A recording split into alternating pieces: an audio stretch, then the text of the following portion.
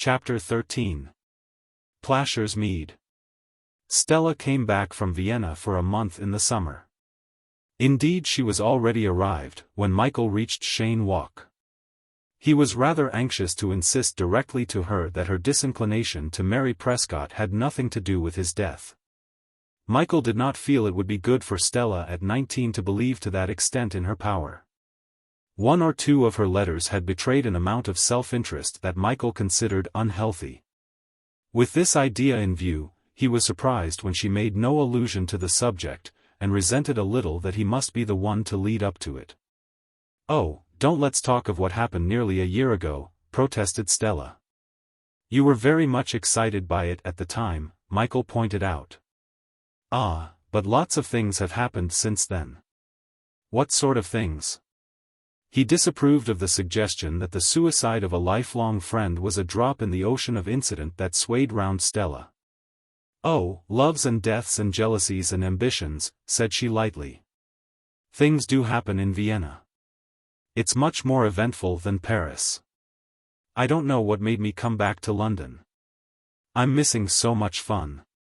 This implication that he and his mother were dull company for her was really rather irritating. "You'd better go and look up some of your bohemian friends," he advised severely. "They're probably all hanging about Chelsea still. It's not likely that any of them is farther on with his art than he was 2 years ago. Who was that bounder you were so fond of, and that girl who painted? Clarissa Vine, wasn't she called? What about her?" "Poor old George," said Stella. "I really must try and get hold of him. I haven't seen Clary for some time. She made a fool of herself over some man." The result of Michael's sarcastic challenge was actually a tea party in the big studio at 173 Cheyne Walk, which Stella herself described as being like turning out a lumber room of untidy emotions. "They're as queer as old-fashioned clothes," she said. "But rather touching, don't you think, Michael? Though after all," she added pensively, "I haven't gone marching at a very great pace along that triumphant career of mine. I don't know that I've much reason to laugh at them. Really, in one way poor Clary is in a better position than me. At least she can afford to keep the man she's living with. As for George Ayliffe, since he gave up trying to paint the girls he was in love with, he has become one of our most promising realists." "He looks it," said Michael sourly. What had happened to Stella during this last year? She had lost nearly all her old air of detachment. Formerly a radiance of gloriously unpassionate energy had shielded her from any close contact with the vulgar or hectic or merely ordinary life round her. Michael had doubted once or twice the wisdom of smoking cigars and had feared that artistic license of speech and action might be carried too far, but, looking back on his earlier opinion of Stella, he realized he had only been doubtful on his own account. He had never really thought she ran the least danger of doing anything more serious in its consequence than would have been enough to involve him or his mother in a brief embarrassment. Now, though he was at a loss to explain how he was aware of the change, she had become vulnerable. With this new aspect of her suddenly presented, he began to watch Stella with a trace of anxiety. He was worried that she seemed so restless, so steadily bored in London. He mistrusted the brightening of her eyes, when she spoke of soon going back to Vienna.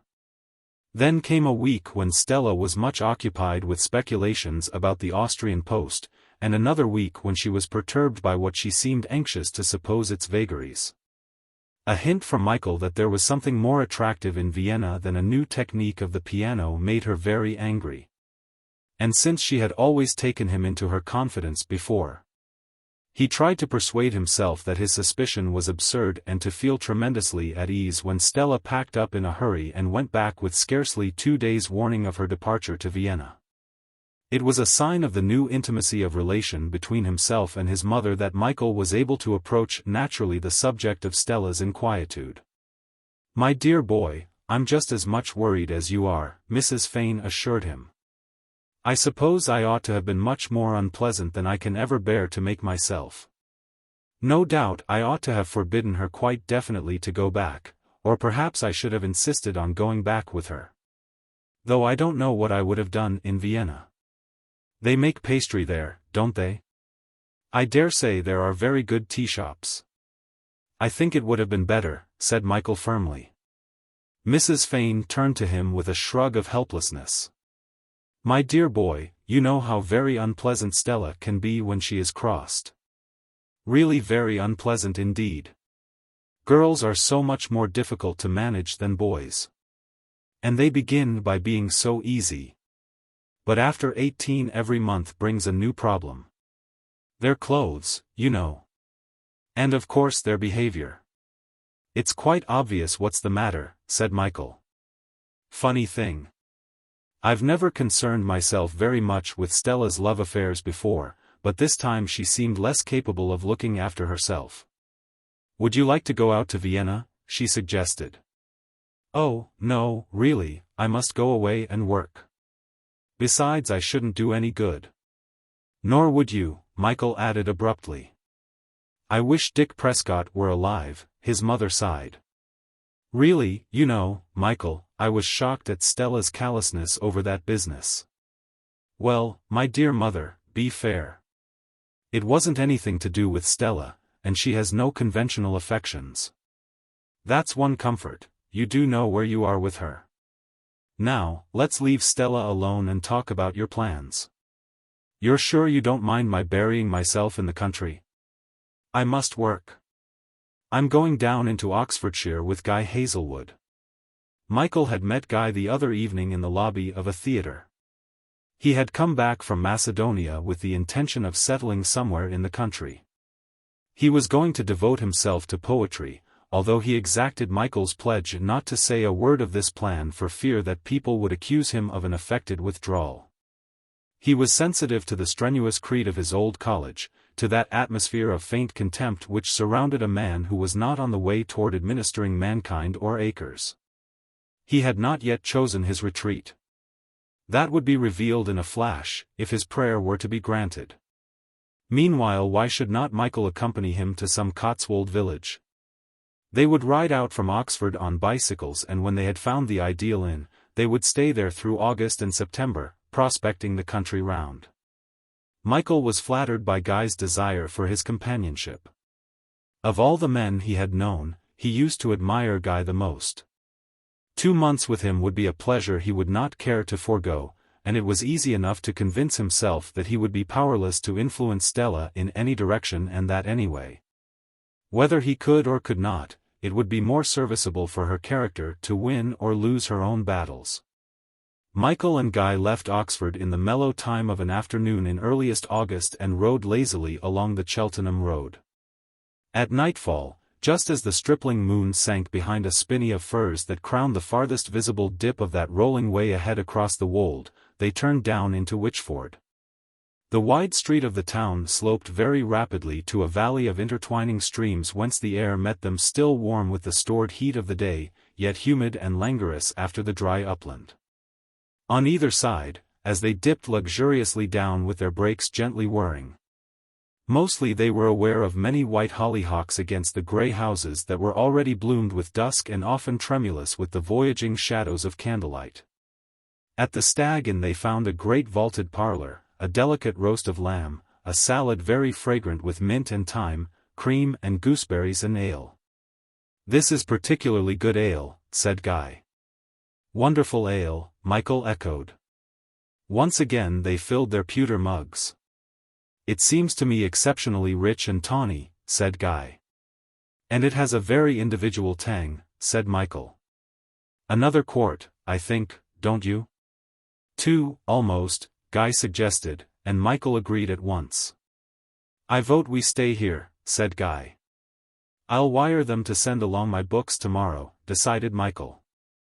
After supper they went on down the street and came to the low parapet of a bridge in one of whose triangular bays they stood, leaning over to count in the stream below the blurred and jigging stars.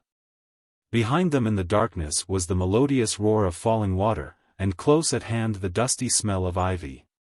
Farther exploration might have broken the spell of mystery. So in silence they pored upon the gloom, until the rhythmic calm and contemplation were destroyed by a belated wagon passing over the bridge behind them. They went back to the Stag and that night in 4 posters slept soundly. Next morning Michael and Guy went after breakfast to visit the bridge on which they had stood in the starlight. It managed curiously to sustain the romantic associations with which they had endowed it on the night before. A mighty sycamore, whose roots in their contest with the floods had long grappled in desperate convolutions with the shelving bank of the stream below, overshadowed the farther end. Here also at right angles was a line of gabled cottages crumbling into ruin and much overgrown with creepers. They may have been old almshouses, but there was no sign of habitation, and they seemed abandoned to chattering sparrows whose draggled nests were everywhere visible in the ivy. Beyond, on the other side of the bridge, the stream gurgled toward a sluice that was now silent. And beyond this, grey buildings deep embowered in elms and sycamores surrounded what was evidently a mill pool. They walked on to where the bridge became a road that, in contrast with the massed trees all round them, shone dazzlingly in the sunshine. A high grey wall bounded the easterly side. On the west the road was bordered by a low quickset hedge that allowed a view of a wide valley through which the river, having gathered once more its vagrant streams and brooks, flowed in prodigal curves of silver as far as the eye could follow. The hills that rose to right and left of the valley in bald curves were at this season colorless beside the vivider green of the water meadows at their base, which was generally indeterminate on account of plantations whence at long intervals the smoke of hidden mills and cottages ascended. When the road had traversed the width of the valley, it trifurcate. One branch followed westward the gentle undulations of the valley. A second ran straight up the hill, disappearing over a stark skyline almost marine in its hint of space beyond. The main branch climbed the hill diagonally to the right and conveyed a sense of adventure with a milestone which said 50 miles to an undecipherable town. Michael and Guy took this widest road for a while, but they soon paused by a gate to look back at Wychford.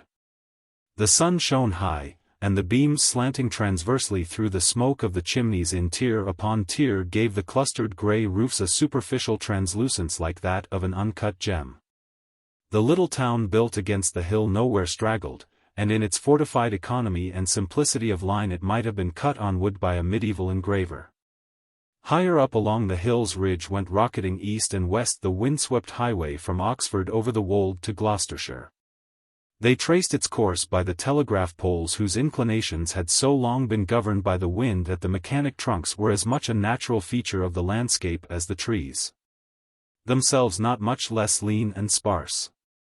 It was a view of such extension that roads more remote were faint scars on the hills, and the streams of the valley narrowed ultimately to thin blades of steel.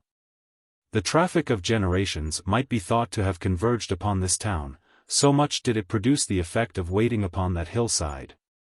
So little sense did it have of seeming to obtrude its presence upon the surroundings.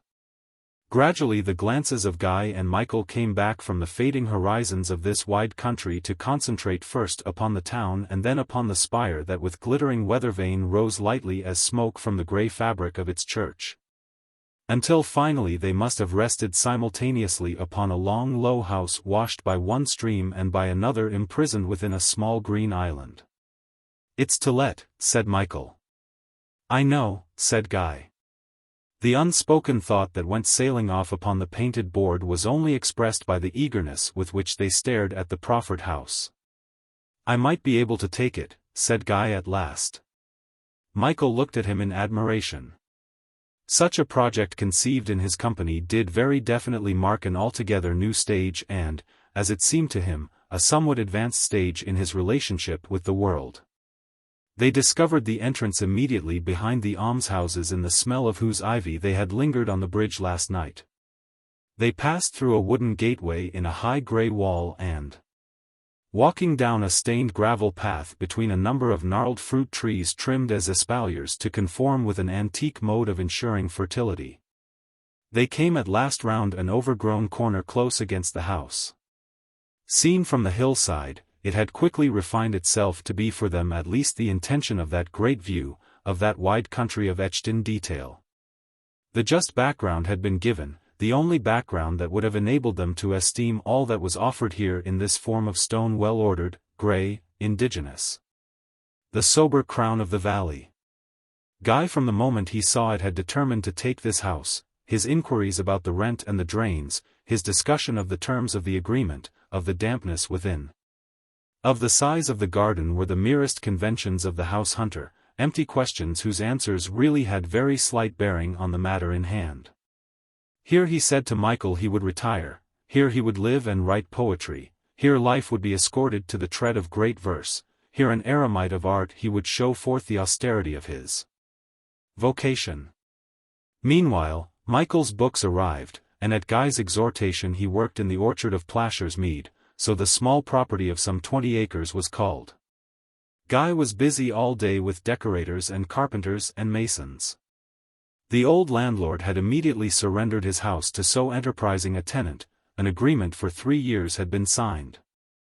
And Guy was going to make all ready in summer that this very autumn with what furniture he had he might inhabit his own house set among these singing streams.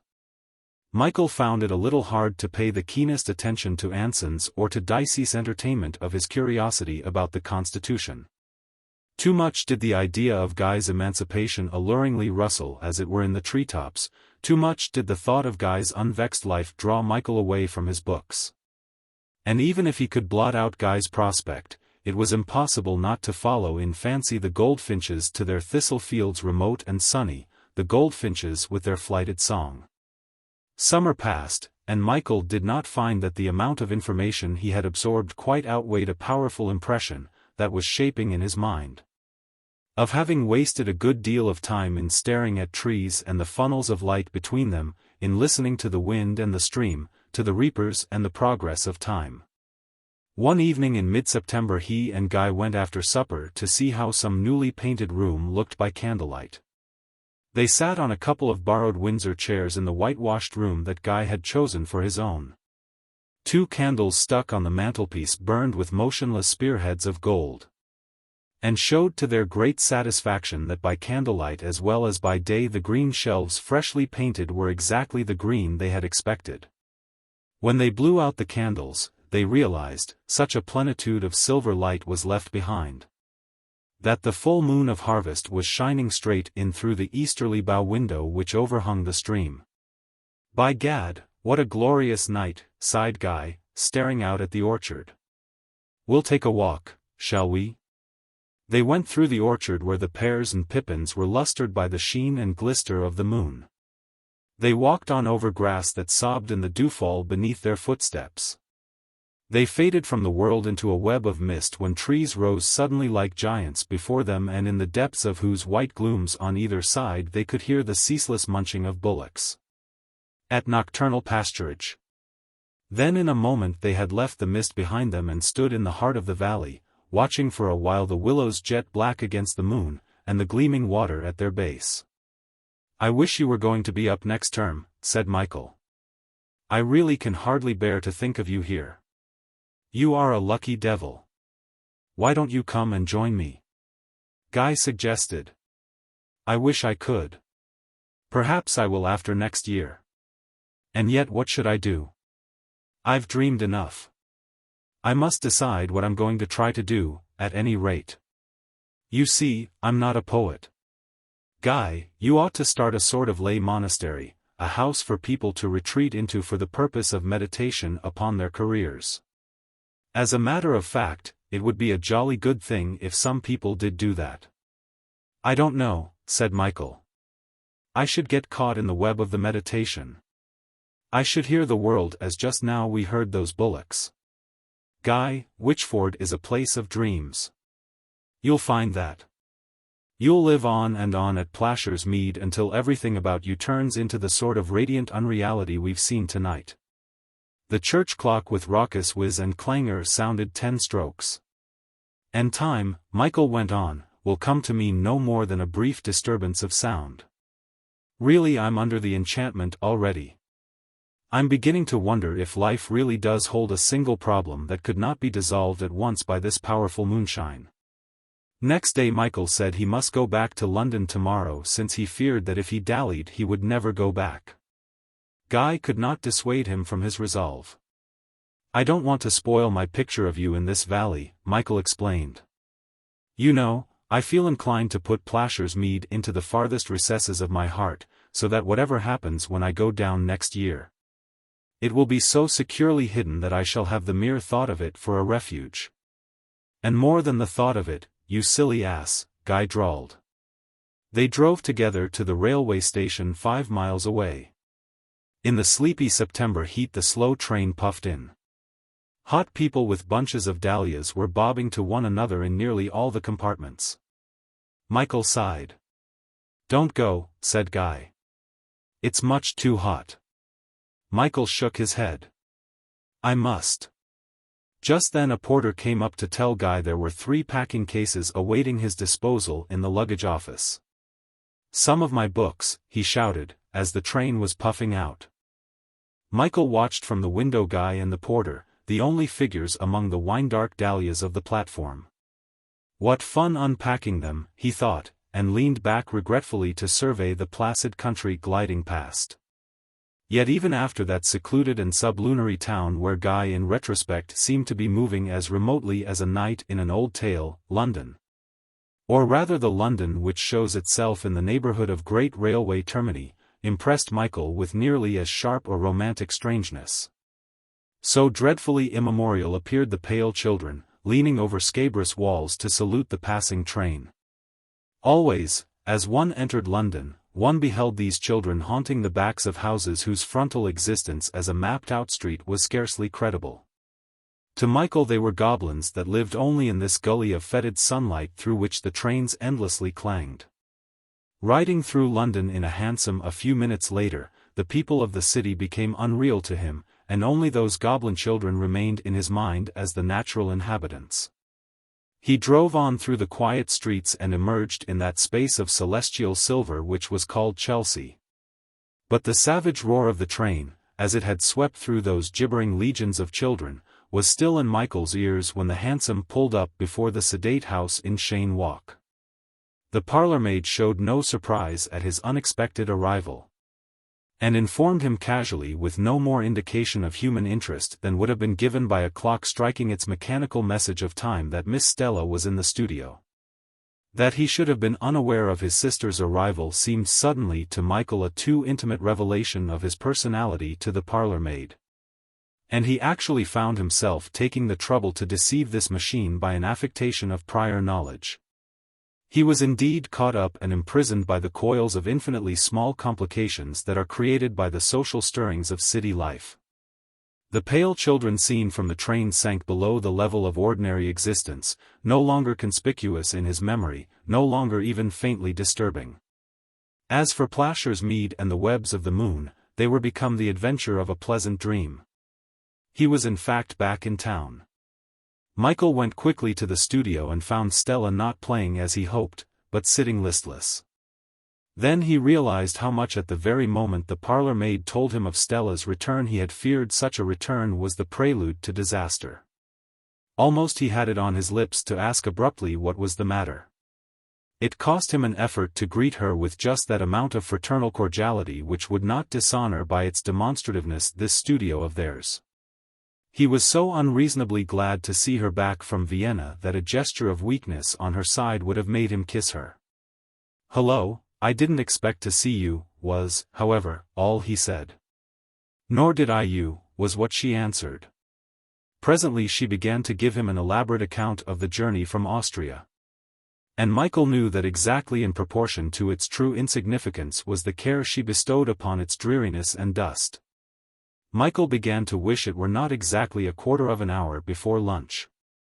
Such a period was too essentially consecrated to orderly ideas and London smoothness for it to admit the intrusion of anything more disturbing than the sound of a gong. What could have brought Stella back from Vienna? "Did you come this morning?" he asked. "Oh, no. Last night." "Why?" she demanded. "Do I look as crumpled as all that?" For Stella to imply so directly that something had happened which she had expected to change materially even her outward appearance was perhaps a sign he would soon be granted her confidence. He rather wished she would be quick with it. If he were left too long to form his own explanations, he would be handicapped at the crucial moment.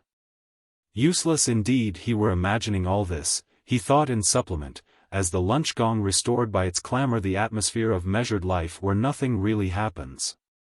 After lunch Stella went up to her room. The effect of the journey, she turned round to say, still called for sleep. Michael did not see her again before dinner. She came down then, looking very much older than he had ever seen her, whether because she was dressed in oyster-grey satin or was in fact much older, Michael did not know. She grumbled at him for not putting on a dinner jacket. "Don't look so horrified at the notion," she cried petulantly. "Can't you realize that after a year with long-haired students I want a change?" After dinner Michael asked her to come and play in the studio. "Play?" she echoed. "I'm never going to play again." "What perfect rot you are talking," said Michael, in a damnatory generalization which was intended to cover not merely all she had been saying, but even all she had been doing almost since she first announced her intention of going to Vienna. Stella burst into tears. "Come on, let's go to the studio," said Michael. He felt that Stella's tears were inappropriate to the dining room. Indeed, only the fact that she was wearing this evening frock of oyster-grey satin, and was therefore not altogether the invulnerable and familiar and slightly boyish Stella imprinted on his mind, prevented him from being shocked to the point of complete emotional incapacity. It seemed less of an outrage to fondle however clumsily this forlorn creature in grey satin. Even though he did find himself automatically and grotesquely saying to himself, "Enter Tilburina stark mad in white satin and the confidante stark mad in white muslin." Come along," he begged her. "You must come to the studio." Michael went on presenting the studio with such earnestness that he himself began to endow it with a positively curative influence. But when at last Stella had reached the studio, not even caring apparently whether on the way the parlour maid saw her tears, and when she had plunged disconsolately down upon the divan, still weeping, Michael looked round at their haven with resentment. After all, it was merely an ungainly bleak whitewashed room, and Stella was crying more bitterly than before. "Look here, I say, why don't you tell me what you're crying about?" "You can't go on crying forever, you know," Michael pointed out. "And when you've stopped crying, you'll feel such an ass if you haven't explained what it was all about." "I couldn't possibly tell anybody," said Stella, looking very fierce. Then suddenly she got up, and so surprising had been her breakdown that Michael scarcely stopped to think that her attitude was rather unusually dramatic. "But I'm damned if I will give up playing," she proclaimed, and, sitting down at the piano, forthwith she began to play into oblivion her weakness. It was a very exciting piece she played, and Michael longed to ask her what it was called, but he was afraid to provoke in her any renewal of self-consciousness. So he enjoyed the fiery composition and Stella's calm with only a faint regret that he would never know its name and would never be able to ask her to play it again. When she had finished, she swung round on the stool and asked him what had happened to Lily Hayden. "I don't know, really, they've left Trelawney Road," he said, feeling vaguely an unfair flank attack was being delivered. "And you never think of her, I suppose?" demanded Stella. "Well, no, I don't very much." "Yet I can remember," said Stella, "when you were absolutely miserable because she had been flirting with somebody else."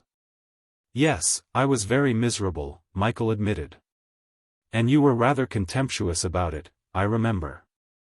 You told me I ought to be more proud." "And don't you realize," Stella said, "that just because I did remember what I told you, I made my effort and began to play the piano again?" Michael waited. He supposed that she would now take him into her confidence, but she swung round to the keyboard, and when she had finished playing she had become herself again, detached and cool and masterful. It was incredible that the wet ball of a handkerchief half hidden by a cushion could be her handkerchief. Michael made up his mind that Stella's unhappiness was due to a love affair which had been wrecked either by circumstance or temperament. And he tried to persuade himself of his indignation against the unknown man. He was sensible of a desire to punch the fellow's head. With the easy exaggerations of the nighttime he could picture himself fighting duels with punctilious Austrian noblemen. He went so far as mentally to indite a letter to Allen and Lonsdale requesting their secondary assistance. Then the memory of Lily began to dance before him. He forgot about Stella in speculations about Lily. Time had softened the trivial and shallow infidelity of which she had been guilty. Time with night for ally gave her slim form an ethereal charm. He had been reading this week of the great imaginative loves of the Middle Ages, and of that supple and golden-haired girl he began to weave an abstraction of passion like the Princess of Trebizond. He slept upon the evocation of her beauty just as he was setting forth upon a delicate and intangible pursuit. Next morning Michael suggested to Stella they should revisit Carlington Road. "My God, to think we once lived here," exclaimed Stella, as they stood outside number 64. "To me it seems absolutely impossible, but then of course I was much more away from it than you ever were." Stella was so ferocious in her mockery of their childish haunts and habitations that Michael began to perceive her old serene contempt was become tinged with bitterness. This morning she was too straightly in possession of herself. It was illogical after last night. "Well, thank heaven, everything does change," she murmured. "And that ugly things become even more ugly." "Only for a time," objected Michael. "In 20 years if we visit Carlington Road we shall think how innocent and intimate and pretty it all is." "I wasn't thinking so much of Carlington Road," said Stella. "I was really thinking of people. Even they become beautiful again after a time," argued Michael. "It would take a very long time for some," said Stella coldly. Michael had rather dreaded his mother's return, with Stella in this mood, and he was pleased when he found that his fears had been unjustifiable. Stella in fact was very gentle with her mother, as if she and not herself had suffered lately. "I'm so glad you're back, darling Stella, and so delighted to think you aren't going to Petersburg tomorrow, because the man at Vienna whose name begins with that extraordinary letter." "Oh, mother," Stella laughed, "the letter was quite ordinary. It was only L. But the name was dreadful, dear child. It always reminded one of furs. A most oppressive name. So that really you'll be in London all this winter?" "Yes, only I shan't play much," said Stella. "Mrs. Carruthers is so anxious to meet you properly," Mrs. Fane said. "And Mabel Carruthers is really very nice. Poor girl. I wish you could be friends with her. She's interested in nothing her mother does." Michael was really amazed when Stella, without a shrug, without even a wink at him, promised simply to let Mrs. Carruthers meet her properly, and actually betrayed as much interest in Mabel Carruthers as to inquire how old she was. Maurice arrived at Cheyne Walk, just before Michael went up for term, to say he had taken a most wonderful studio in Grosvenor Road. He was anxious that Michael should bring his sister to see it, but Stella would not go. "Thanks very much, my dear," she said to him, "but I've seen too much of the real thing. I'm in no mood just now for a sentimental imitation." "I think you ought to come," said Michael. "It would be fun to see Maurice living in Grosvenor Road with all the muses. Castleton will have such a time tidying up after them when he joins him next year." But Stella would not go. Chapter 14. 99 Street Giles. It was strange to come up to Oxford and to find so many of the chief figures in the college vanished. For a week Michael felt that in a way he had no business still to be there, so unfamiliar was the college itself, inhabited by none of his contemporaries save a few scholars. Very soon, however, the intimacy of the rooms in St. Giles which he shared with Alan cured all regrets, and with a thrill he realized that this last year was going to be of all the years at Oxford the best. Indeed, perhaps of all the years of his life the best. College itself gave Michael a sharper sense of its entity than he had ever gathered before. He was still sufficiently a part of it not to feel the implicit criticism of his presence that in a year or two, revisiting Oxford, he would feel. And he was also far enough away from the daily round to perceive and admire the yearly replenishment which preserved its vigor notwithstanding the superficially irreparable losses of each year. There were moments when he regretted 202 High with what now seemed its amazingly irresponsible existence, but 202 High had never given him quite the same zest in returning to it as now 99 St. Giles could give. Nothing had ever quite equaled those damp November dusks. When after a long walk through silent country Michael and Alan came back to the din of Carfax and splashed their way along the crowded and greasy corn market toward Ostia Giles, those damp November dusks when they would find the tea things glimmering in the firelight. Buttered toast was eaten, tea was drunk. The second best pipe of the day was smoked to idle cracklings of the Oxford Review and the Star. A stout landlady cleared away, and during the temporary disturbance Michael pulled back the blinds and watched the darkness and fog slowly blotting out Ostia John's and the alley of elm trees opposite, and giving to the martyr's memorial and even to Balliol a gothic and significant mystery. The room was quiet again, the lamps and the fire glowed. Michael and Alan, settled in deep chairs, read their history and philosophy. Outside in the November night footsteps went by, carts and wagons occasionally rattled, bells chimed. Outside in the November murk present life was manifesting its continuity. Here within, the battles and the glories, the thoughts, the theories, and the speculations of the past for Michael and Alan moved across printed pages under the rich lamplight. Dinner dissolved the concentrated spell of 2 hours. But dinner at 99 Ostia Giles was very delightful in the sea-green dining room whose decorations had survived the departing tenant who created them. Michael and Alan did not talk much. Indeed, such conversation as took place during the meal came from the landlady. She possessed so deft a capacity for making apparently the most barren observations flower and fruit with intricate narrations, that merely an inquiry as to the merit of the lemon sole would serve to link the occasion with an intimate revelation of her domestic past. After dinner Michael and Alan read on toward 11 o'clock, at which hour Alan usually went to bed. It was after his departure that in a way Michael enjoyed the night most. The medieval chronicles were put back on their shelf, Stubbs or Lingard, Froude, Freeman, Guizot, Levis or Gregorovius were put back. Round the warm and silent room Michael wandered uncertain for a while, and at the end of 5 minutes down came Don Quixote or Adlington's Apuleius, or Florio's Montaigne, or Lucian's True History. The fire crumbled away to ashes and powder, the fog stole into the room, outside was now nothing but the chimes at their measured intervals, nothing but the noise of them to say a city was there. At that hour Oxford was truly austere, something more indeed than austere, for it was neither in time nor in space, but the abstraction of a city.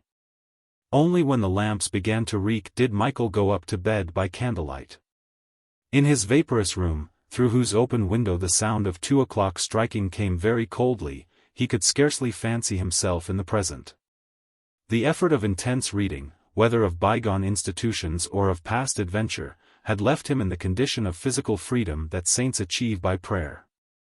He was aware of nothing but a desire to stay forever like this, half feverish with the triumph of tremendous concentration, to undress in this stinging acerbity of night air, and to lie wakeful for a long time in this world of dreaming spires.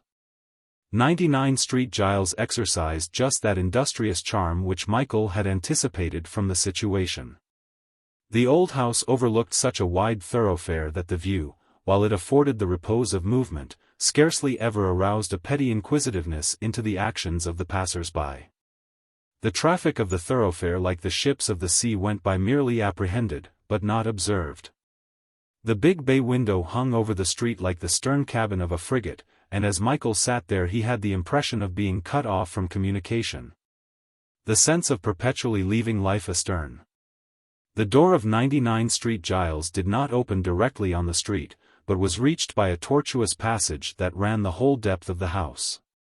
This entrance helped very much the illusion of separation from the ebb and flow of ordinary existence, and was so suggestive of a refuge that involuntarily Michael always hurried through it that the sooner he might set his foot on the steep and twisted staircase inside the house.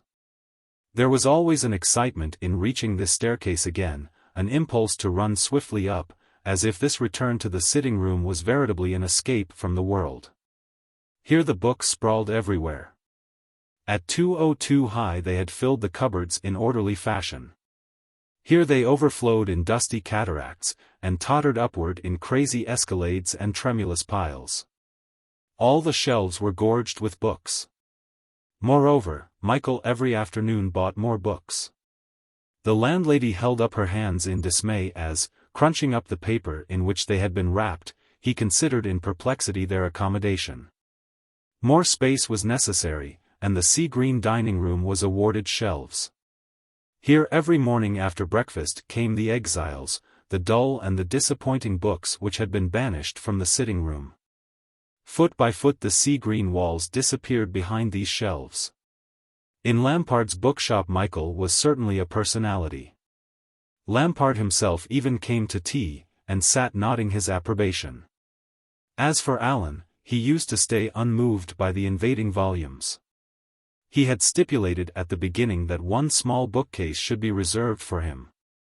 Here Plato and Aristotle, Herodotus and Thucydides always had room to breathe, without ever being called upon to endure the contamination of worm-eaten bibliophily. "Where the deuce has my Stubbs got to?" Michael would grumble, delving into the musty cascade of old plays and chap books which had temporarily obliterated the current literature of the week's work. Alan would very serenely take down Plato from his own trim and unimpeded shelves. And his brow would already be knitted with the effort of fixing half a dozen abstractions before Michael had decided after a long excavation that Stubbs had somehow vanished in the byways of curious reading. Yet notwithstanding the amount of time occupied by arranging and buying and finding books, Michael did manage to absorb a good deal of history. Even of that history whose human nature has to be sought arduously in charters, exchequer rolls and acts of parliament. Schools were drawing near, the dates of kings and emperors and popes in their succession adorned the walls of his bedroom, so that even while he was cleaning his teeth one fact could be acquired. Only on Sunday evenings did Michael allow himself really to re-enter the life of St. Mary's. These Sunday evenings had all the excitement of a long-interrupted reunion. To be sure, Venner's was thronged with people who seemed to be taking life much too lightly, but Tommy Granger was there, still engaged with a pass group. People spoke hopefully of going head this year. Surely with Tommy and 3 other blues in the boat, St. Mary's must go head. The conversation was so familiar that it was almost a shock to find so many of the faces altered. But Cuff was still there with his mouth perpetually open just as wide as ever. Stern was still there and likely, so one heard, to make no end of runs next summer. George Appleby was very much in evidence since Lonsdale's departure. George Appleby was certainly there, and Michael rather liked him and accepted an invitation to lunch. In Hall the second-year men were not quite as rowdy as they used to be, and when they were rowdy, somehow to Michael and the rest of the fourth year they seemed to lack the imagination of themselves when they, but after all the only true judges of that were the princes and cardinals and poets staring down from their high golden frames. The dons, too, at high table might know, for there they sat, immemorial as ever. Wine in common room was just the same, and it really was very jolly to be sitting between Castleton, that very popular president of JC.R., and Tommy Granger. There certainly was a great and grave satisfaction in leading off with a more ceremonious health drinking than had ever been achieved in the 3 years past. Michael found it amusing to catch the name of some freshman and, shouting abruptly a salute, to behold him wriggle and blush and drink his answer and wonder who on earth was hailing him. Michael often asked himself if it really were possible he could appear to that merry rout at the other end of JCR in truly heroic mold. He supposed, with a smile at himself for so gross a fraud, that he really did for them pass mortal stature and that already he had a bunch of legends dangling from his halo. Down in Venner's after wine, Michael fancied the shouts of the freshmen wandering round cloisters were more raucous than once they had seemed. Sometimes really they were almost irritating, but the after was capital. Although the new comic song of the new college jester lacked perhaps a little the perfect lilt of "Father says we're going to beat them." Yet, after all, the Boer War had been over 3 years now, no doubt "Father says we're going to beat them" would have sounded a little stale. Last term, however, at 202 it had rung as fresh as ever. But the singer was gone now. It was meet his song should perish with his withdrawal from the Oxford scene. Still the after was quite good sport, and Michael was glad to think he and Granger and Stern were giving the last after but one of this term. He bicycled back to the digs with his head full of chatter, of clinking glasses and catchy tunes. Nevertheless, all consciousness of the evening's merriment faded out, as he hurried up the crooked staircase to the sitting room where Alan, upright at the table amid Thucydidean commentaries, was reading under the lamp's emotionable rays, his hair glinting with what was now rare gold. During this autumn term neither Michael nor Alan spoke of Stella except as an essentially third person.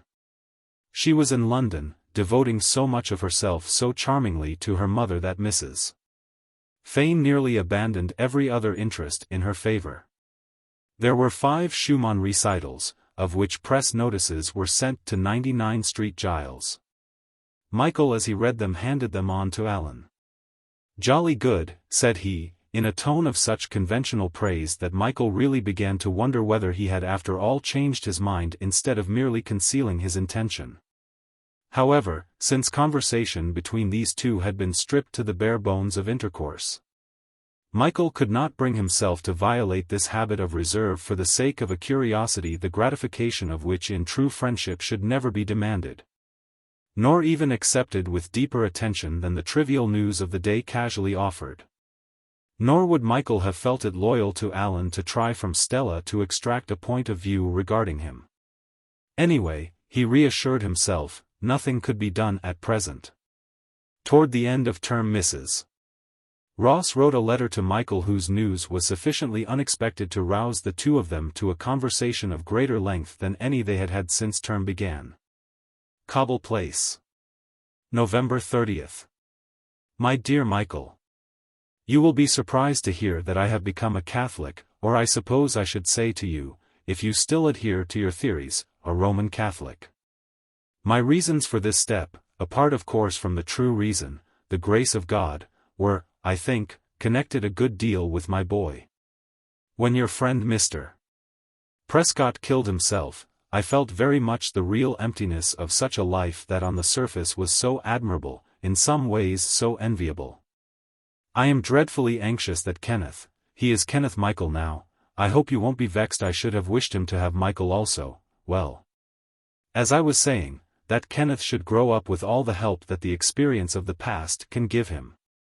It has become increasingly a matter of astonishment to me how so many English boys manage to muddle through the crises of their boyhood without the sacraments. I'm afraid you'll be reading this letter in rather a critical spirit, and perhaps resenting my implication that you, for instance, have come through so many crises without the sacraments. But I'm not yet a good enough theologian to argue with you about the claims of your church. Latterly I've felt positively alarmed by the prospect of grappling with Kenneth's future. I have seen you struggle through, and I know I can say win a glorious victory over one side of yourself. But I have seen other things happen, even from where I live my secluded life. If my husband had not been killed I might not perhaps have felt this dread on Kenneth's account.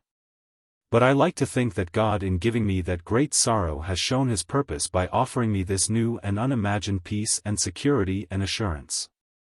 I need scarcely say I have had a rather worrying time lately. It is strange how when love and faith are the springs of action one must listen with greater patience than one could listen for any lesser motive to the opinions of other people. Joan and Mary, whom I've always thought of as just wrapped up in the good works of their dear good selves, really rose in their wrath and scorched me with the fieriest opposition. I could not have believed they had in them to say as much in all their lives as they said to me when I announced my intention. Nor had I any idea they knew so many English clergymen. I believe that to gratify them I have interviewed half the Anglican ministry. Even a bishop was invoked to demonstrate my apostasy. Nancy, too, wrote furious letters. She was not outraged so much theologically, but her sense of social fitness was shattered. My darling old mother was the only person who took my resolve calmly. As long as you don't try to convert me, she said, and don't leave incense burning about the house, well, you're old enough to know your own mind.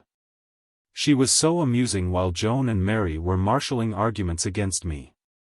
She used to sit playing Miss Milligan with a cynical smile, and said, when it was all over and in spite of everyone I had been received, that she had really enjoyed Patience for the first time. as Joan and Mary were too busy to prevent her from cheating. "How are you and dear old Alan getting on? Of course you can read him this letter. I've not written to him because I fancy he won't be very much interested. Forgive me that I did not take you into my confidence beforehand, but I feared a controversy with a real historian about the continuity of the Anglican Church. My love to you both at Oxford. Your affectionate Maud Ross." "Great Scott!" Michael exclaimed, as he finished the letter. "Alan! Could you ever in your wildest dreams have imagined that Mrs. Ross, the most inveterate Whig and Roundhead and Orange bigot, at least whenever she used to argue with me, would have gone over?" "What do you mean?" Alan asked, sinking slowly to earth from his platonic of Pavos. "Gone over where?" "To Rome, become a Roman Catholic." "Who?" gasped Alan, staggered now more than Michael. "Mrs. Ross, Aunt Maud." "It's the most extraordinary thing I ever heard," said Michael. "She, and Kenneth," he added rather maliciously, seeing that Alan's Britannic prejudice was violently aroused. "I'll read you her letter." Plato was shut up for the evening before Michael was halfway through, and almost before the last sentence had been read, Alan's wrath exploded. "It's all very fine for her to laugh like that at Joan and Mary and Nancy," he said, coloring hotly. "But they were absolutely right, and Mrs. Ross, I mean Aunt Maud." "I was afraid you were going to disown the relationship," Michael laughed. "Aunt Maud is absolutely wrong. Why, my uncle would have been furious.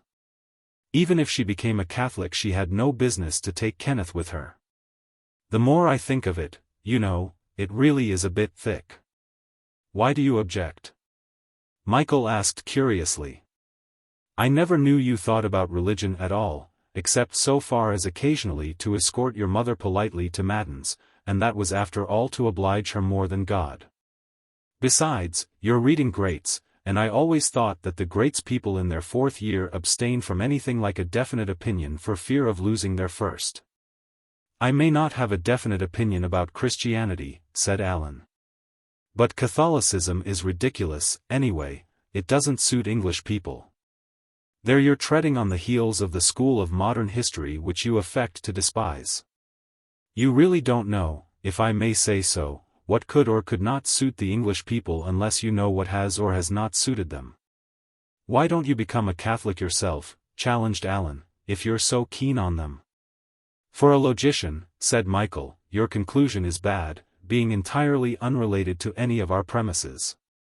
Secondly, were I inclined to label myself as anything, should be disposed to label myself as a Catholic already." "Oh, I know that affectation," scoffed Alan. "Well, the net result of our commentary is that you, like everybody else, object to Mrs. Ross changing her opinions, because you don't like it. Her position is negligible, the springs of action being religious. Now if my mother went over to Rome I should be rather bucked on her account." "My dear chap, if you don't mind my saying so," suggested Alan as apologetically as his outraged conventionality would allow. "Your mother has always been rather given to, all sorts of new cults, and it wouldn't be so, noticeable in her case. But supposing Stella—" Michael looked at him sharply.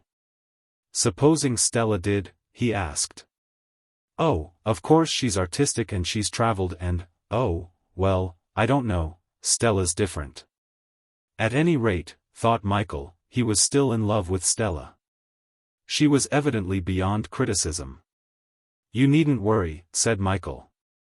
"I don't think she ever will." "You didn't think Aunt Maud ever would," Alan pointed out. "And, great Scott, it's still absolutely incredible," Michael murmured. Although in the face of Alan's prejudice Michael had felt very strongly that Mrs. Ross had done well by her change of communion, or rather by her submission to a communion, for he never could remember her as perfervid in favor of any before. At the same time to himself he rather regretted the step, since it destroyed for him that idea he had kept of her as one who stood gravely holding the balance.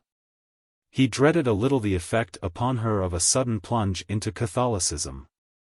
Just as he had felt uneasy when 8 or 9 years ago Alan had first propounded the theory of his uncle being in love with her. Michael remembered how the suggestion had faintly shocked his conception of Miss Carthew. It was a little disconcerting to have to justify herself to Nancy, or indeed to anyone. It seemed to weaken her status. Moreover, his own deep-implanted notion of going over to Rome as the act of a weakling and a weathercock was hard to allay. His own grey image of Pallas Athene seemed now to be decked with meretricious roses. He was curious to know what his mother would think about the news. Mrs. Fane received it as calmly as if he had told her Mrs. Ross had taken up palmistry. To her Catholicism was only one of the numberless fads that made life amusing. As for Stella, she did not comment on the news at all. She was too much occupied with the diversions of the autumn season. Yet Stella was careful to impress on Michael that her new mode of life had not been dictated by any experience in Vienna. "Don't think I'm drowning care," she wrote. "I made a damned fool of myself and luckily you're almost the only person who knows anything about it. I've wiped it out as completely as a composition I've learned and played and done with. Really I find this pottering life that Mother and I lead very good for my music. I'm managing to store up a reserve of feeling. The Schumann recitals were in some ways my best efforts so far. Just now I'm absolutely mad about dancing and fencing, and as Mother's life is entirely devoted to the theory of physical culture at this exact moment, we're both happy." Michael told Alan what Stella said about dancing and fencing, and he was therefore not surprised when Alan informed him, with the air of one who really has discovered something truly worthwhile, that there was a sword club at Oxford. "Hadn't you better join as well next term?" he suggested. "Rather good écart, I fancy." "Much better than golf," said Michael. "Oh, rather," Alan agreed, in lofty innocence of any hidden allusion to his resolve of last summer.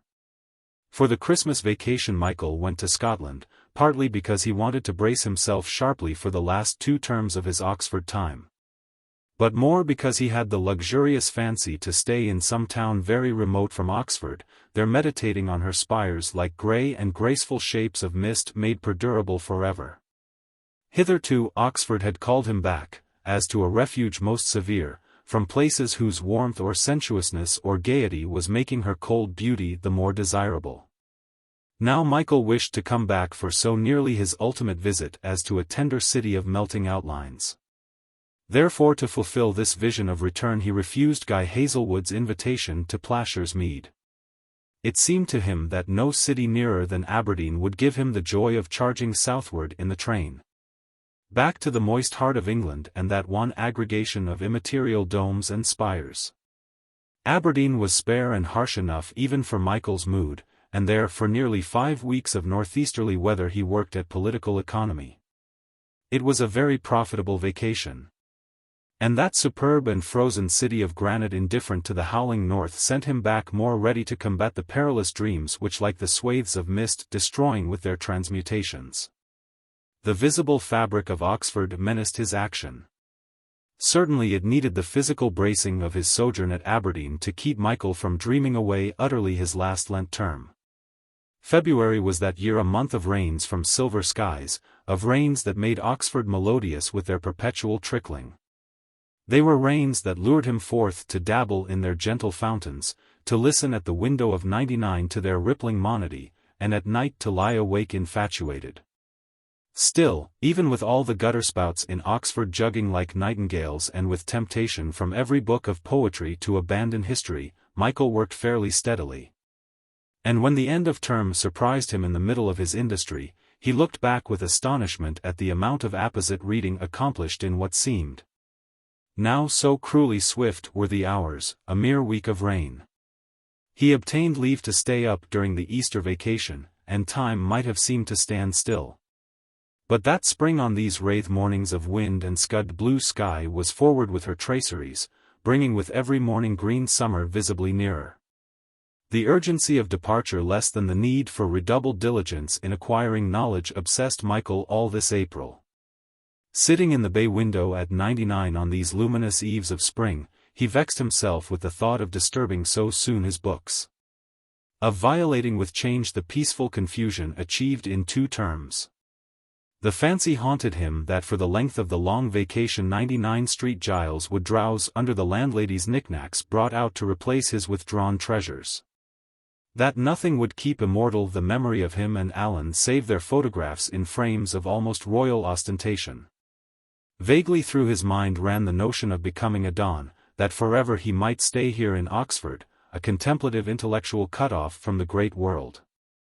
For a week the notion ripened swiftly, and Michael worked very hard in his determination to proceed from a first to the competition for a fellowship. The notion ripened too swiftly, however, and fell with a plump, fit for nothing, when he suddenly realized he would have to stay on in Oxford alone. Since of all his friends he could see not one who would be likely in the academic cloister to accompany his meditations. With a gesture of weary contempt Michael flung Stubbs into the corner, and resolved that, come what might in the history schools, for what remained of his time at Oxford he would enjoy the proffered anodyne. After he had disowned his work, he took to wandering rather aimlessly about the streets, but their aspect, still unfrequented as yet by the familiar figures of term time, made him feel sad. Guy Hazelwood was summoned by telegram from where at Plashers Mead he was presumed to have found abiding peace. He came bicycling in from the Whitney Road at noon of a blue April day so richly canopied with rolling clouds that the unmatured season took on some of June's ampler dignity. After lunch they walked to Witham Woods, and Guy tried to persuade Michael to come to Wychford when the summer term was over.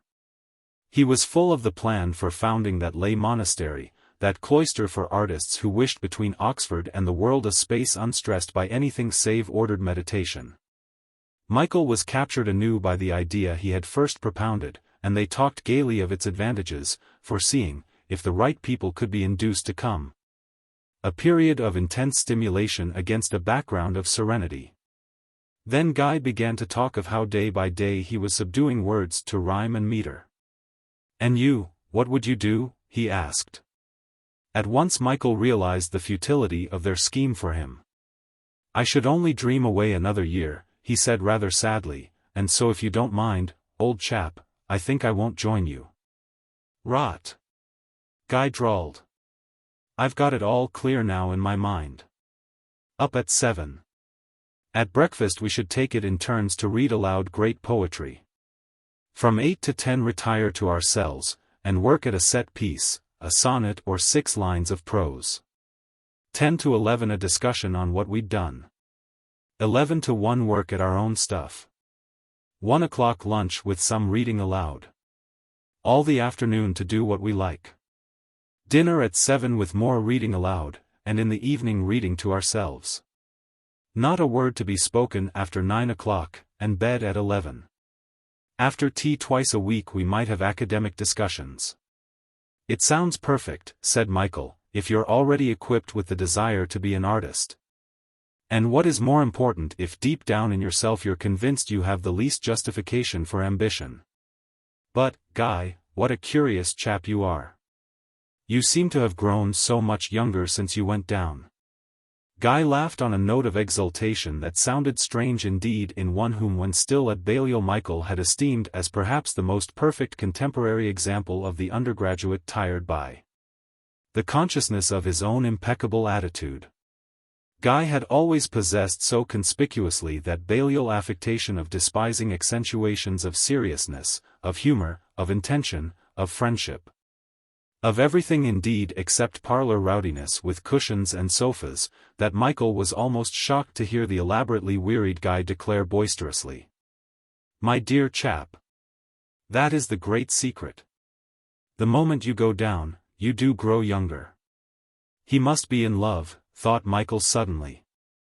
And, so remote was love seeming to him just now, he blushed in the implication by his inner self of having penetrated uninvited the secret of a friend.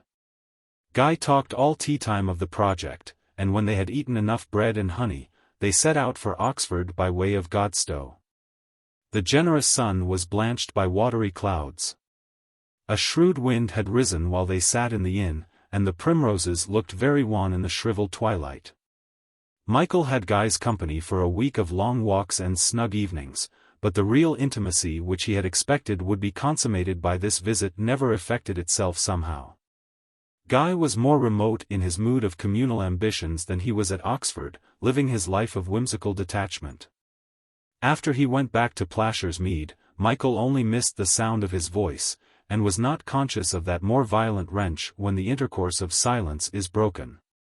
It happened that year St. Mark's Eve fell upon a Sunday, and Michael, having been reading the poems of Keats nearly all the afternoon, was struck by the coincidence. Oxford on such an occasion was able to provide exactly the same sensation for him as Winchester had given to the poet. Michael sat in his window seat looking out over the broad thoroughfare of St. Giles, listening to the patter and lisp of Sabbath footfalls, to the burden of the bells. And as he sat there with the city receding in the wake of his window, he was aware more poignantly than ever of how actually in a few weeks it would recede. The bells and the footsteps were quiet for a while, the sun had gone, it was the vesper stillness of evening prayer. Slowly the printed page before him faded from recognition. Already the farther corners of the room were black, revealing from time to time, as a tongue of flame leaped up in the grate, the golden blazonries of the books on the walls. It was everywhere dark when the people came out of church, and the footsteps were again audible. Michael envied Keats the power which he had known to preserve forever that St. Mark's Eve of 80 years ago in Winchester. It was exasperating that now already the footfalls were dying away, that already their sensation was evanescent. That he could not with the wand of poetry forbid time to disturb this quintessential hour of Oxford. Art alone could bewitch the present in the fashion of that enchantress in the old fairy tale who sent long ago a court to sleep. What was the use of reading history unless the alchemy of literature had transcended the facts by the immortal presentation of them? These charters and acts of parliament, these exchequer rolls and raked-up records meant nothing. Ivanhoe held more of the Middle Ages than all of Maitland's fitting and fussing, than all of Stubbs' ponderous conclusions.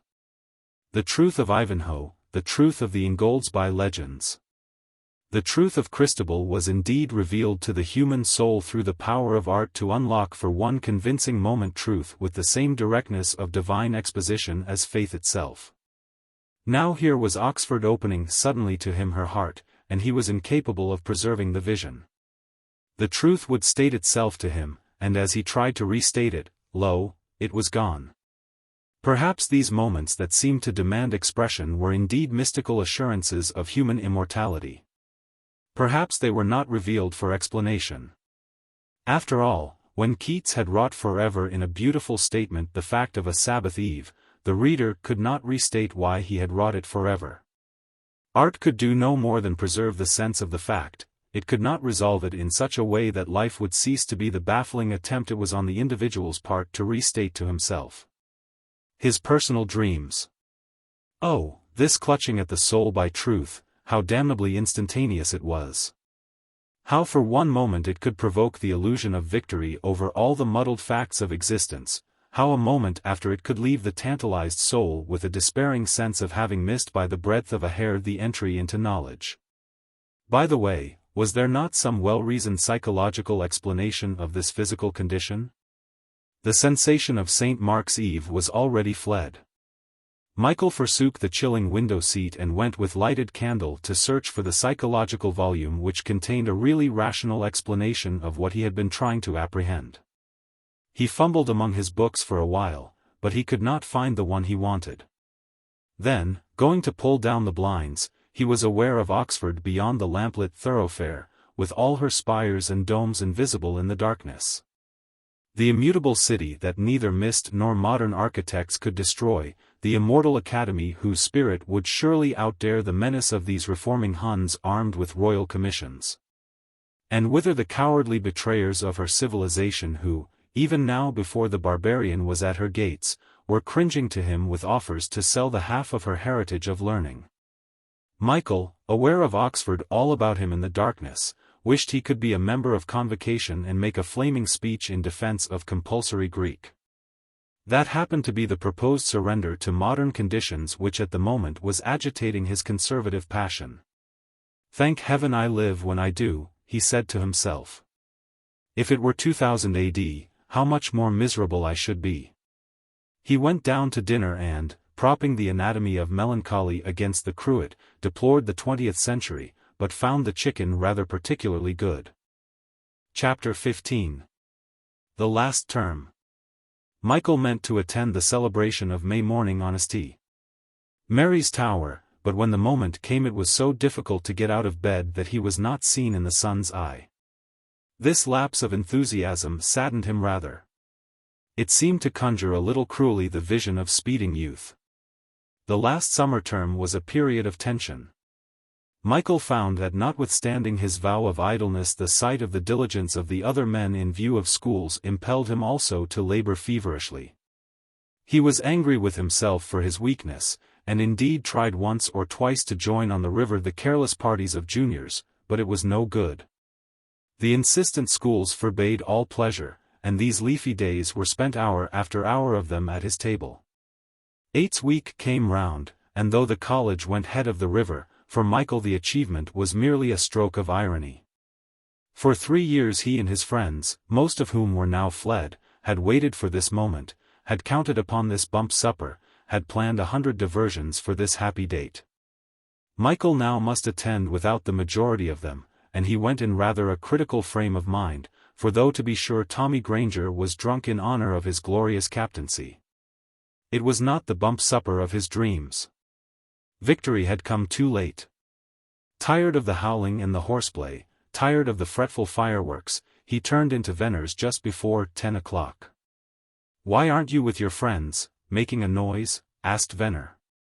"Ought to go home and work," Michael explained. "But surely you can take one night off. You used always to be well to the fore on these occasions." "Don't feel like it, Venner." "You mustn't work too hard, you know," said the old man, blinking kindly at him. "Oh, it's not work, Venner. It's age." "Why, what a thing to say. Hark! They're having a rare time tonight. I don't expect the Dons'll say much. They expect a bit of noise after a bump supper. Why ever don't you go out and do your share?" Venner was ready to go home, and Michael leaving the little office in his company paused irresolutely in cloisters for a moment. It was no good. He could not bring himself to be flung into that vortex of ululation. He turned away from its direction and walked with Venner to the lodge. "Don't forget to mark me down as out of college, Shadbolt," he warned the porter. "I don't want to be hauled tomorrow morning for damage done in my absence." The porter held up his hand in unctuous deprecation. "There is no fear of my making a mistake, Mr. Fane. I was observing your egress, sir," he said pompously, "and had it registered in my book before you spoke." Shadbolt unlocked the door for Michael and Venner to pass out into the High. Michael walked with Venner as far as St. Mary's Bridge, and when the old man had said good night and departed on his way home, he stood for a while watching the tower in the May moonlight. He could hear the shouts of those doing honor to the prowess of the VIII. From time to time the sky was stained with blue and green and red from the Roman candles. To himself standing here now he seemed as remote from it all as the townsfolk loitering on the bridge in the balmy night air to listen to the fun. Already, thought Michael, he was one of the people, small as emmets, swarming at the base of this slim and lovely tower. He regretted sharply now that he had not once more, even from distant Ostia Giles, roused himself to salute from the throbbing summit May morning. It was melancholy to stand here within the rumor of the communal joy, but outside its participation. And presently he started to walk quickly back to his digs, telling himself with dreadful warning as he went that before schools now remained scarcely more than a week. Alan was in a condition of much greater anxiety even than Michael. Michael had nothing much beyond a moral pact with the college authorities to make him covet a good class. To Alan it was more important. Especially as he had given up the Sudan and was intending to try for the Home Civil Service. "However, I've given up thinking of a first, and if I can squeeze a second, I shall be jolly grateful," he told Michael. The day of schools arrived. The chief examiner had caused word to be sent round that he would insist on the rigor of the law about black clothes.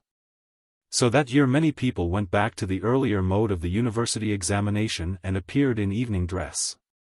The first 4 days went by with their monotony of scratching pens, their perspiring and bedraggled women candidates, their tedious energy and denial of tobacco. Alan grew gloomier and gloomier. He scarcely thought he had even escaped being ploughed outright. For the 4th night preparatory to the 2 papers on his special subject, Michael ordered iced asparagus and quails in aspic, a bottle of champagne and 2 quarts of cold black coffee. He sat up all night, and went down tight-eyed and pale-faced to the final encounter. In the afternoon he emerged, thanked heaven it was all over, and, instead of celebrating his release as he had intended with wine and song, slept in an armchair through the benign June evening. Alan, who had gone to bed at his usual hour the night before, spent his time reading the credentials of various careers offered to enterprising young men by the colonies. The day after, however, nothing seemed to matter except that the purgatorial business was done forever, and that Oxford offered nearly a fortnight of impregnable idleness. This fortnight, when she was so prodigal with her beauty and when her graciousness was a rich balm to the ordeal she had lately exacted, was not so poignant as Michael had expected. Indeed, it was scarcely poignant at all so far as human farewells went, though there was about it such an underlying sadness as deepens the mellow peace of a fine autumn day. It seemed to Michael that in after years he would always think of Oxford dowered so with summer, and brooding among her trees. Matthew Arnold had said she did not need June for beauty's heightening. That was true. Her beauty was not heightened now, but it was displayed with all the grave consciousness of an unassertive renown. Michael dreaded more the loss of this infoliated calm than of any of the people who were enjoying its amenity. There were indeed groups upon the lawns that next year would not form themselves, that forever indeed would be irremediably dispersed. But the thought of himself and other members scattered did not move him with as much regret as the knowledge that next year himself would have lost the assurance that he was an organic part of this tutelary landscape. The society of his contemporaries was already broken up, the end of the 3rd year had effected that.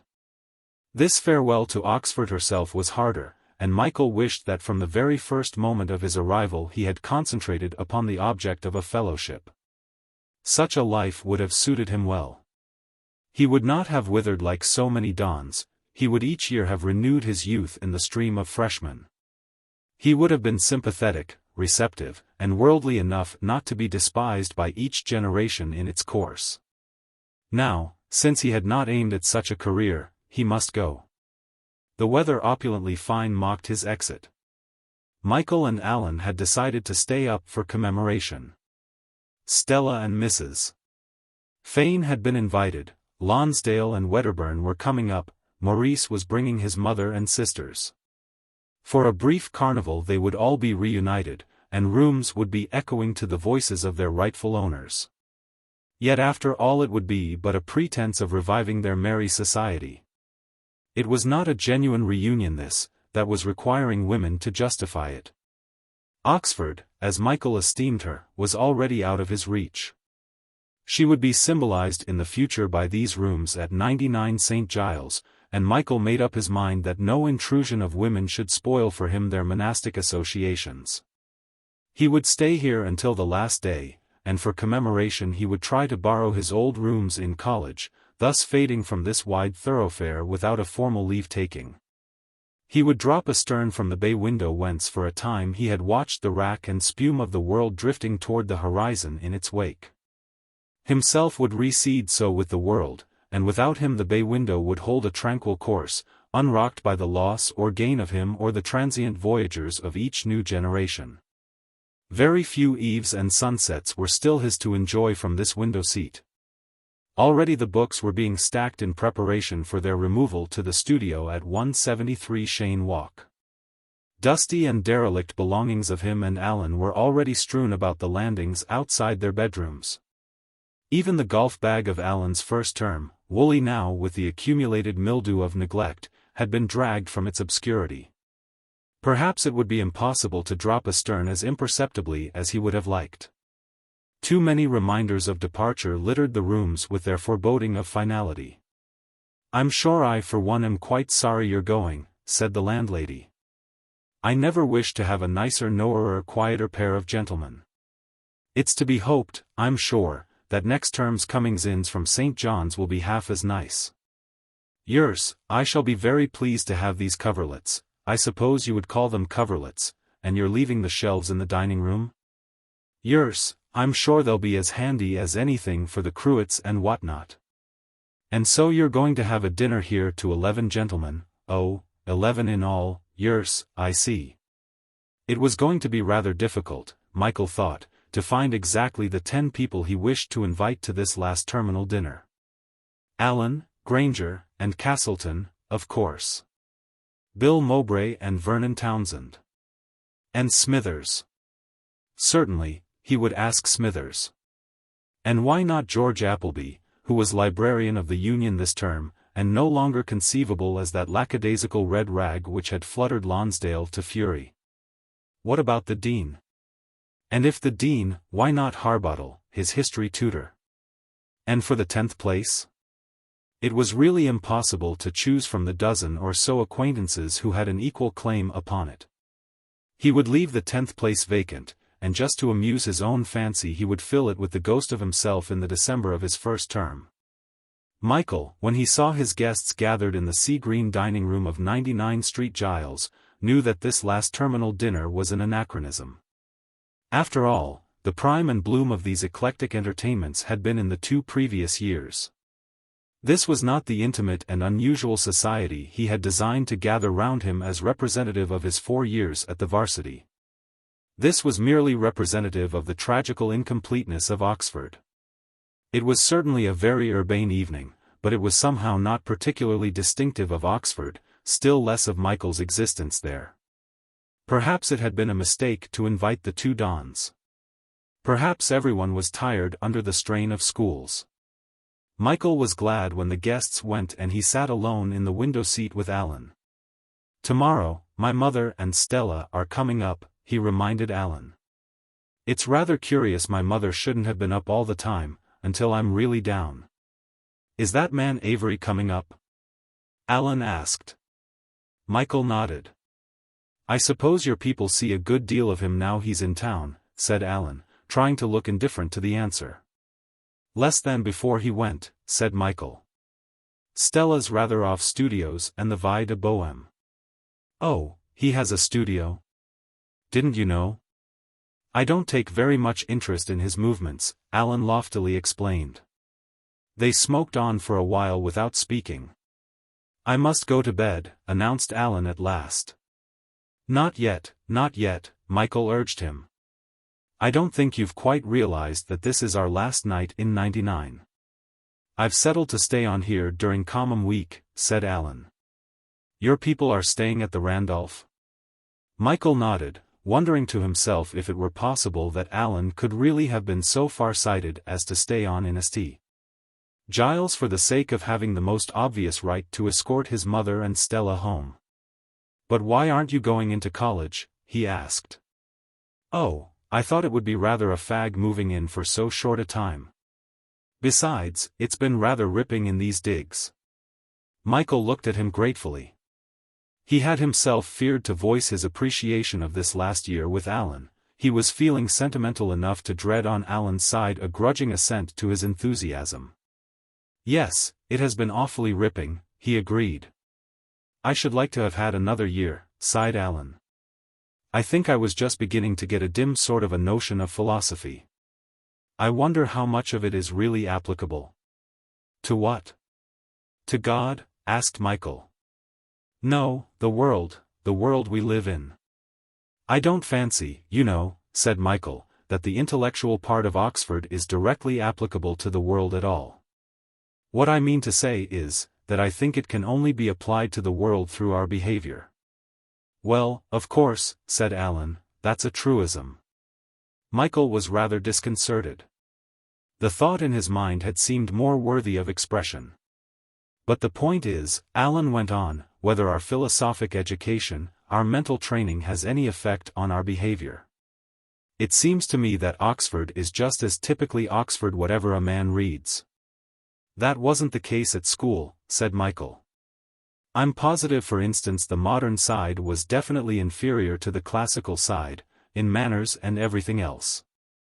And though at Oxford other circumstances interfere to make the contrast less violent, it doesn't seem to me one gains the quintessence of the university unless one reads greats. Even history only supplies that in the case of men exceptionally sensitive to the spirit of place. I mean to say sensitive in such a way that Oxford, quite apart from dons and undergraduates, can herself educate.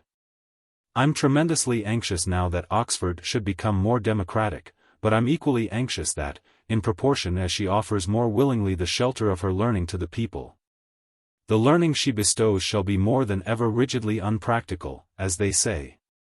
So you really think philosophy is directly applicable? Said Alan. How Socratic you are, Michael laughed. Perhaps the Rhodes Scholars will answer your question.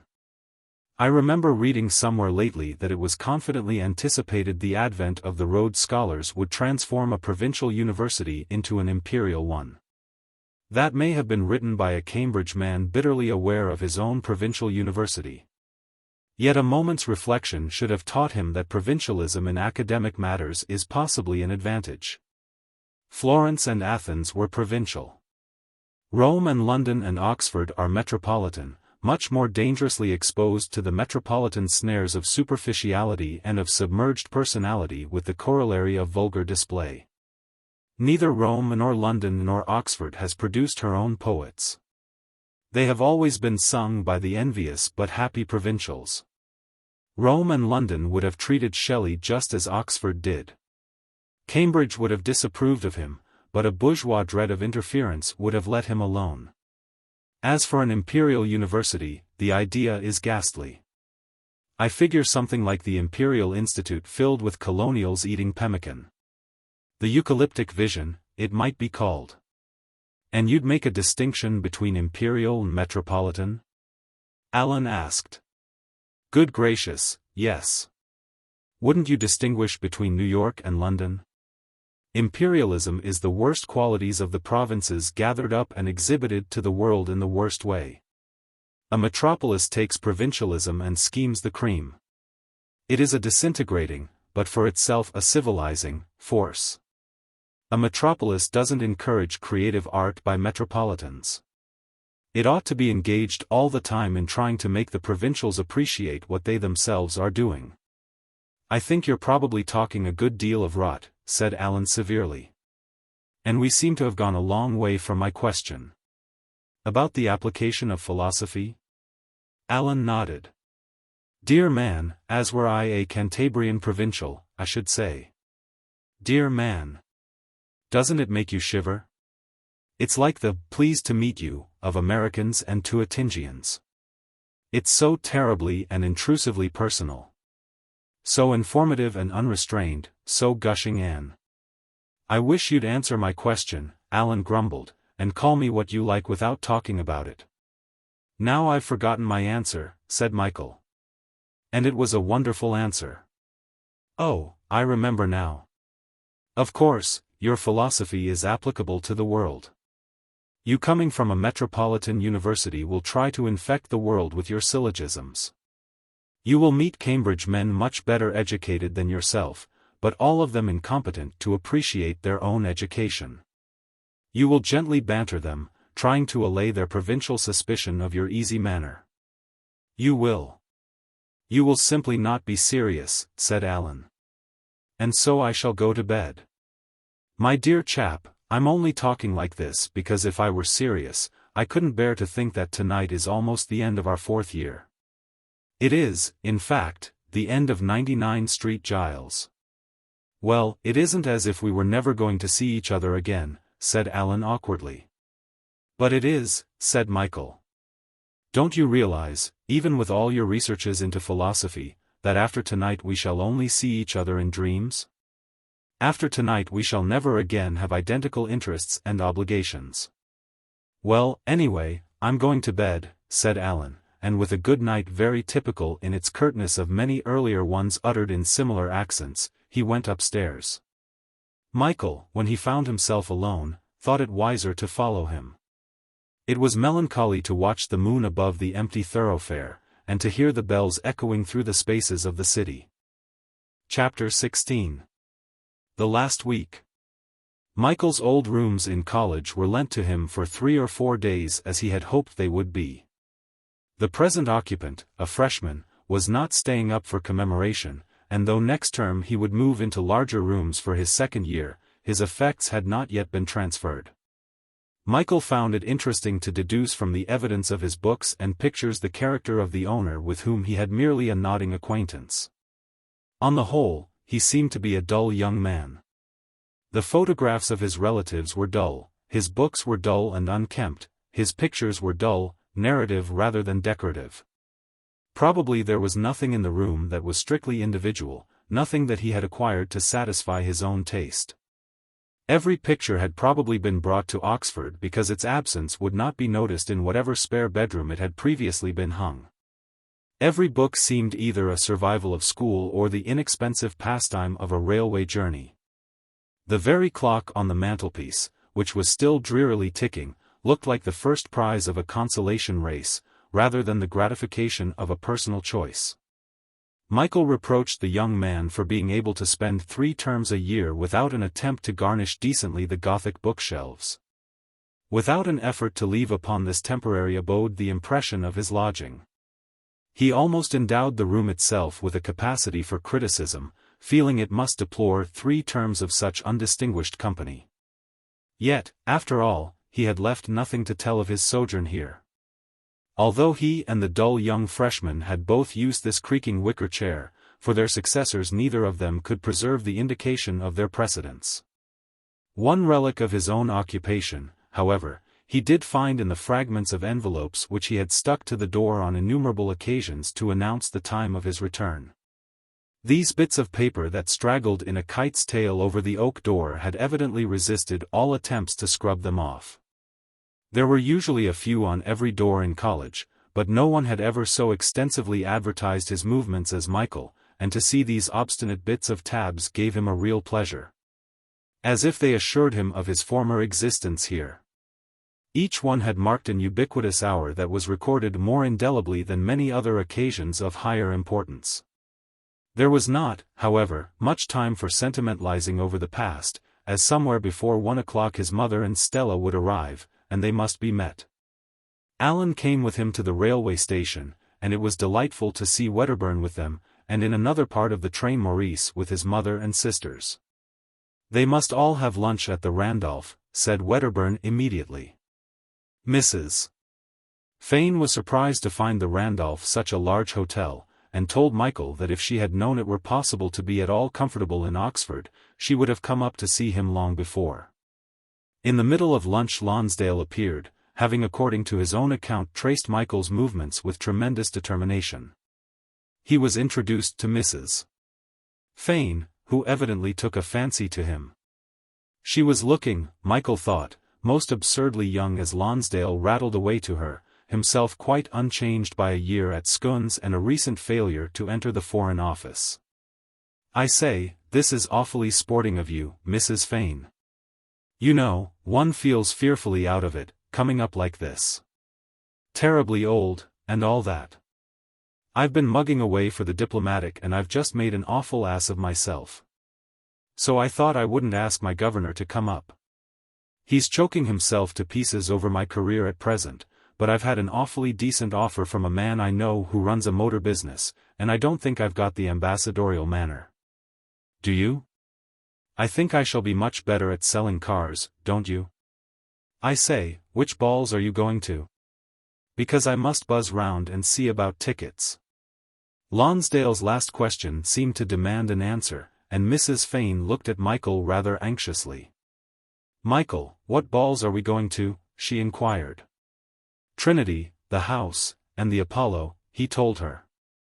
"What house is that? And I don't think I ever heard of Apollo College. It sounds very attractive.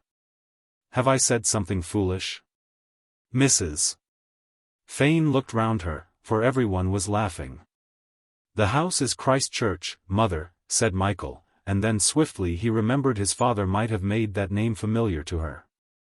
If he had, she gave no sign, and Michael, blushing fiercely, went on quickly to explain that the Apollo was the name of the Masonic Lodge of the university.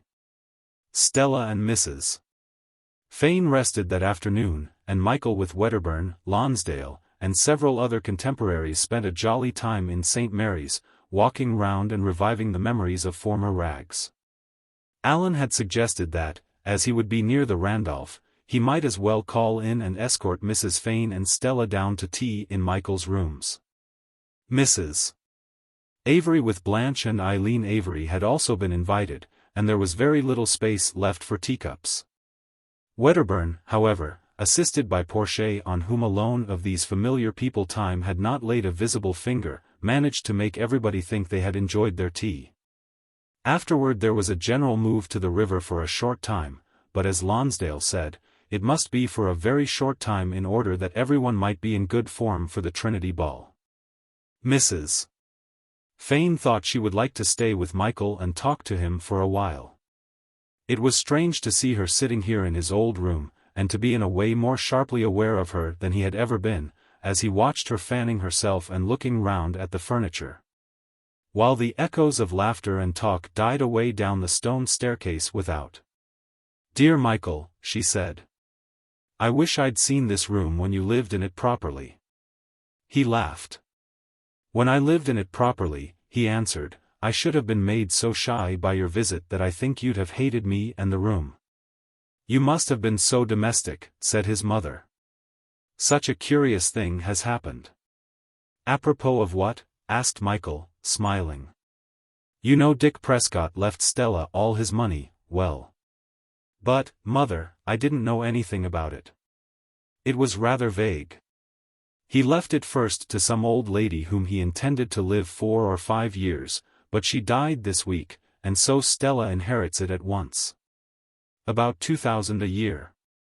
It's all in land, and will have to be managed. Huntingdonshire, or some country nobody believes in. It's all very difficult. She must marry at once." "But, mother, why, because she is to be better off and own land in Huntingdonshire, is she to marry at once?" asked Michael. "To avoid fortune hunters, odd foreign counts, and people." "But she's not 21 yet," he objected. "My dearest boy, I know. That's why she must marry.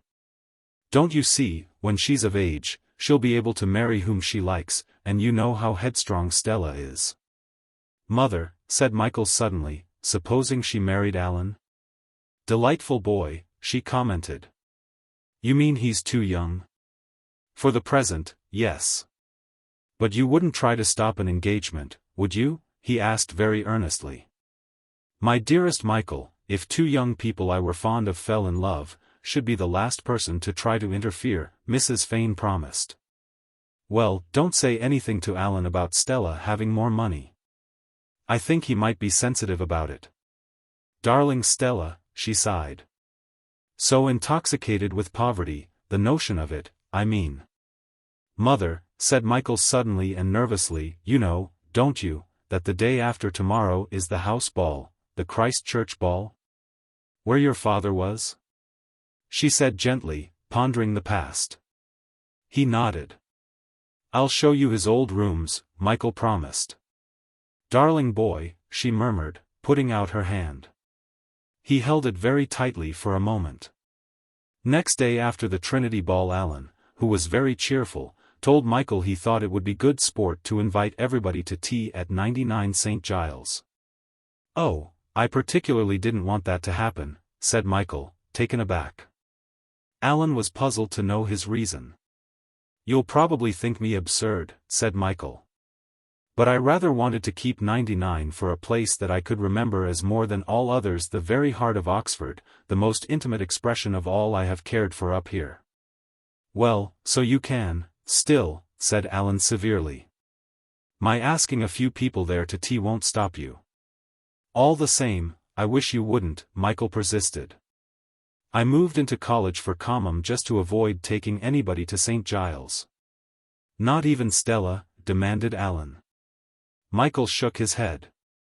"Well, of course, if you don't want me to, I won't," said Alan grudgingly. But I think you're rather ridiculous. I am, I know, Michael agreed. But thanks for honoring me. Do you think Stella has altered much since she was in Vienna, and during this year in town? Not a bit, Alan declared enthusiastically. And yet in one way she has, he corrected himself. She seems less out of one's reach. Or else you know better how to stretch, Michael laughed. Oh, I wasn't thinking of her attitude to me, said Alan a little stiffly. Most generalizations come down to a particular fact, Michael answered. But he would not tease Alan too much because he really wished him to have confidence. After the Trinity Ball it seemed to Michael now not very rash to sound Stella about her point of view with regard to Alan. For this purpose he invited her to come in a canoe with him on the Cher. Yet when together they were gliding down the green tunnels of the stream, when all the warmth of June was at their service. When neither question nor answer could have cast on either more than a momentary shadow, Michael could not bring himself to approach the subject even indirectly. They discussed lazily the success of the Trinity Ball, without reference to the fact that Stella had danced 3/4 of her program with Alan. She did not even bother to say he was a good dancer, so much was the convention of indifference demanded by the brother and sister in their progress along this frowns stream. That night in the town hall Michael did not dance a great deal himself at the Masonic ball. He sat with Lonsdale in the gallery, and together they much diverted themselves with the costumes of the Freemasons. It was really ridiculous to see Wedderburn in a red cloak and inconvenient sword dancing the Templars' quadrille. I think the English are curious people, said Michael. How absurd that all these undergraduates should belong to an Apollo lodge and wear these aprons and dress up like this. Look at Wettiers. Enter second ruffian, what? Lonsdale chuckled. I suppose it does take the place of religion, Michael ejaculated, in a tone of bewilderment. Can you see my sister and Alan Marivalli anywhere? He added casually. When's that coming off? Asked Lonsdale. He had taken to an eyeglass since he had been in London, and the enhanced eye glittered very wisely at Michael. You think? What? Rather. My dear old bird, I'll lay 100 to 30. Look at them now. They're only dancing, said Michael. But what dancing? Beautiful action. I never saw a pair go down so sweetly to the gate. By the way, what are you going to do now you're down? Michael shrugged his shoulders. I suppose you wouldn't like to come into the motor business? No, thanks very much, said Michael. Well, you must do something, you know, said Lonsdale, letting fall his eyeglass in disapproval. You'll find that out in town. Michael was engaged for the next dance to one of Morris's sisters. Amid the whirl of frocks, as he swung round this pretty and insipid creature in pink crepe de chine, he was dreadfully aware that neither his nor her conversation mattered at all. And that valuable time was being robbed from him to the strains of the chorister's waltz. Really he would have preferred to leave Oxford in a manner more solemn than this, not tangled up with frills and misses and obvious music. Looking down at Blanche Avery, he almost hated her. And tomorrow there would be another ball. He must dance with her again, with her and with her sister and with a dozen more dolls like her. Next morning, or rather next noon, for it was noon before people woke after these balls that were not over until 4 o'clock. Michael looked out of his bedroom window with a sudden dismay at the great elms of the Deer Park, deep-bosomed, verdurous, entranced beneath the June sky. This is the last whole day, he said, the last day when I shall have a night at the end of it, and it's going to be absolutely wasted at a picnic with all these women. Michael scarcely knew how to tolerate that picnic, and wondered resentfully why everybody else seemed to enjoy it so much. Delicious life, said his mother, as he punted her away from the tinkling crowd on the bank. I'm not surprised you like Oxford, dear Michael. I liked it, I mean, very much more when it was altogether different from this sort of thing. The great point of Oxford, in fact, the whole point of Oxford, is that there are no girls. How charmingly savage you are, dear boy, said his mother. And how absurd to pretend you don't care for girls. But I don't, he asserted. In Oxford I actually dislike them very much. They're out of place except in Banbury Road. Dons should never have been allowed to marry. Really, mother, women in Oxford are wrong. Of course, I can't argue with you. But there seem to me to be a great many of them. Great Scott, you don't think it's like this in term time, do you? Isn't it? Said Mrs. Fane, apparently very much surprised. I thought undergraduates were so famously susceptible. I'm sure they are, too.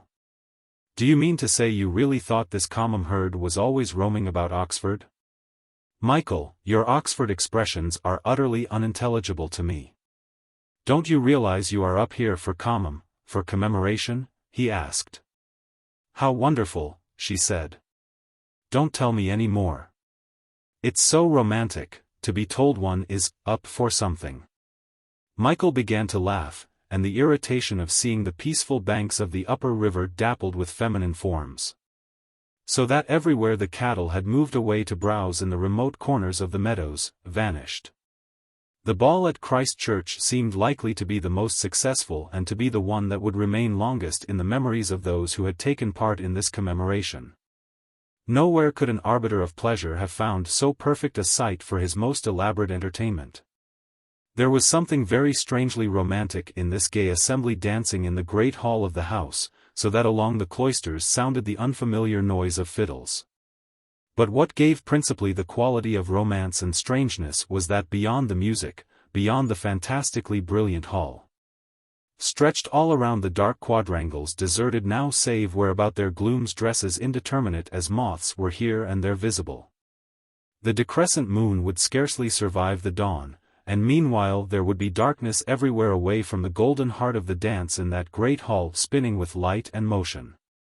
Alan was evidently pleased that he was being able to show Stella his own college.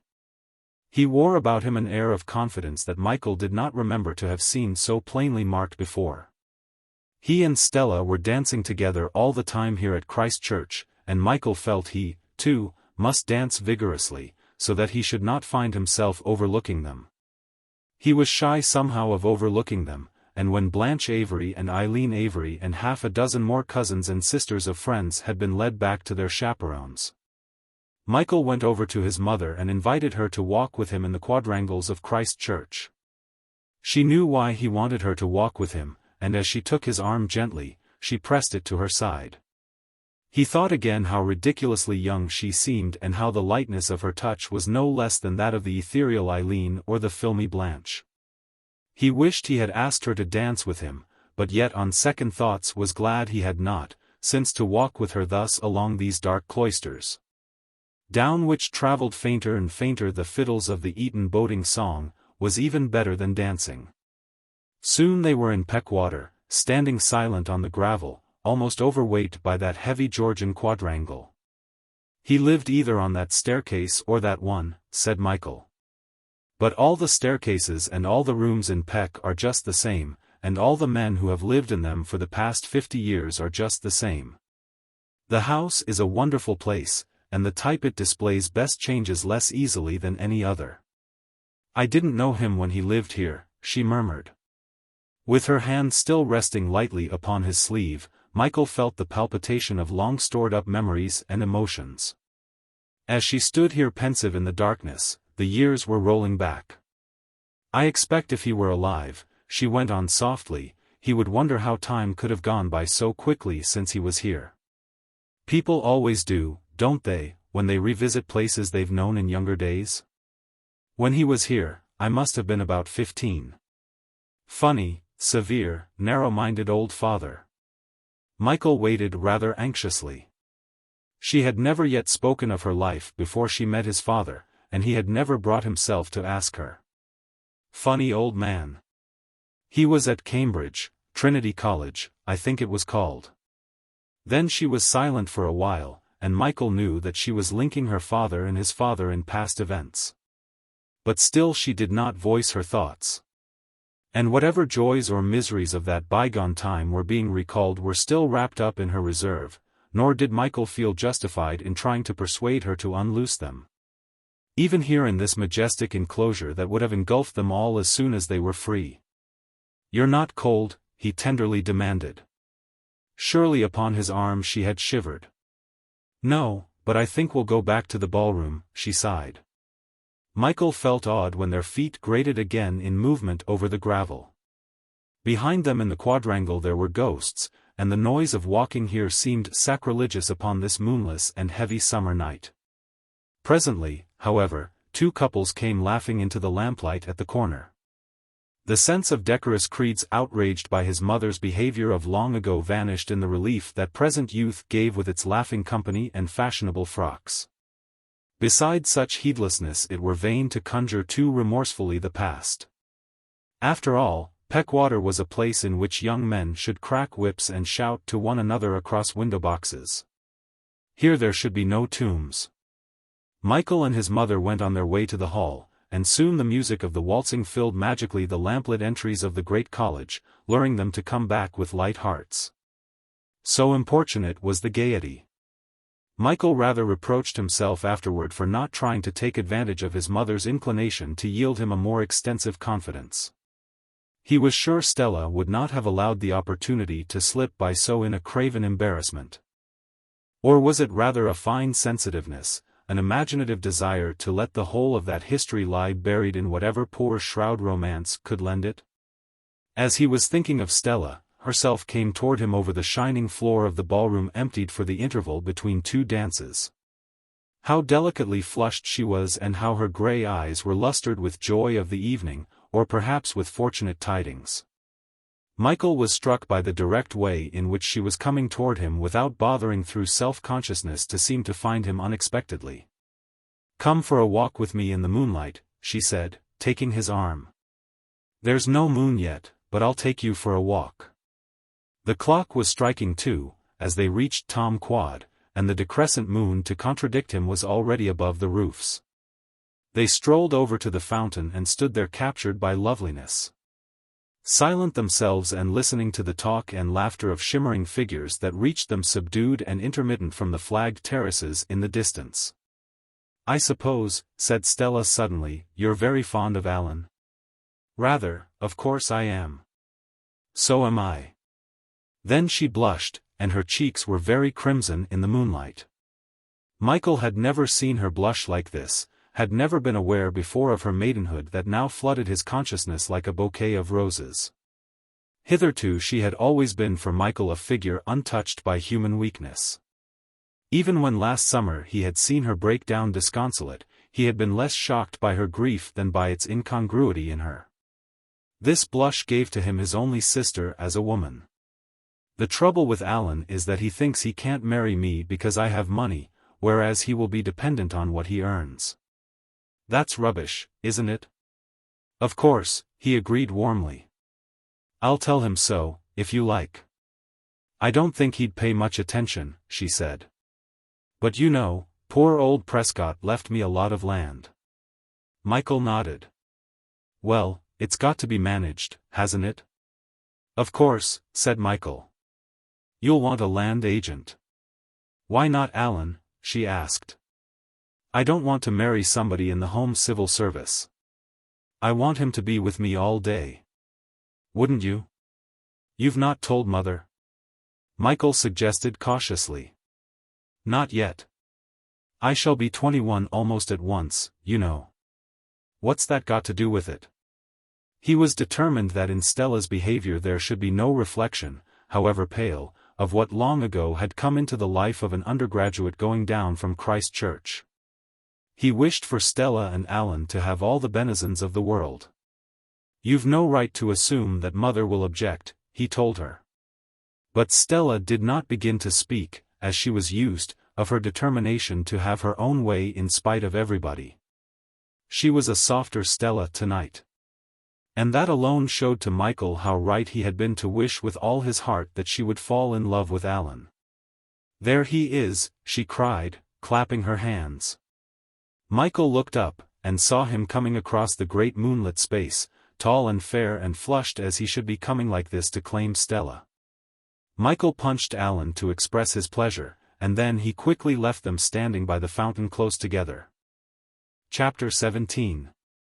The Last Day. At sunrise, when the stones of Oxford were the colour of lavender, a photograph was taken of those who had been dancing at the Christ Church ball. After which, their gaiety recorded, the revellers went home. Michael was relieved when Alan offered to drive his mother and Stella back to the Randolph. He was not wishing for company that morning, but rather to walk slowly down to college alone. He waited, therefore, to see the dancers disappear group by group round various corners, until the high was desolate and he was the only human figure under this virginal sky. In his bedroom, clear and still and sweet with morning light, he did not want to go to bed. The birds fluttering on the lawns, the sun sparkling with undeterrent rays of gold not yet high and fierce, and all the buildings of the college dreaming upon the bosom of this temperate morn made him too vigilant for beauty. It would be wrong to sleep away this Oxford morning. With deliberate enjoyment he changed from ruffled evening dress into flannels. In the sitting room Michael looked idly through the books, and glanced with dissatisfaction at the desquamating backs of the magazines. There was nothing here fit to occupy his attention at such a peerless hour. Yet he still lingered by the books. Habit was strong enough to make him feel it necessary at least to pretend to read during the hours before breakfast. Finally, in desperation, he pulled out one of the magazines, and as he did so a small volume bound in paper fell onto the floor. It was Manon Lescaut, and Michael was pleased that the opportunity was given to him of reading a book he had for a long time meant to read. Moreover, if it were disappointing, this edition was so small that it would fit easily into his pocket and be no bother to carry. He wondered rather how Manon Lescaut had come into this bookshelf, and he opened it at an aquatinte of ladies deject and lightly clothed, c'est un dessin de filles de joie, said the inscription beneath. Here, Michael feared, was the explanation of how the Abbé Prévost found himself squeezed away between Pearson's and the Strand. Here at last was evidence in these rooms of a personal choice. Here spoke, if somewhat ignobly, the character of the purchaser. Michael slipped the small volume into his pocket and went out. The great lawns in front of New Quad stretched for his solitary pleasure in the golden emptiness of morn. At such an hour it were vain to repine. So supreme was beauty like this that Michael's own departure from Oxford appeared to him as unimportant as the fall of a petal unshaken by any breath of summer wind.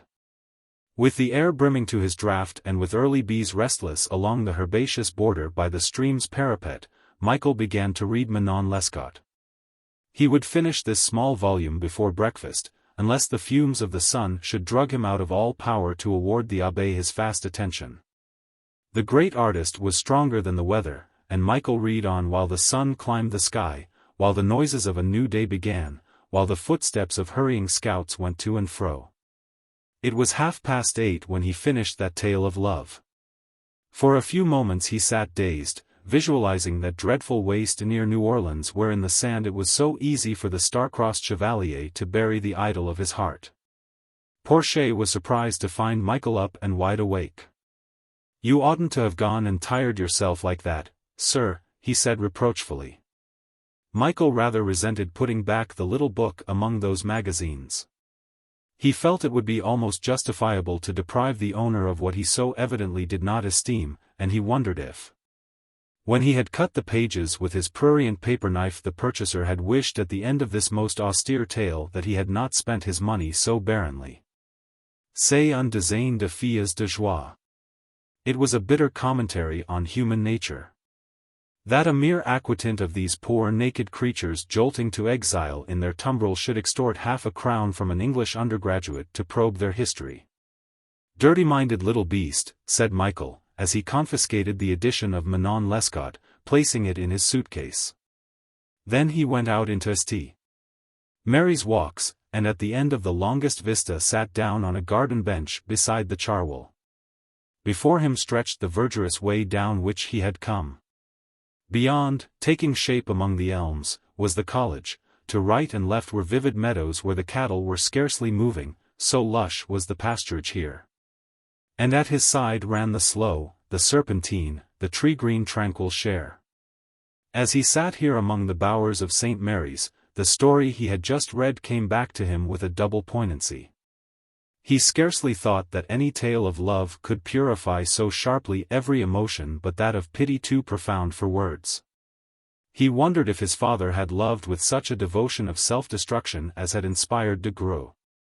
It was strange himself should have been so greatly moved by a story of love at the moment when he was making ready to enter the world. He had not thought of love during all the time he had been up at Oxford. Now he went back in memory to the days when Lily had the power to shake his soul, even as the soul of de Groux had been shaken in that inn-yard of Amiens. When coming by the coach from Arras he first beheld Manon. How trivial had been Lily's infidelity compared with Manon's, how shallow had been his own devotion beside the Chevalier's. But the love of de Groux for Manon was beyond the love of ordinary youth. The abbé by his art had transmuted a wild infatuation, a foolish passion for a wanton into something above even the chivalry of the noblest lover of the Middle Ages. It was beyond all tears, this tale, and the dry grief it now exacted gave to Michael in some inexplicable way a knowledge of life more truly than any book since Don Quixote. It was an academic tale, too, it was told within the narrowest confines of the most rigid form.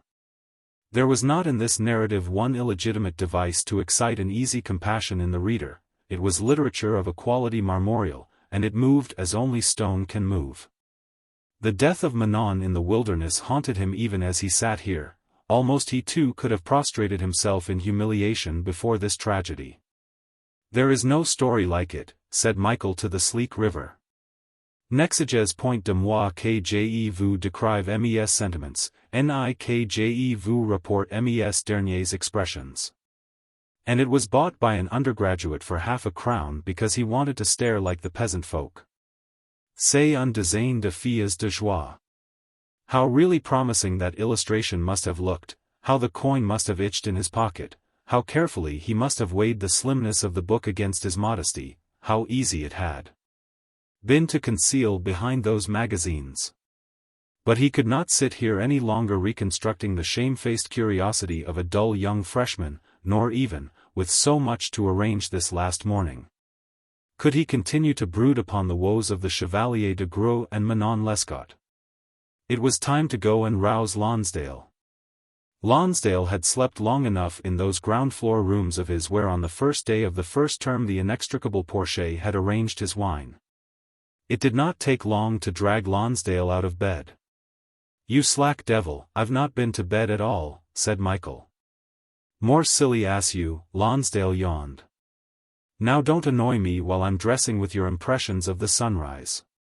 Michael watched him eat his breakfast, while he slowly and with the troublesome aid of his eyeglass managed to focus once again the world. "I was going to tell you something deuced interesting about myself when you buzzed off this morning. You've heard of Queenie Molyneux, well, Queenie—" "Wait a bit," Michael interrupted. "I haven't heard of Queenie Molyneux." "Why, she's in the Pink Quartet." Michael still looked blank, and Lonsdale adjusting his eyeglass looked at him in amazement. "The Pink Quartet in my mistake." "Oh, that rotten musical comedy," said Michael. "I haven't seen it." Lonsdale shook his head in despair, and the monocle tinkled down upon his plate. When he had wiped it clean of marmalade, he asked Michael in a compassionate voice if he never went to the theatre, and with a sigh returned to the subject of Queenie. "It's the most extraordinary piece of luck. A girl that everyone in town has been running after falls in love with me. Now the question is, what ought I to do? I can't afford to keep her, and I'm not cat enough to let somebody else keep her, and use the third latchkey. My dear old chap, I don't mind telling you I'm in the deuce of a fix." "Are you very much in love with her?" Michael asked. "Of course I am.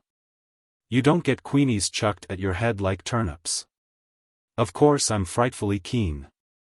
"Why don't you marry her?" Michael asked. "What? Marry her? You don't seem to understand who I'm talking about. Queenie Molyneux. She's in the Pink Quartet in my mistake."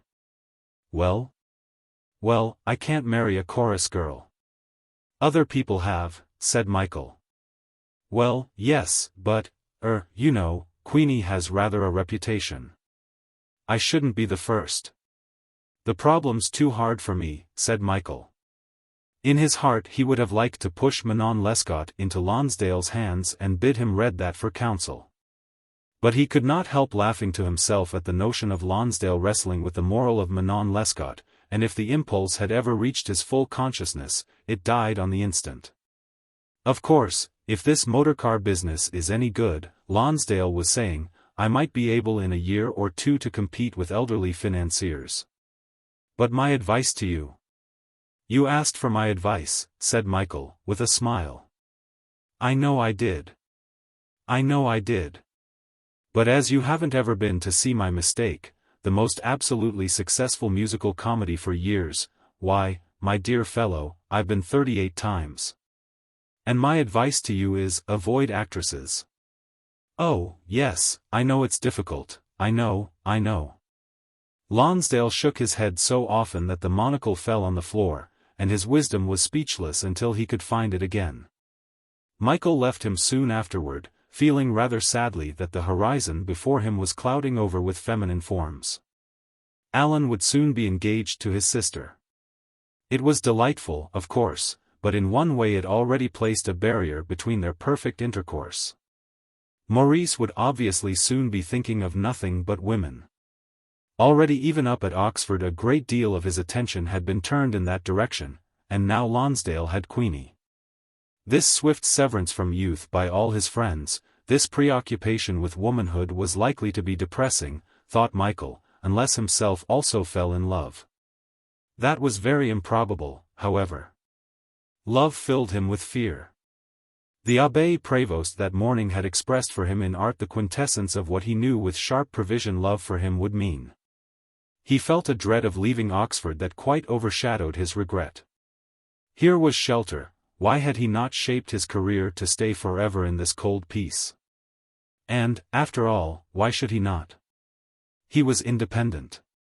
Why should he enter the world and call down upon himself such troubles and torments as had vexed his youth in London? From the standpoint of moral experience he had a right to stay here, and yet it would be desolate to stay here without a vital reason, merely to grow old on the fringe of the university.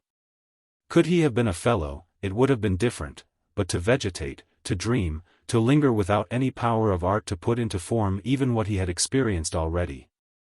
That would inevitably breed a pernicious melancholy. On the other hand, he might go to Plashers Mead. He might almost make trial of art.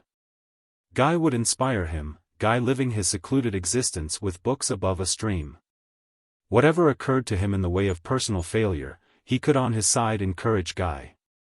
His opinion might be valuable, for although he seemed to have no passion to create, he was sure his judgment was good. How Guy would appreciate Manon. And perhaps like so many classics he had taken it as read, nor knew yet what depths of pity, what profundities of beauty awaited his essay. Michael made up his mind that instead of going to London this afternoon he would ride over to Wychford and either stay with Guy or in any case announce his speedy return to stay with him for at least the rest of the summer. Alan would escort his mother and Stella home. It would be easier for Alan that way. His mother would be so charming to him, and everything would soon be arranged. With this plan to unfold, Michael hurried across to 99. Alan was already up. Everything was packed. Michael realized he could already regard the digs without a pang for the imminence of final departure. Perhaps the Abbé Prévost had deprived him of the capacity for a merely sentimental emotion, at any rate for the present. Alan looked rather doubtful over Michael's proposal. I hate telling things in the train, he objected. You haven't got to tell anything in the train, Michael contradicted. My mother is sure to invite you to dinner tonight, and you can tell her at home. It's much better for me to be out of it. I shall be back in a few days to pack up various things I shall want for Plashers Mead. It's a most extraordinary thing, said Alan slowly, that the moment you think there's a chance of my marrying your sister, you drop me like a hot brick. Michael touched his shoulder affectionately. I'm more pleased about you and her than about anything that has ever happened, he said earnestly. Now are you content? Of course, I oughtn't to have spoken to her, said Alan.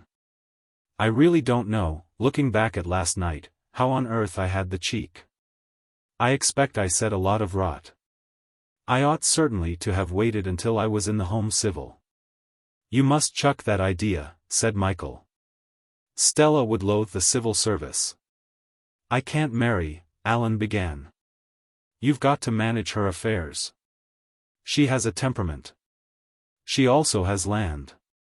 Then Michael explained about Prescott, and so eloquent was he upon the need for Stella's happiness that Alan began to give way. I always thought I should be too proud to live on a woman, he said. Don't make me bring forward all my arguments over again, Michael begged. I'm already feeling very faggied. You'll have all your work cut out.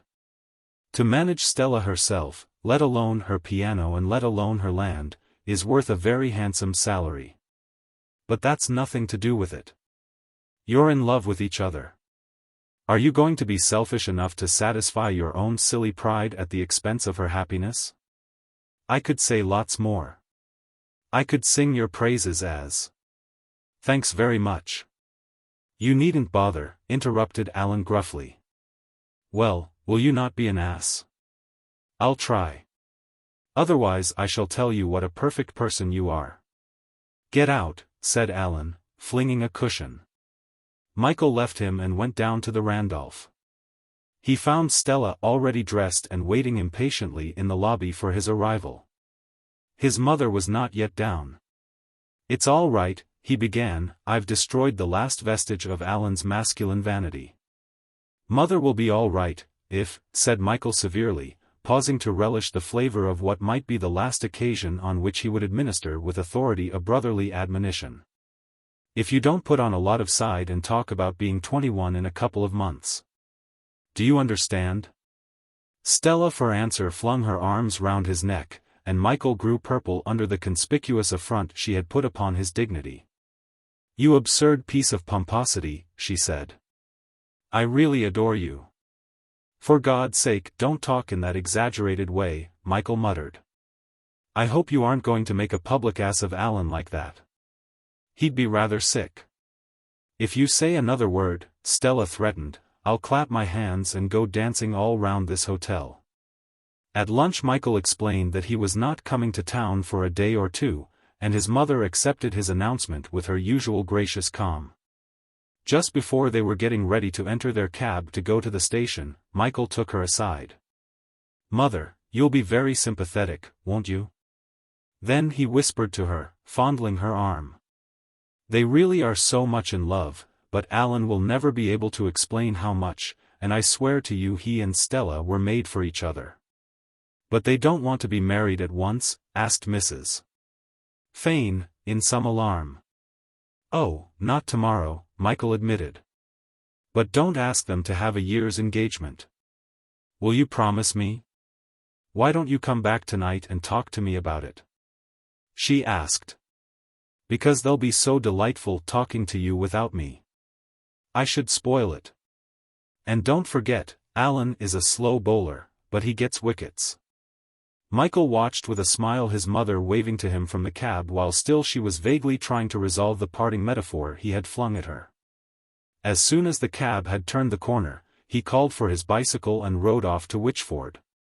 He went slowly with many roadside halts, nor was there the gentlest rise up which he did not walk. It was after 5 o'clock when he dipped from the rolling highway down into Wychford. There were pink roses everywhere on the grey houses.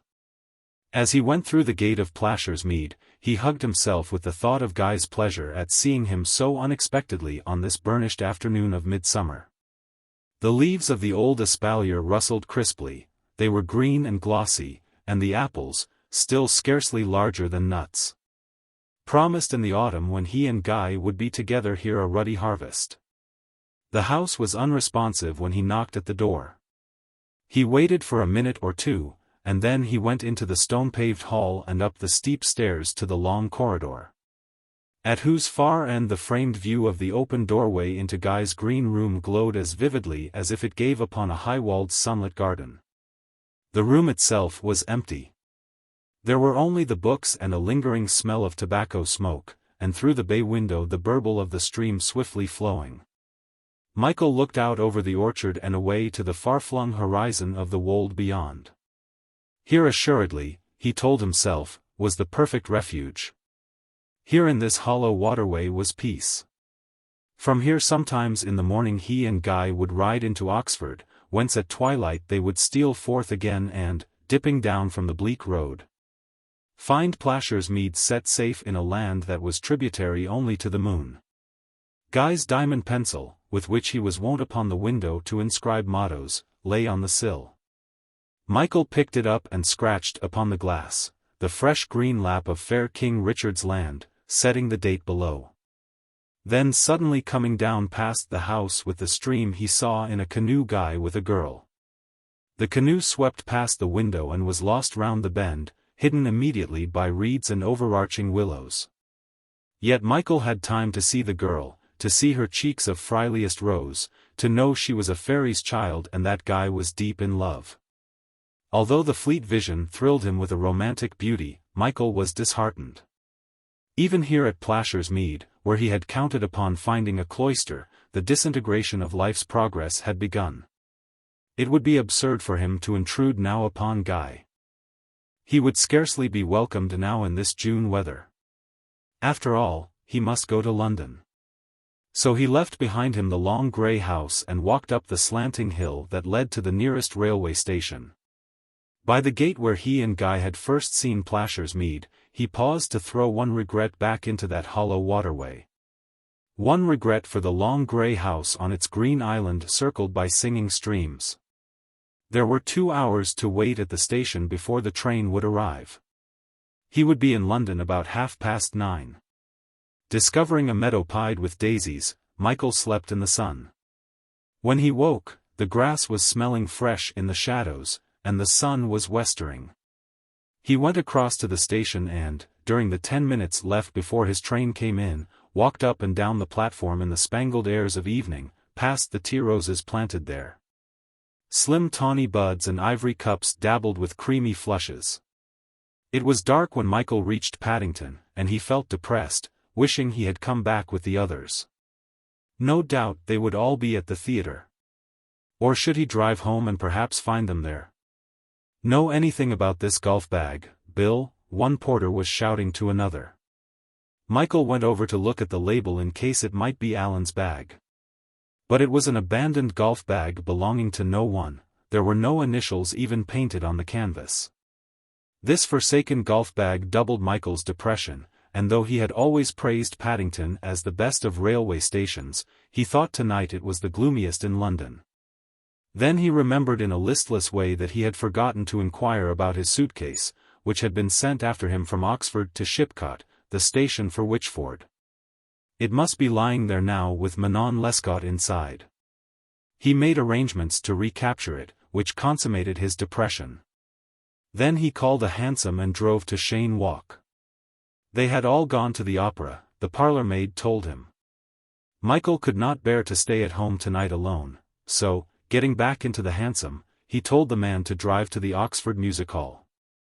It would be grimly amusing to see on the programmes there the theatrical view of St. Mary's Tower.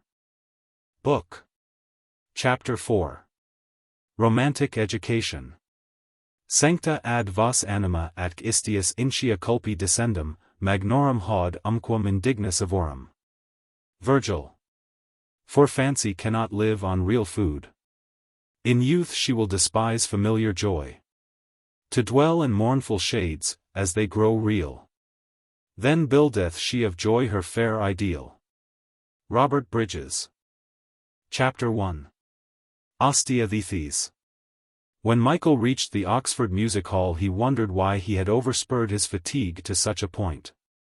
There was no possibility of pleasure here, and he would have done better to stay at home and cure with sleep what was after all a natural depression. It had been foolish to expect a sedative from contact with this unquiet assemblage. In the mass they had nothing but a mechanical existence, subject as they were to the brightness or dimness of the electrolier that regulated their attention. Michael did not bother to buy a program. From every podgy hand he could see dangling the lithograph of St. Mary's Tower with its glazed moonlight. And he was not sufficiently aware of the glib atom who bounced about the golden dazzle of the stage to trouble about his name. He mingled with the slow pace of the men and women on the promenade. They were going backward and forward like flies, meeting for a moment in a quick buzz of colloquy and continuing after a momentary pause their impersonal and recurrent progress. Michael was absorbed in this ceaseless ebb and flow of motion where the sidelong glances of the women, as they brushed his elbow in the passing crowd, gave him no conviction of an individual gaze. Once or twice he diverted his steps from the stream and tried to watch in a half-hearted way the performance. But as he leaned over the plush-covered barrier a woman would sidle up to him, and he would move away in angry embarrassment from the questioning eyes under the big plumed hat. The noise of popping corks and the chink of glasses, the whir of the ventilating fans, the stentophonic orchestra. The red-faced raucous atom on the stage combined to irritate him beyond further endurance. And he had just resolved to walk 7 times up and down the promenade before he went home, when somebody cried in heartiest greeting over his shoulder, "Hello, Bangs." Michael turned and saw Drake, and so miserable had been the effect of the music hall that he welcomed him almost effusively. Although he had not seen him during 4 years and would probably like him rather less now than he had liked him at school. "My lord. Fancy seeing you again." Drake effused. Michael found himself shaken warmly by the hand in support of the enthusiastic recognition. After the less accentuated cordiality of Oxford manners, it was strange to be standing like this with clasped hands in the middle of this undulatory crowd. "I say, Bangs, old man, we must have a drink on this." Drake led the way to the bar and called authoritatively for 2 whiskeys and a split Polly. "Quite a little bit of fluffy all right," he whispered to Michael, seeming to calculate with geometrical eyes the arcs and semicircles of the barmaid's form. She with her nose in the air poured out the liquid, and Michael wondered how any of it went into the glass.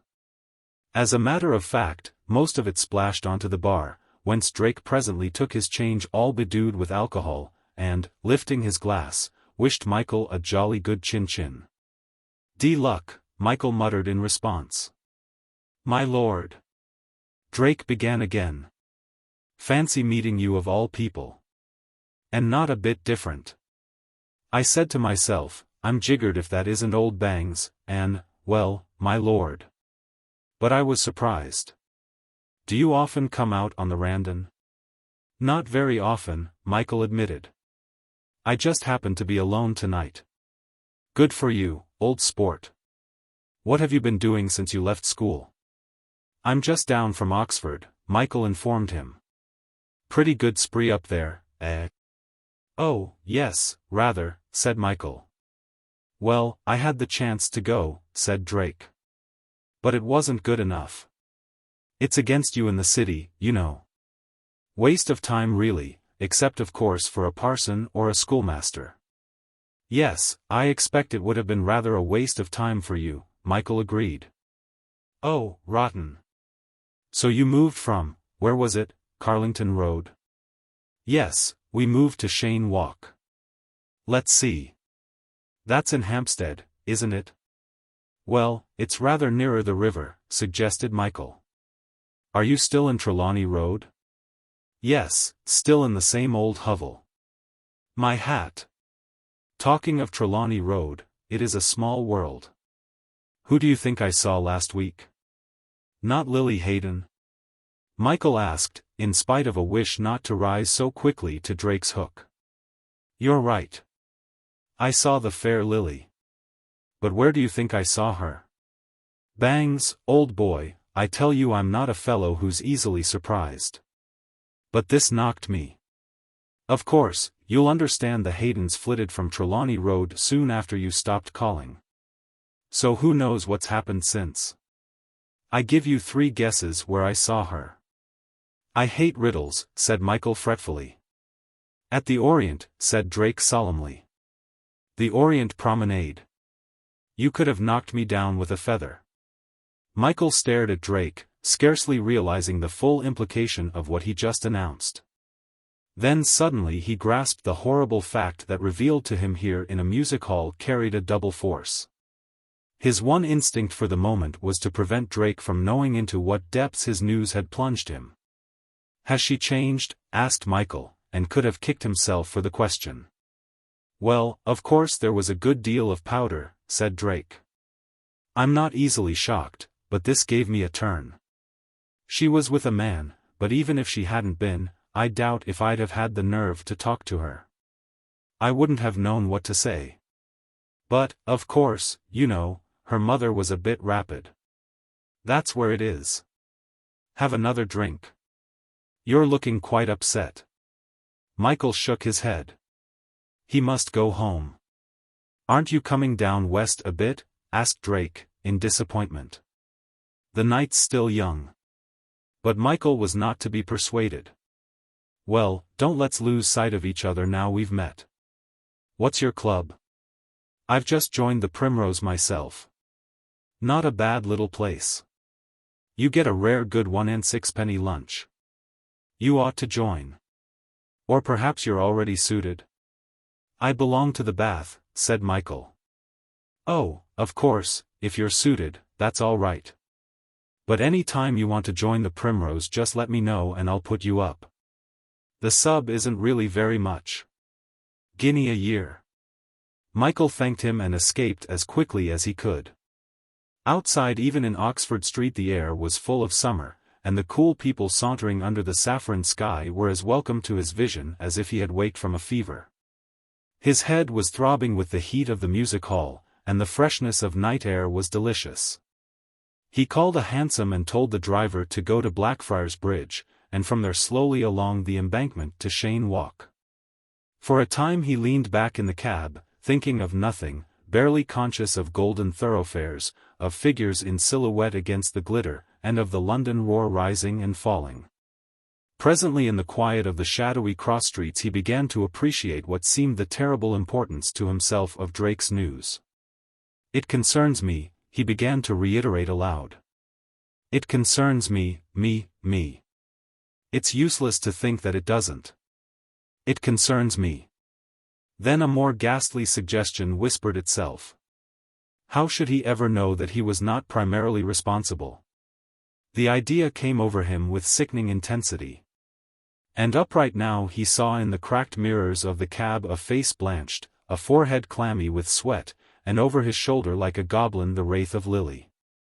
It was horrible to see so distorted that beautiful memory which time had etherealized out of a reality, until of her being nothing had endured but a tenuous image of earliest love. Now under the shock of her degradation he must be dragged back by this goblin to face his responsibility.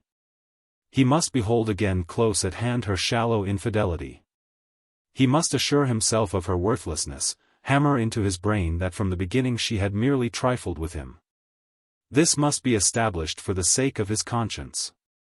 Where the devil was this driver going? "I told you down the embankment," Michael shouted through the trap. "I can't go down the embankment before I gets there, can I, sir?" the cabman asked reproachfully. Michael closed the trap. He was abashed when he perceived they were still only in Fleet Street. Why had he gone to the Oxford tonight? Why had he spoken to Drake? Why had he not stayed at Wychford? Why had he not returned to London with the others? Such regrets were valueless. It was foredoomed that Lily should come into his life again. Yet there was no reason why she should. There was no reason at all. Men could hardly be held responsible for the fall of women, unless themselves had upon their souls the guilt of betrayal or desertion.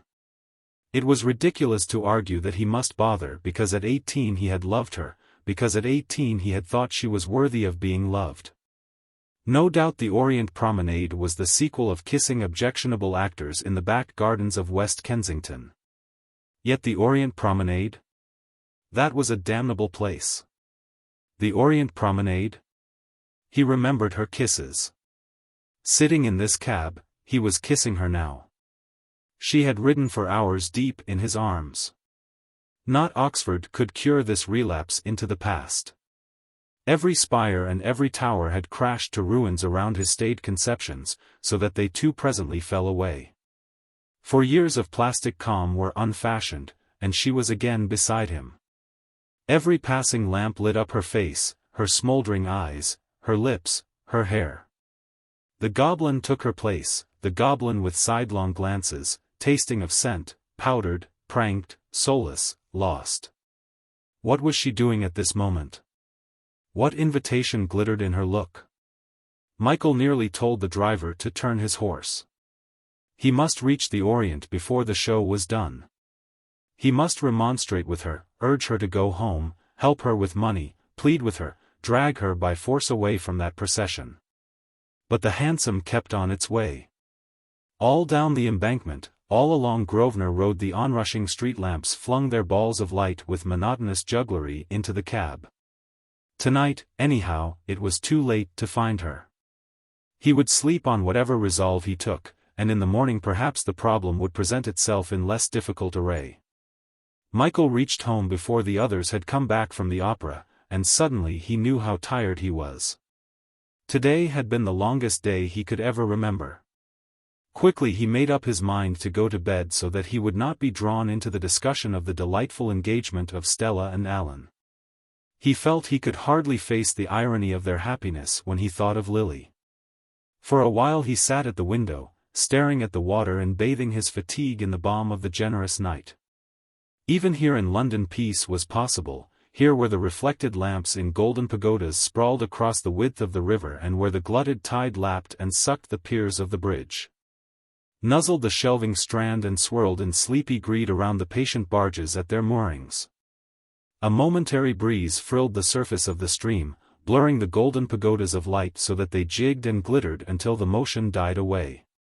Eastward in the sky over London hung a tawny stain that blotted out the stars. From his window Michael grew more and more conscious of the city stirring in a malaise of inarticulate life beneath that sinister stain.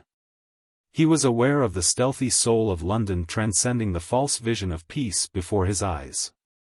There came creeping over him the dreadful knowledge that Lily was at this moment living beneath that London sky, imprisoned, fettered, crushed beneath that grim suffusion. That fulvid vile suffusion of the nocturnal sky. He began to spur his memory for every beautiful record of her that was stamped upon it. She was walking toward him in Kensington Gardens, not a contour of her delicate progress had been blunted by the rasp of time. 5 years ago he had been the first to speak, now, must it be she who sometimes spoke first? 17 she had told him had been her age, and they had kissed in the dark midway between two lamps. No doubt she had been kissed before. In that household of Trelawney Road anything else was inconceivable. The grey streets of West Kensington in terrace upon terrace stretched before him. And now as he recalled their barren stones it seemed to him there was not one corner round which he might not expect to meet her face to face. "Michael, why do you make me love you so?" That was her voice. It was she who had asked him that question. Never before this moment had he realized the import of her demand. Now, when it was years too late to remedy, it came out of the past like an accusation. He had answered it then with closer kisses.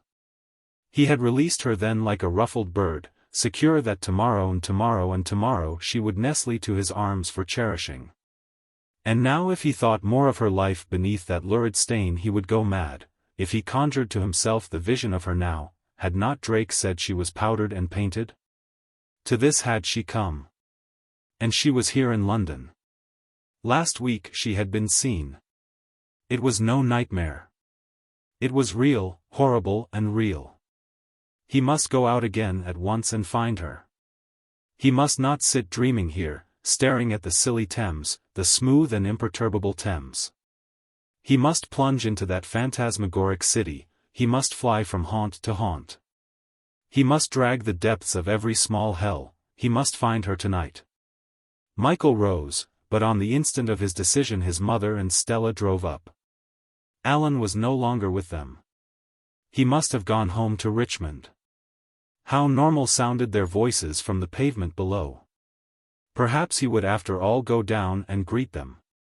They might wonder otherwise if something had happened. Looking at himself as he passed the mirror on his way down, he saw that he really was haggard. If he pleaded a headache, his countenance would bear him out. In the end he shouted to them over the balusters, and both of them wanted to come up with remedies. He would not let them. The last thing his mood desired was the tending of cool hands. "I'm only faggied out," he told them. "I want a night's sleep." Yet he knew how hard it would be to fall asleep. His brain was on fire. Morning, the liquid morning of London summer, was unimaginable. He shut the door of his room and flung himself down upon the bed. Contact with the cool linen released the pent-up tears, and the fire within burnt less fiercely as he cried. His surrender to self-pity must have lasted half an hour. The pillowcase was drenched. His body felt battered. He seemed to have recovered from a great illness. The quiet of the room surprised him, as he looked round in a daze at the familiar objects. The cataclysm of emotion so violently expressed had left him with a sense that the force of his grief must have shaken the room as it had shaken him. But everything was quiet. Everything was the same. Now that he had wept away that rending sense of powerlessness to aid her, he could examine the future more calmly. Already the numbness was going, and the need for action was beginning to make itself felt. Yet still all his impulses were in confusion. He could not attain to any clear view of his attitude. He was not in love with her now. He was neither covetous of her kisses nor in any way of her bodily presence. To his imagination at present she appeared like one who has died.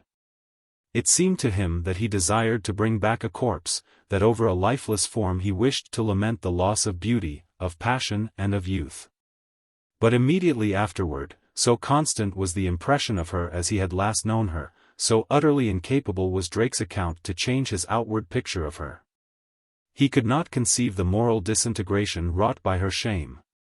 It seemed to him that could he be driving with her in a hansom tonight, she would lie still and fluttered in his arms, the Lily of 5 years ago whom now to cherish were an adorable duty. Therefore, he was in love with her. Otherwise to every prostitute in London he must be feeling the same tenderness. Yet they were of no account. Were they of no account? C'est un désain de filles de joie.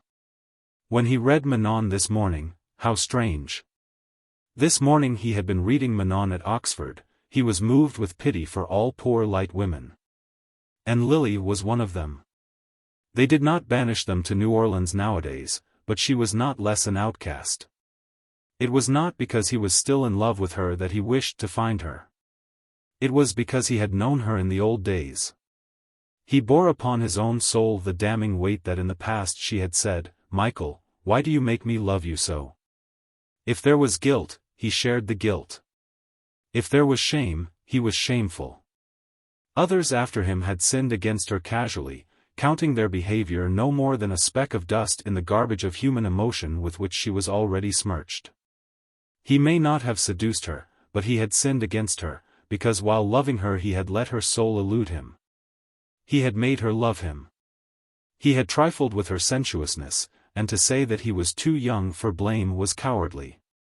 It was that very youth which was the sin, because under society's laws, whatever fine figure his love might seem to him to have cut, he should have known that it was a profitless love for a girl. He shared in the guilt. He partook of the shame. That was incontrovertible. Suddenly a new aspect of the situation was painfully visible. Had not his own mother been sinned against by his father? That seemed equally incontrovertible.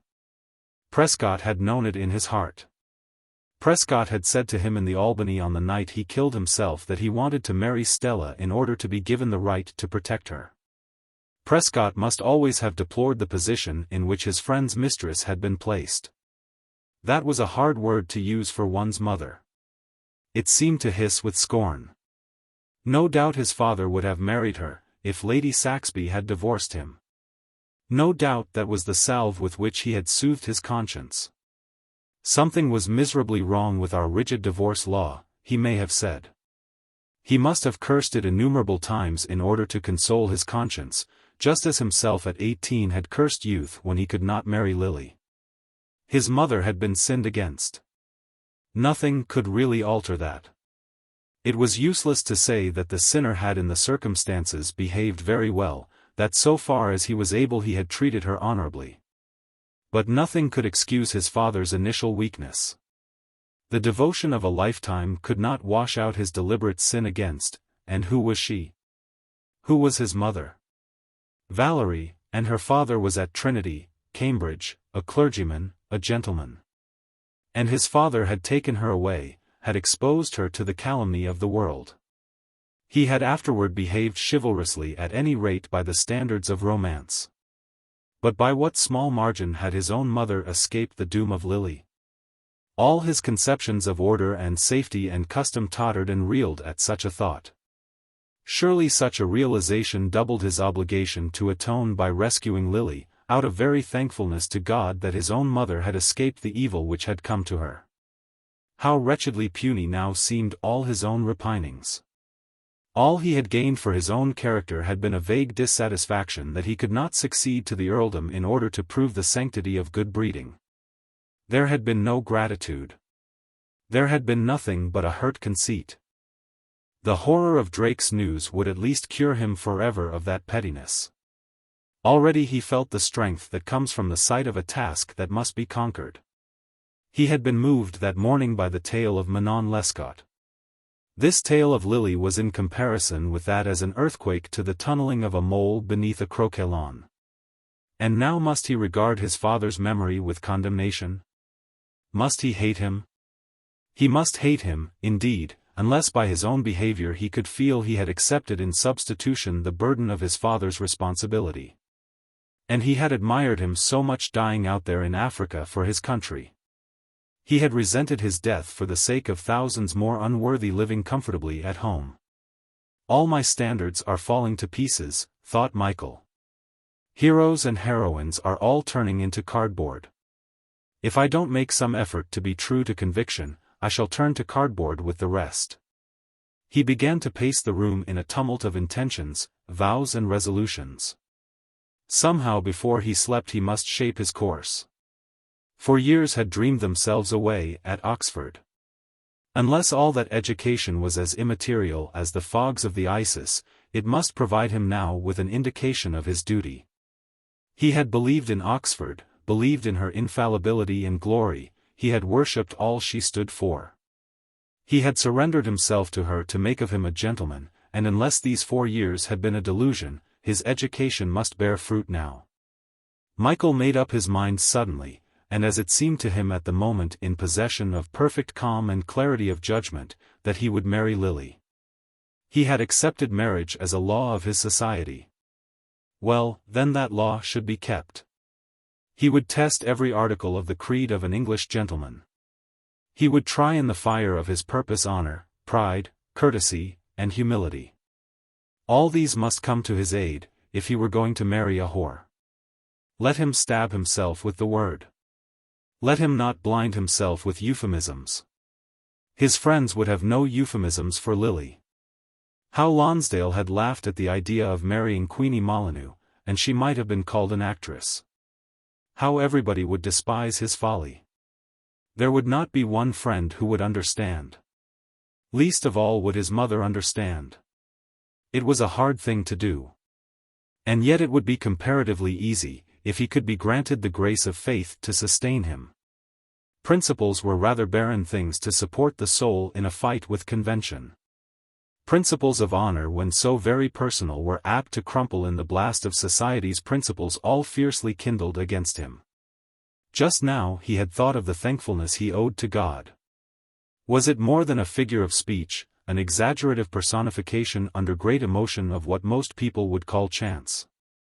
At any rate, here was God in a cynical mood, and the divine justice of this retributive situation seemed to hint at something beyond mere luck. And if principles were strong enough to sustain him to the onset, faith might fire him to the coronation of his self-effacement.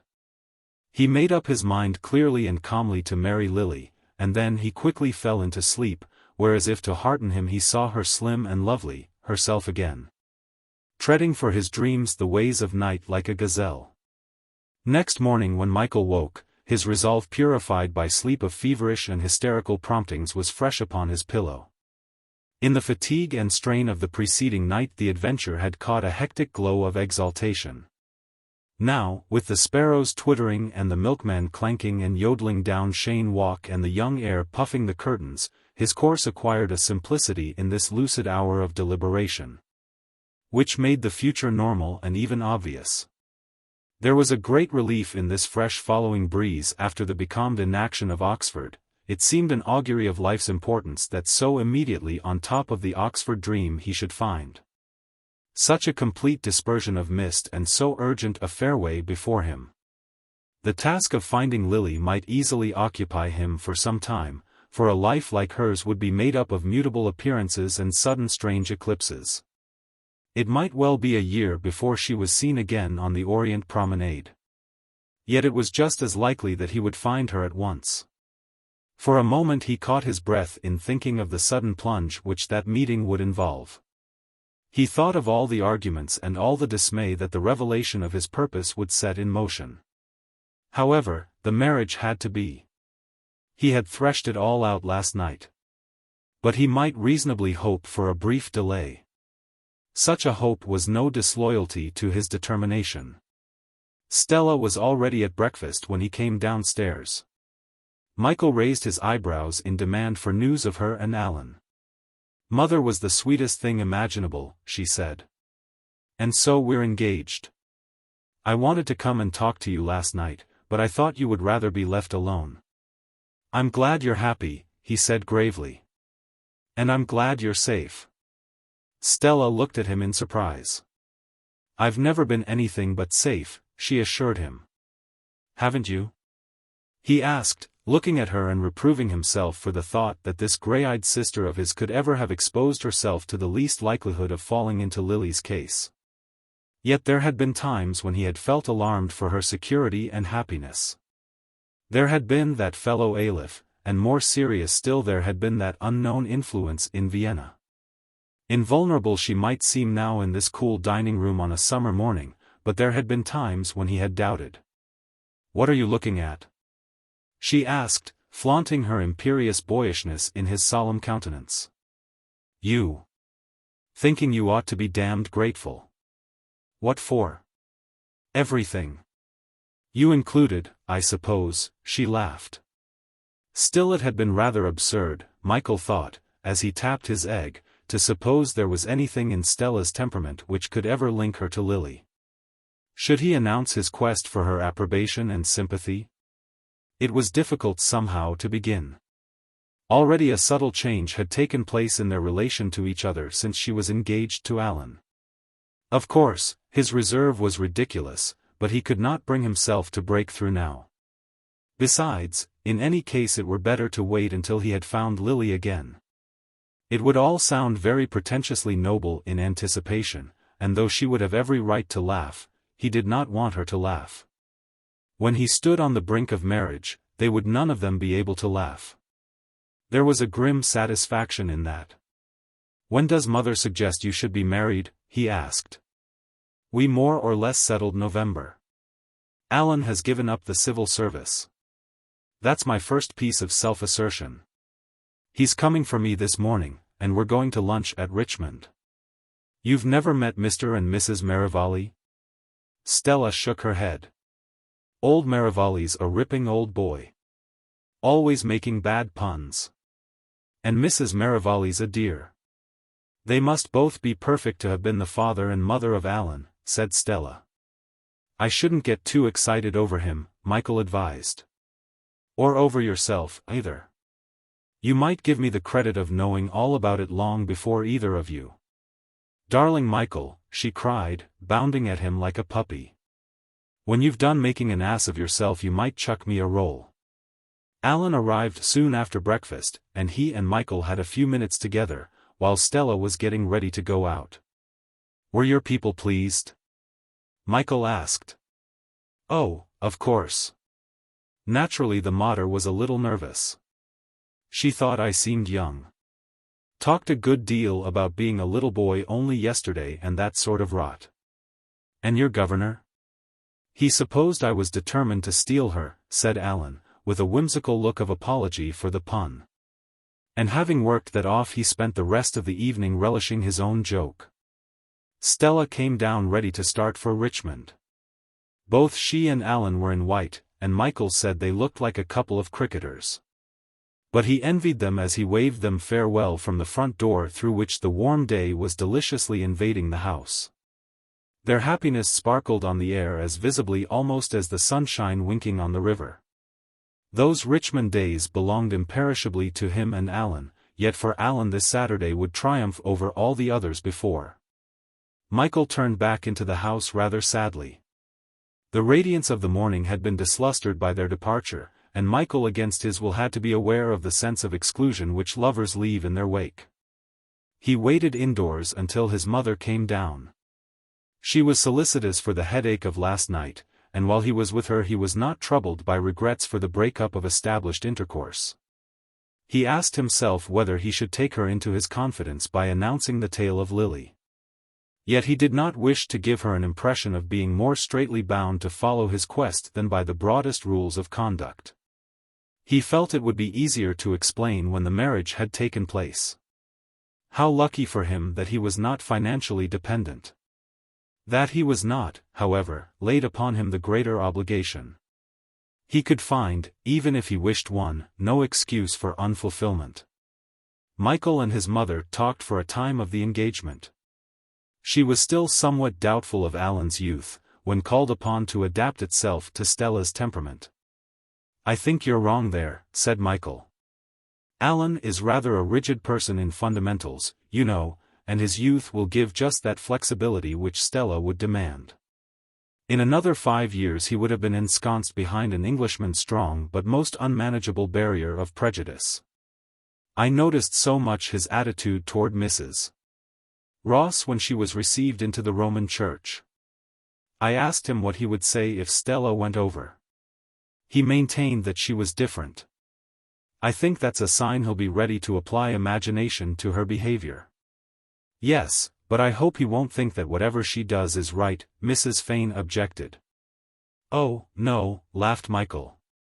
"Imagination will always be rather an effort for Alan. Mother, would you be worried if I told you I wanted to go away for a while, I mean to say, go away and perhaps more or less not be heard of for a while?" "Abroad?" she asked. "Not necessarily abroad. I'm not going to involve myself in a dangerous undertaking, but I'm just sufficiently tired of my very comfortable existence to wish to make an experiment. I may be away quite a short time, but I might want to be away a few months. Will you promise me not to worry yourself over my movements? Some of the success of this undertaking will probably depend on a certain amount of freedom. You can understand, can't you, that the claims of home, however delightful, might in certain circumstances be a problem? I suppose you're taking steps to prepare my mind for something very extremely unpleasant," she said. "Let's ascribe it all to my incurably romantic temperament," Michael suggested. "And I'm not to worry?" "No, please don't." "But when are you going away?" "I'm not really going away at all," Michael explained. "But if I didn't come back to dinner one night or even the next night, would you be content to know quite positively that I hadn't been run over? You're evidently going to be thoroughly eccentric. But I suppose," she added wistfully, "that after your deserted childhood I can hardly expect you to be anything else. Yet it seems so comfortable here." She was looking round at the chairs. "I'm not proposing to go to the North Pole, you know," Michael said, "but I don't want to obey dinner gongs."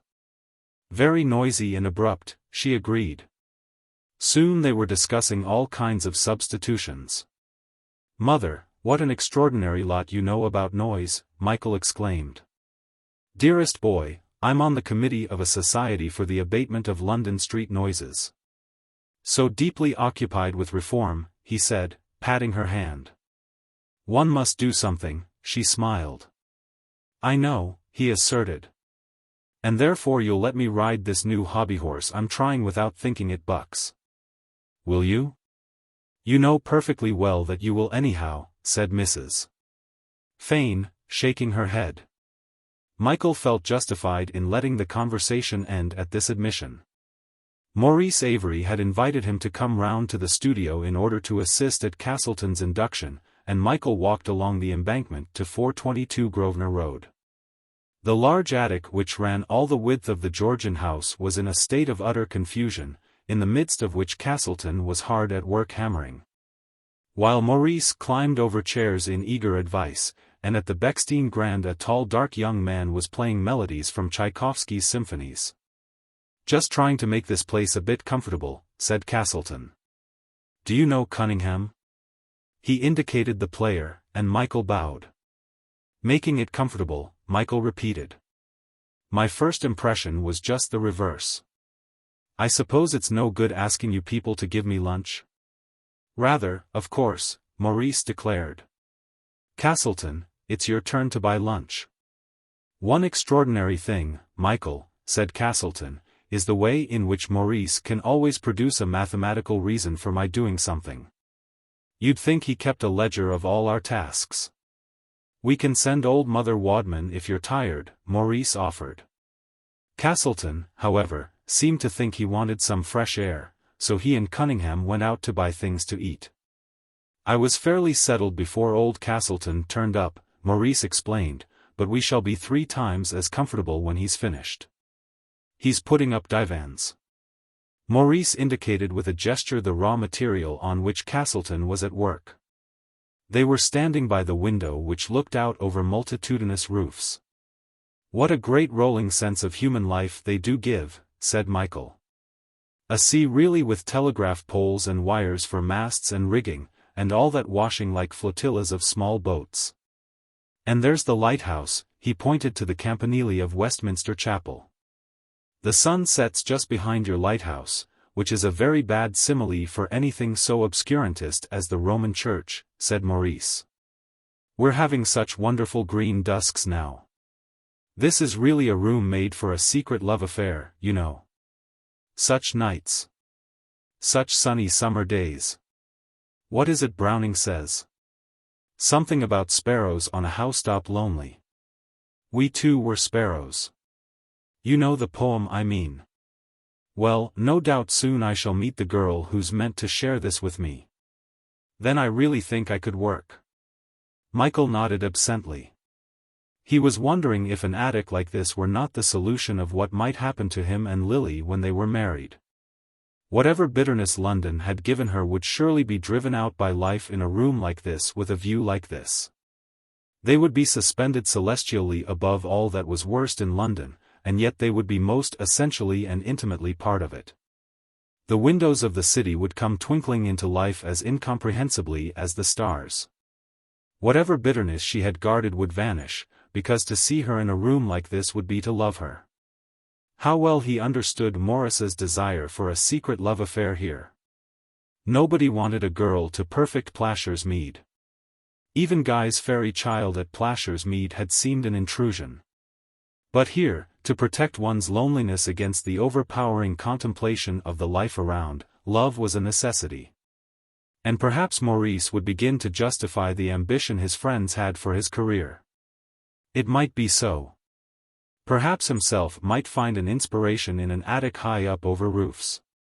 It might be. It might be so. "What are you thinking about?" Maurice asked. "I was thinking you were probably right," said Michael. Maurice looked pleasantly surprised. He was rather accustomed to be snubbed when he told Michael of his desire for feminine companionship. "I don't want to get married, you know," he hastily added. "That would depend," said Michael.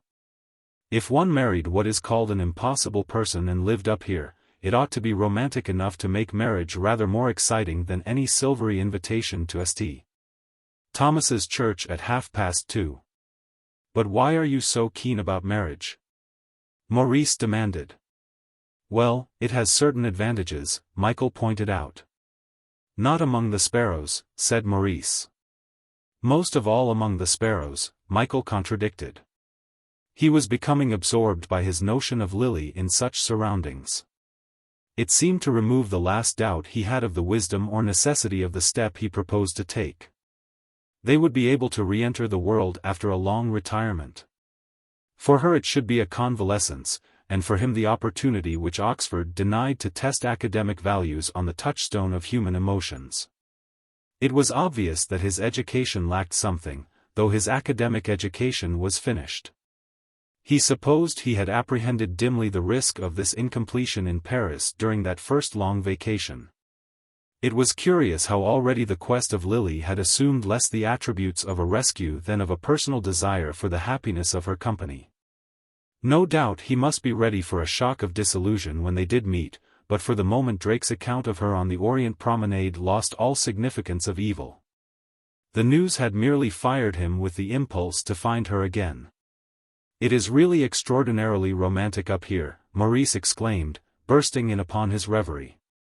"Yes, I suppose that's the reason," Michael admitted. "The reason of what?" Maurice asked. "Of what I was thinking," Michael said. Maurice waited for him to explain further, but Michael was silent, and almost immediately Castleton came back with provision for lunch. Soon after they had eaten, Michael said he would leave them to their hammering. Then he went back to Cheyne Walk and, finding the house still and empty in the sunlight, he packed a kit bag, called a hansom cab, and told the driver to go to the Seven Sisters Road. Chapter 2. Neptune Crescent. The existence of the Seven Sisters Road had probably not occurred to Michael since in the hazel coppices of Clear Abbey he had first made of it at Brother Aloysius' behest the archetype of Avernus. And yet his choice of it now for entrance to the underworld was swift as instinct. The quest of Lily was already beginning to assume the character of a deliberate withdrawal from the world in which he familiarly moved. With the instant of his resolve all that in childhood and in youth he had apprehended of the dim territory, which in London sometimes lay no farther away than the other side of the road, demanded the trial of his experience. That he had never yet been to the Seven Sisters Road gave it a mystery, that it was not very far from Kentish Town gave it a gruesomeness, for ever since Mrs. Piercy's blood-soaked perambulator Kentish Town had held for him a macabre significance. Of the hellish portal's mystery and gruesomeness were essential attributes.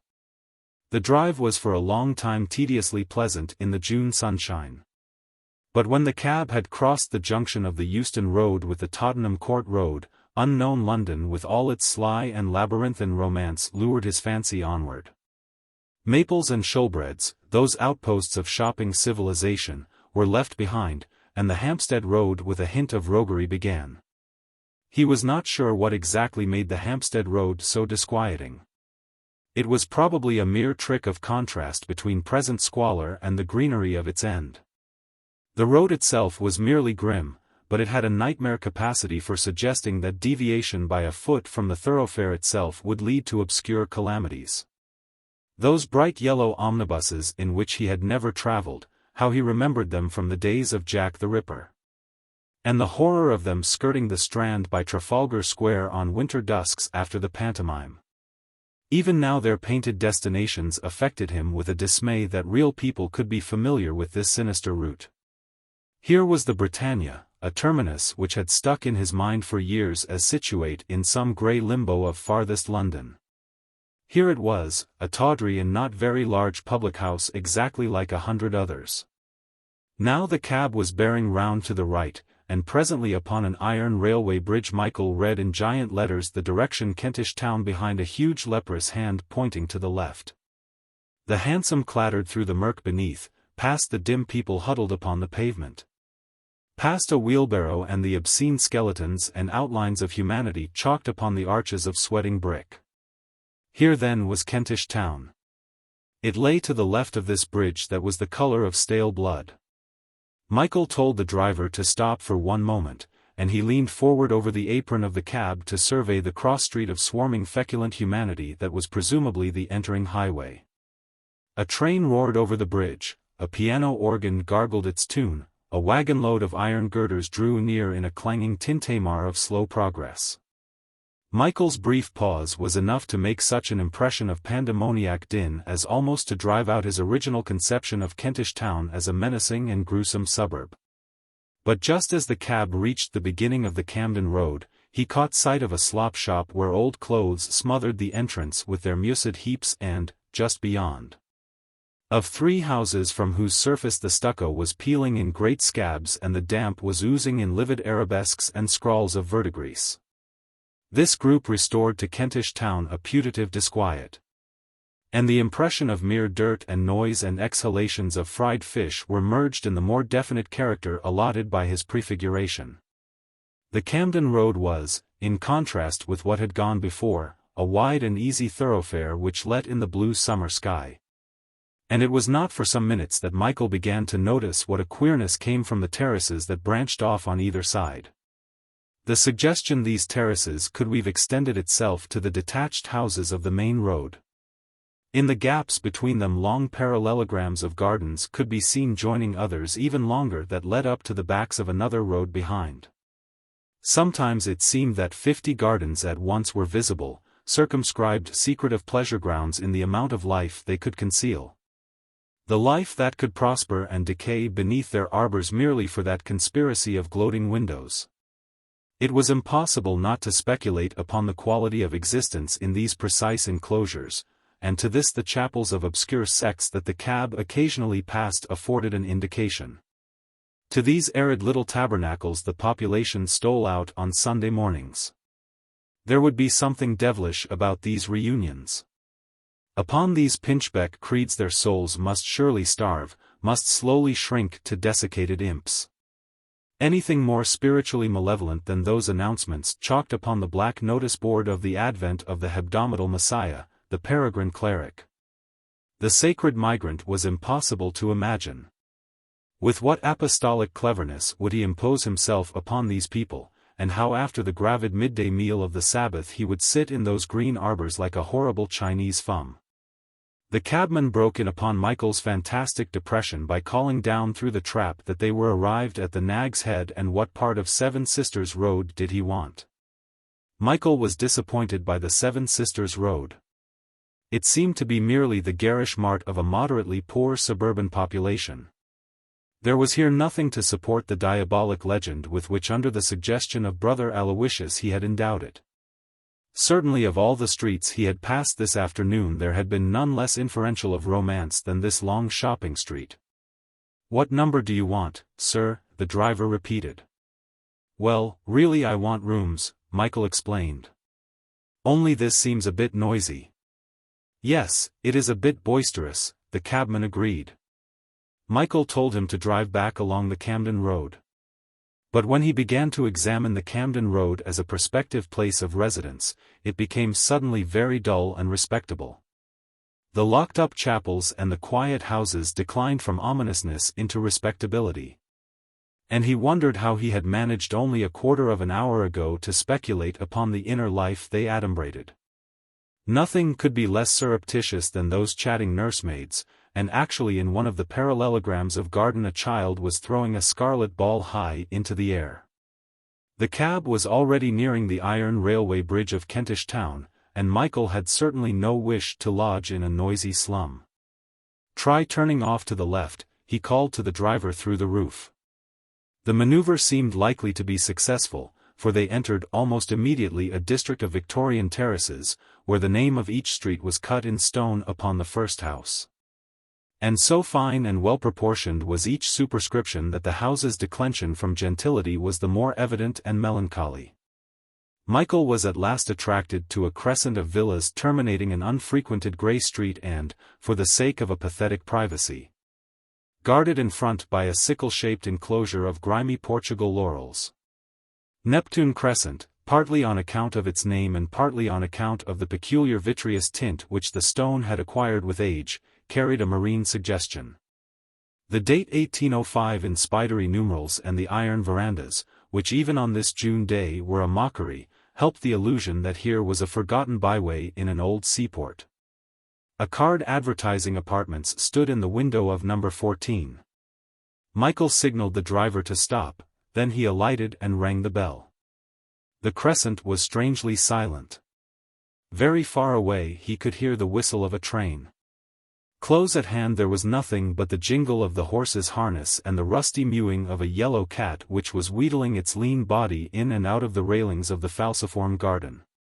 Soon the landlady opened the door and stood inquisitively in the narrow passage. She was a woman of probably about 35 with stubby fingers.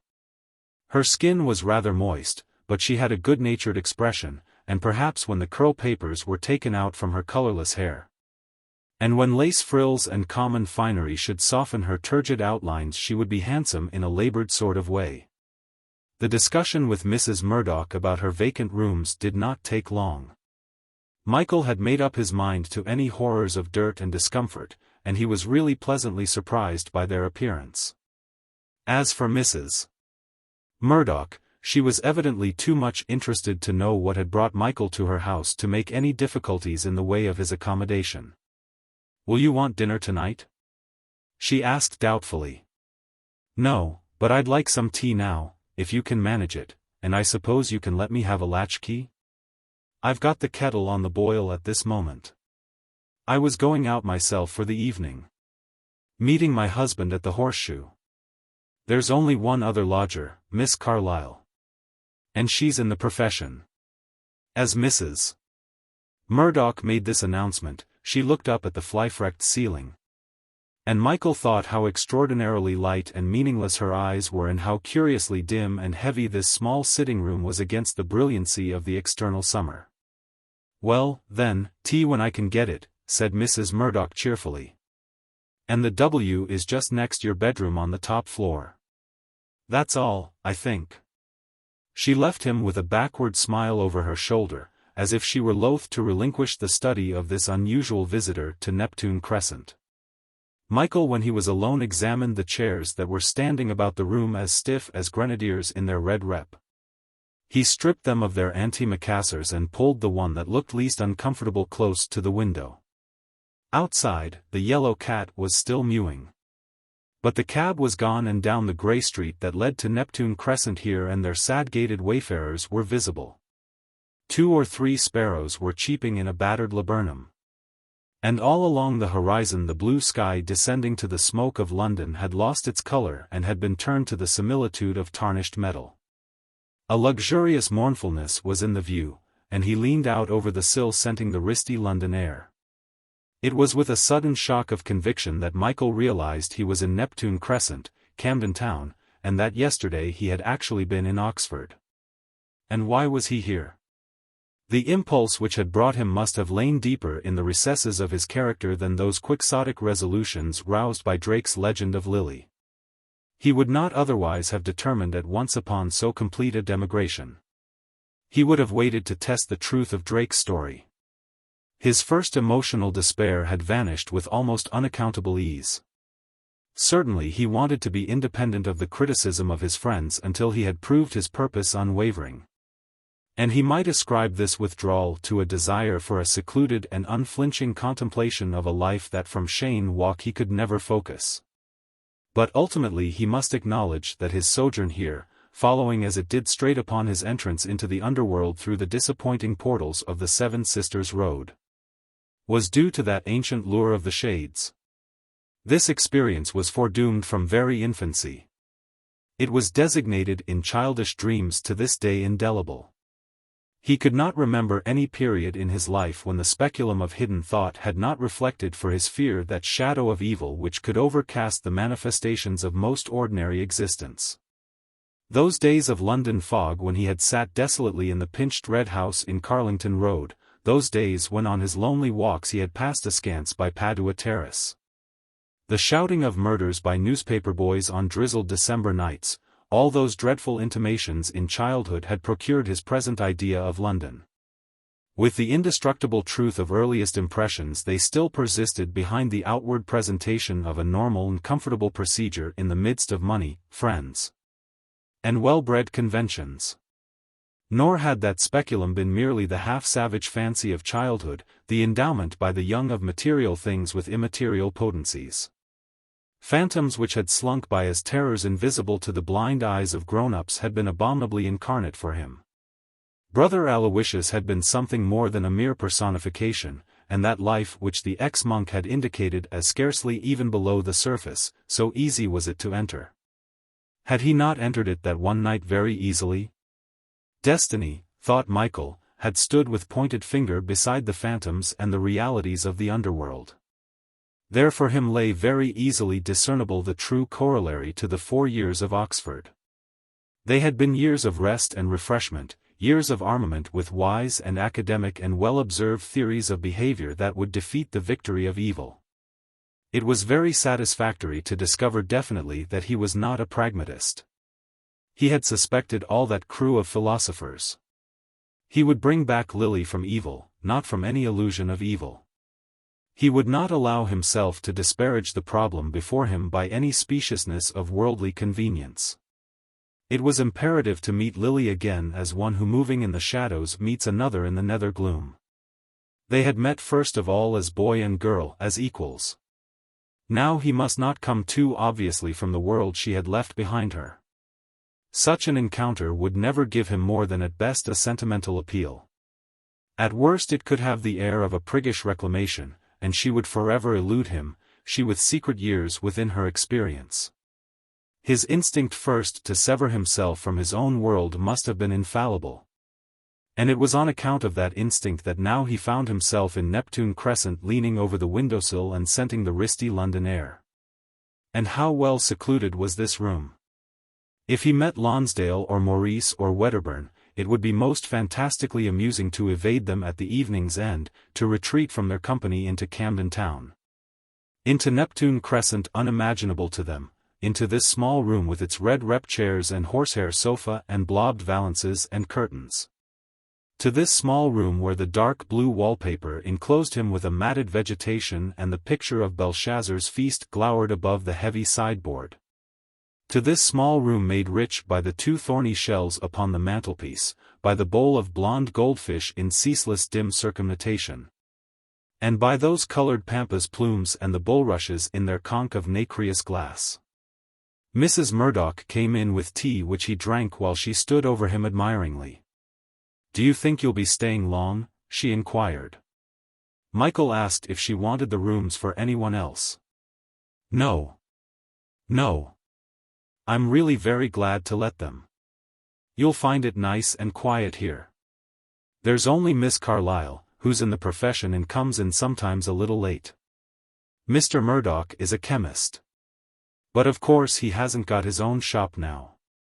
She paused, and seemed to expect Michael would comment on Mr. Murdoch's loss of independence, so he said, "Of course not," nodding wisely. "There was a bit of trouble through his being too kind-hearted to a servant girl," said Mrs. Murdoch, looking quickly at the door and shaking her curl papers. "Yes. Though I don't know why I'm telling you straight off as you might say. But there, I'm funny sometimes. If I take to anybody, there's nothing I won't do for them. Alf, that is my old man, he gets quite aggravated with me over it. So if you happen to get into conversation with him, you'd better not let on you know he used to have a shop of his own." Michael, wondering how far off were these foreshadowed intimacies with his landlord, promised he would be very discreet, and asked where Mr. Murdoch was working now. "In a chemist's shop. Just off of the Euston Road. You know," she said, beaming archly. "It's what you might call rather a funny place. Only he gets good money, because the boss knows he can trust him." Michael nodded his head in solemn comprehension of Mr. Murdoch's reputation, and asked his landlady if she had such a thing as a postcard. "Well, there. I wonder if I have. If I have, it's in the kitchen dresser, that's a sure thing. Perhaps you'd like to come down and see the kitchen?" Michael followed her downstairs. There were no basements in Neptune Crescent, and he was glad to think his bedroom was above his sitting room and on the top floor. It would have been hot just above the kitchen. "Miss Carlyle has her room here," said Mrs. Murdoch, pointing next door to the kitchen. "Nice and handy for her as she's rather late sometimes. I hate to hear anybody go creaking upstairs, I do. It makes me nervous." The kitchen was pleasant enough and looked out upon a narrow strip of garden full of coarse plants. "They'll be very merry and bright, won't they?" said Mrs. Murdoch, smiling encouragement at the greenery. "It's wonderful what you can do nowadays for threepence." Michael asked what they were. "Why, sunflowers, of course, only they want another month yet.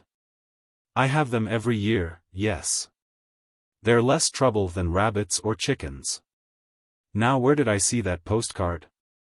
She searched the various utensils, and at last discovered the postcard stuck behind a mutilated clock. "What will they bring out next?" demanded Mrs. Murdoch, surveying it with affectionate approbation. "Pretty, I call it." A pair of lovers in black plush were sitting enlaced beneath a pink frosted moon. "Just the thing, if you're writing to your young lady," said Mrs. Murdoch, offering it to Michael. He accepted it with many expressions of gratitude, but when he was in his own room he laughed very much at the idea of sending it to his mother in Cheyne Walk. However, as he must write and tell her he would not be home for some time, he decided to go out and buy both writing materials and unillustrated postcards. When he came back he found Mrs. Murdoch feathered for the evening's entertainment. She gave him the latchkey, and from his window Michael watched her progress down Neptune Crescent. Just before her lavender dress disappeared behind the Portugal laurels she turned round and waved to him. He wondered what his mother would say if she knew from what curious corner of London the news of his withdrawal would reach her tonight.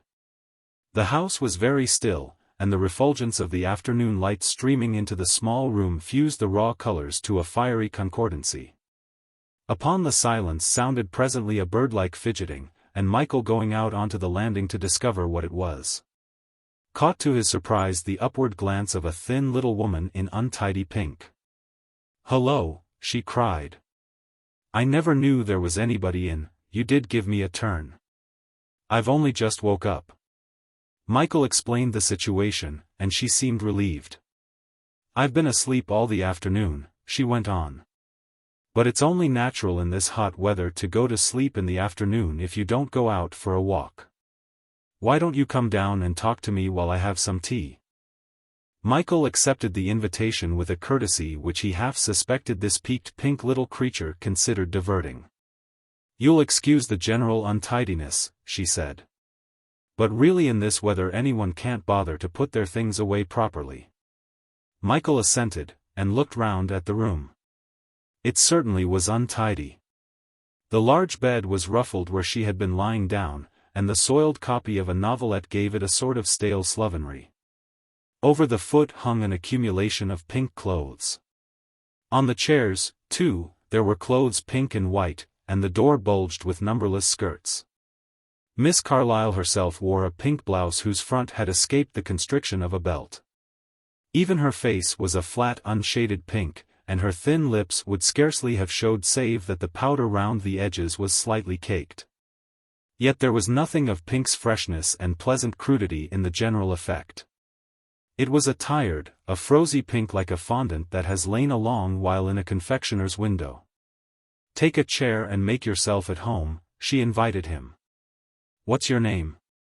He told her, "Fane." "You silly thing, you don't suppose I'm going to call you Mr. Fane, do you? What's your other name?" "Michael? That's Irish, isn't it? I used to know a fellow once called Mickey Sullivan. I suppose they call you Mickey at home." He was afraid he was invariably known as Michael, and Miss Carlyle sighed at the stiff sort of a name it was. "Mine's Poppy," she volunteered. "That's much more free and easy." "Or I think so," she added rather doubtfully, as Michael did not immediately celebrate its license by throwing pillows at her. "Are you really lodging here?" she went on. "You don't look much like a pro." Michael said that was so much the better, as he wasn't one. "I've got you at last," cried Poppy. "You're a shop walker at Russell's." He could not help laughing very much at this, and the queer pink room seemed to become more faded at the sound of his merriment. Poppy looked offended by the reception of her guests, and Michael hastened to restore her good temper by asking questions of her. "You're on the stage, aren't you?" "I usually get into panto," she admitted. "Aren't you acting now?" "Yes, I don't think." "You needn't be funny." "I wasn't trying to be funny." "You mind your business," she said bitterly. "And I'll look after mine." "There doesn't seem to be anything very rude in asking if you're acting now," said Michael. "Oh, shut up. As if you didn't know." "Know what?" he repeated. He looked so genuinely puzzled that Poppy seemed to make an effort to overcome her suspicion of his mockery. "It's 5 years since I went on the game," she said. Michael blushed violently, partly on her account, partly for his own stupidity, and explained that Mrs. Murdoch had told him she was in the profession. "Well, you didn't expect her to say, 'My ground floor front's a gay woman,' did you?"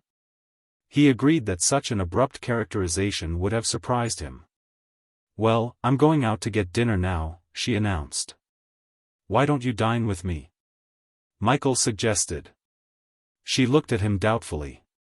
"Can you afford it?" "I think I could manage it." "Because if we are in the same house, that doesn't say you've got to pay my board, does it?" she demanded proudly. "Once in a way won't matter," Michael insisted. "And we might go on to a music hall afterward." "Yes, we might, if I hadn't got to pay the woman who's looking after my kid for some clothes she's made for him," said Poppy. "And sitting with you at the Holborn all night won't do that."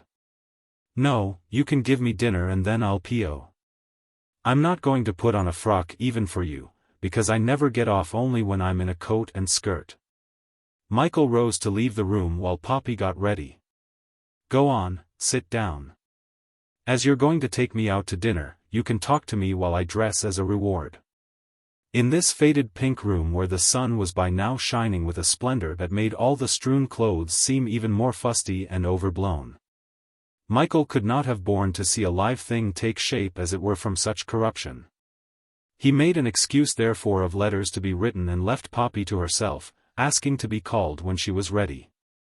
Michael's own room upstairs had a real solidity after the ground floor front. He wondered if it were possible that Lily was inhabiting at this moment such a room as Poppy's. It could not be. It could not be. And he realized that he had pictured Lily like Manon in the midst of luxury, craving for magnificence and moving disdainfully before gilded mirrors. This Poppy Carlyle of Neptune Crescent belonged to another circle of the underworld. Lily would be tragical, but this little peaked creature downstairs was scarcely even pathetic. Indeed, she was almost grotesque with the coat and skirt that was to ensure her getting off. Of course her only chance was to attract a jaded glance by her positive plainness, her schoolma'am air, her decent unobtrusiveness. Yet she was plucky, and she had accepted the responsibility of supporting her child. There was, too, something admirable in the candor with which she had treated him. There was something friendly and birdlike about her, and he thought how when he had been first aware of her movements below he had compared them to a bird's fidgeting. There was something really appealing about the gay woman of the ground floor front. He laughed at her description. And then he remembered regretfully that he had allowed her to forego what might after all have been for her a pleasant evening because she must pay for some clothes the woman who was looking after her child. He could so easily have offered to give her the money. No matter, he could make amends at once and offer it to her now. It would be doubtless an unusual experience for her to come into contact with someone whose rule of life was not dictated by the brutal self-interest of those with whom her commerce must generally lie. She would serve to bring to the proof his theory that so much of the world's beastliness could be cleansed by having recourse to the natural instincts of decent behavior without any grand effort of reformation. Nevertheless, Michael did feel very philanthropic when he went down to answer Poppy's summons. "I say," he began at once. "It was stupid of me just now not to suggest that I should find the money for your kids' clothes.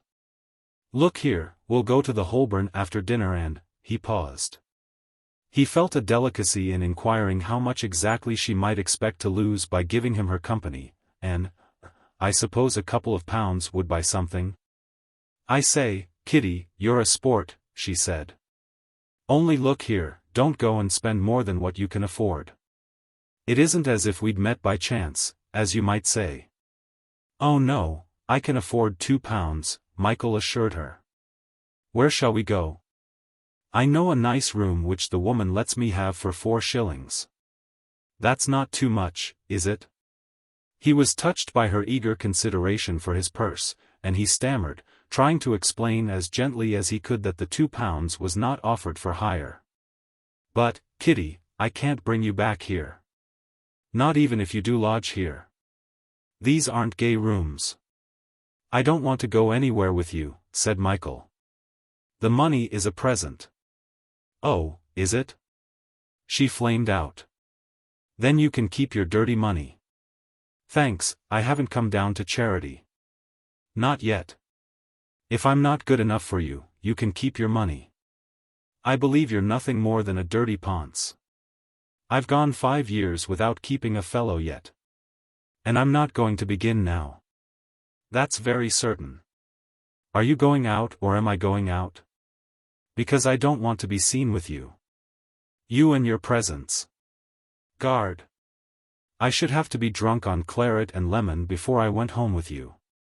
Michael had nothing to say to her and so he went out, closing the front door quickly upon her rage. His first impression when he gained the fresh air was of a fastidious disgust. Here in the Crescent the orange lucency of the evening shed such a glory that the discoloration of the houses no longer spoke of miserably drawn-out decay, but took on rather the warmth of live rock. The deepening shadows of that passage where the little peaked creature had spat forth her fury made him shudder with the mean and vicious passions they now veiled. Very soon, however, his disgust died away. Looking back at Neptune Crescent, he knew there was not one door in all that semicircle which did not putatively conceal secrets like those of number 14. Like poisonous toadstools in rankness and gloom, the worst of human nature must flourish here. It was foolish to be disgusted. Indeed, already a half-aroused curiosity had taken its place, and Michael regretted that he had not stayed to hear what more she would have said. How far she had been from appreciating the motives that prompted his offer of money. Poppy's injustice began to depress him. He felt, walking southward to Piccadilly, an acute sense of her failure to be grateful from his point of view. It hurt him to find sincerity so lightly regarded. Then he realized that it was her vanity which had been touched. Hell knows no fury like a woman scorned. The ability to apply such a famous generalization directly to himself gave Michael a great satisfaction. It was strange to be so familiar with a statement, and then suddenly like this to be staggered by its truth. He experienced a sort of pride in linking himself on to one of the great commonplaces of rhetoric. He need no longer feel misjudged, since Poppy had played a universal part. In revulsion he felt sorry for her. He hated to think how deeply her pride must have been wounded. He could not expect her to esteem the reason which had made him refuse her. She could have little comprehension of fastidiousness and still less could she grasp the existence of an abstract morality that in its practical expression must have seemed to her so insulting. That, however, did not impugn the morality, nor did it invalidate the desire to befriend her. Impulse had not really betrayed him. The mistake had been in his tactlessness, in a lack of worldly knowledge. Moreover, Poppy was only an incident, and until Lily was found he had no business to turn aside. Nevertheless, he had learned something this evening. He had seen proved in action a famous postulate of feminine nature, and the truth struck him with a sharpness that no academic demonstration had ever had the power to effect. On the whole, Michael was rather pleased with himself as he rode on the front seat of the omnibus down Tottenham Court Road in the cool of the evening. At the Horseshoe he alighted and went into the saloon bar on the chance of seeing what Mr. Murdoch looked like, but there was no sign of the landlady and her husband. The saloon bar smelt very strongly of spilt stout, and a number of men, who looked like draymen in tailcoats and top hats, were arguing about money. He was glad to leave the tavern behind. And in a Soho restaurant he ate a tranquil dinner, listening with much amusement to the people round him. He liked to hear each petty host assure his guests that he had brought them to a place of which very few but himself knew. All the diners under the influence of this assurance stared at one another like conspirators. Just before 9 o'clock. Michael reached the Orient Palace of Varieties, and with excitement bubbling up within him, notwithstanding all his efforts to stay unmoved, he joined the throng of the promenade. He looked about him at first in trepidation. Although all the way from Camden Town he had practiced this meeting with Lily, now at its approach his presence of mind vanished. And he felt that to meet her suddenly without a longer preparation would lead him to make a fool of himself. However, in the first quick glance he could not see anyone who resembled her. And he withdrew to the secluded apex of the curving promenade whence he could watch most easily the ebb and flow of the crowd. That on the stage a lady of the haute école was with a curious wooden rapidity putting a white horse through a number of tricks did not concern his attention beyond the moment. For him the promenade was the performance. Certainly at the Orient it was a better staged affair than that weary heterogeneous mob at the Oxford. At the Orient there was an unity of effect, an individuality, and a conscious equipment. At the Oxford the whole business had resembled a suburban parade. Here was a real exposition of vice like the jetty of Alexandria in olden days. Indeed, so cynical was the function of the Orient promenade that the frankness almost defeated its object. And the frequenters instead of profiting by the facilities for commerce allowed themselves to be drugged into perpetual meditation upon an attractive contingency. Seen from this secluded corner, the promenade resembled a well-filled tank in an aquarium. The upholstery of shimmering green plush, the dim foreground, the splash of light from the bar in one corner, the gliding circumambient throng among the pillars and, displayed along the barrier, the bright-hued ladies like sea anemones, there was nothing that spoiled the comparison. Moreover, the longer Michael looked, the more nearly was the effect achieved. At intervals women whose close-fitting dresses seemed deliberately to imitate scales went by, and generally the people eyed one another with the indifferent frozen eyes of swimming fish. There was indeed something cold-blooded in the very atmosphere, and it was from this rapacious and vivid shoal of women that he was expecting Lily to materialize. Yet he was better able to imagine her in the luxury of the Orient than sleeping down the sun over a crumpled novelette in such a room as Poppy's in Camden Town. The evening wore itself away, and the motion in that subaqueous air was restful in its continuity. Michael was relieved by the assurance that he had still a little time in which to compose himself to face the shock he knew he must ultimately expect from meeting Lily again. The evening wore itself away. The lady of the haute école was succeeded by a band of Caucasian wrestlers, by a troupe of Bolivian gymnasts, by half a dozen cosmopolitan ebullitions of ingenuity. The ballet went its mechanical course, and as each line of dancers grouped themselves, it was almost possible to hear the click of the kaleidoscope's shifting squares and lozenges. Michael wondered vaguely about the girls in the ballet and whether they were happy. It seemed absurd to think that down there on the stage there were 80 or 90 individuals each with a history, so little more did they seem from here than dolls. And on the promenade where it was quite certain that every woman had a history to account for her presence there, how utterly living had quenched life. The ballet was over, and he passed out into the streets. For a fortnight Michael came every evening to the Orient without finding Lily. They were strange evenings, these that were spent in the heart of London without meeting anyone he knew. It was no doubt by the merest chance that none of his friends saw him at the Orient, and yet he began to fancy that actually every evening he did, as it were, by some enchantment fade from the possibility of recognition. He felt as if his friends would not perceive his presence, so much would they in that circumambient throng take on the characteristics of its eternal motion. They too, he felt, irresponsive as fish, would glide backward and forward with the rest. Nor did Michael meet anyone whom he knew at any of the restaurants or cafés to which he went after the theatre. By the intensity of his one idea, the discovery of Lily, he cut himself off from all communion with the life of the places he visited.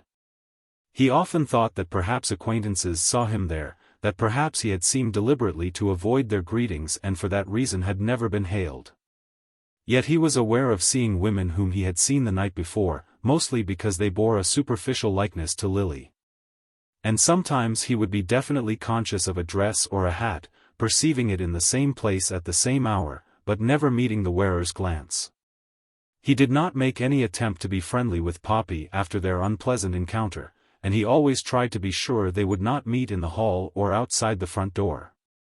That he was successful in avoiding her gave him a still sharper sense of the ease with which it was possible to seclude one's self from the claims of human intercourse. He was happy in his room at Neptune Crescent, gazing out over the sickle-shaped garden of Portugal laurels. Listening in a dream to the distant cries of railway traffic and reading the books which every afternoon he brought back from Charing Cross Road. So many books indeed that presently the room in 14 Neptune Crescent came curiously to resemble rooms in remote digs at Oxford, where poor scholars imposed their books on surroundings they could not afford to embellish. Mrs. Murdoch could not make Michael out at all. She used to stand and watch him reading, as if he were performing an intricate surgical operation. "I never in all my life saw anyone read like you do," she affirmed. "Doesn't it tire your eyes?" Then she would move a step nearer and spell out the title of the book, looking sideways at it like a fat goose. "Holy Living and Holy Dying." Ugh! Enough to give you the horrors, isn't it? And only this morning they hung that fellow at Pentonville. This is Tuesday, isn't it? After 3 or 4 days of trying to understand him, Mrs. Murdoch decided that Alf must be called in to solve his peculiarity. Mr. Alfred Murdoch was younger than Michael had expected. He could scarcely have been more than 40. And Michael had formed a preconception of an elderly chemist reduced by misfortune and misdeeds to the status of one of those individuals who with a discreet manner somewhere between a family doctor and a grocer place themselves at the service of the public in an atmosphere of antiseptics. Mr. Murdoch was not at all like this. He was a squat swarthy man with one very dark eye that stared fixedly regardless of the expression of its fellow. Michael could not make up his mind whether this eye were blind or not. He rather hoped it was, but in any case its fierce blankness was very disconcerting. Conversation between Michael and Mr. Murdoch was not very lively, and Mrs. Murdoch's adjutant inquisitiveness made Michael the more monosyllabic whenever her husband did commit himself to a direct inquiry. "I looked for you in the Horseshoe the other evening," said Michael finally, at a loss how in any other way to give Mr. Murdoch an impression that he took the faintest interest in his existence. "In the Horseshoe," repeated Mr. Murdoch, in surprise. "I never go to the Horseshoe only when a friend asks me in to have one." Michael saw Mrs. Murdoch frowning at him, and, perceiving that there was a reason why her husband must not suppose she had been to the Horseshoe on the evening of his arrival, he said he had gathered somehow. He did not exactly know where or why or when, that Mr. Murdoch was often to be found in the Horseshoe.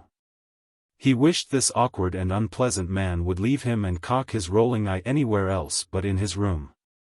"Bit of a reader, aren't you?" inquired the chemist. Michael admitted he read a good deal. "Ever read Gibbon's Decline and Fall of the Roman Empire?" continued the chemist. "Some of it." Mr. Murdoch said in that case it was just as well he hadn't bought some volumes he'd seen on a barrow in the Caledonian Road.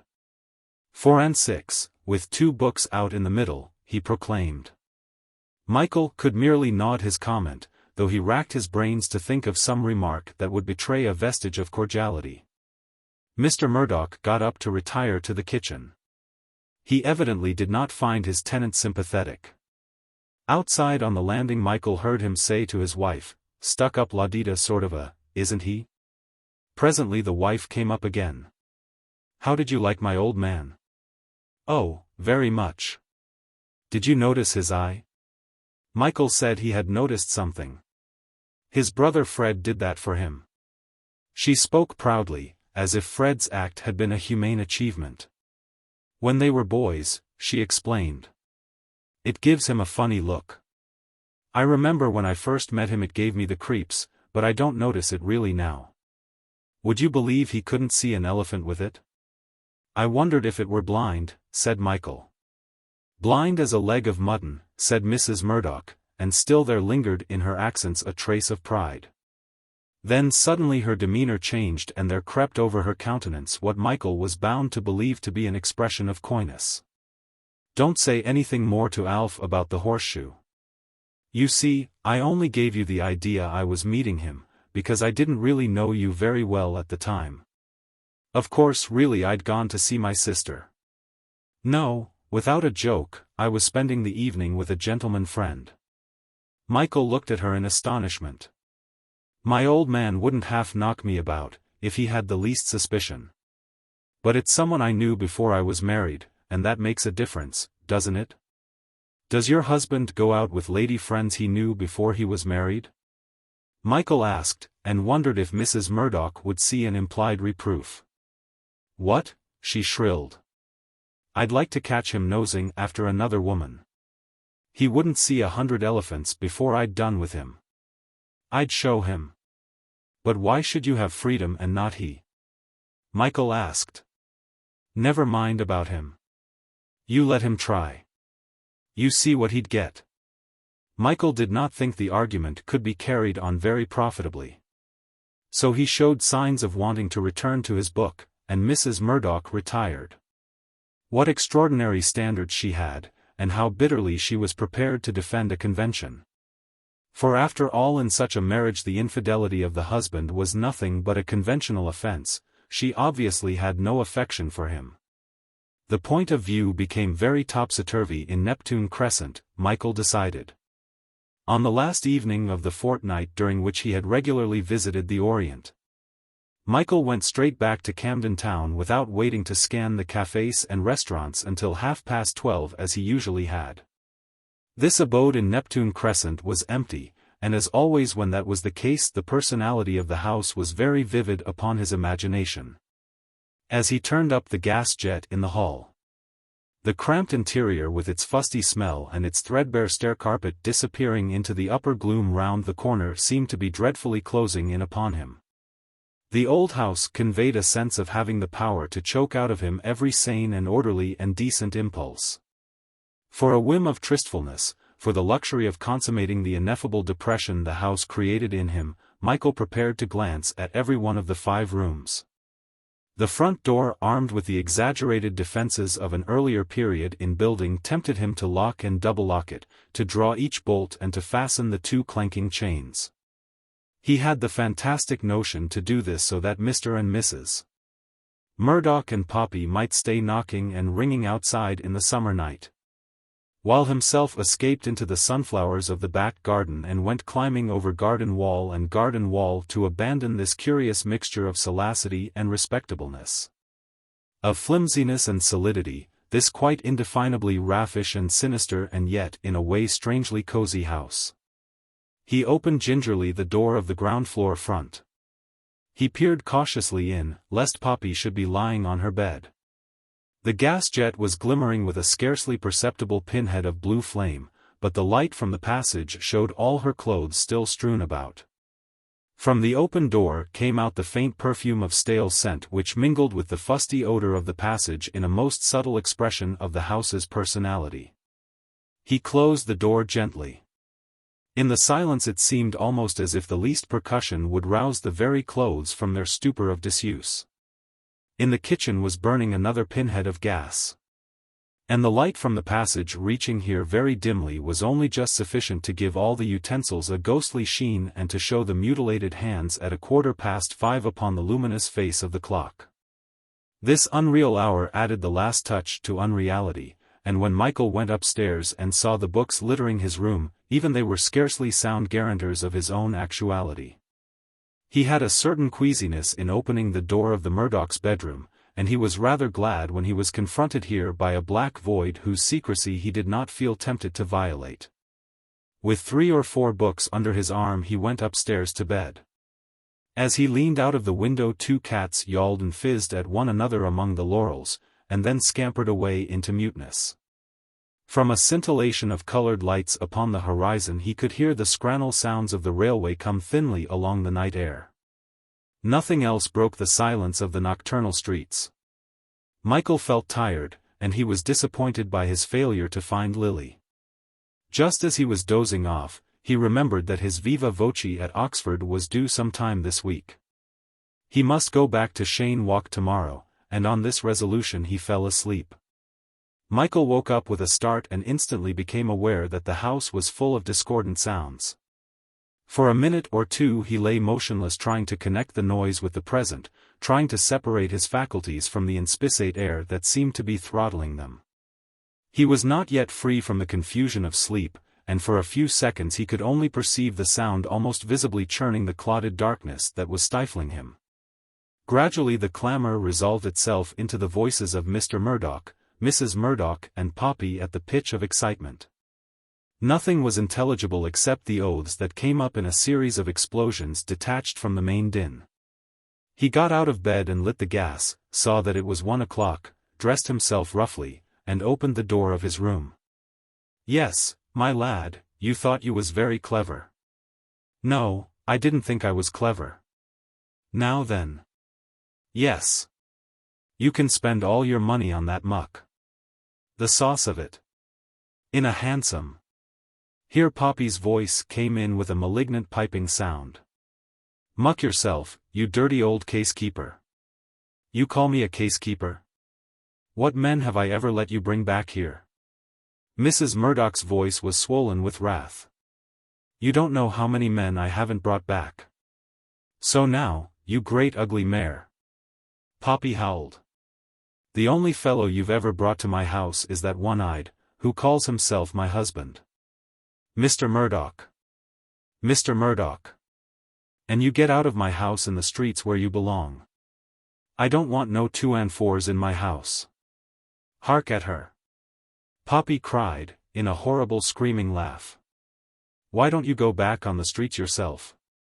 Why, I can remember you as one of the old fourpenny has-beens when I was still dressmaking, a dirty drunken old teat that couldn't have got off with a blind tramp." Michael punctuated each fresh taunt and accusation with a step forward to interfere. And every time he held himself back, pondering the impossibility of extracting from these charges and countercharges any logical assignment of blame. It made him laugh to think how extraordinarily in the wrong they all three were, and at the same time how they were all perfectly convinced they were right. The only factor left out of account was Mrs. Murdoch's own behavior. He wondered rather what effect that gentleman friend would produce on the husband. He decided that he had better go back to bed until the racket subsided. Then, just as he was turning away in the midst of an outpouring of vileness far more foul than anything uttered so far, he heard what sounded like a blow. That of course could not be tolerated, and he descended to intervene. The passage was the field of battle, and the narrow space seemed to give not only an added virulence to the fight, but also an added grotesquerie. When Michael arrived at the head of the staircase, Alf had pinned his wife to the wall and was shouting to Poppy over his shoulder to get back into her own room. Poppy would go halfway, but always a new insult would occur to her, and she would return to fling it at Mrs. Murdoch, stabbing the while into its place again a hatpin which during her retreats she always half withdrew. As for Mrs. Murdoch, she was by now weeping hysterically and occasionally making sudden forward plunges that collapsed like jelly. Michael paused at the head of the stairs, wondering what to say. It seemed to him really rather a good thing that Alf was restraining his wife. It would be extremely unpleasant to have to separate the two women if they closed with each other. He had almost decided to retire upstairs again, when Poppy caught sight of him and at once turned her abuse in his direction. "What's it got to do with you?" she screamed. "What's the good in you standing gaping there? We all know what you are. We all know what she's always going up to your room for." Mrs. Murdoch was heaving and puffing and groaning, and while Alf held her, his rolling eye with fierce and meaningless stare nearly made Michael laugh. However, he managed to be serious, and gravely advised Poppy to go to bed. "Don't you dare try to order me about," she shrieked. "Keep your poncified ways for that fat old maggot which her husband can't hardly hold, and I don't blame him. She's about as big as a omnibus." "Oh, you wicked woman," sobbed Mrs. Murdoch. "Oh, you mean, hateful snake in the grass. Oh, you filth." "Hold your jaw," commanded Alf. "If you don't want me to punch into you. All day she's in his room. Let him stand up and deny it if he can, the dirty tyke." "Why don't you punch into him, Alf?" Poppy screamed. Still that wobbling eye, blank and ferocious, was fixed upon vacancy. "Let me look after Mrs. Murdoch, I don't think," shouted Poppy. And be a man, even if you can't keep your old woman out of the lodger's room. I wouldn't half slosh his jaw in, if I was a man, It was a question for Michael either of laughing outright or of being nauseated at the oaths streaming from that little woman's thin magenta lips. He laughed. Even with her paint, she still looked so respectable. When he began to laugh, he laughed so uncontrollably that he had to hold on to the rail of the balusters until they rattled like ribs. Michael's laughter stung the group to frenzied action. Mrs. Murdoch spat in her husband's face, whereupon he immediately loosed his grip upon her shoulders. In a moment she and Poppy were clawing each other. Michael, though he was still laughing unquenchably, rushed downstairs to part them. He had an idea that both of the women instantly turned and attacked him. The hat stand fell over, the scurfy front door mat slid up and down the oilcloth, there was a reek of stale scent and dust and spirituous breath. At last Michael managed to secure Poppy's thin twitching arms and to hold her fast, though she was kicking him with sharp-heeled boots and he was weak with inward laughter. Mrs. Murdoch in the lull began fecklessly to gather together the strands of her disordered hair. Alf, who had gone to peep from the window of the ground-floor front in case a policeman's bull's-eye were glancing on Neptune Crescent, reappeared in the doorway. "What a smell of gas!" he exclaimed nervously. There was indeed a smell of gas, and Michael remembered that Poppy in her struggle had grasped the bracket. She must have dislocated the lead pipe rather badly, for the light was already dimming and the gas was rushing out fast. The tumultuous scene was allayed. Mr. Murdoch hurried to cut off the main. Poppy retired into her room, slammed and locked the door. Michael went upstairs to bed, and just as darkness descended upon the house he saw his landlady painfully trying to raise the hat stand, while with the other arm she felt aimlessly for strands of tumbled hair. Next morning Michael was surprised to see Mrs. Murdoch enter very cheerfully with his tea. Her hair that so short a time since had seemed eternally intractable had now shriveled into subjugatory curl papers. Of last night's tear-smudged face remained no memory in this beaming countenance. "Quite a set-out we had last night, didn't we?" she said expansively. "But that Poppy, really, you know, she is the limit. Driving home with my old man in a hansom cab. There's a nice game to get up to. I was bound to let her have it. I couldn't have held myself in." "I suppose you'll get rid of her now," said Michael. "Oh, well, she's not so bad in some ways, and very quiet as a rule. She was a bit canned last night, and I suppose I'd had one or two myself." "Oh, well, it wouldn't do, would it, if we never had a little enjoyment in this life?" She left him wondering how he would ever be able to readjust his standards to the topsy-turvy standards of the underworld, the topsy-turvy feuds and reconciliations, the hatreds, the loves and jealousies and fears. But today he must leave this looking-glass world for a time. Mrs. Murdoch was very much upset by his departure from Neptune Crescent. "It seems such a pity," she said. "And just as I was beginning to get used to your ways. Oh, well, we'll meet again some day, I hope, this side of the cemetery." Michael felt some misgivings about ordering a hansom after last night, but Mrs. Murdoch went cheerfully enough to fetch one. He drove away from Neptune Crescent, waving to her where she stood in the small doorway looking very large under that rusty frail veranda. He also waved rather maliciously to Poppy, as he caught sight of her sharp nose pressed against the panes of the ground floor front. Chapter 3. The Café d'Orange. Michael came back to Cheyne Walk with a sense of surprise at finding that it still existed. And when he saw the parlour maid he half expected she would display some emotion at his reappearance. After Neptune Crescent, it was almost impossible to imagine a female who was not subject to the violence of her mutable emotions. Yet her private life, the life of the alternate Sunday evening out, might be as passionate and gusty as any scene in Neptune Crescent. He looked at the tortoise-mouthed parlour maid with a new interest, until she became waxily pink under his stare. "Mrs. Fane is in the drawing-room, sir." It was as if she were rebuking his observation. His mother rose from her desk when he came to greet her. "Dearest boy, how delightful to see you again, and so thoughtful of you to send me those postcards." If she had asked him directly where he had been, he would have told her about Neptune Crescent, and possibly even about Lily. But as she did not, he could reveal nothing of the past fortnight. It would have seemed to him like the boring recitation of a dream, which from other people was a confidence he always resented. "Stella and Alan are in the studio," she told him.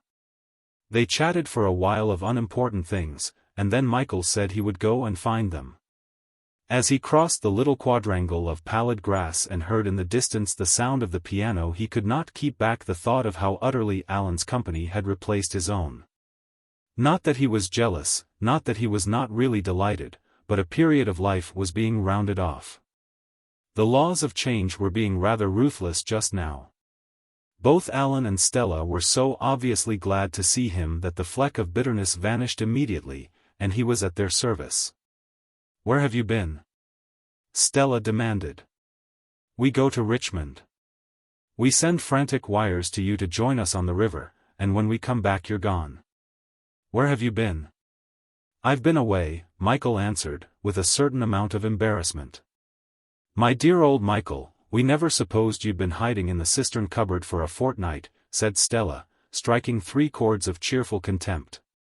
"I believe he went back to Oxford," suggested Alan.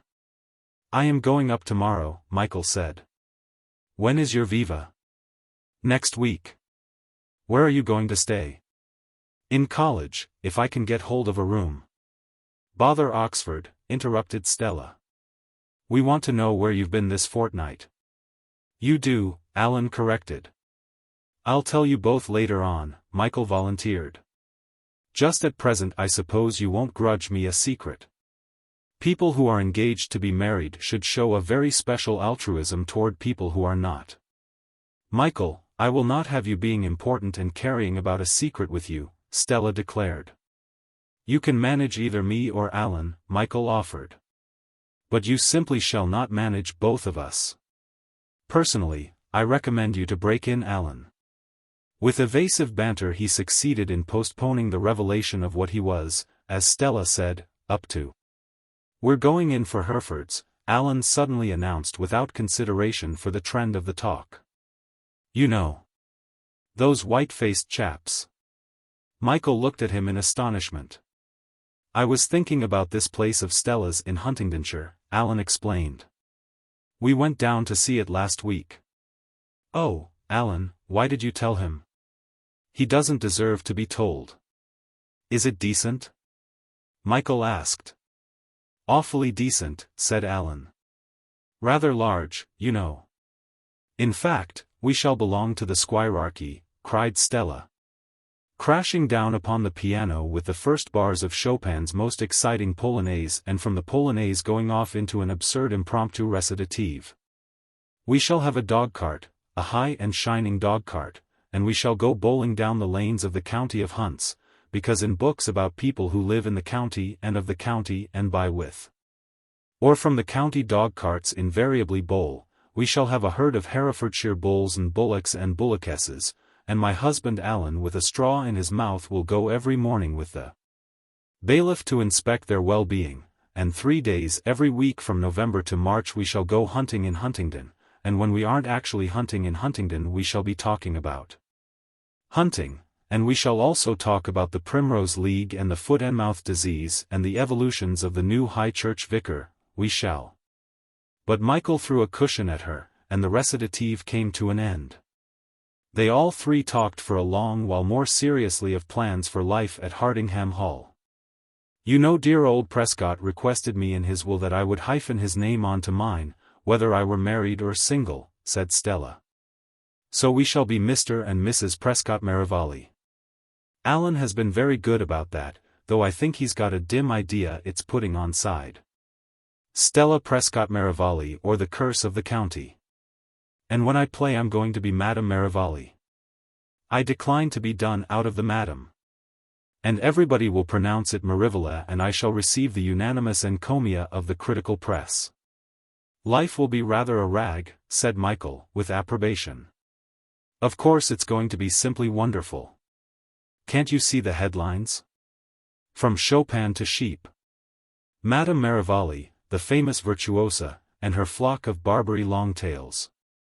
It was all so very remote from Neptune Crescent, Michael thought. They really were going to be so ridiculously happy, these two, in their country life. And now they were talking of finding him a house close to Hardingham Hall. There must be just that small Georgian house, they vowed, where with a large garden of stately walks and a well-proportioned library of books he could stay in contented retreat. They promised him, too, that beyond the tallest cedar on the lawn a gazebo should command the widest, the greenest expanse of England ever beheld. It would so add to our reputation in the county of Hunts, said Stella, if you were nearby. We should feel so utterly Augustan. And of course you'd ride a nag. I'm not sure really that you wouldn't have to wear knee breeches. I declare, Michael, that the very idea makes me feel like Jane Austen, or do I mean Dr. Johnson? I should make up your mind which, Michael advised. But you know what I mean, she persisted. The doctor's wife would come in to tea and tell us that her husband had dug up a mummy or whatever it was the Romans left about. And I should say, we must ask my brother about it. My brother, my dear Mrs. Jumble, will be sure to know. My brother knows everything. And she would agree with a pursed-up mouth. Oh, pray do, my dear Mrs. Prescott Marivalli. Everyone says your brother is a great scholar. It's such a pleasure to have him at the lodge. So very distinguished, is it not? If you're supposed to be imitating Jane Austen, I may as well tell you at once that it's not a bit like it. But I think you ought to come and live near us, Alan solemnly put in. Of course, my dear, he's coming, Stella declared. Of course I'm not, Michael contradicted. But he was very glad they wanted him. And then he thought with a pang how little they would want him with Lily in that well-proportioned library. How little Lily would enjoy the fat and placid Huntingdon Meadows. How little, too, she would care to see the blackbird swagger with twinkling rump by the shrubbery's edge or hear him scatter the leaves in shrill affright. In the quick vision that came to him of a sleek lawn possessed by birds, Michael experienced his first qualm about the wisdom of what he intended to do. And how about Michael's wife? Alan asked. Michael looked quite startled by a query so coincident with his own. Oh, of course we shall find someone quite perfect for him, Stella confidently prophesied. No, really, said Michael to hide his embarrassment. I object. Matchmaking ought not to begin during an engagement. Stella paid no heed to the protest, and she began to describe a ladylove who should well become the surroundings in which she intended to place him. I think rather a Quakerish person, don't you, Alan? Rather neat and tiny with a great sense of humor and... In fact, an admirable sick nurse, Michael interposed, laughing. Soon he left them in the studio and went for a walk by the side of the river, thinking, as he strolled in the shade of the plane trees. How naturally Stella would enter the sphere of English country life now that by fortune the opportunity had been given to her of following in the long line of her ancestors. That she would be able to do so seemed to Michael an additional reason why he should consider less the security of his own future. And he was vexed with himself for that fleeting disloyalty to his task. Michael stayed at 202 High for his viva. He occupied Wedderburn's old white-paneled room, which he noted with relief was still sacred to the tradition of a carefully chosen decorousness. The viva was short and irrelevant. He supposed he had obtained a comfortable third, and really it seemed of the utmost unimportance in view of what a gulf now lay between him and Oxford. However, he mustered enough interest to stay in Cheyne Walk until the lists were out, and during those 10 days he made no attempt to find Lily. Alan got a third in Greats and Michael a first in history. Michael's immediate emotion was of gladness that Alan had no reason now to feel the disappointment. Then he began to wonder how on earth he had achieved a first. Many letters of congratulation arrived, and one or two of the St. Mary's Dons suggested he should try for a fellowship at All Souls. The idea occupied his fancy a good deal, for it was attractive to have anything so remote come suddenly within the region of feasibleness. He would lose nothing by trying for it, and if he succeeded, what a congenial existence offered itself. With private means he would be able to divide his time between Oxford and London. There would really be nothing to mar the perfect amenity of the life that seemed to stretch before him. Since he apparently had some talent, he certainly had not worked hard enough to obtain a first. Without some talent, he would prosecute the study of history. He would make himself famous in a select sort of way. He would become the authority of a minor tributary to the great stream of research. A set of very scholarly, very thorough works would testify to his reputation. There were plenty of archaic problems still to be solved. He cast a proprietary glance over the centuries, and he had almost decided to devote himself to the service of Otto I and Sylvester II, when in a moment the thought of Lily, sweeping as visibly before his mind as the ghost in an Elizabethan play, made every kind of research into the past seem a waste of resolution. He tore up the congratulatory letters and decided to let the future wait a while. This pursuit of Lily was a mad business, no doubt, but to come to grips with the present called for a certain amount of madness.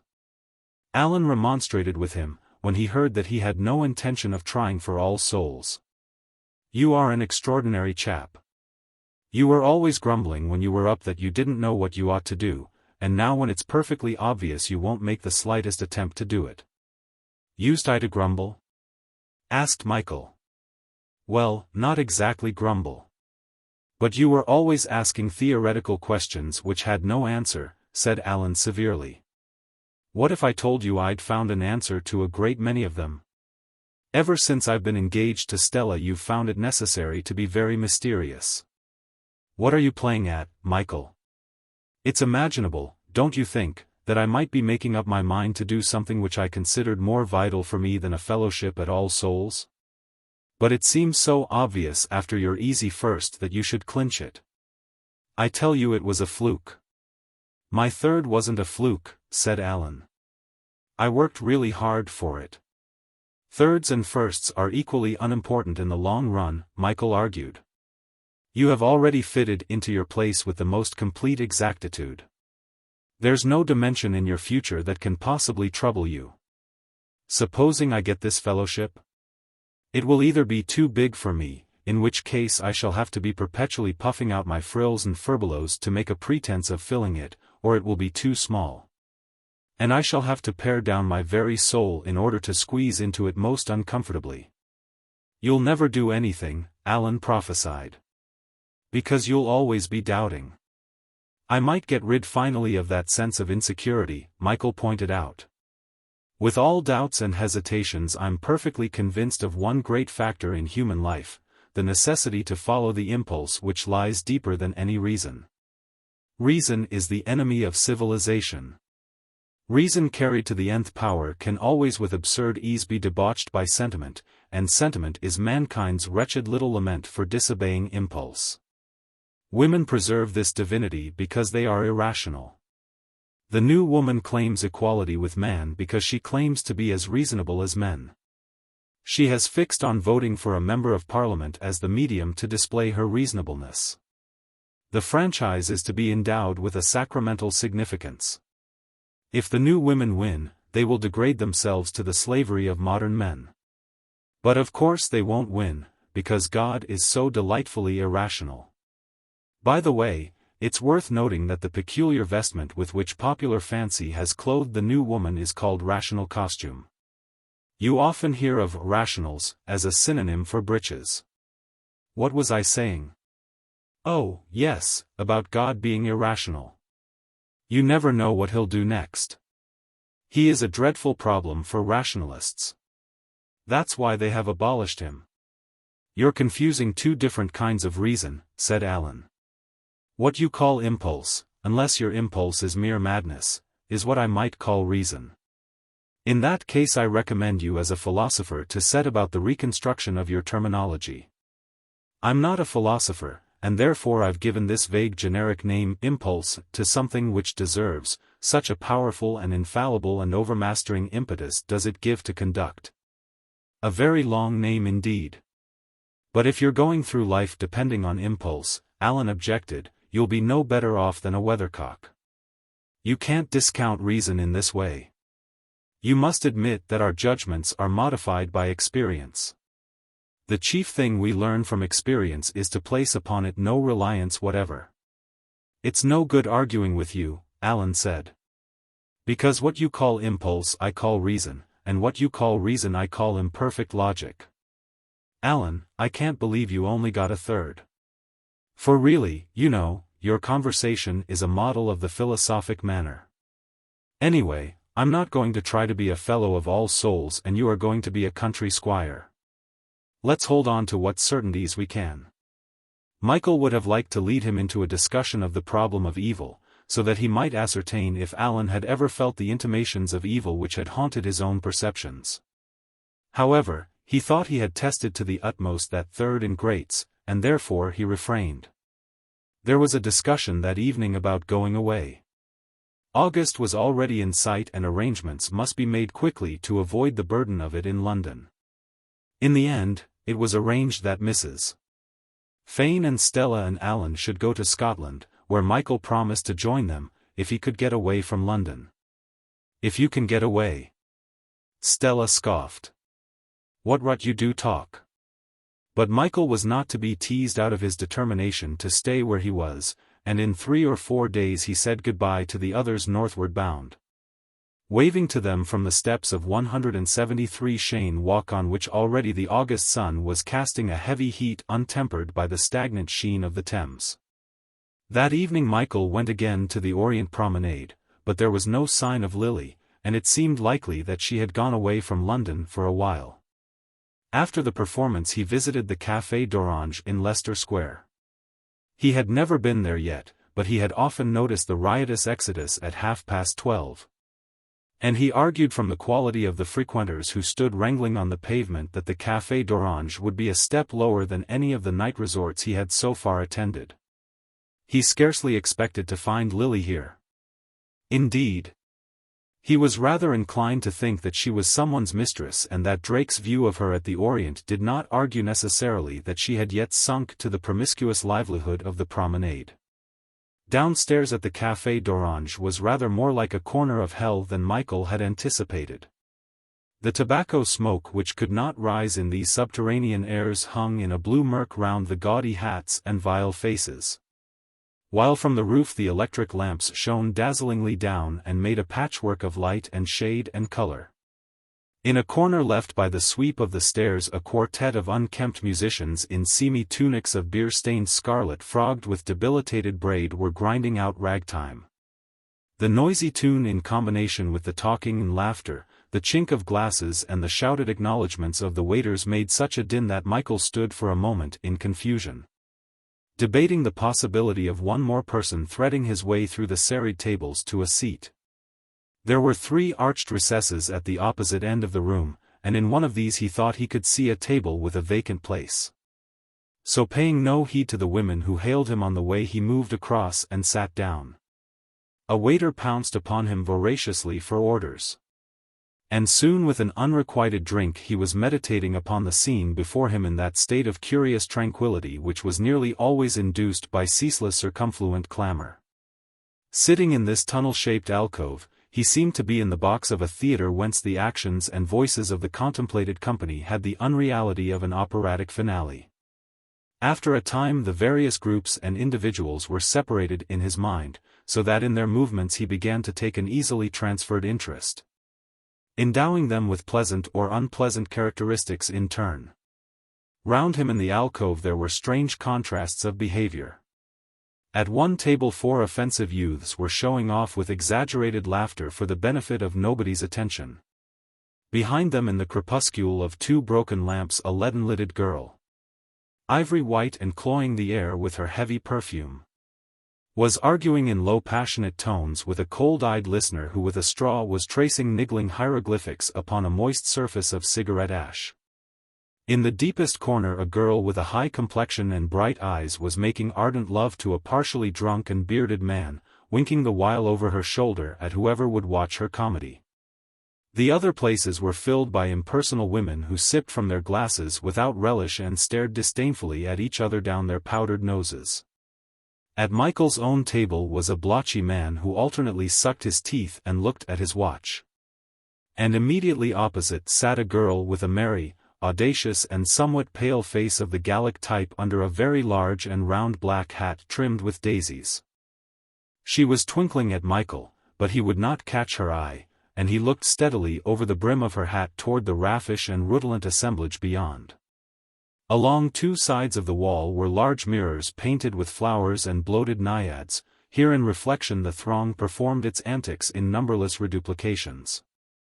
Advertisements of drink decorated the rest of the space on the walls. And at intervals hung notices warning ladies that they must not stay longer than 20 minutes unless accompanied by a gentleman. That they must not move to another table unless accompanied by a gentleman, and with a final stroke of ironic propriety that they must not smoke unless accompanied by a gentleman. The tawdry beer hall with its reek of alcohol and fog of tobacco smoke, with its harborage of all the flotsam of the underworld, must preserve a fiction of polite manners. Michael was not allowed to maintain his attitude of disinterested commentary, for the girl in the daisied hat presently addressed him, and he did not wish to hurt her feelings by not replying. "You're very silent, Kitty," she said. "I'll give you a penny for them." "I really wasn't thinking about anything in particular," said Michael. "Will you have a drink?" "Don't mind if I do." "Alphonse," she shouted, tugging at the arm of the overloaded waiter who was accomplishing his transit. "Bring me a hot whiskey and lemon. There's a love." Alphonse made the slightest sign of having heard the request and passed on. Michael held his breath while the girl was giving her order. He was expecting every moment that the waiter would break over the alcove in a fountain of glass. "I've taken quite a fancy to whiskey and lemon hot," she informed Michael. "You know. Anyone does, don't they? Get a sudden fit and keep on keeping on with one drink, I mean. This'll be my 6th tonight. But I'm a long way off being drunk, Kitty. Do you like my new hat? I reckon it'll bring me luck." "I expect it will," Michael said. "You are serious, aren't you? When I first saw you I thought you was the spitting image of a fellow I know, Bert Saunders, who writes about the boxing matches for Crime Illustrated. He's more of a bright eyes than you are, though." The whiskey and lemon arrived, and she drank Michael's health. "Funny tasting stuff when you come to think of it," she said meditatingly. "What's your name, Kitty?" He told her. "Michael," she repeated. "You're a Jew, then?" He shook his head. "Well, kid, I suppose you know best, but Michael is a Jewish name, isn't it?" "Michael? Of course it is. I don't mind Jew fellows myself. One or two of them have been very good to me. My name's Daisy Palmer." The conversation languished slightly, because Michael since his encounter with Poppy at Neptune Crescent was determined to be very cautious. "You look rather French," was his most audacious sally toward the personal. "Funny you should have said that, because my mother was a stewardess on the Calais boat. She was Belgian herself." Again the conversation dropped. "I'm waiting for a friend," Daisy volunteered. "She's been having a row with her fellow, and she promised to come on down to the Orange and tell me about it. Dolly Wern is her name. She ought to have been here by now. What's the time, kid?" It was after midnight, and Daisy began to look round anxiously. "I'm rather worried over Doll," she confided to Michael, "because this fellow of hers, Hungarian Dave, is a proper little tyke when he turns nasty. I said to her, 'Doll, that dirty rotter you're so soft over'll swing for you before he's done. Why don't you leave him,' I said, 'and come and live along with me for a bit?'" "And what did she say?" Michael asked. But there was no answer, for Daisy had caught sight of Dolly herself coming down the stairs, and she was now hailing her excitedly. "Oh, doesn't she look shocking white!" exclaimed Daisy. "Doll," she shouted, waving to her. "Over here, duck." The 4 offensive youths near them in the alcove mimicked her in exaggerated falsetto. To you, she flung scornfully at them over her shoulder. There was a savage directness, a simple coarseness in the phrase that pleased Michael. It seemed to him that nothing except that could ever be said to these young men. Whatever else might be urged against the Café d'Orange, at least one was able to hear there a final verdict on otherwise indescribable humanity. By this time Dolly Wern, a rather heavy girl with a long retreating chin and flabby cheeks, had reached her friend's side. She began immediately a voluble tale. "Oh, Daisy," I put it across him straight. "I give you my word, I told him off so as he could hardly look me in the face. 'You call yourself a man,' I said, 'why, you dirty little alien.' That's what I called him. I did straight, 'You dirty little.'" "This is my friend," interrupted Daisy, indicating Michael, who bowed. It amused him to see how in the very middle of what was evidently going to be a breathless and desperate story both the girls could remember the convention of their profession. "Pleased to meet you," said Dolly, offering a black kid-gloved hand with half a simper. "What will you drink?" asked Michael. "Mine's a brandy and soda, please." "You dirty little alien," I said. Dolly was helter-skelter in the track of her tale again. "Go on, did you?" "And what did he say?" asked Daisy admiringly. "He never said nothing, my dear." "What could he say?" "That's right," nodded Daisy wisely. "For 2 years," I said, "you've let a girl keep you," I said, "and then you can go and give one of my rings to that Florrie." "Let me get hold of her," I said. "I'll tear her eyes out." "No, you won't, now then," he said. "Won't I?" "I will, then," and with that I just lost control of my feelings, I felt that wild. "What did you do, doll?" asked Daisy, plying her with brandy to soothe the outraged memory. "What did I do? Why, I spat in his tea and came straight off down to the orange." "Yes," I said, "you can sit drinking tea while you break my heart. Don't you ever go and have a fancy boy, Days." "Why, I was a straight girl when I first knew him." "Straight, well, anyway not on the game like what I am now." Here Dolly Wern began to weep with bitter self-compassion. "I've slaved for that fellow, and now he serves me like dirt." "Go on. Don't cry, duck," Daisy begged. "Come home with me tonight and we can send and fetch your things away tomorrow." "I wouldn't cry over him," she said fiercely. "There's no fellow worth crying over. The best of them isn't worth crying over." The 4 offensive youths in the alcove began to mock Dolly's tears, and Michael, who was already bitten with some of the primitive pugnacity of the underworld, rose to attack them. "Sit down," Daisy commanded. "I wouldn't mess my hands, if I was you, with such a pack of filth. Sit down, you stupid boy. You'll get us all into trouble." Michael managed by a great effort to resume his seat, but for a minute or two he saw the beer hall through a mist of rage. Gradually Dolly's tears ceased to flow, and after another brandy she became merely more abusive of the faithless Dave. Her cheeks swollen with crying seemed flabbier than ever, and her long retreating chin expressed a lugubrious misanthropy. "Rotten, I call it, don't you?" said the sympathetic Daisy, appealing to Michael. He agreed with a profound nod. "And she's been that good to him. You wouldn't believe." Michael thought it was rather risky to embark upon an enumeration of Dolly's virtuous acts. He feared another relapse into noisy grief. At this moment the subject of Daisy's eulogy rose from her seat and stared very dramatically at a corner of the main portion of the beer hall. "My God," she said, with ominous calm. "What is it, duck?" asked Daisy, anxiously peering. "My God," Daisy repeated intensely. Then suddenly she poured forth a volley of obloquy, and with an hysterical scream caught up her glass evidently intending to hurl it in the direction of her abuse. Daisy seized one arm, Michael gripped the other, and together they pulled her back into her chair. She was still screaming loudly, and the noise of the beer hall, hitherto scattered and variable in pitch, concentrated in a low murmur of interest. Round about them in the alcove the neighbors began to listen, the girl who had been arguing so passionately with the cold-eyed man stopped and stared. The partially drunk and bearded man collapsed into a glassy indifference, while his charmer no longer winked over her shoulder at the spectators of her wooing. The four offensive youths gaped like landed trout. Even the blotchy-faced man ceased to look at his watch and confined himself to sucking steadily his teeth.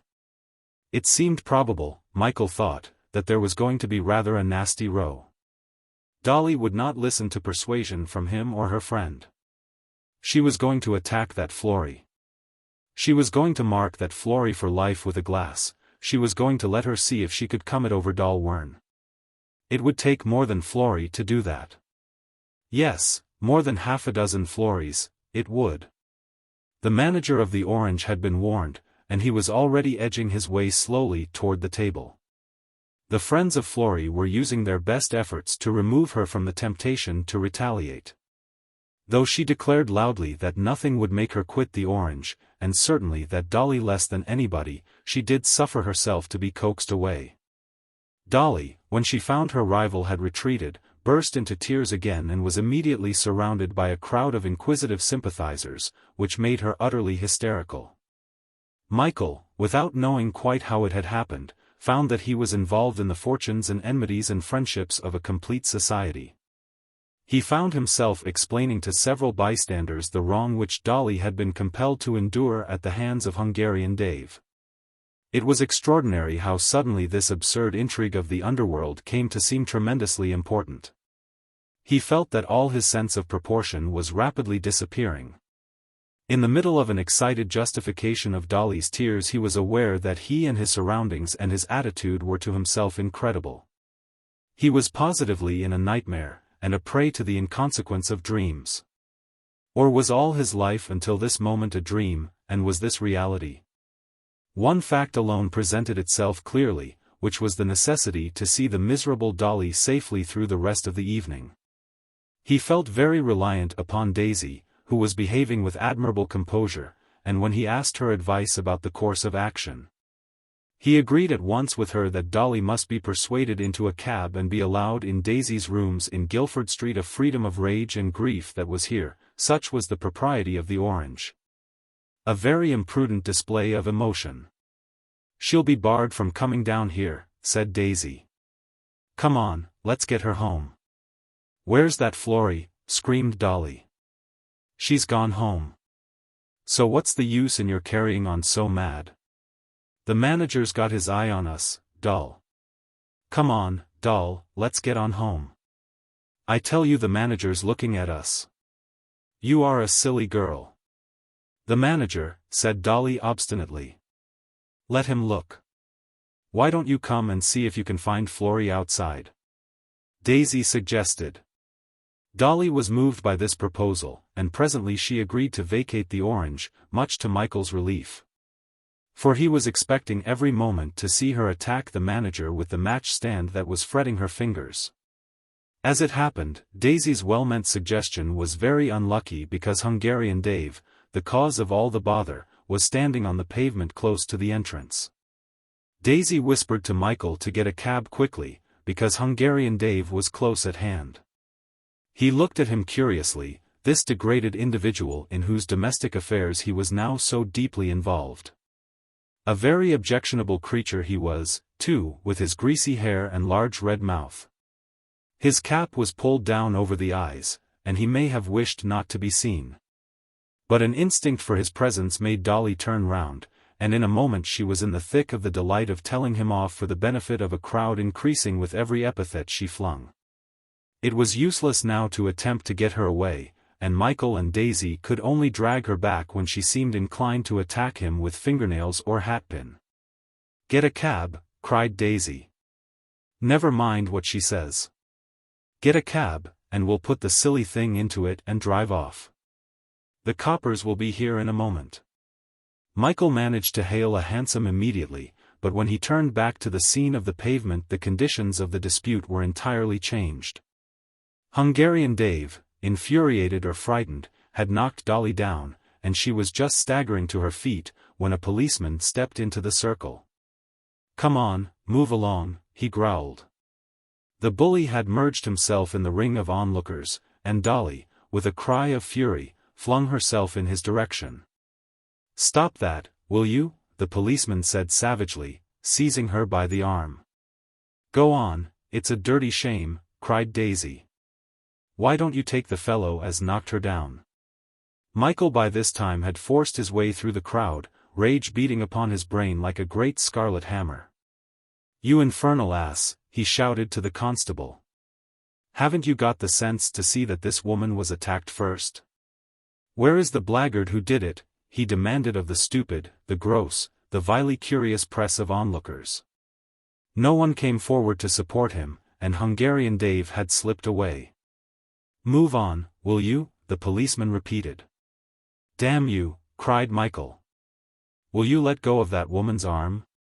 The constable with a bovine density of purpose proceeded apparently to arrest the wretched Dolly. And Michael, maddened by his idiocy, felt that the only thing to do was to hit him as hard as he could. This he did. The constable immediately blew his whistle.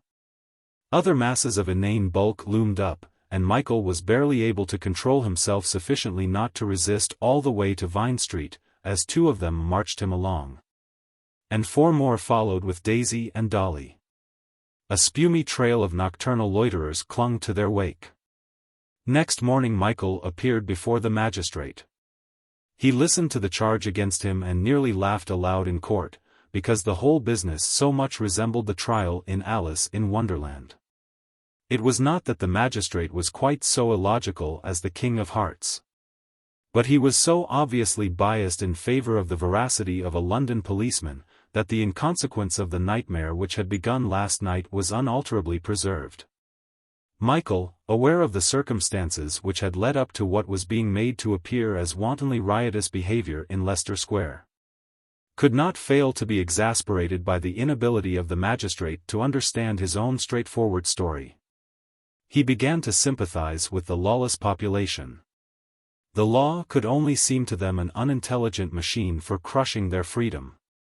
If the conduct of this case were a specimen of administration, it was obvious that arrest must be synonymous with condemnation. The magistrate in the first place seemed dreadfully overcome by the sorrow of beholding a young man in Michael's position on the police court. "I cannot help wondering when I see a young man who has had every opportunity," the magistrate went on in a voice that worked on the stale air of the court like a rusty file. "I'm not a defaulting bank clerk," Michael interrupted. "Is it impossible for you to understand?" "Don't speak to me like that. Keep quiet. I've never been spoken to like that in all my experience as a magistrate. Keep quiet." Michael sighed in compassion for his age and stupidity.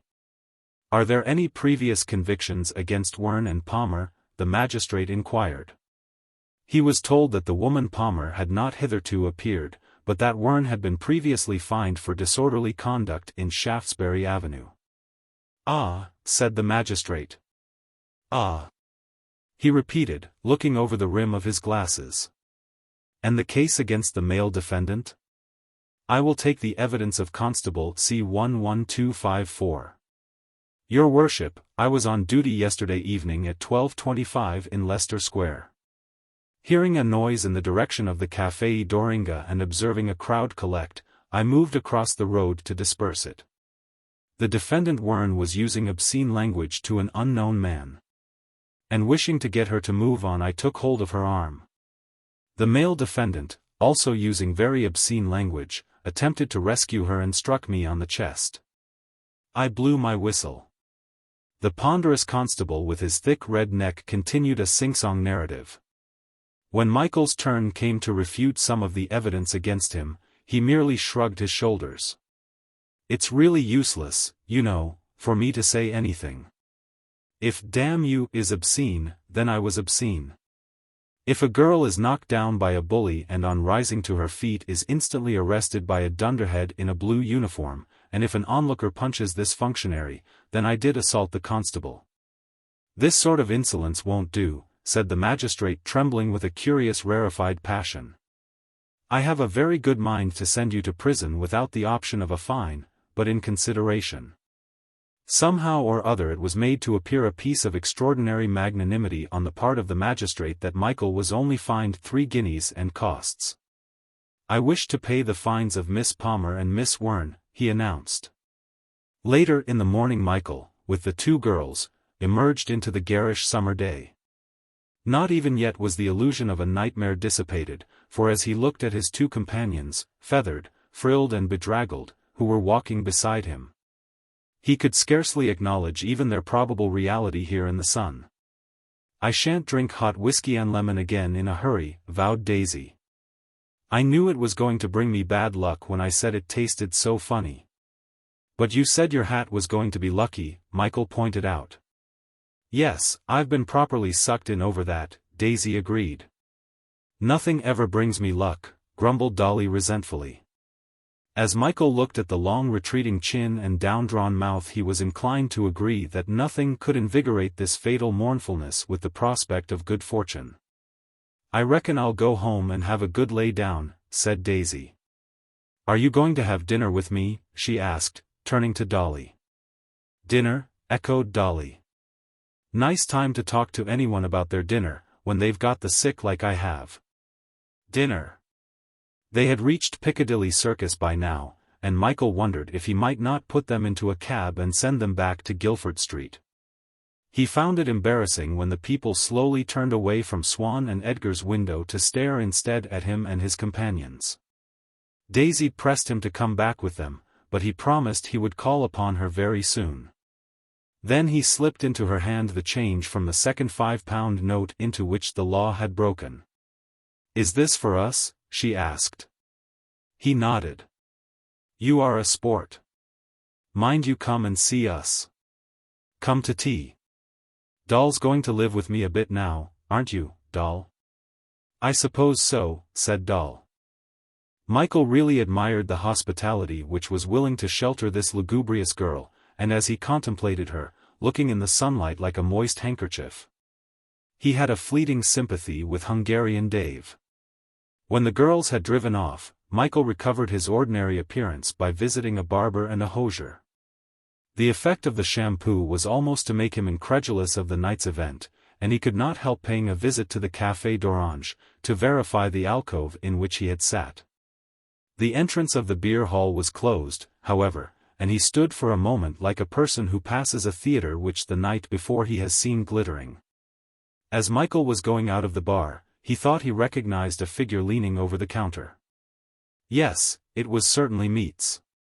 He went up and tapped him on the shoulder, addressing him by name. Meats turned round with a start. "Don't you remember me?" asked Michael. "Of course I do," said Meats nervously. "But for the love of Jerusalem drop calling me by that name. Here, let's go outside." In the street Michael asked him why he had given up being Meats. "Oh, a bit of trouble," said Meats. "You are a strange chap," said Michael. "When I first met you it was Brother Aloysius. Then it was Meats. Now." "Look here," said Meats, "give over, will you? I've told you once. If you call me that again I shall leave you. Barnes is what I am now. Now don't forget. Come and have a drink, and tell me what you've been doing in the 4 years since we met," Michael suggested. "Barnes. Have you got it?" Michael assured him that everything but Barnes as applicable to him had vanished from his mind. "Come on, then," said Barnes. "We'll go into the Afric, upstairs." Michael fancied he had met Barnes this time in a reincarnation that was causing him a good deal of uneasiness. He had lost the knowingness which had belonged to Meats and the sheer lasciviousness which had seemed the predominant quality of Brother Aloysius. Instead, sitting at the round marble table opposite Michael saw an individual who resembled an actor out of work in the lowest grades of his profession. There was the cheesy complexion, and the over-fashioned suit of another season too much worn and faded now to flaunt itself objectionably, but with its dismoded exaggerations still conveying an air of rococo smartness. Perhaps, thought Michael, these signs had always been obvious and it had merely been his own youth which had supposed a type to be an exception. Certainly Barnes could not arouse now anything but a compassionate amusement. How this figure with its grotesque indignity as of a puppet temporarily put out of action testified to his own morbid heightening of common things in the past. How incredible it seemed now that this Barnes had once been able to work upon his soul with influential doctrine. "What have you been doing with yourself?" Michael asked again. "Oh, hopping and popping about. I've got the rats at present." "Where are you living?" Barnes looked at Michael in suspicious astonishment. "What do you want to know for?" he asked. "Mere inquisitiveness," Michael assured him. "You really needn't treat me like a detective, you know." "My mistake," said Barnes. "But really, Fane. Let's see, that is your name?" "Thought it was. I don't often forget a name." "No, without swank, Fane, I've been hounded off my legs lately. I'm living in Leppard Street. Pimlico Way. I'd like to come and see you sometime," said Michael. "Here, straight, what is your game?" Barnes could not conceal his suspicion. "Inquisitiveness," Michael declared again. "Also I rather want a Sancho Panza." "Oh, of course, any little thing I can do to oblige," said Barnes very sarcastically.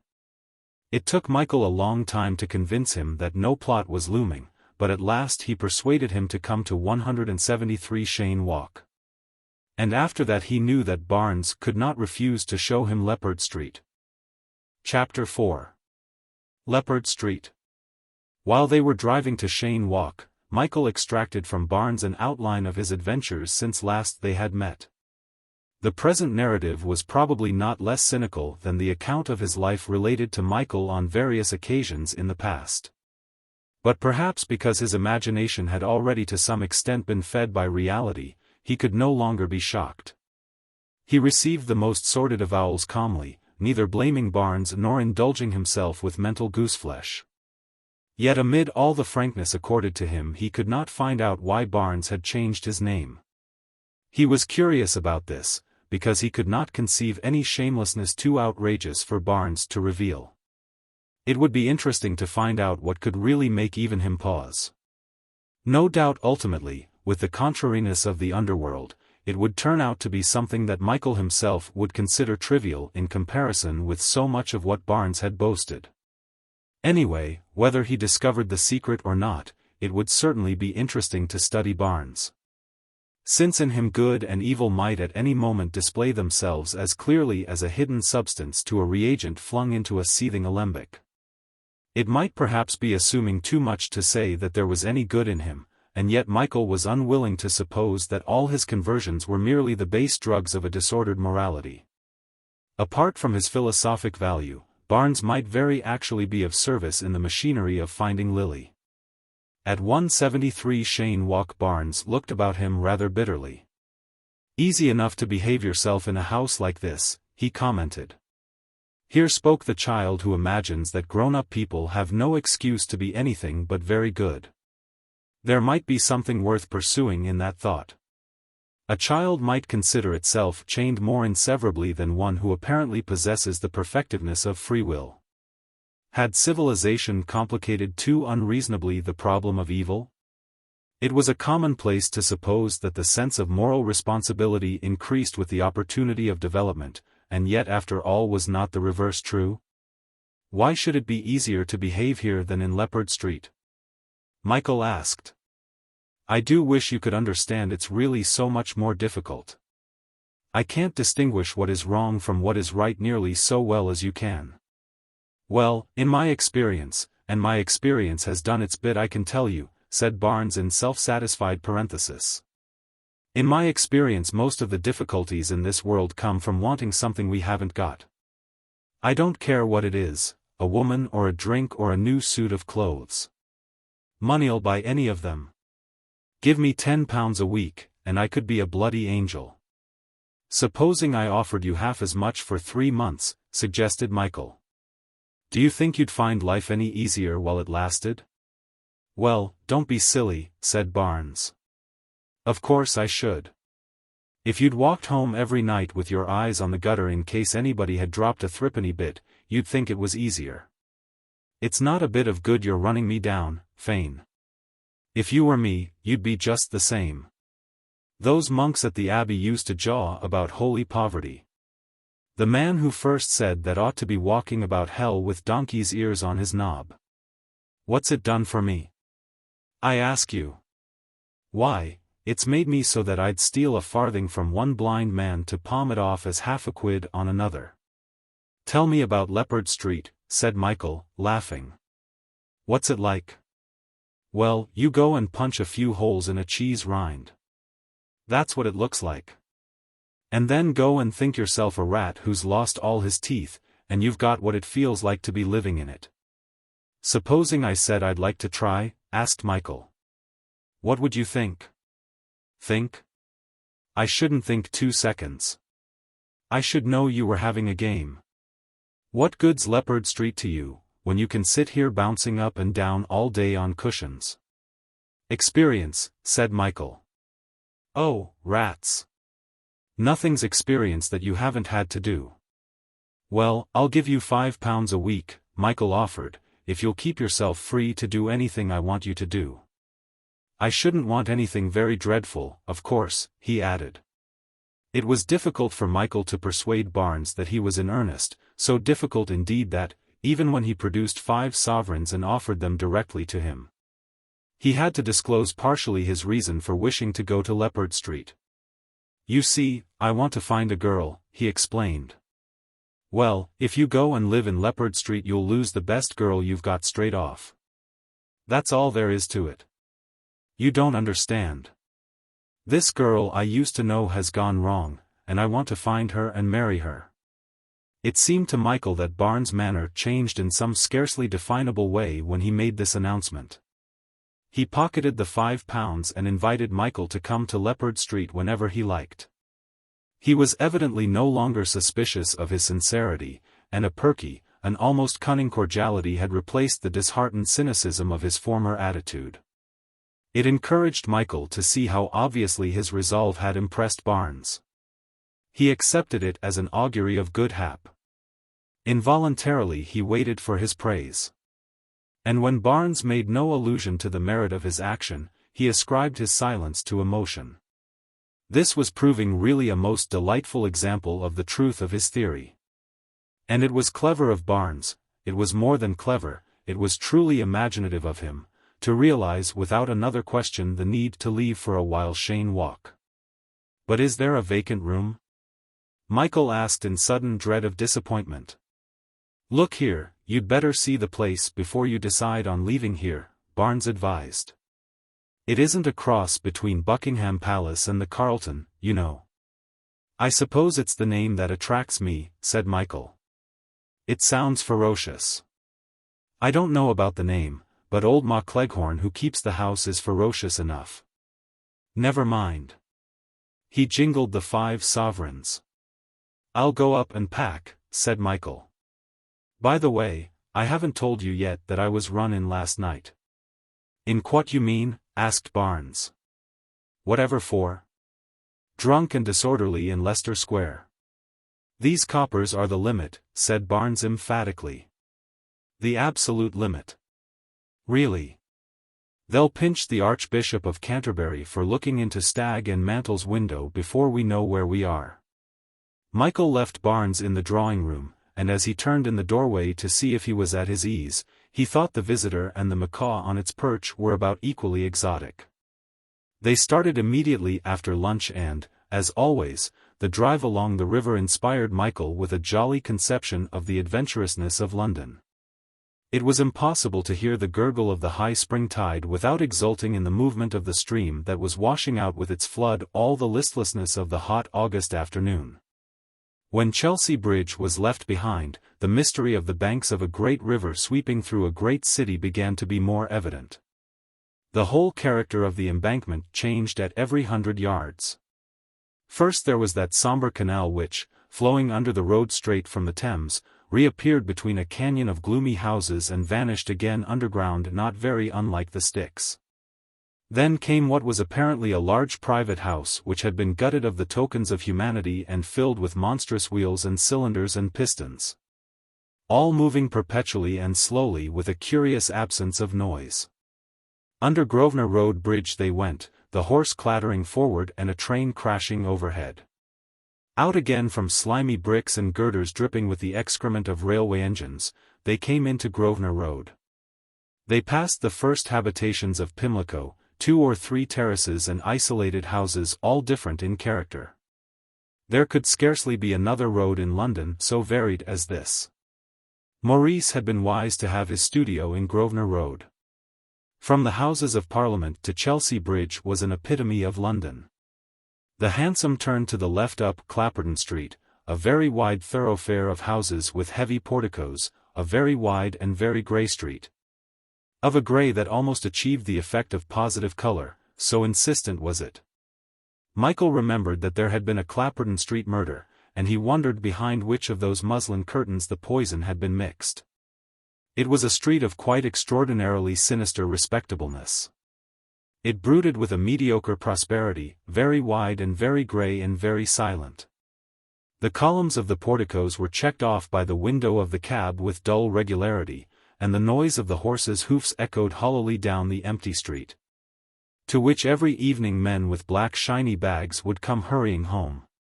It was impossible to imagine a nursemaid lolling over a perambulator in Clapperton Street.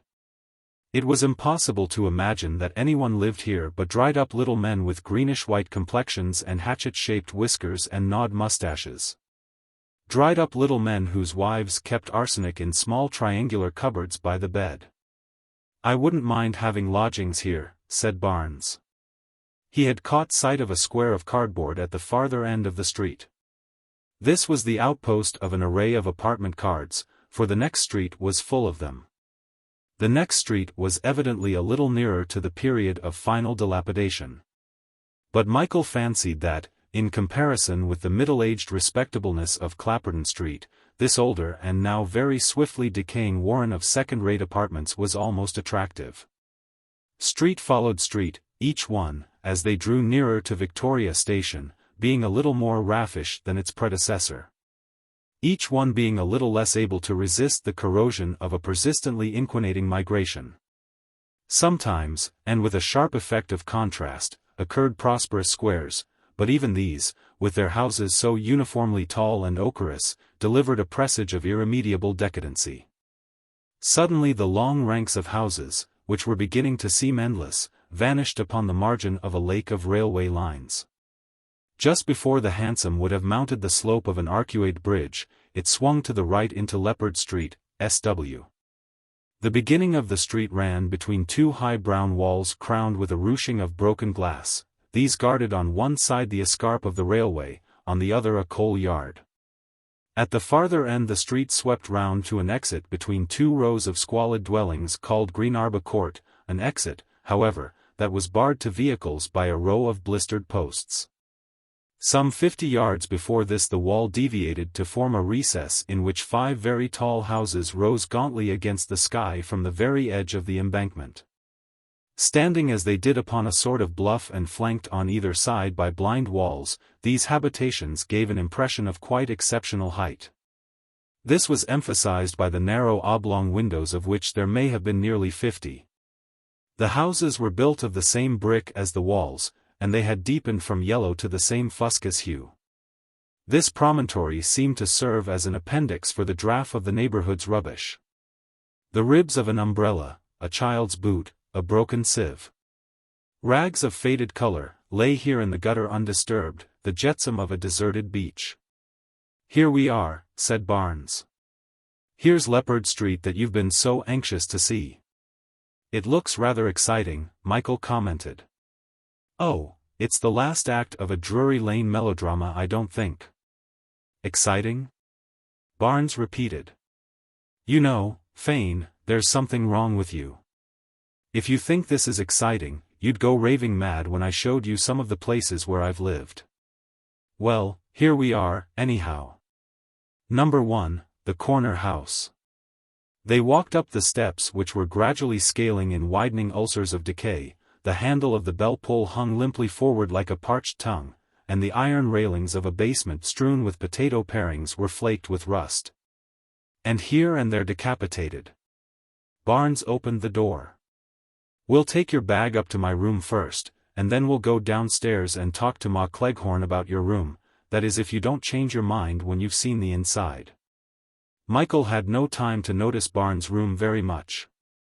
But vaguely he saw a rickety bed with a patchwork counterpane and frowsy recesses masked by cheap cretonnes in a pattern of disemboweled black and crimson fruits. After that glimpse they went down again over the greyish stair carpet that was worn to the very filaments. Barnes shouted to the landlady in the basement. "She'll have a fit if she hears me calling down to her," he said to Michael. "You see, just lately I've been very anxious to avoid meeting her." He jingled with satisfaction the sovereigns in his pocket. They descended into the gloom that smelt of damp cloths and the stale soapiness of a sink. They peeped into the front room. As they went by, here a man in shirt-sleeves was lying under the scattered sheets of a Sunday paper upon a bed that gave an effect of almost oriental luxury. So much was it overloaded with mattresses and coverlets. Indeed, the whole room seemed clogged with woolly stuffs, and the partial twilight of its subterranean position added to the impression of airlessness. It was as if these quilted chairs and heavy hairy curtains had suffocated everything else. "That's Cleghorn," said Barnes. "I reckon he'd sleep Rip Van Winkle barmy." "What's he do?" whispered Michael, as they turned down the passage. "He snores for a living, he does," said Barnes. They entered the kitchen, and through the dim light Michael saw the landlady with her arms plunged into a steaming cauldron. Outside, 2 trains roared past in contrary directions. The utensils shivered and chinked, the ceiling was obscured by pendulous garments which exhaled a moist odorousness. On the table a chine of bacon striated by the carving knife was black with heavy-winged flies. "I've brought a new lodger, Mrs. Cleghorn," said Barnes. "Have you brought your 5 weeks' rent owing?" she asked sourly. He laid £2 on the table, and Mrs. Cleghorn immediately cheered up, if so positive an expression could be applied to a woman whose angularities seemed to forbid any display of goodwill. Michael thought she looked rather like one of the withered nettles that overhung the wall of the sunken yard outside the kitchen window. "Well, he can have the top floor back, or he can have the double rooms on the ground floor, which of course is unfurnished. Do you want me to come up and show you?"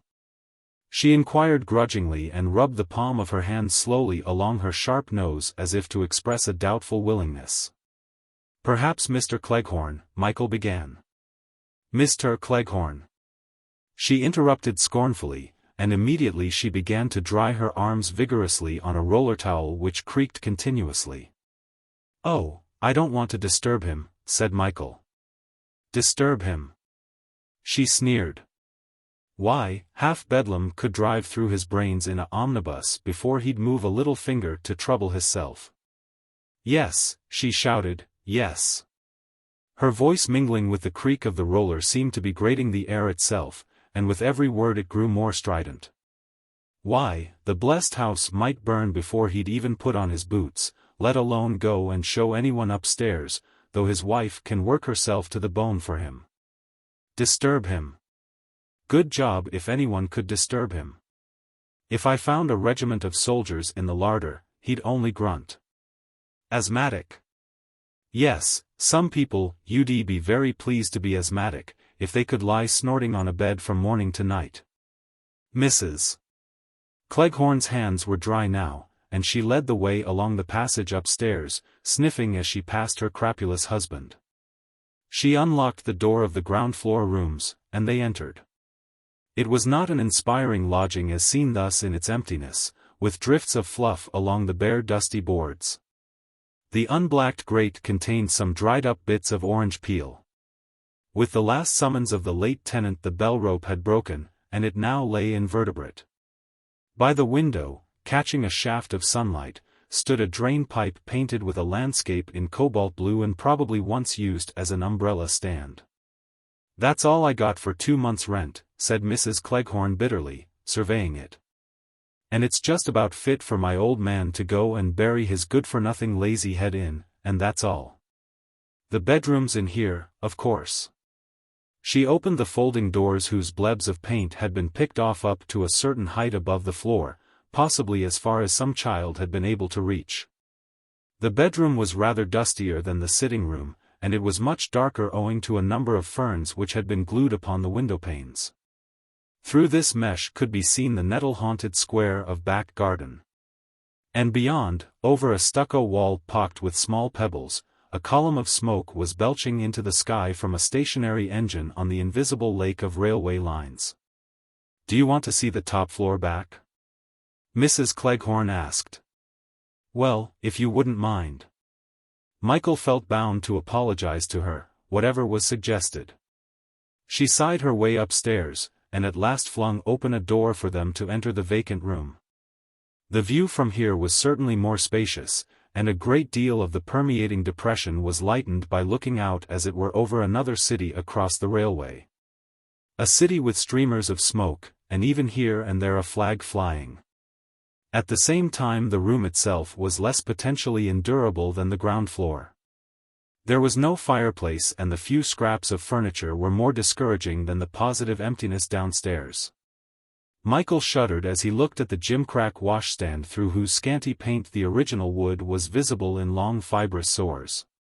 He shuddered, too, at the bedstead with its pleated iron laths furred by dust and rust, and at the red mattress exuding flock like clustered maggots. "This is furnished, of course," said Mrs. Cleghorn, complacently sucking a tooth. "Well, which will you have?" "I think perhaps I'll take the ground floor rooms. I'll have them done up." "Oh, they're quite clean. The last people was a bit dirty. So I gave them an extra special clear-out." "But you wouldn't object to my doing them up?" persisted Michael. "Oh, no, I shouldn't object," said Mrs. Cleghorn, and in her accent was the suggestion that equally she would not be likely to derive very much pleasure from the fruition of Michael's proposal. They were going downstairs again now, and Mrs. Cleghorn was evidently beginning to acquire a conviction of her own importance, because somebody had contemplated with a certain amount of interest those two empty rooms on the ground floor. In the gratification of her pride she was endowing them with a value and a character they did not possess. "I've always said that, properly cared for, those 2 rooms are worth any other 2 rooms in the house. And of course that's the reason I'm really compelled to charge a bit more for them. I always say to everyone right out, if you want the 2 best rooms in the house, why, you must pay according. They're only empty now because I've always been particular about letting them. I won't have anybody, and that's a fact. Mr. Barnes here knows I'm really fond of those rooms." They had re-entered them, and Mrs. Cleghorn stood with arms admiringly akimbo. "They really are a beautiful lodging," she declared. "When would you want them from?" "Well, as soon as I can get them done up," said Michael. "I see. Perhaps you could explain a little more clearly just what you was thinking of doing?" Michael gave some of his theories of decoration, while Mrs. Cleghorn waited in critical audience. As it were, feeling the pulse of the apartments under the stimulus of Michael's sketch of their potentiality. "All white?" the landlady echoed pessimistically. "That sounds very gloomy, doesn't it? More like a outhouse or a coal cellar than a nice couple of rooms." "Well, they couldn't look rottener than what they do at present," Barnes put in. "So if you take my advice, you'll say, yes, and be very thankful. They'll look clean, anyway." The landlady threw back her head and surveyed Barnes like a snake about to strike. "Rotten?" she sniffed. "I'm sure this gentleman here isn't likely to find a nicer and cheaper pair of rooms or a more convenient and a quieter pair of rooms anywhere in Pimlico. A lot of people is very anxious to be in this neighborhood." Mrs. Cleghorn was much offended by Barnes' criticism, and there was a long period of dubiety before it was settled that Michael should be accepted as a tenant. "I've never cared for white," she said, in final protest. "Not since I was married."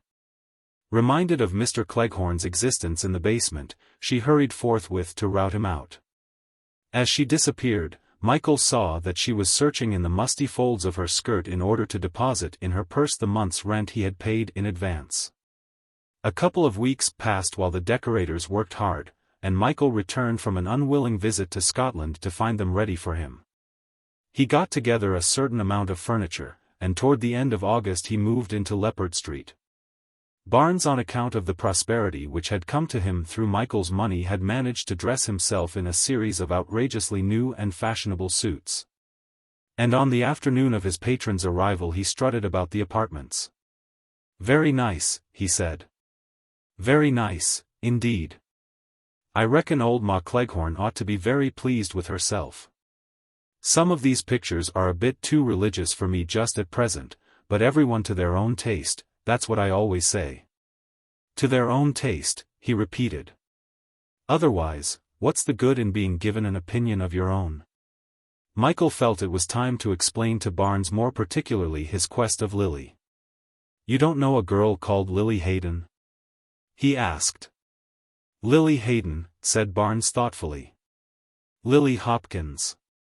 A great fat girl with red—" "No, no," Michael interrupted. "Lily Hayden. Tall. Slim. Very fair hair. Of course she may have another name now." "That's it, you see," said Barnes wisely. "Wherever she is, whatever she's doing, I must find her," Michael went on. "Well, if you go about it in that spirit, you'll soon find her," Barnes prophesied. Michael looked at him sharply. He thought he noticed in Barnes' manner a suggestion of humoring him. He rather resented the way in which Barnes seemed to encourage him as one might encourage a child. "You understand I want to marry her?" Michael asked fiercely. "That's all right, old chap. I'm not trying to stop you, am I? But why are you talking as if I weren't in earnest?" Michael demanded. "When I first told you about it you were evidently very pleased, and now you've got a sneer which frankly I tell you I find extraordinarily objectionable." Barnes looked much alarmed by Michael's sudden attack, and explained that he meant nothing by his remarks beyond a bit of fun. "Is it funny to marry somebody?" Michael demanded. "Sometimes it's very funny to marry a tart," said Barnes. Michael flushed. This was a directness of speech for which he was not prepared. "But when I first told you," Michael said, "you seemed very pleased." "I was very pleased to find I'd evidently struck a nice-mannered lunatic," said Barnes. "You offered me £5 a week, didn't you?" "Well, you didn't offer me that to give you good advice, now did you?" Michael tried to conceal the mortification that was being inflicted upon him. He had been very near to making a fool of himself by supposing that his announcement had aroused admiration. Instead of admiring him, Barnes evidently regarded him as an idiot whom it were politic to encourage on account of the money this idiot could provide. It was an humiliating discovery. The chivalry on which he congratulated himself had not touched a single chord in Barnes. Was it likely that in Lily herself he would find someone more responsive to what he still obstinately maintained to himself was really rather a fine impulse? Michael began to feel half sorry for Barnes because he could not appreciate nobility of motive. It began to seem worth while trying to impose upon him the appreciation which he felt he owed. Michael was sorry for his uncultivated ideals, and he took a certain amount of pleasure in the thought of how much Barnes might benefit from a close association with himself. He did not regret the whim which had brought them to Leppard Street. Whatever else might happen, it would always be consoling to think that he would be helping Barnes. In half a dream Michael began to build up the vision of a newer and a finer Barnes, a Barnes with sensitiveness and decent instincts. A Barnes who would forsake very willingly the sordid existence he had hitherto led in order to rise under Michael's guidance and help to a wider and better life. Michael suddenly experienced a sense of affection for Barnes, the affection of the missionary for the prospective convert. He forgave him his cynical acceptance of the £5 a week. And he made up his mind not to refer to Lily again until Barnes should be able to esteem at its true value the step he proposed to take. Michael looked round at the new rooms he had succeeded in creating out of the ground floor of 1 Leppard Street. These novel surroundings would surely be strong enough to make the first impression upon Barnes. He could not fail to be influenced by this whiteness and cleanliness, so much more white and clean where everything else was dingy and vile. It was all so spare and simple that it surely must produce an effect. Barnes would see him living every day in perfect contentment with a few books and a few pictures. He must admire those cherry-red curtains and those green shelves. He must respect the cloistral air Michael had managed to import even into this warren of queer inhabitants whom as yet he had scarcely seen. It was romantic to come like this into a small secluded world which did not know him. To bring like this a fresh atmosphere into a melancholy street of human beings who lived perpetually in a social twilight. Michael's missionary affection began to extend beyond Barnes and to embrace all the people in this house. He felt a great fondness for them, a great desire to identify himself with their aspirations, so that they would be glad to think he was living in their midst.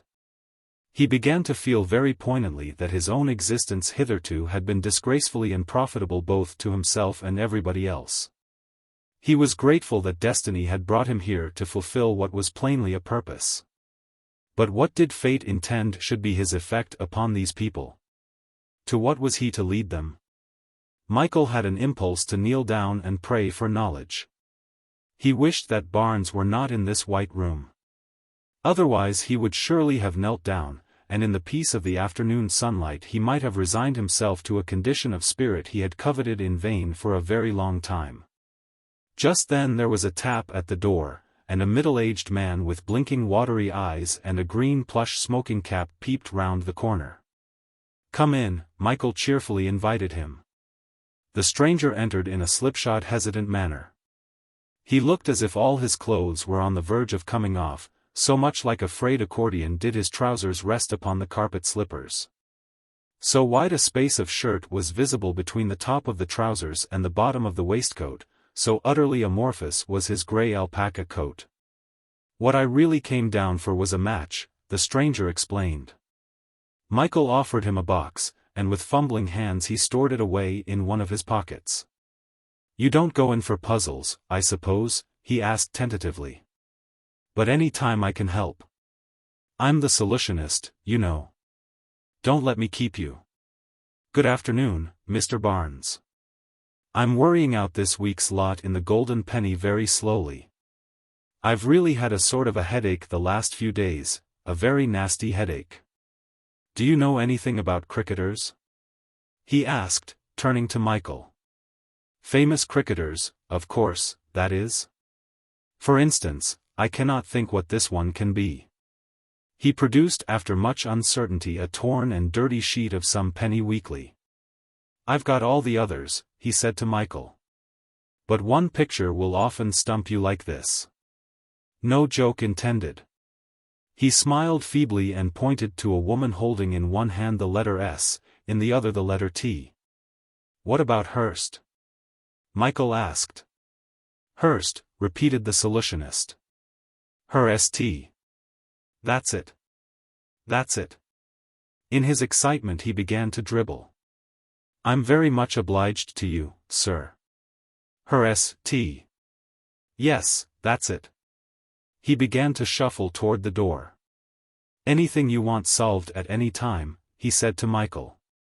"I'm only just upstairs, you know, in the room next to Mr. Barnes.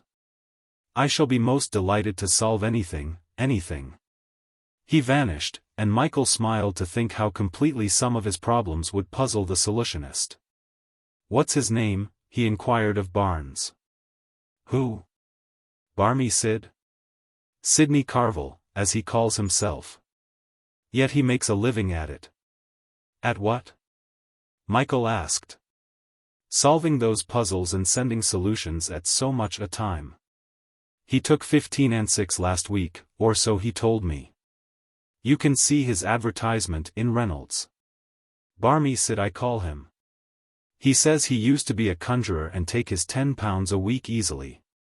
But he looks to me more like one of these here soft fellows who ought to be shut up. You should see his room. All stuck over with bits of paper.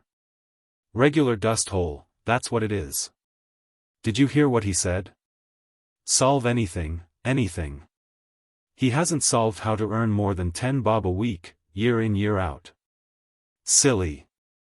That's what he is, barmy.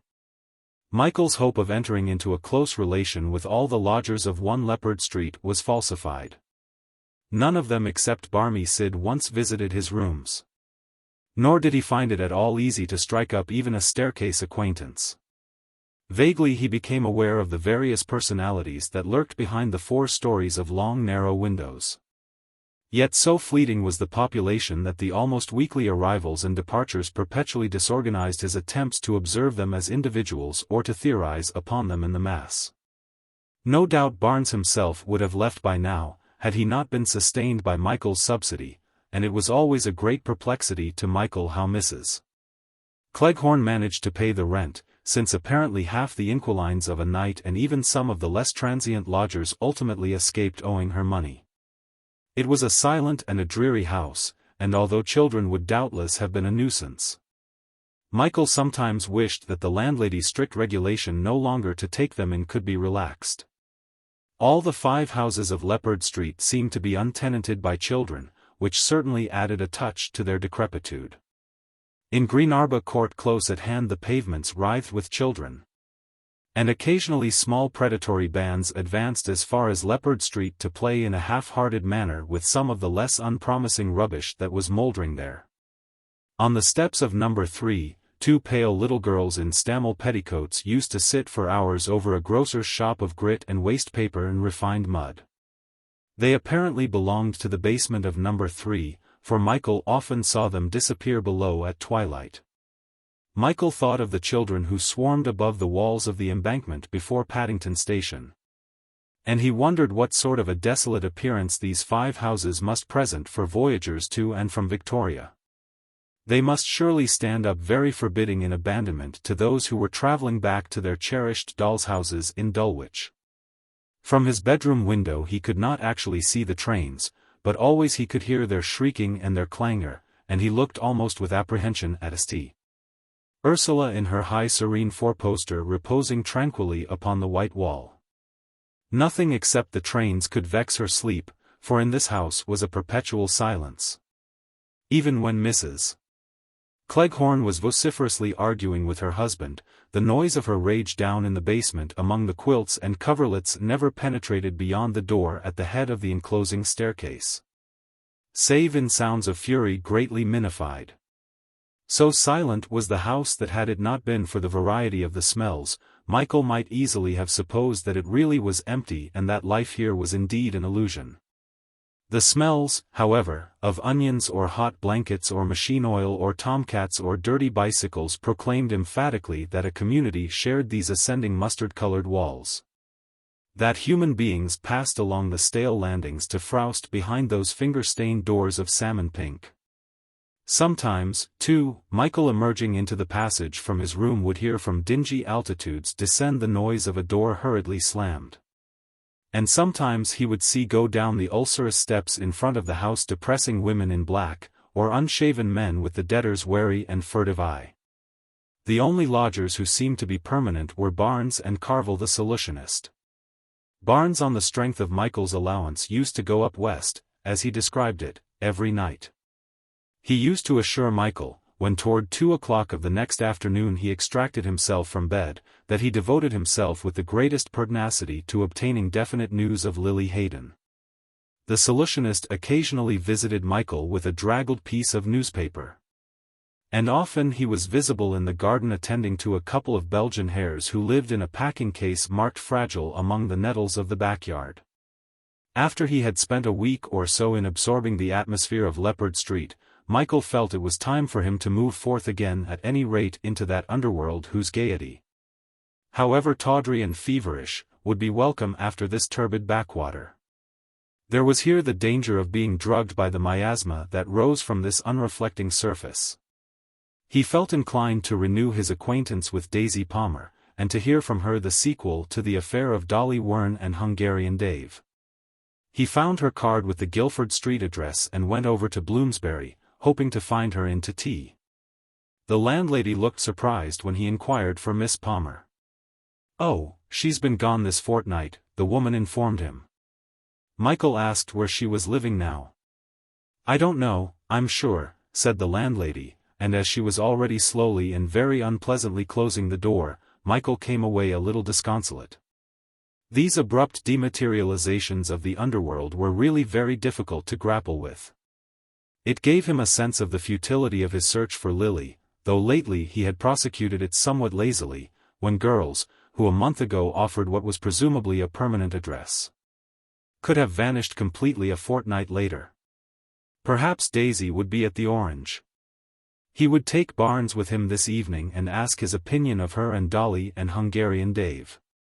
The beer hall downstairs looked exactly the same as when he had visited it a month ago. Michael could sympathize with the affection such places roused in the hearts of their frequenters.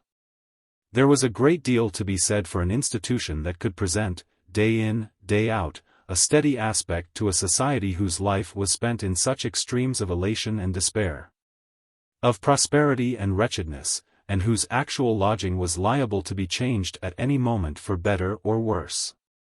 "Not a bad place, is it?" said Barnes, looking round in critical approval at the prostitutes and bullies hoarded round the tables puddly with the overflow of mineral waters and froth of beer. "You really like it?" Michael asked. "Oh, it's cheerful," said Barnes. "And that's something nowadays." Michael perceived Daisy before they were halfway across the room. He greeted her with particular friendliness as an individual among these hard-eyed constellations. "Hello," she cried. "Wherever have you been all this time? I called at Guildford Street, but you were gone." "Oh, yes. I left there. I couldn't stand the woman there any longer." "Sit down. Who's your friend?" Michael brought Barnes into the conversation, and suggested moving into one of the alcoves where it was easier to talk. "No, come on, sit down here. Fritz won't like it if we move." Michael looked round for the protector, and she laughed. "You silly thing. Fritz is the waiter." Michael presently grew accustomed to being jogged in the back by everyone who passed, and so powerful was the personality of the Orange that very soon he, like the rest of the crowd, was able to discuss private affairs without paying any heed to the solitary smoking listeners around. "Where's Dolly?" he asked. "Oh, I had to get rid of her very sharp," said Daisy. "She served me a very nasty trick after I'd been so good to her. Besides, I've taken up with a fellow. Bert Saunders. He does the boxing for Crime Illustrated." "You told me I was like him," Michael reminded her. "That's right. I remember now. I'm living down off Judd Street in a flat. Why don't you come round and see me there?" "I will," Michael promised. "Wasn't Bert Saunders the fellow who was keeping Kitty Metcalfe?" asked Barnes. "That's right. Only he gave her the push after she hit Maudie Clive over the head with a port wine glass in the Half Moon upstairs." "I knew Kitty," said Barnes, shaking his head to imply that acquaintance with Kitty had involved a wider experience than fell to most men. "What's happened to her?" "Oh, guard, don't ask me," said Daisy. "She's got in with a fellow who kept a fried fish place in the Caledonian Road, and I've never even seen her since." "And what's happened to Dolly?" asked Michael. "Oh, good job if that love boy of hers does punch into her. Silly cow. She ought to know better. Fancy going off as soft as you like with that big-mouthed 5-2, and after I'd just given her 6 of my new handkerchiefs." Michael wished he could have an opportunity of explaining to Barnes that on account of Daisy's friendship for Dolly, he and the cast-off had spent a night in the police cells. He thought it would have amused him. "Where's the Half Moon?" he asked instead. Daisy said it was a place in Glasshouse Street for which she had no very great affection. However, Michael was anxious to see it, and soon they left the Orange to visit the Half Moon. It was a public house with nothing that was demi-rep in its exterior. But upstairs there was a room frequented after 11 o'clock by ladies of the town. They walked up a narrow twisting staircase carpeted with bright red felt and lit by a red-shaded lamp, and found themselves in a room even more densely fumed with tobacco smoke than downstairs at the Orange. In a corner was an electric organ which was fed with a stream of pennies and blared forth its repertory of 10 tunes with maddening persistence. One of these tunes was gay enough to make the girls wish to dance. And always with its recurrence there was a certain amount of cakewalking which was immediately stopped by a commissionaire who stood in the doorway and shouted, "Order, please. Quiet, please. No dancing, ladies." To the nearest couple he always whispered that the police were outside. Daisy, having stigmatized the half-moon as the rottenest hole within a mile of the dilly, proceeded to become more cheerful with every penny dropped into the slot. And finally she invited Michael to come back with her to Judd Street, as her boy had gone down to Margate to see young Sanchi, a prospective lightweight champion, who was training there. "Anyway, you can see me home," she said. "Even if you don't come in. Besides, my flat's all right. It is, really. You know. Comfortable. He's very good to me, is Bert, though he's a bit sopified. He dresses very nice, and he earns good money. Well, £3 a week. That's not so bad, is it?" "That's all right," said Barnes. "With what you earn as well." "There's a nerve," said Daisy. "Well, I can't stay moping indoors all the evening, can I? But he's most shocking jealous is Bert. And he calls me his pussycat. Puss, puss. There's a scream. He's really a bit soft, and his eyes is awful. But it's nice, so here's luck." She drained her glass. "Do you love me, Puss?" he says. "Silly thing. But they think a lot of him at the office. His governor came down to see him the other morning about something he's been writing. I don't know what it was. I hate the sight of his writing. I carry on at him something dreadful, and then he says, 'My pussycat mustn't disturb me.'" Daisy shrieked with laughter at the recollection, and Michael, who was beginning to be rather fearful for her sobriety, suggested home as a good move. "I shan't go if you don't come back with me," she declared. Since their incarceration Michael had a tender feeling for Daisy, and he promised to accompany her. She would not go in a hansom, however, nor would she allow Barnes to make a third, and in the end she and Michael went wandering off down Shaftesbury Avenue through the warm September night. Michael enjoyed walking with her, for she rambled on with long tales of her past that seemed the inconsequent threads of a legendary odyssey. He flattered himself with her companionship, and told himself that here at last was a demonstration of the possibility of a true friendship with a woman of that class with whom mere friendship would be more improbable than with any woman. It was really delightful to stroll with her homeward under this starlit sky of London, to wander on and on while she chattered forth her history. There had been no hint of any other relation between them, she was accepting him as a friend. He was proud as they walked through Russell Square, overshadowed by the benign trees that hung down with truculent green sprays in the lamplight. He felt a thrill in her companionship, as they dawdled along the railings of Brunswick Square in the acrid scent of the privet. It was curious to think that from the glitter and jangle of the half-moon could rise this friendship that was giving to all the houses they passed a strange peacefulness.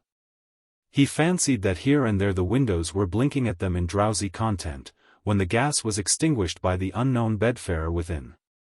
Judd Street shone before them in a lane of lamps, and beyond, against the night, the Gothic cliff of St. Pancras Station was indistinctly present. They turned down into Little Quondam Street, and presently came to a red brick house with a pretentious portico. "Our flat's in here. Agnes House, it's called. Come in and have one before you go home," she invited. Michael entered willingly. He was glad to show so quickly his confidence in their new friendship. Agnes House was only entitled to the distinction of a name rather than a number, because the rest of the houses in Quondam Street were shabby, small, and old. It was a new building 3 stories high, and it was already falling to pieces, owing to work which must have been exceptionally dishonest to give so swiftly the effect of caducity. This collapse was more obvious because it was not dignified by the charm of age. And Agnes House in its premature dissolution was not much more admirable than a cardboard box which has been left out in the rain. Upon Michael it made an impression as of something positively corrupt in itself apart from any association with depravity. It was like a young person with a vile disease whose condition nauseated, without arousing pity. "Rather nice, said Daisy, as she lit the gas in the kitchen of the flat. "Sit down. I'll get some whiskey. There's a bathroom, you know. And it's grand being on the ground floor. I should get the hump, if we was upstairs. I always swore I'd never live in a flat. Well, I don't really call them safe, do you? Anything might happen and nothing ever be found out." Michael, as he saw the crude pink sheets of Crime Illustrated strewn about the room, was not surprised that Daisy should often get nervous when left alone. These horrors in which fashion plates with mangled throats lay weltering in pools of blood could scarcely conduce to a placid loneliness. And Michael knew that she probably spent a great deal of every day in solitude. Her life with Crime Illustrated to fright her fancy must always be haunted by presentiments of dread at the sound of a key in the latch. It was curious, this half-childlike existence of the underworld always upon the boundaries of fear.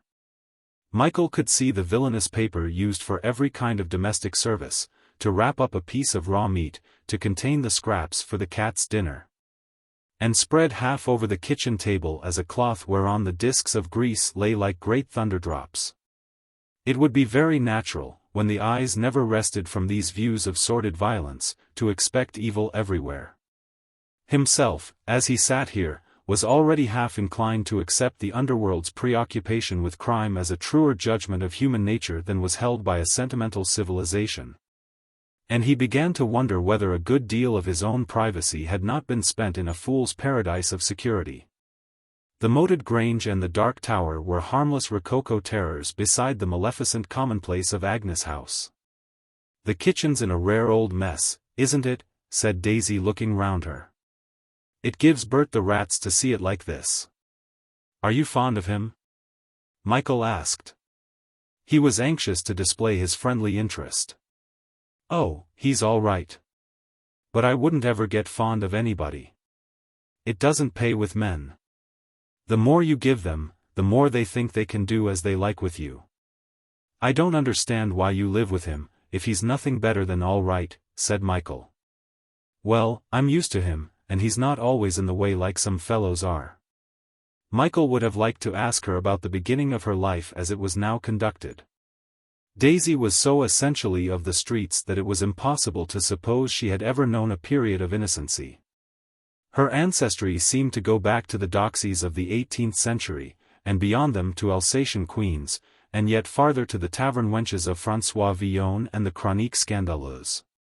There was nothing pathetic about her. He could not imagine her ever in a position to be wronged by a man.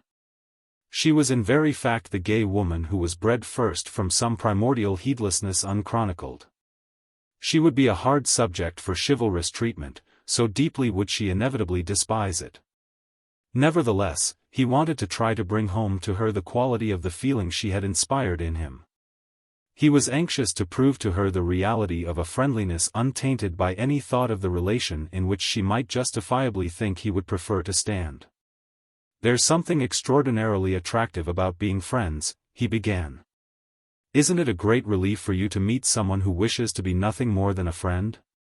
"Friends," Daisy repeated. "I don't know that I think much of friends."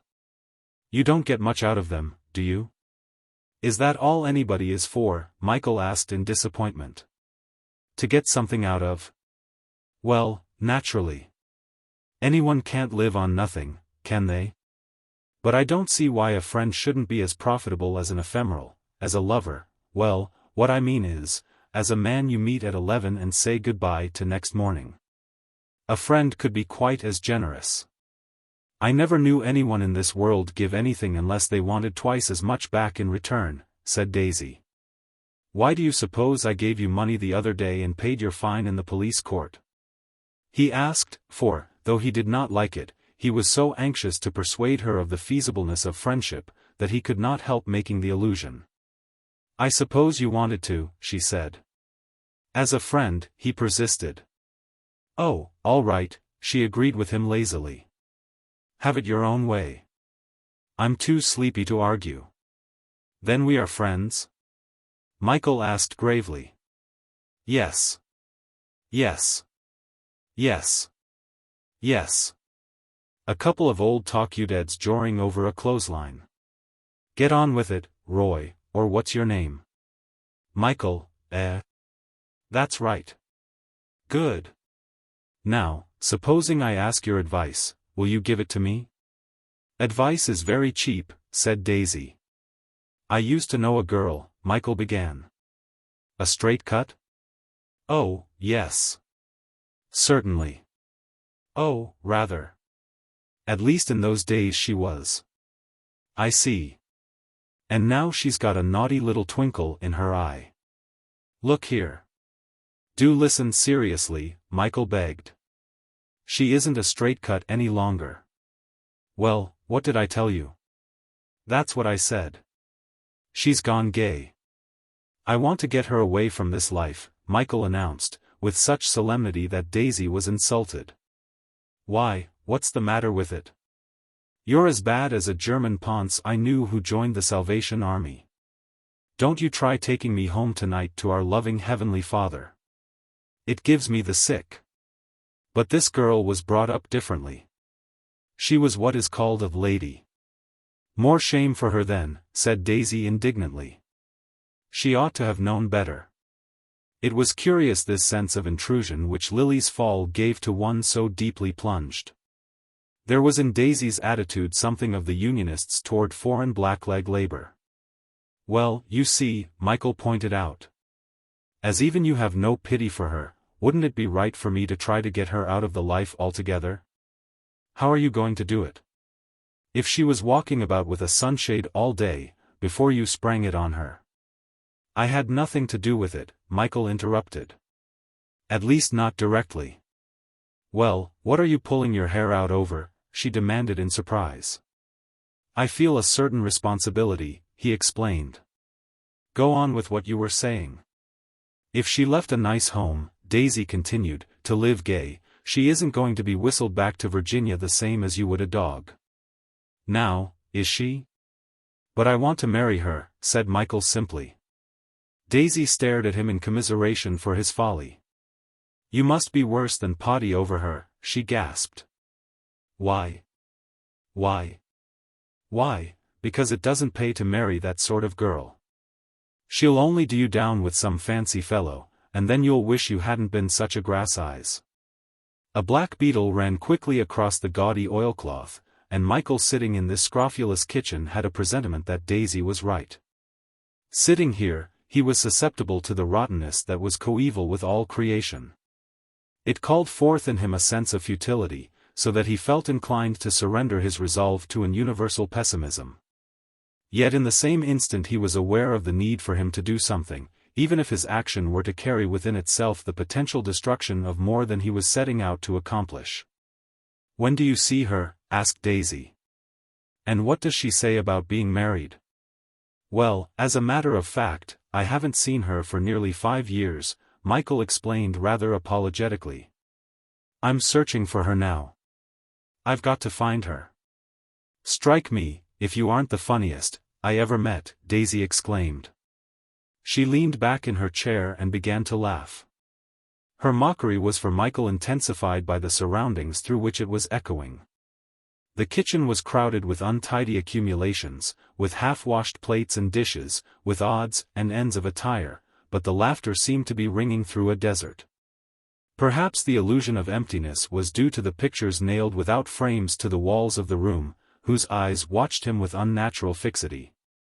And yet so homely was the behavior of the people in the pictures that by contrast suddenly they made the kitchen seem unreal.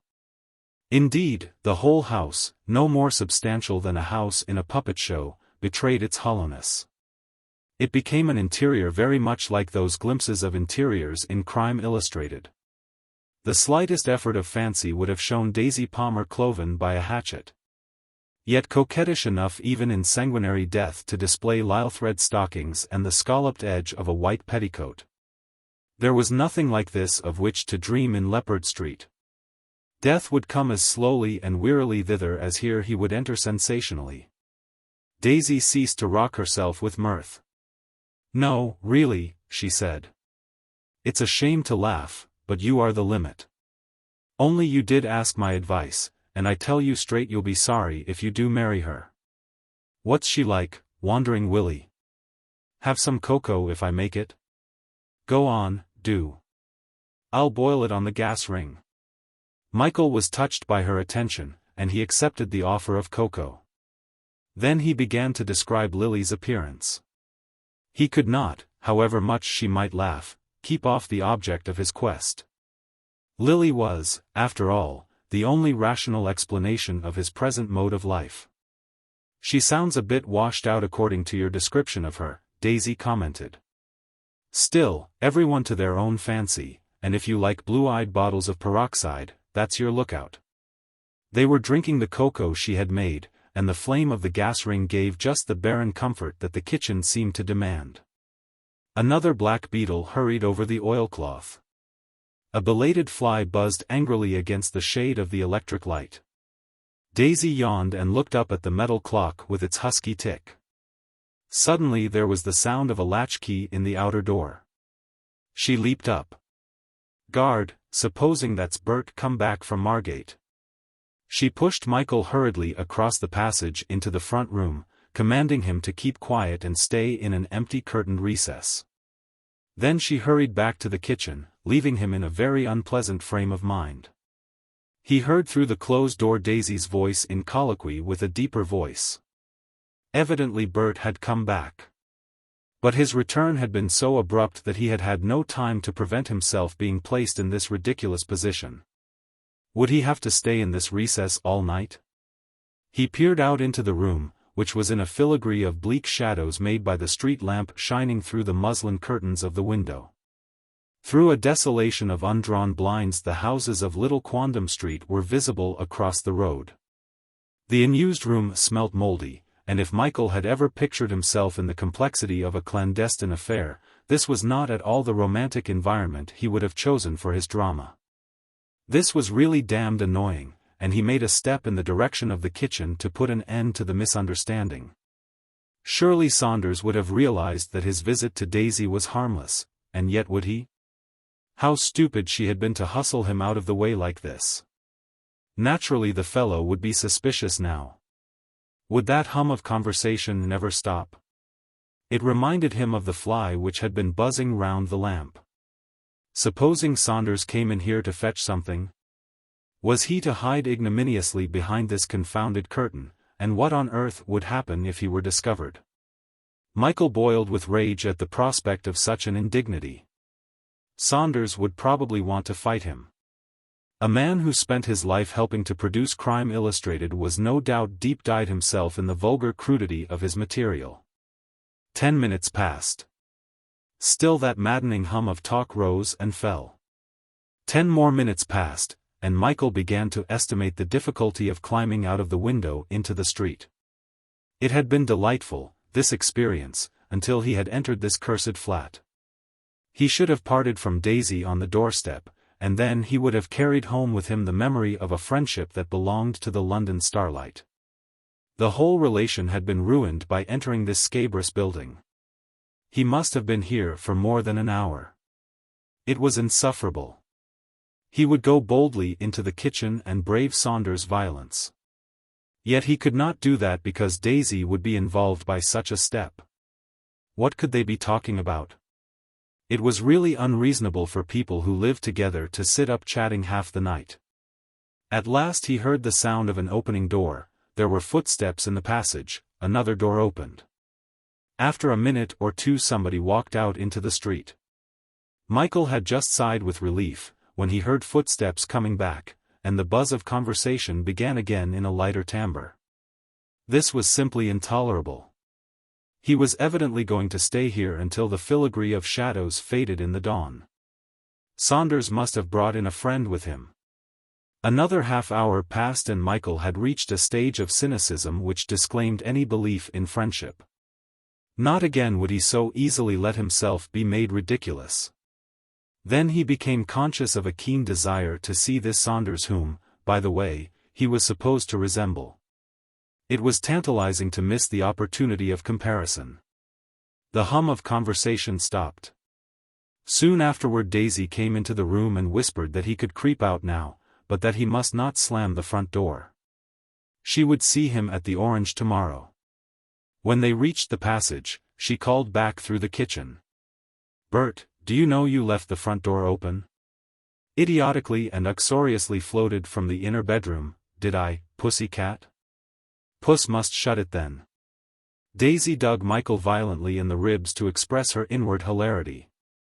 Then suddenly she pulled him to her and kissed him roughly. In another second he was in the lamplight of Little Quandam Street.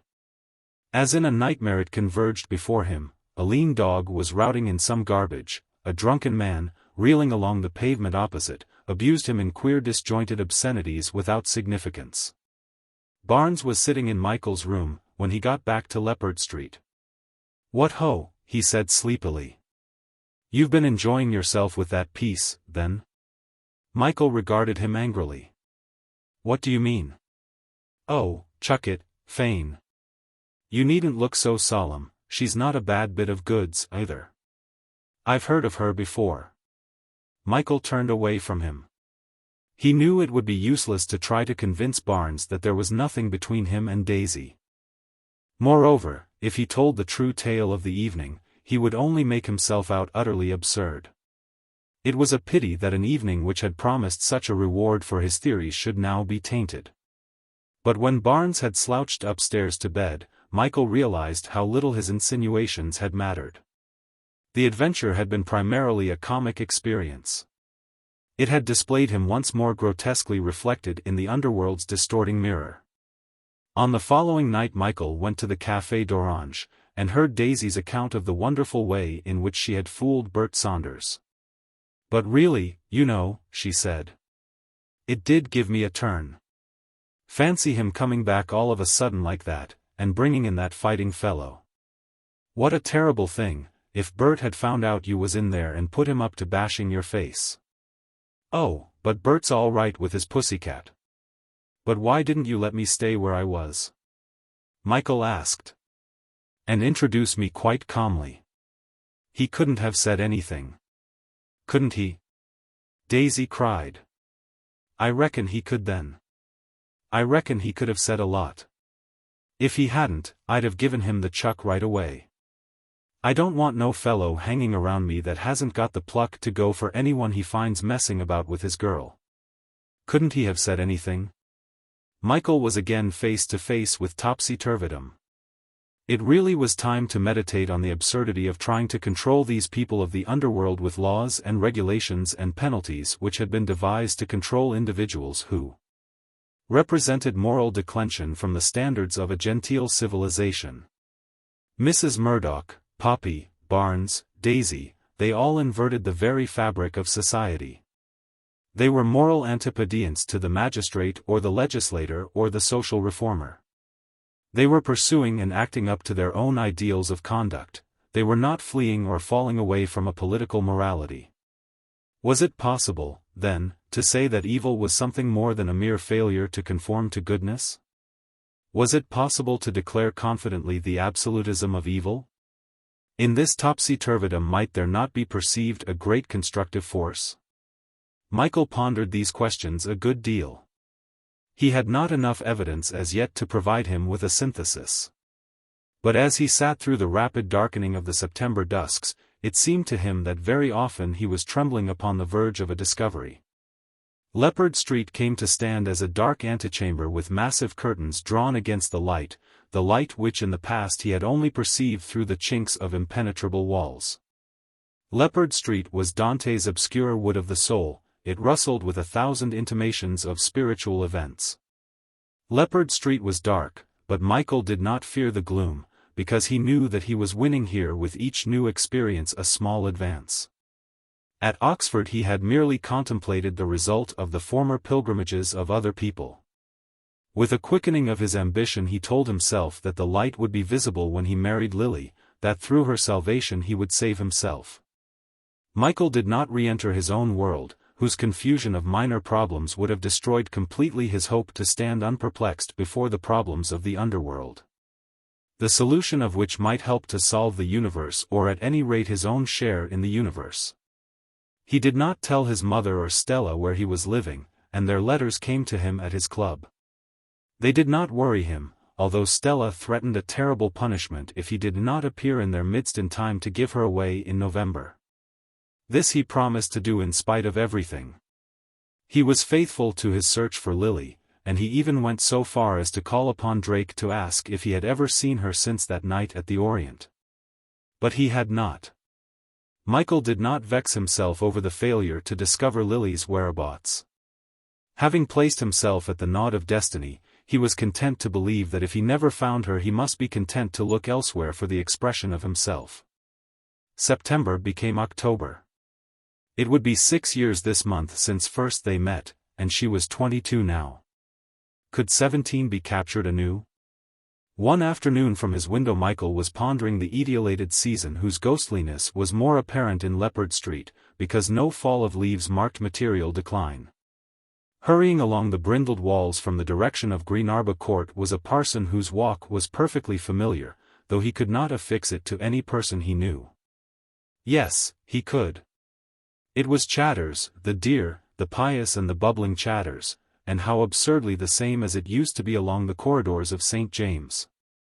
Michael rushed out to meet him, and had seized and shaken his hand before Chatter recognized him. When he did, however, he was twice as much excited as Michael, and spluttered forth a fountain of questions about his progress during these years with a great deal of information about his own. He came in eagerly at Michael's invitation, and so much had he still to ask and tell that it was a long time before he wanted to know what had brought Michael to Leppard Street.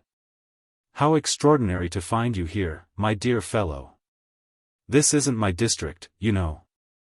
But the senior curate is ill. Green Arbor Court. I say, what a dreadful slum." Chatter looked very intensely at Michael, as if he expected he would offer to raze it to the ground immediately. "I never realized we had anything quite so bad in the parish. But what really is extraordinary about running across you like this is that a man who's just come to us from Ely was talking about you only yesterday." "My goodness, how?" "It's no larger than a grain of sand," Michael interrupted quickly. "What is?" asked Chatter, with his familiar expression of perplexity at Michael. "You were going to comment on the size of the world, weren't you? I suppose you'll rag me just as much as ever, you old brute." Chatter was beaming with delight at the prospect. "But seriously, this man Stewart, Nigel Stewart. I think he was at Trinity, Oxford. You do know him? Nigel isn't here, too?" Michael exclaimed. "He's our deacon." "Oh, how priceless you'll both be in the pulpit," said Michael. "And tomorrow's Sunday. Which of you will be preaching at Mass?" "My dear fellow, the vicar always preaches at Mass. I shall be preaching at evening prayer. Why don't you come to supper in the clergy house afterward? How do you like your vicar?" "Oh, very sound," said Chatter, shaking his head. "Does he take the ablutions at the right moment?" asked Michael, twinkling. "Oh, yes. Oh, yes. He's very sound. Quite all right. I was afraid at first he was going to be a leetle high church. But he's not. Not a bit. We had a procession this June on Corpus Christi. The people liked it. And of course we've got the children. They talked for an hour of old friends, of Viner, of Dom Cuthbert and Clear Abbey in school days, until at last Chatter had to be going. "You will come on Sunday?" "Of course. But what's the name of your church?" "My dear fellow, that shows you haven't heard your parochial Mass," said Chatter, with mock seriousness. "St. Chad's is our church." "It sounds as if you had a saintly fish for patron," said Michael. "I say, steady. Steady. St. Chad, you know, of Lichfield." Michael laughed loudly. "My dear old Chatter, you are just as inimitable as ever. You haven't changed a bit. Well, St. Chad's, Sunday." From the window he watched Chatter hurrying along beside the brindled walls. He thought how every excited step he took showed him to be bubbling over with the joy of telling Nigel Stewart of such a coincidence in the district of the senior curate. Michael suggested to Barnes that he should come with him to church on Sunday, and Barnes, who evidently thought his salary demanded deference to Michael's wishes, made no objection. It was an October evening through which a wintry rawness had already penetrated, and the interior of St. Chad's with its smell of people and warm wax and stale incense was significant of comfort and shelter. The church, a dreary Byzantine edifice, was nevertheless a very essential piece of London. Being built of the yellow bricks whose texture and color more than that of any other material adapt themselves to the grime of the city. Nothing deliberately beautiful would have had power here. These people who sat thawing in a stupor of waiting felt at home. They were submerged in London streets, and their church was as deeply engulfed as themselves. The Stations of the Cross did not seem much more strange here than the lithographs in their own kitchens, and the raucous drone of Gregorians was familiar music. As the office proceeded, Michael glanced from time to time toward his companion. At first Barnes had kept an expression of injured boredom, but with each chant he seemed less able to resist the habits of the past. Michael felt bound to ascribe to habit his compliance with the forms and ceremonies, for it was scarcely conceivable that he could any longer be moved by the appeal of a sensuous worship. Still less by the craving of his soul for God. Chatter's discourse was a simple one delivered with all the spluttering simplicity he could bring to it. Michael was not sure of the effect upon the congregation, but himself found it moving in a gently pathetic way. The sermon had the naive obviousness and the sweet seriousness of a child telling a long tale of imaginary adventure. It was easy to see that Chatter had never known from the moment of his ordination, or indeed from the moment he began to suppose he was thinking for himself, a single doubt of the absolute truth of his religion, still less of its expediency.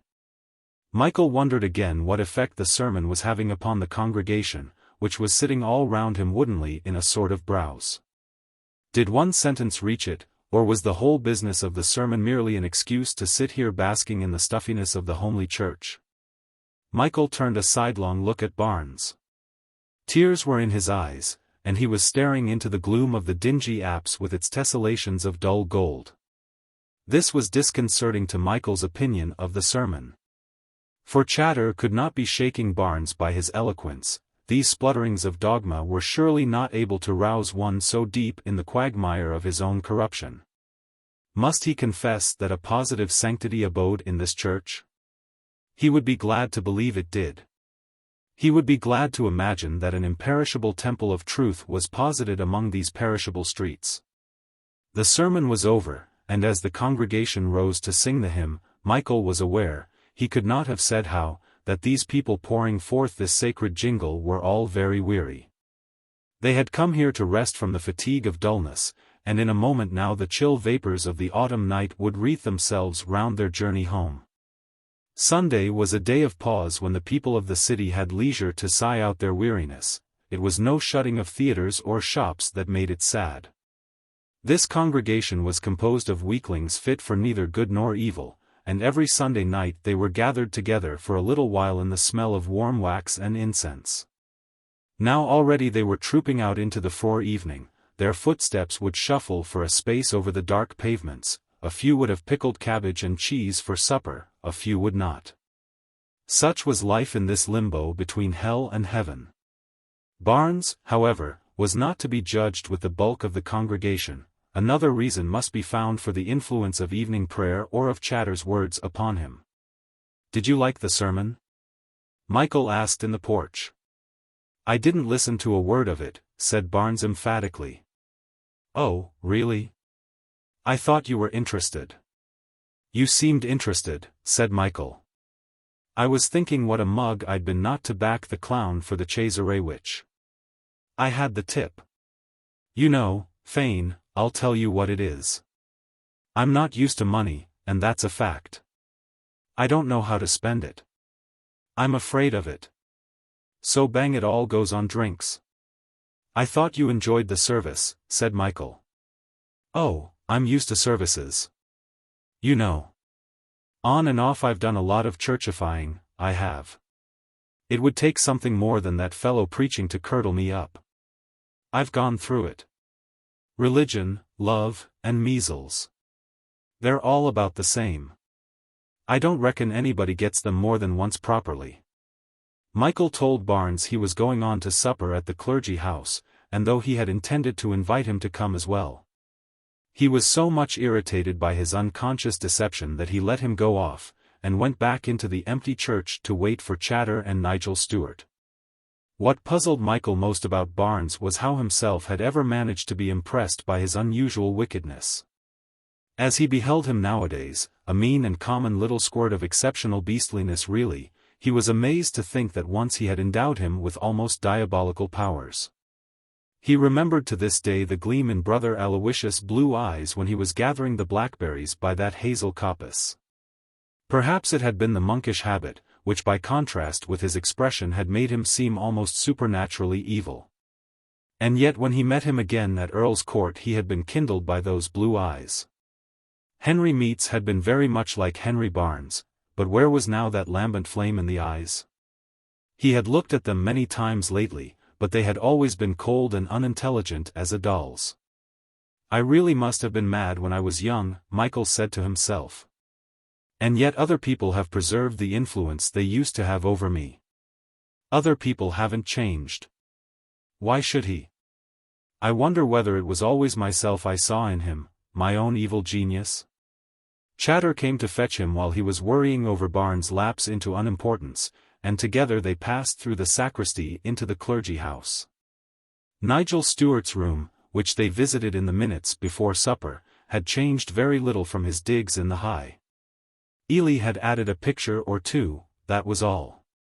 Nor had Nigel changed, except that his clerical attire made him more seraphic than ever. While he and Michael chattered of Oxford friends, Chatter stood with his back to the fire beaming at the reunion which he felt he had brought about. His biretta at a military angle gave him a look of knowing benevolence.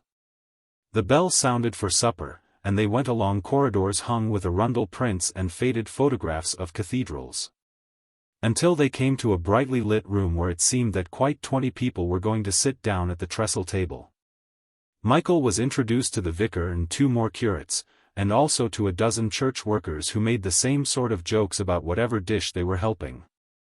Also he met that walrus-like man who, whether as organist or ceremoniarius or treasurer of club accounts or vicar's churchwarden, is always to be found attached to the clergy. Michael sat next to him, as it happened, and found he had a deep voice and was unable to get nearer to th than v. We're raver finking, he confided to Michael over a high-heaped plate, of starting benediction, this year. That will be wonderful, said Michael politely. Yes, it ought to annoy poor old Bishop Raver. The walrus-like man chuckled and bent over his food with a relish stimulated by such a prospect. After supper the 2 curates carried off their favorites upstairs to their own rooms. And as Chatter, Stewart, and Michael were determined to spend the evening together, the vicar was left with rather more people than usual to smoke his cigarettes. I envy you people, said Michael, as the 3 of them sank down into deep wicker chairs. I envy this power you have to bring Oxford, or Cambridge, into London. For it is the same spirit in terms of action, isn't it? And you're free from the thought which must often worry dons that perhaps they are having a very good time without doing very much to deserve it. We work hard in this parish, spluttered Chatter. Oh, rather. Very hard. That's what I say. You have the true peace that thrives on activity, said Michael. But at the same time, what I'm rather anxious to know is how nearly you touch the real sinners. Stewart and Chatter looked at one another across his chair. How much do we, brother? Asked Stewart. No, really, protested Michael. My dear Nigel, I can't have you being so affected. Brother. You must give up being archaic now that you're a pale young curate. What do you call the real sinners? Asked Chatter. You saw our congregation tonight. All poor, of course. Shall I say frankly what I think? Michael asked. The other 2 nodded. I'm not sure if that congregation is worth a very great deal. I'm not trying to be offensive, so listen to me patiently. That congregation would come whatever you did. They came not because they wanted to worship God or because they desired the forgiveness of their sins, nor even because they think that going to church is a good habit. No, they came in a sort of sad drift of aimlessness. They came in out of the dreariness of their lives to sit for a little while in the glow that a church like yours can always provide. They went out again with a vague memory of comfort, material comfort, I mean, but they took away with them nothing that would kindle a flame to light up the gray weekdays. Do you know, I fancy that when these picture theaters become more common, as they will, most of your people will get from them just the same sensation of warmth and material comfort. Obviously, if this is a true observation on my part, your people regard church from a merely negative attitude. That isn't enough, as you'll admit. But it's not fair to judge by the evening congregation, Chatter burst out. You must remember that we get quite a different crowd at Massachusetts. But do you get the real sinners? Michael repeated. My dear Michael, what does this inquisition forebode? Said Stuart. You're becoming wrapped in mystery. You're found in Leppard Street for no reason that I've yet heard. And now you attack us in this unkind way. I'm not attacking you, Michael said. I'm trying to extract from you a point of view. Lately it happens that I've found myself in the company of a certain class, well, the company of bullies and prostitutes. You must have lots of them in this parish. Do you get hold of them? I don't believe you do, because the chief thing which has struck me is the utter remoteness of the church or indeed of any kind of religion from the life of that class. And their standards are upside down, actually upside down. They're handed over entirely to the powers of darkness. Now, as far as I can see, the devil, or whatever you choose to call him, only cares about people who are worth his while. He hands the others over to anybody that likes to deal with them. Equally, I would say that God is a little contemptuous of the poor intermediates. The church, however, in these hard times for religion is glad to get hold even of them, and this miserable spirit of mediocrity runs through the whole organization. The bishops are moderate. The successful parsons are moderate, and the flock is moderate. To come back to the sinners. You know, they would be worth getting. You've no idea what a force they would raise. And now, all their industry, all their ingenuity, all their vitality is devoted to the service of evil. Chatter could contain himself no longer. My dear fellow, you don't understand how impossible it is to get in touch with the people you're talking about. They elude one. Of course, we should rejoice to get them. But they're impossible. Christ moved among sinners, said Michael. It's not because we don't long to move among them, Chatter spluttered in exasperation. We would give anything to move among them. But we can't. I don't know why. But they won't relax any of their barriers. They're notoriously difficult. Then it all comes down to a no in answer to my question, said Michael. You don't get the real sinners. That's what's the matter with St. Chad's. Until you can compel the sinner to come in, you'll stay in a spiritual backwater. If you were a priest, said Chatter, you'd realize our handicap better. No doubt, Michael agreed. But don't forget that the Salvation Army gets hold of sinners. In fact, I'll wager that 9 out of 10 of the people with whom I've been in contact lately would only understand by religion the Salvation Army. Personally, I loathe the Salvation Army. I think it is almost a more disruptive organization than anything else in the world.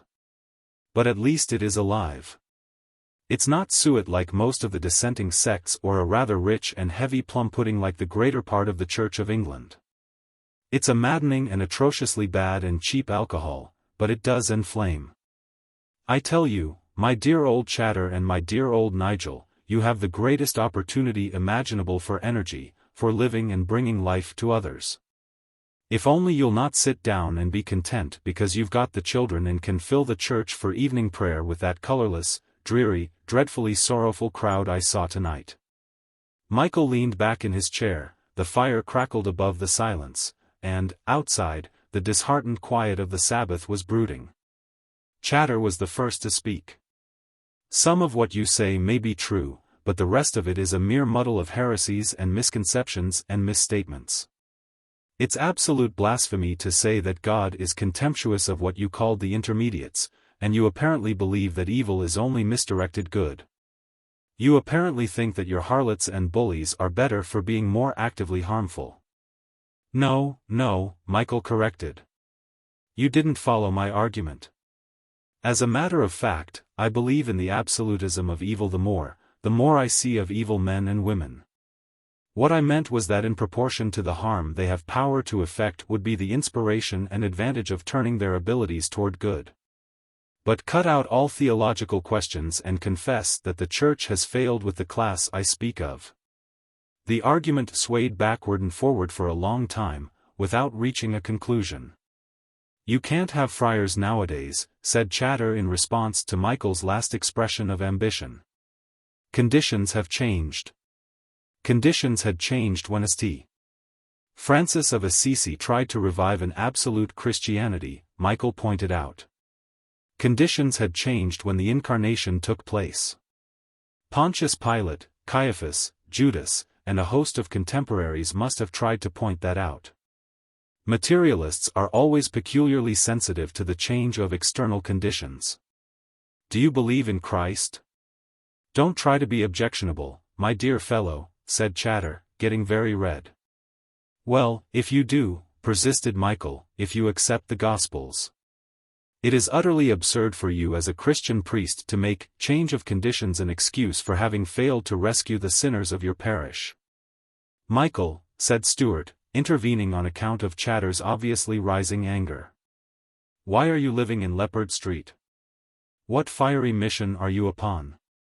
I believe you're getting too much wrapped up in private fads and fancies. Why don't you come and work for us at St. Chad's? He's one of those clever people who can always criticize with intense fervor, said Chatter bitterly. He was still very red and ruffled, and Michael felt rather penitent. I wish I could work here.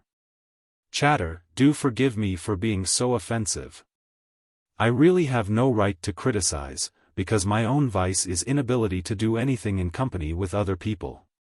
The very sight of workers in cooperation freezes me into apathy. If I were a priest, I should probably feel like you that the children were the most important. Have neither of you ever heard of anybody whose faith was confirmed by the realization of evil? Usually, it's the other way about, isn't it? I've met many unbelievers who first began to doubt, because the problem of evil upset their notions of divine efficiency. Chatter, you have forgiven me, haven't you? I ought to have realized that you didn't mean half you were saying, said Chatter. Michael smiled. Should he start the argument again by insisting that he had meant even twice as much as he had said? In the end, however, he let Chatter believe in his exaggeration, and they parted good friends. Nigel Stewart came often to see him during the next fortnight, and he was very anxious to find out why Michael was living in Leppard Street. Michael would not tell him, however. But instead he introduced him to Barnes, who with money in his pocket was very independent and gave up sign of his boasted ability to circumvent Parsons financially. No doubt, however, when he was thrown back on his own resources, he would benefit greatly by this acquaintance. Stewart had a theory that Michael had shut himself in Leppard Street to test the personality of Satan. And he used to insist that Michael performed all kinds of magical experiments in his solitude there. Having himself been a Satanist on several occasions at Oxford, he felt less than Chatter would have done the daring of discussing Baudelaire and Huysmans. Deacon though he was, Nigel was still an undergraduate, nor did it seem probable that he would ever cease to be one. He tried to thrill Michael with some of his own diabolic experiences, but Michael was a little contemptuous and told him that his devil was merely a figure of academic naughtiness. All that kind of subjective wickedness is nothing at all, said Michael. At the worst, it can only unbalance your judgment. I passed through it at the age of 16. You must have been horribly precocious, said Nigel disapprovingly. Oh, not more so than anyone who has freedom to develop. I should give up subjective encounters with evil, if I were you. You'll be telling me soon that you've been pinched by demons like an Egyptian eremite. Nigel gave the impression of rather deploring the lack of such an experience, and Michael laughed. Go and see Maurice Avery in Grosvenor Road. He's just the person you ought to convert. Nothing could be easier than to turn Mossy into an aesthetic Christian. Would that satisfy your zeal? I really think you are growing very offensive, said Nigel. No, I'm not. I'm illustrating a point.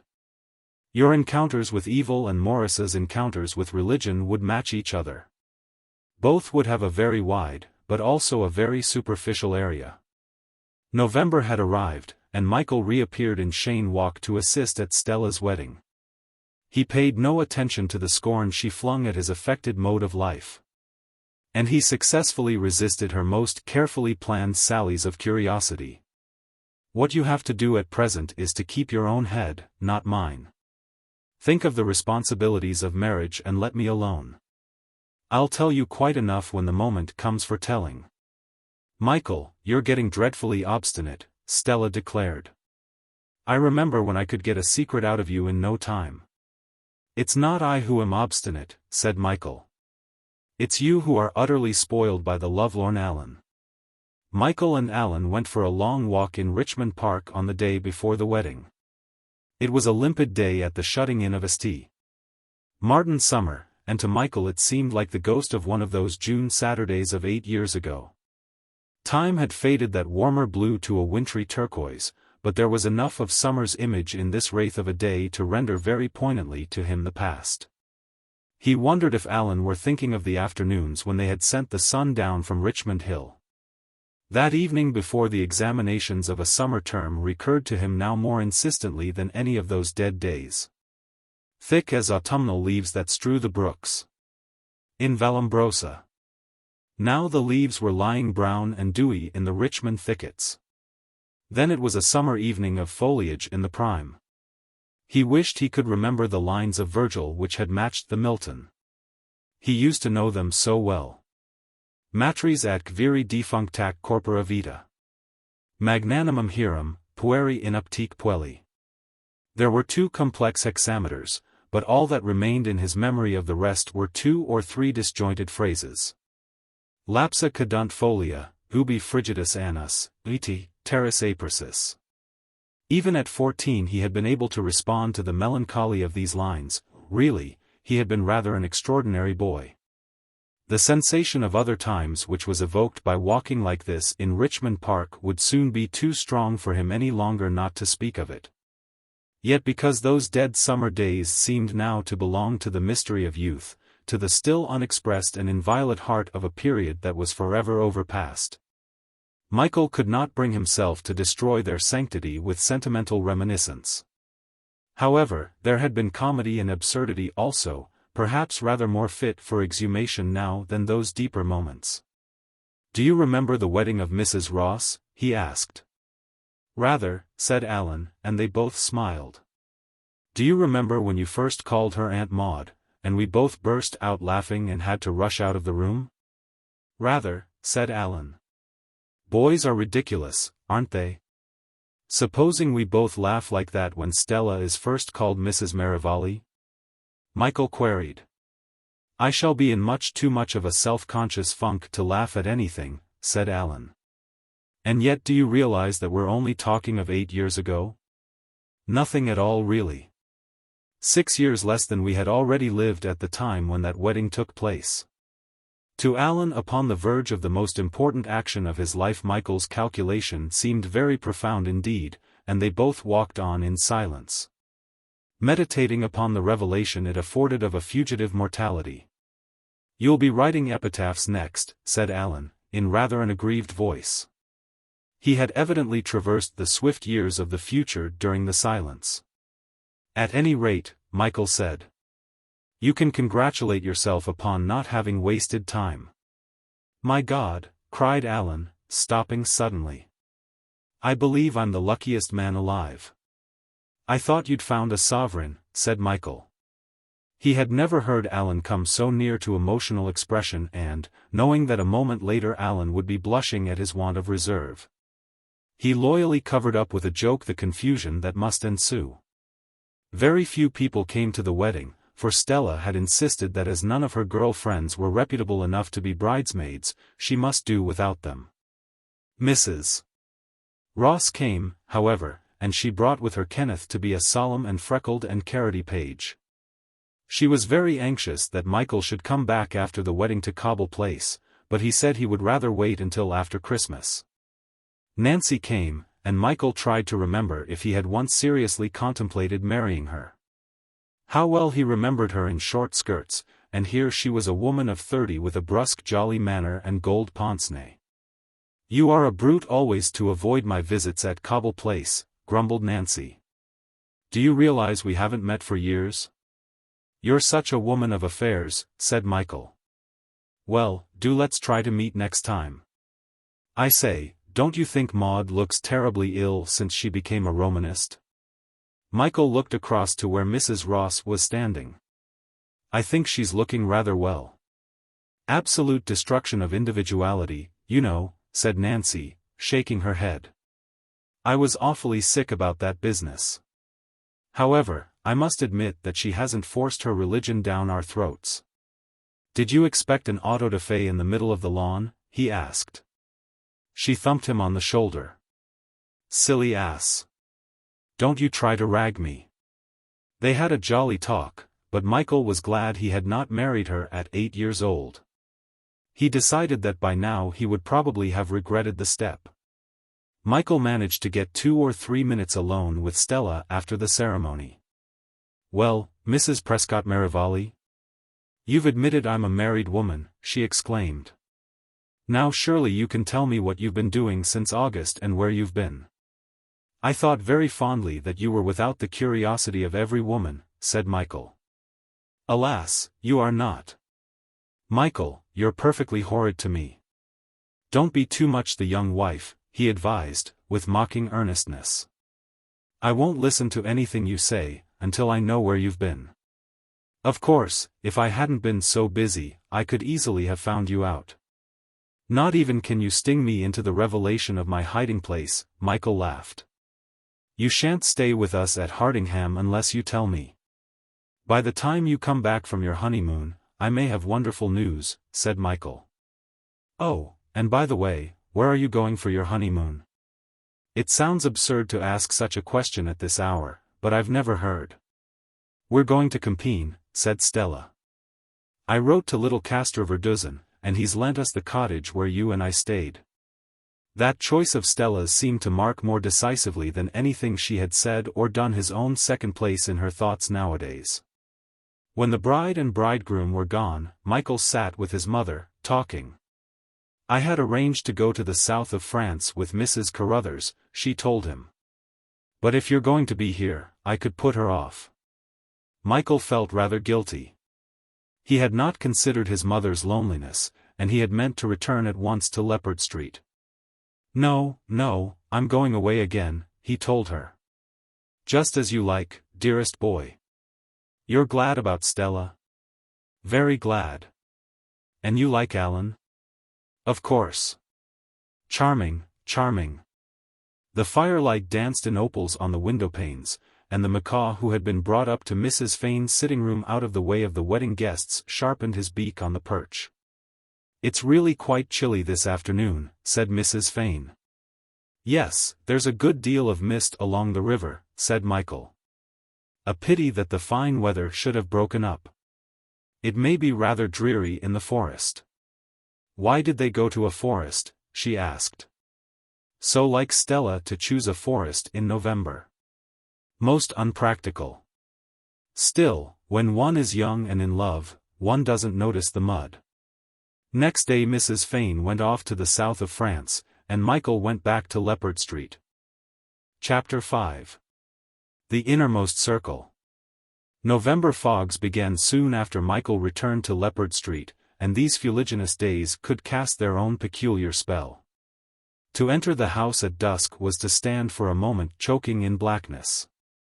And even when the gas flared and whistled through a sickly nebula, it only made more vast the lightless vapors above, so that the interior seemed at first not a place of shelter, but a mirage of the streets that would presently dissolve in the drifting fog. These nights made Pimlico magical for walking.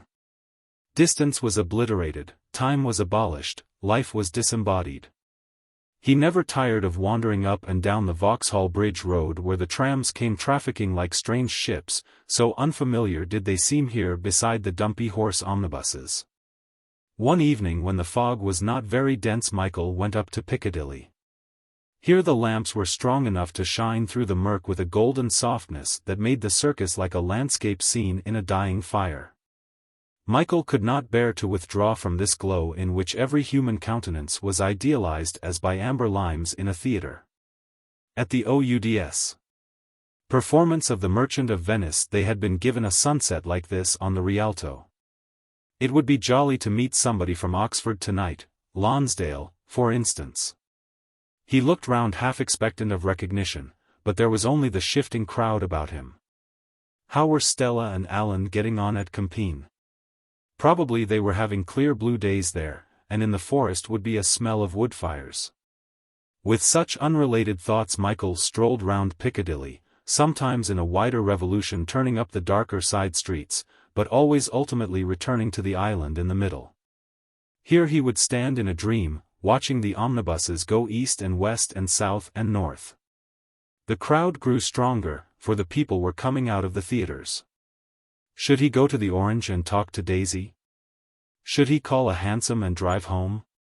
Bewitched as by the spinning of a polychromatic top, he could not leave the island. They were coming out of the Orient now, and he watched the women emerge one by one. Their ankles all looked so white and frail under the opera cloaks puffed out with swan's down.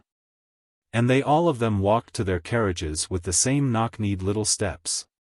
Soon he must begin to frequent the Orient again. Suddenly Michael felt himself seized with the powerless excitement of a nightmare. There in black, strolling nonchalantly across the pavement to a hansom, was Lily. She was with another girl. Then Drake's story had been true. Michael realized that gradually all this time he had been slowly beginning to doubt whether Drake had ever seen her. Lily had become like a princess in a fairy tale. Now she was here. He threw off the stupefaction that was paralyzing him, and started to cross the road. A wave of traffic swept up and he was driven back. When the stream had passed, Lily was gone. In a rage with his silly indecision he set out to walk back to Pimlico. The fog had lifted entirely, and there was frost in the air. Michael walked very quickly because it seemed the only way to wear out his chagrin. How idiotic it had been to let himself be caught like that. Supposing she did not visit the Orient again for a long time? It would serve him right. Oh, why had he not managed to get in front of those vehicles in time? He and she might have been driving together now, instead of which he was stamping his way along this dull dark pavement. How tall she had seemed, how beautiful in her black frock. At last he knew why all this time women had left him cold. He loved her still. What nonsense it had been for him to think he wanted to marry her in order to rescue her. What priggish insolence. He loved her still, he loved her now, he loved her, he loved her. The railings of Green Park rattled to his stick. He loved her more passionately because the ghost of her whom he had thought of with romantic embellishment all these years was but a caricature of her reality. That image of gossamer which had floated through his dreams was become nothing. Now that again he had seen herself with her tall neck and the aureole of her hair and the delicate poise of her as she waited among those knock-kneed women on the pavement. He brought his stick crashing down upon a bin of gravel by the curb that it might clang forth his rage. In what direction had she driven away? Even that he did not know. She might have driven past this very lamppost a few minutes back. Here was Hyde Park Corner. In London it was overwhelming to speculate upon a hansom's progress. Here already were main roads branching, and these in their turn would branch, and others after them until the imagination was baffled. Waste of time. Waste of time. He would not picture her in any quarter of London. But never one night should escape without his waiting for her at the Orient. Where was she now? He would put her from his mind until they met. Supposing that round the corner of that wall she were waiting, because the cab horse had slipped. How she would turn toward him in her black dress. "I saw you outside the Orient," he would say. She should know immediately that he was not deceived about her life. So vividly had he conjured the scene that when he rounded the wall on his way down Buckingham Palace Road, he was disappointed to see no cab, no Lily standing perplexed. Merely a tabbied woman clothed in a cobweb of crape, asleep over her tray of matches and huddled against the wall of the King's Garden. He put a sixpence among her matchboxes, and wondered of what were her dark dreams. The stars were blue as steel in the moonless sky above the arc lamps, and a cold parching wind had sprung up. Michael deviated from the nearest way to Leppard Street, and walked on quickly into the heart of Pimlico. This kind of clear-cut air suited the architecture of the ashen streets. One after another they stretched before him with their dim chequers of doors and windows. Sometimes, where they were intersected by wider thoroughfares, an arc lamp fizzed above the shape of a solitary policeman, and the corner houses stood out sharper and more cadaverous. And always in contrast with these necropolitan streets, these masks of human dwellings, were Michael's own thoughts thronged with fancies of himself and Lily. It was nearly 1 o'clock when he walked over the arcuate bridge across the lake of railway lines and turned the corner into Leppard Street. From the opposite pavement a woman's figure stepped quickly toward him out of a circle of lamplight. The sudden shadow lanced across the road made him start. Perhaps she noticed him jump, for she stopped at once and stared at him owlishly. He felt sick for a moment, and yet he could not, from an absurd compassion for her, do as he would have liked and run. "Where are you off to in such a hurry?" he heard her say. It was too late to avoid her now. He only had 2 sovereigns in his pocket. It would be ridiculous and cowardly to escape by offering her one of them. He had given his last silver coin to the match seller. Yet it would have been just as cowardly to have offered her that. He pitied the degradation that prompted her so casual question. The diffidence in her tones marked the fear of answering brutality which must always haunt her. Now that she was close to him, he no longer dreaded her.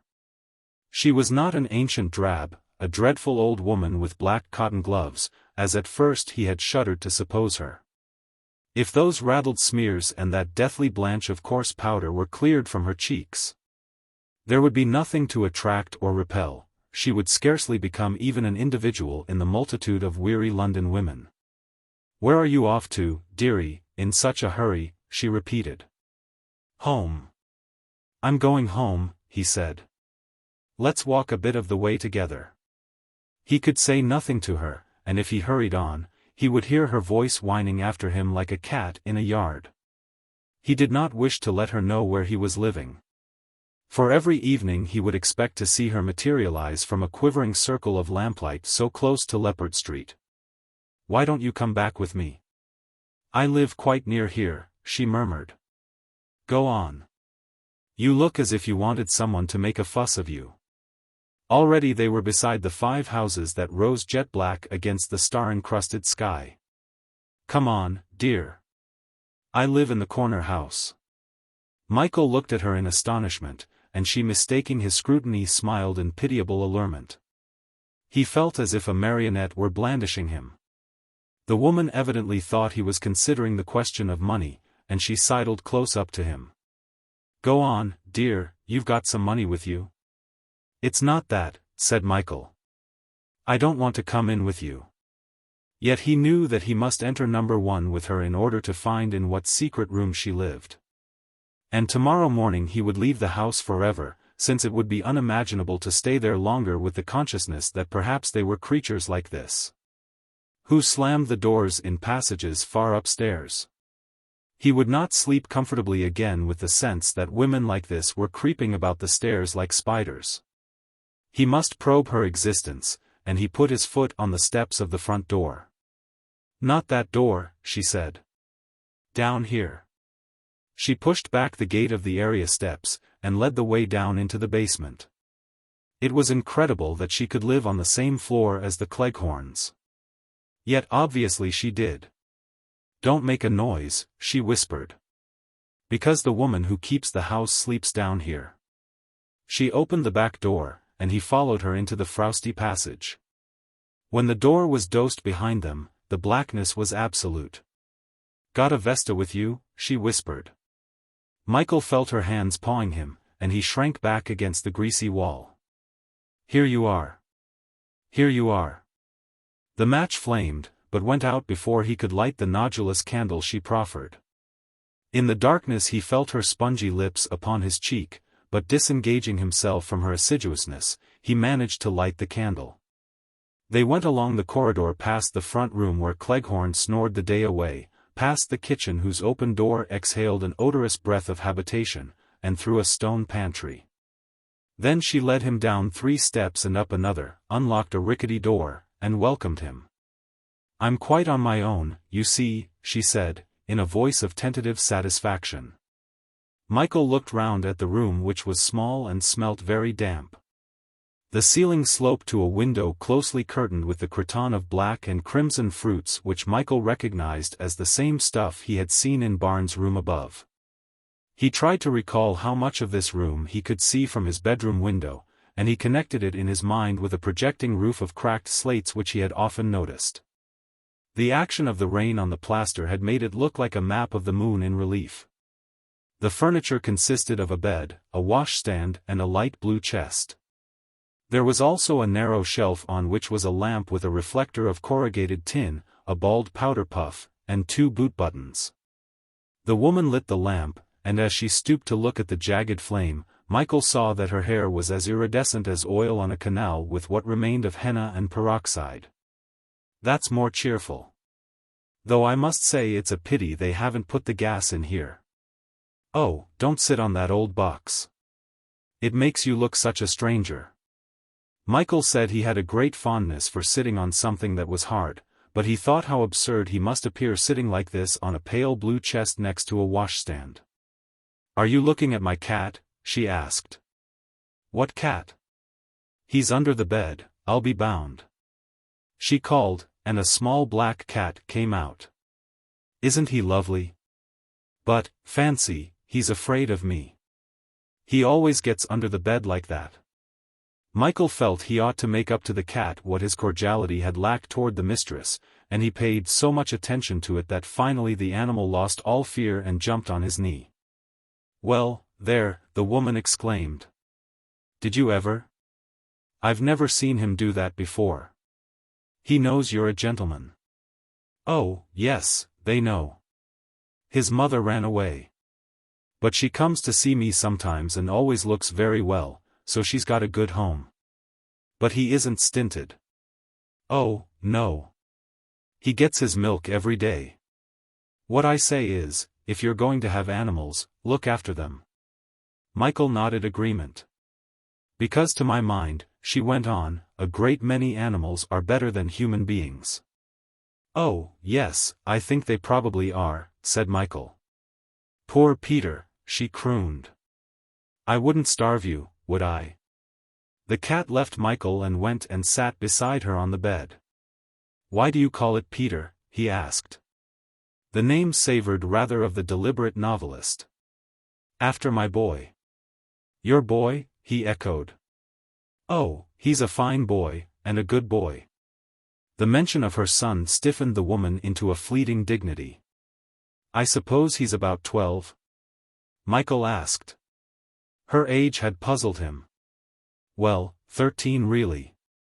Of course, you see, I'm a little older than what I look." As she looked about 45, Michael thought that the converse was more probable. "He's not living with you?" "Oh, no, certainly not. Why, I wouldn't have him here for anything, not ever." "Oh, no, he's at school with the Jesuits. He's to go in the civil service. I lived with his father for many years, in fact, from the time I was 16. His father was a Frenchman. A silk merchant he was. He's been dead about 6 years now." I suppose he left money to provide for the boy. Oh no. No, he left nothing. Well, you see, silk merchants weren't what they used to be, when he died. And before that his business was always falling off bit by bit. No, the Jesuits took him. Of course I'm a Catholic myself. As she made her profession of faith, he saw hanging from the knob of the bed a rosary. With whatever repulsion, with whatever curiosity he had entered, Michael now sat here on the pale blue chest in perfect humility of spirit. I suppose you don't care for this life? He asked after a short silence. Well, no, I do not. It's not at all what I should call a refined way of living, and often it's really very unpleasant. Somehow their relation had entirely changed, and Michael found himself discussing her career as if he were talking to an old maid about her health. For one thing, she continued, the police are very rough with one, and if anyone doesn't behave just as they'd like for them to behave, they make it very awkward. They really take it out of anyone. That isn't right, is it? It's really not as it should be, I don't think. Michael thought of the police in Leicester Square. It's damnable, he growled. And I suppose you have to put up with a good deal from some of the men? Undoubtedly, she said, shaking her head, and becoming every moment more and more like a spinster who kept a stationer's shop in a provincial town. Undoubtedly. Well, for one thing, I'm at anyone's mercy in here. Of course, if I called out, I might be heard and I might not. Really, if it wasn't for the woman who keeps the house being always so anxious for her rent, I might be murdered any time and stay in here for days without anyone knowing about it. Last Wednesday, or was it Thursday? Time goes by so fast, it seems hardly worthwhile to count the days, does it? One day last week I did what I've never done before, accepted 6 shillings. Well, it was late and what with one thing and another I wanted the money. Will you believe it, I very carefully, as I thought, hid it safe away in my bag, and this man, a very rough sort of a man he was. I'm not surprised poor Peter runs away from them. I heard him walking about the room when I woke up in the middle of the night. And will you believe it, he'd gone to my bag and taken out his 6 shillings, as well as 4pence halfpenny of my own which was all I had at the moment. He was really out of the house and gone in a flash, as they say. I wouldn't be surprised if he makes a regular trade of it with women like myself. Well now, you can't say a man like that is any better than my cat. I was very angry about it, but anyone soon forgets. Though I will say it was a warning. I suppose you'd be glad to give up the life, said Michael, and as he asked the question, it seemed to him in this room and in the presence of this woman a very futile one.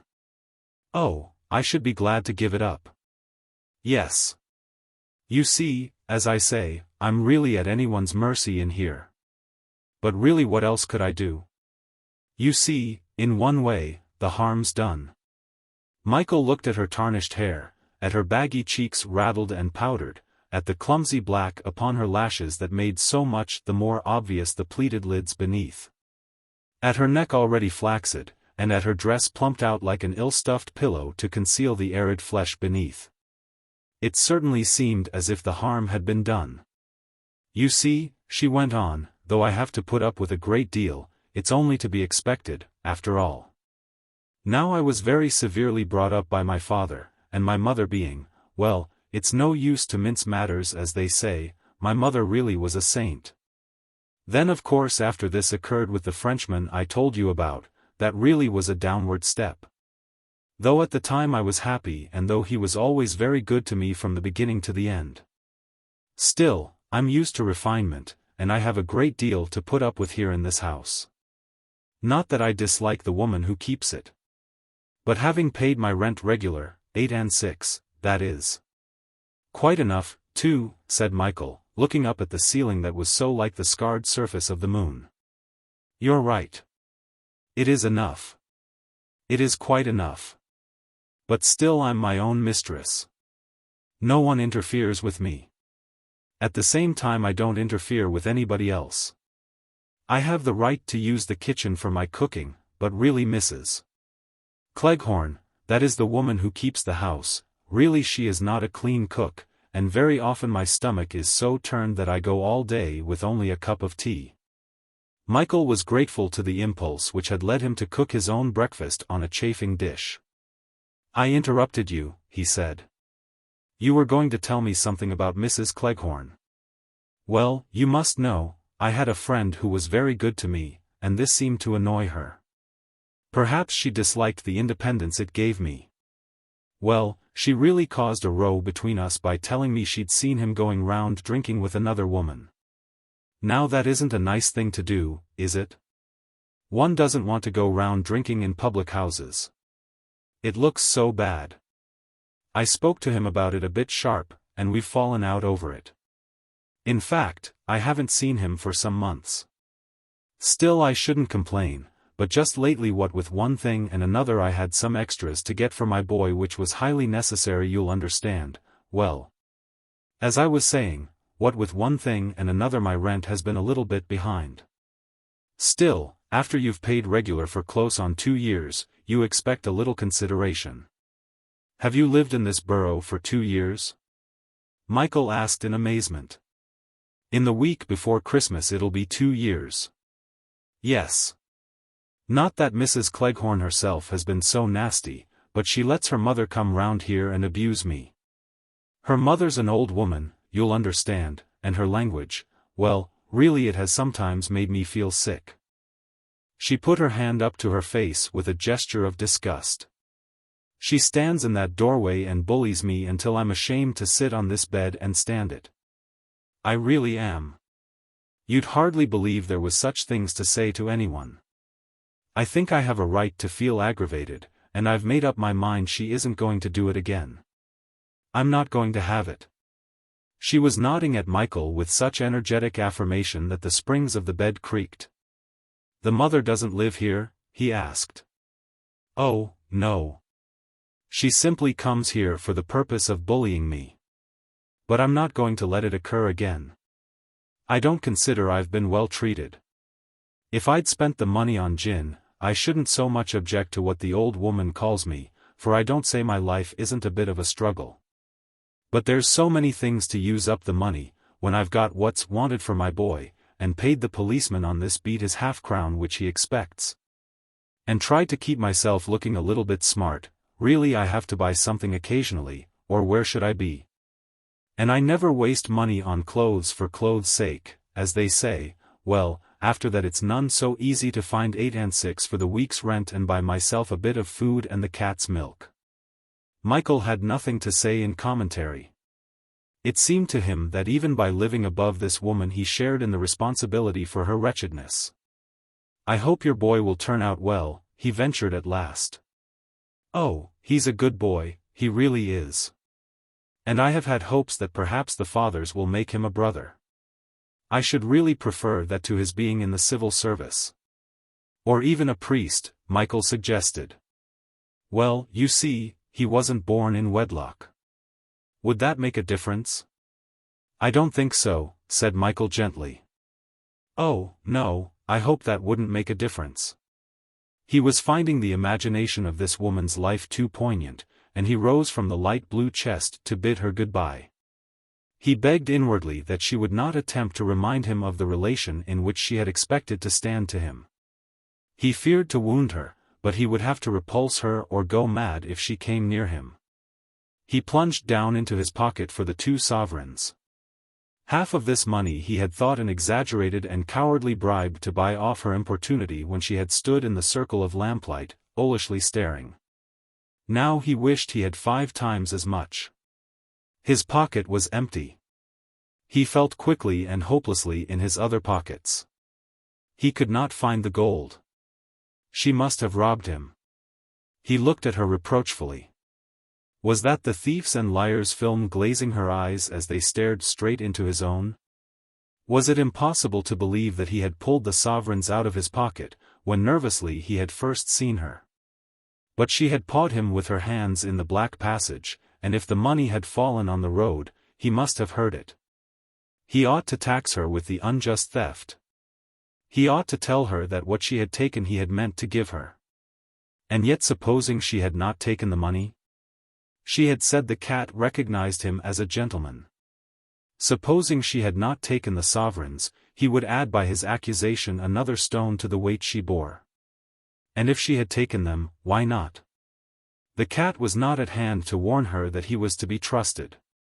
She had not wanted the money for herself.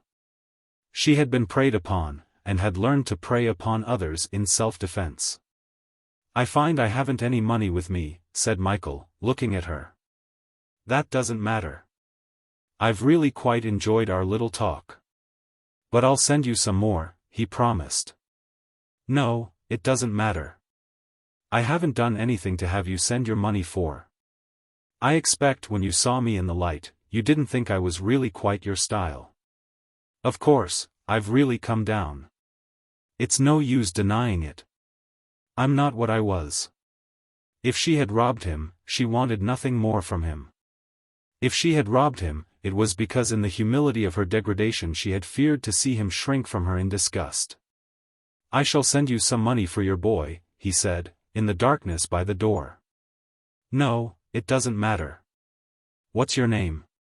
"Well, I'm known here as Mrs. Smith." Doubtfully she whispered as the cold air came in through the open door, "I don't expect you'd care about giving me a kiss." Michael had never known anything in his life so difficult to do, but he kissed her cold and flaccid cheek and hurried up the area steps. When he stood again upon the pavement in the menace of the 5 black houses of Leppard Street, Michael felt that he never again could endure to return to them at night. Nor ever again in the day perceive their 50 windows inscrutable as water. Yet he must walk for a while in the stinging northerly air before he went back to his rooms. He must try to rid himself of the oppression which now lay so heavily upon him. He must be braced even by this lugubrious night of Pimlico before he could encounter again the permeating fog of Leppard Street. He walked as far as the corner, and saw in silhouette upon the bridge a solitary policeman thudding his chest for warmth. In this abominable desert of lamps he should have seemed a symbol of comfort. But Michael, with the knowledge of the power he wielded over the unfortunates, beheld him now as the brutish servant of a dominating class. He was, after all, very much like a dressed-up gorilla, as he stood there thudding his chest in the haggard lamplight. Michael turned and went back to his rooms. He stared at the picture of St. Ursula on the white wall, and suddenly in a fit of rage he plucked it from the hook and ground it face downward upon his writing table. It seemed to him almost monstrous that anything so serene should be allowed any longer to exist. Immediately afterward he thought that his action had been melodramatic, and shamefacedly he put away the broken picture in a drawer. Lily was in London, and Mrs. Smith was beneath him in this house. In 20 years Lily might be sunk in such a pit, unless he were quick to save her now. All through the night he kept waking up with the fancy that he could hear the rosary rattling in that den beneath. And every time he knew it was only the sound of the broken hasp on his window rattling in the wind. Chapter 6. Tinderbox Lane. Next morning, when he woke, Michael made up his mind to leave Leppard Street finally in the course of this day. He could not bear the thought that he would only have to lean out of his window to see the actual roof which covered that unforgettable den beneath him. He wondered what would be the best thing to do with the furniture. It might be worth while to install Barnes in these rooms and pay his rent for some months instead of the salary which, now that Lily had been seen, was no longer a justifiable expenditure. He certainly would prefer that Barnes should never meet Lily now, and he regretted he had revealed her name. Still he had a sort of affection for Barnes which precluded the notion of deserting him altogether. These rooms with their simple and unmuffled furniture, the green shelves and narrow white bed, would be good for his character. He would also leave a few chosen books behind, and he would write and ask Nigel Stewart to visit here from time to time. Michael dressed himself and went upstairs to interview Barnes where he lay beneath a heap of bedclothes. "Oh, I dare say I could make the rooms look all right," said Barnes. "But what about coal?" "I shall pay for coal and light as well as the rent." "I thought you'd find it a bit dismal here," said Barnes knowingly. "I wonder you've stuck it out as long as you have." "After February," Michael said, I may want to come to some other arrangement, but you can count on being here till then. Of course, you understand that when the 3 months are up, I shan't be able to allow you £5 a week any longer." "No, I never supposed you would," said Barnes, in a tone of resignation. Michael hesitated whether to speak to him about Mrs. Smith or not. However, probably he was aware of her existence already, and it could do no harm to mention it. "Did you know that there was a woman living down in the basement here?" he asked. "I didn't know there was one here. But it's not a very rare occurrence in this part of London, nor any other part of London, if it comes to that. If you hear any row going on down there," said Michael, "you had better interfere at once." "Who with?" Barnes inquired indignantly. "With the row," said Michael. "If the woman is being badly treated on account of money she owes, you must let me know immediately." "Well, I'm not in the old tier's secret, am I?" asked Barnes, in an injured tone. "You can't expect me to go routing about after every old fly-by-night stuck in a basement." "I'm particularly anxious to know that she is all right," Michael insisted. "Oh well, of course, if she's a friend of yours, Fane, that's another matter. If it's any little thing to oblige you, why certainly I'll do it." Michael said goodbye and left him in bed.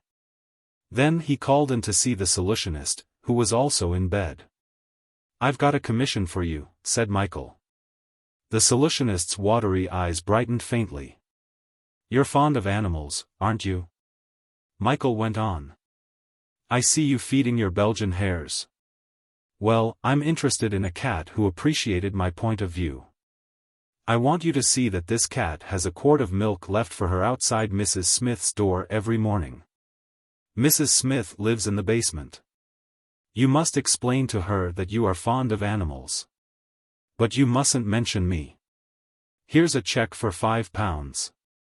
Spend half this on the cat and the other half on your rabbits." The solutionist held the check between his tremulous fingers. "I couldn't cash this nowadays," he said helplessly. "And get a quart of milk for a cat? Why, the thing would burst." "All right. I'll send you postal orders," said Michael. "Now I'm going away for a bit.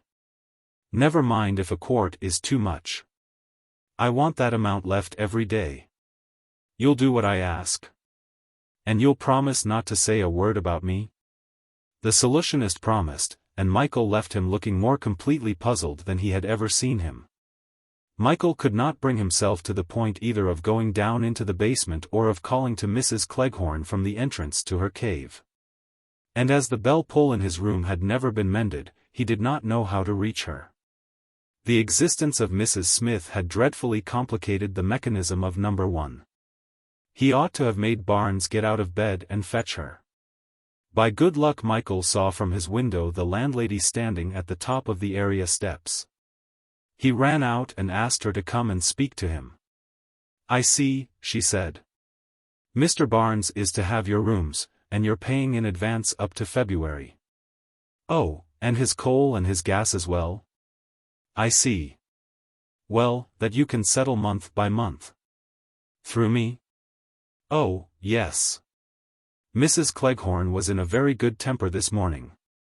Michael could not help wondering if Mrs. Smith had paid some arrears of her rent. "Do you think Mr. Cleghorn would go and fetch me a hansom?" Michael asked. "He's still in his bed, but I'll go myself." This cheerfulness was really extraordinary, and Michael was flattered. Already he was beginning to feel some of the deference mixed with hate which throughout the underworld was felt toward landladies. Her condescension struck him with the sense of a peculiar favor, as if it were being bestowed from a superior height. Michael packed up his kit bags and turned for a last look at the white rooms in Leppard Street.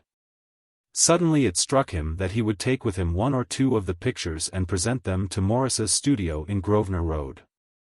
Mona Lisa should go there, and the Prince of Orange whom himself was supposed to resemble slightly, and Don Balthazar on his big horse. They should be the contribution which he had been intending for some time to pay to that household. The cab was at the door, and presently Michael drove away from Leppard Street. As soon as he was in the hansom he felt he could begin to think of Lily again, and though he knew that probably he was going to suffer a good deal when they met, he nevertheless thought of her now with elation. It had not seemed to be so sparkling a morning in Leppard Street. But driving toward Morris's studio along the banks of the river, Michael thought it was the most crystalline morning he had ever known. "I've brought you these pictures," he explained to Maurice, and let the gift account for his own long disappearance from communion with his friends. "They're pretty hackneyed, but I think it's rather good for you to have a few hackneyed things amid the riot of originality here." "What are you doing, Mossy?" "Well, I'm rather hoping to get a job as dramatic critic on the Point of View." "You haven't met your ladylove yet?"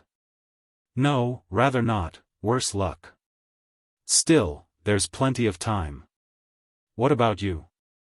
Maurice asked the question indifferently. He regarded his friend as a stone where women were concerned. "I've seen her," said Michael. He simply had to give himself the pleasure of announcing so much. "By Jove, have you really? You've actually found your fate?" Maurice was evidently very much excited by Michael's lapse into humanity. He had been snubbed so often when he had rhapsodized over girls. "What's she like?" "I haven't spoken to her yet. I've only seen her in the distance." "And you've really fallen in love? I say, do stay and have lunch with me here. Castleton isn't coming back from the temple until after tea." Michael would have liked to sit at the window and talk of Lily, while he stared out over the sea of roofs under one of which at this very moment herself might be looking in his direction. However, he thought if he once began to talk about Lily to Maurice, he would tell him too much, and he might regret that afterward. Yet he could not resist saying that she was tall and fair and slim. Such epithets might be applied to many girls, and it was only for himself that in this case they had all the thrilling significance they did. "I like fair girls best," Maurice agreed. "But most fair girls are dolls. If I met one who wasn't, I should be hopelessly in love with her." "Perhaps you will," Michael said. Since he had seen Lily he felt very generous, and even more than generosity he felt that he actually had the power to offer to Maurice dozens of fair girls from whom he could choose his own ideal. Really he must not stay a moment longer in the studio, or he would be blurting out the whole tale of Lily, and were she to be his, he must hold secrets about her that could never be unfolded. "I really must bolt off," he declared. "I've got a cab waiting." Michael drove along to Cheyne Walk, and when he reached home, it caused the parlor maid not a flicker to receive him and to take his luggage and inquire what should be obtained for his lunch. "Life's really too easy in this house," he thought. "It's so impossible to surprise the servants here that one would give up trying ultimately. I suppose that will be the beginning of settling down. At this rate, I shall settle down much too soon. Yes, life is too easy here." Michael went to the Orient that night certain that he would meet Lily at once, so much since he left Leppard Street had the imagination of her raced backward and forward in his brain. Everything that would have made their meeting painful in such surroundings was forgotten in the joyful prospect at hand. The amount they would have to talk about was really tremendous. Love had destroyed time so completely that Lily was to be exactly the same as when first he had met her in Kensington Gardens. However, her appearance on the pavement outside the theatre had made such a vivid new impression that Michael did pay as much attention to lapsing time as to visualize her now in that black dress. Otherwise he was himself again of 6 years ago, with only the delightful difference that he was now independent and could carry her forthwith into marriage. The knowledge that from a material point of view he could do this filled him with a magnificent consciousness of life's plenitude. So far, all his experiments in living had been bounded by ignorance or credulity on his own side, and on the side of other people by their unsuitableness for experiments. Certainly he had made discoveries, but they might better be called disillusionments. Now here was Lily who would give him herself to discover, who would open for him, not a looking-glass world in which human nature reflected itself in endless reduplications of perversity, but a world such as lovers only know, wherein the greatest deeps are themselves. Michael scarcely bothered to worry himself with the thought that Lily had embarked upon her own discoveries apart from him. She had been bewitched again by his romantic spells into the innocent girl of 17. All his hopes, all his quixotry, all his capacity for idealization, all his prejudice and impulsiveness converged upon her. Whatever had lately happened to spoil his theory of behavior was discounted, and even the very theory fell to pieces in this intoxication of happiness. With so much therefore to make him buoyant, it was depressing to visit the Orient that evening without a glimpse of Lily. The disappointment threw Michael very unpleasantly back into those evenings when he had come here regularly and had always been haunted by the dread that, when he did see her, his resolve would collapse in the presence of a new Lily wrought upon by man and not made more lovable thereby. The vision of her last night, it was only last night, had swept him aloft. The queer adventure with the woman in the basement had exalted him still higher upon his determination. His flight from Leppard Street and his return to Cheyne Walk had helped to strengthen his hopefulness. Now he had returned to this circumambient crowd, looking round as each newcomer came up the steps, and all the while horribly aware that this evening Lily was not coming to the Orient. He had never been upset like this since his resolve was taken. The glimpse of her last night had made him very impatient, and he reviled himself again for having been such a fool as to let her escape. He fell in a rage with his immobility here in London. He demanded why it was not possible to swirl in widening circles round the city until he found her. He was no longer content to remain in this aquarium, stuck like a mollusk to the side of the tank. He wanted to see her again. He was fretful for her slow contemptuous walk and her debonair smile. He wanted to see her again. Already this quest was becoming the true torment of love. Every single other person in sight was a dreary automaton in whom he took no trace of interest. Every movement, every laugh, every shadow made him repine at its uselessness to him. All those years at Oxford of dreams and hesitations had let him store up within himself a very fury of love. He had been living falsely all this time. There had never been one dull hour which could not have been enchanted by her to the most glorious hour imaginable. He had realized that when he saw her last night, he had realized all the waste, all the deadness, all the idiotic philosophy and impotence of these years without her. How the fancy of her vexed him now, how easily could he in his frustration knock down the individuals of this senseless restless crowd, one after another, like the dummies of humanity they were. The last tableau of the ballet had dissolved behind the falling curtain. Lily was not here tonight, and he hurried out into Piccadilly. She must be somewhere close at hand. It was impossible for her to come casually like that to the Orient and afterward to disappear for weeks. Or was she a man's mistress, the mistress of a man of 40? He could picture him. He would be a stockbroker, the sort of man whom one saw in first-class railway carriages travelling up to town in the morning and reading the Financial Times. He would wear a hideous orchid in his buttonhole and take her to Brighton for weekends. He knew just the shade of bluish pink that his cheeks were, and the way his neck looked against his collar. The shape of his mustache, the smell of his cigar, and his handicap at golf. It was impossible that Lily could be the mistress of a man like that. Last night she had come out of the Orient with a girl. Obviously they must at this moment be somewhere near Piccadilly. Michael rushed along as wildly as a cat running after its tail. He entered restaurant after restaurant, café after café, standing in the doorways and staring at the tables one after another.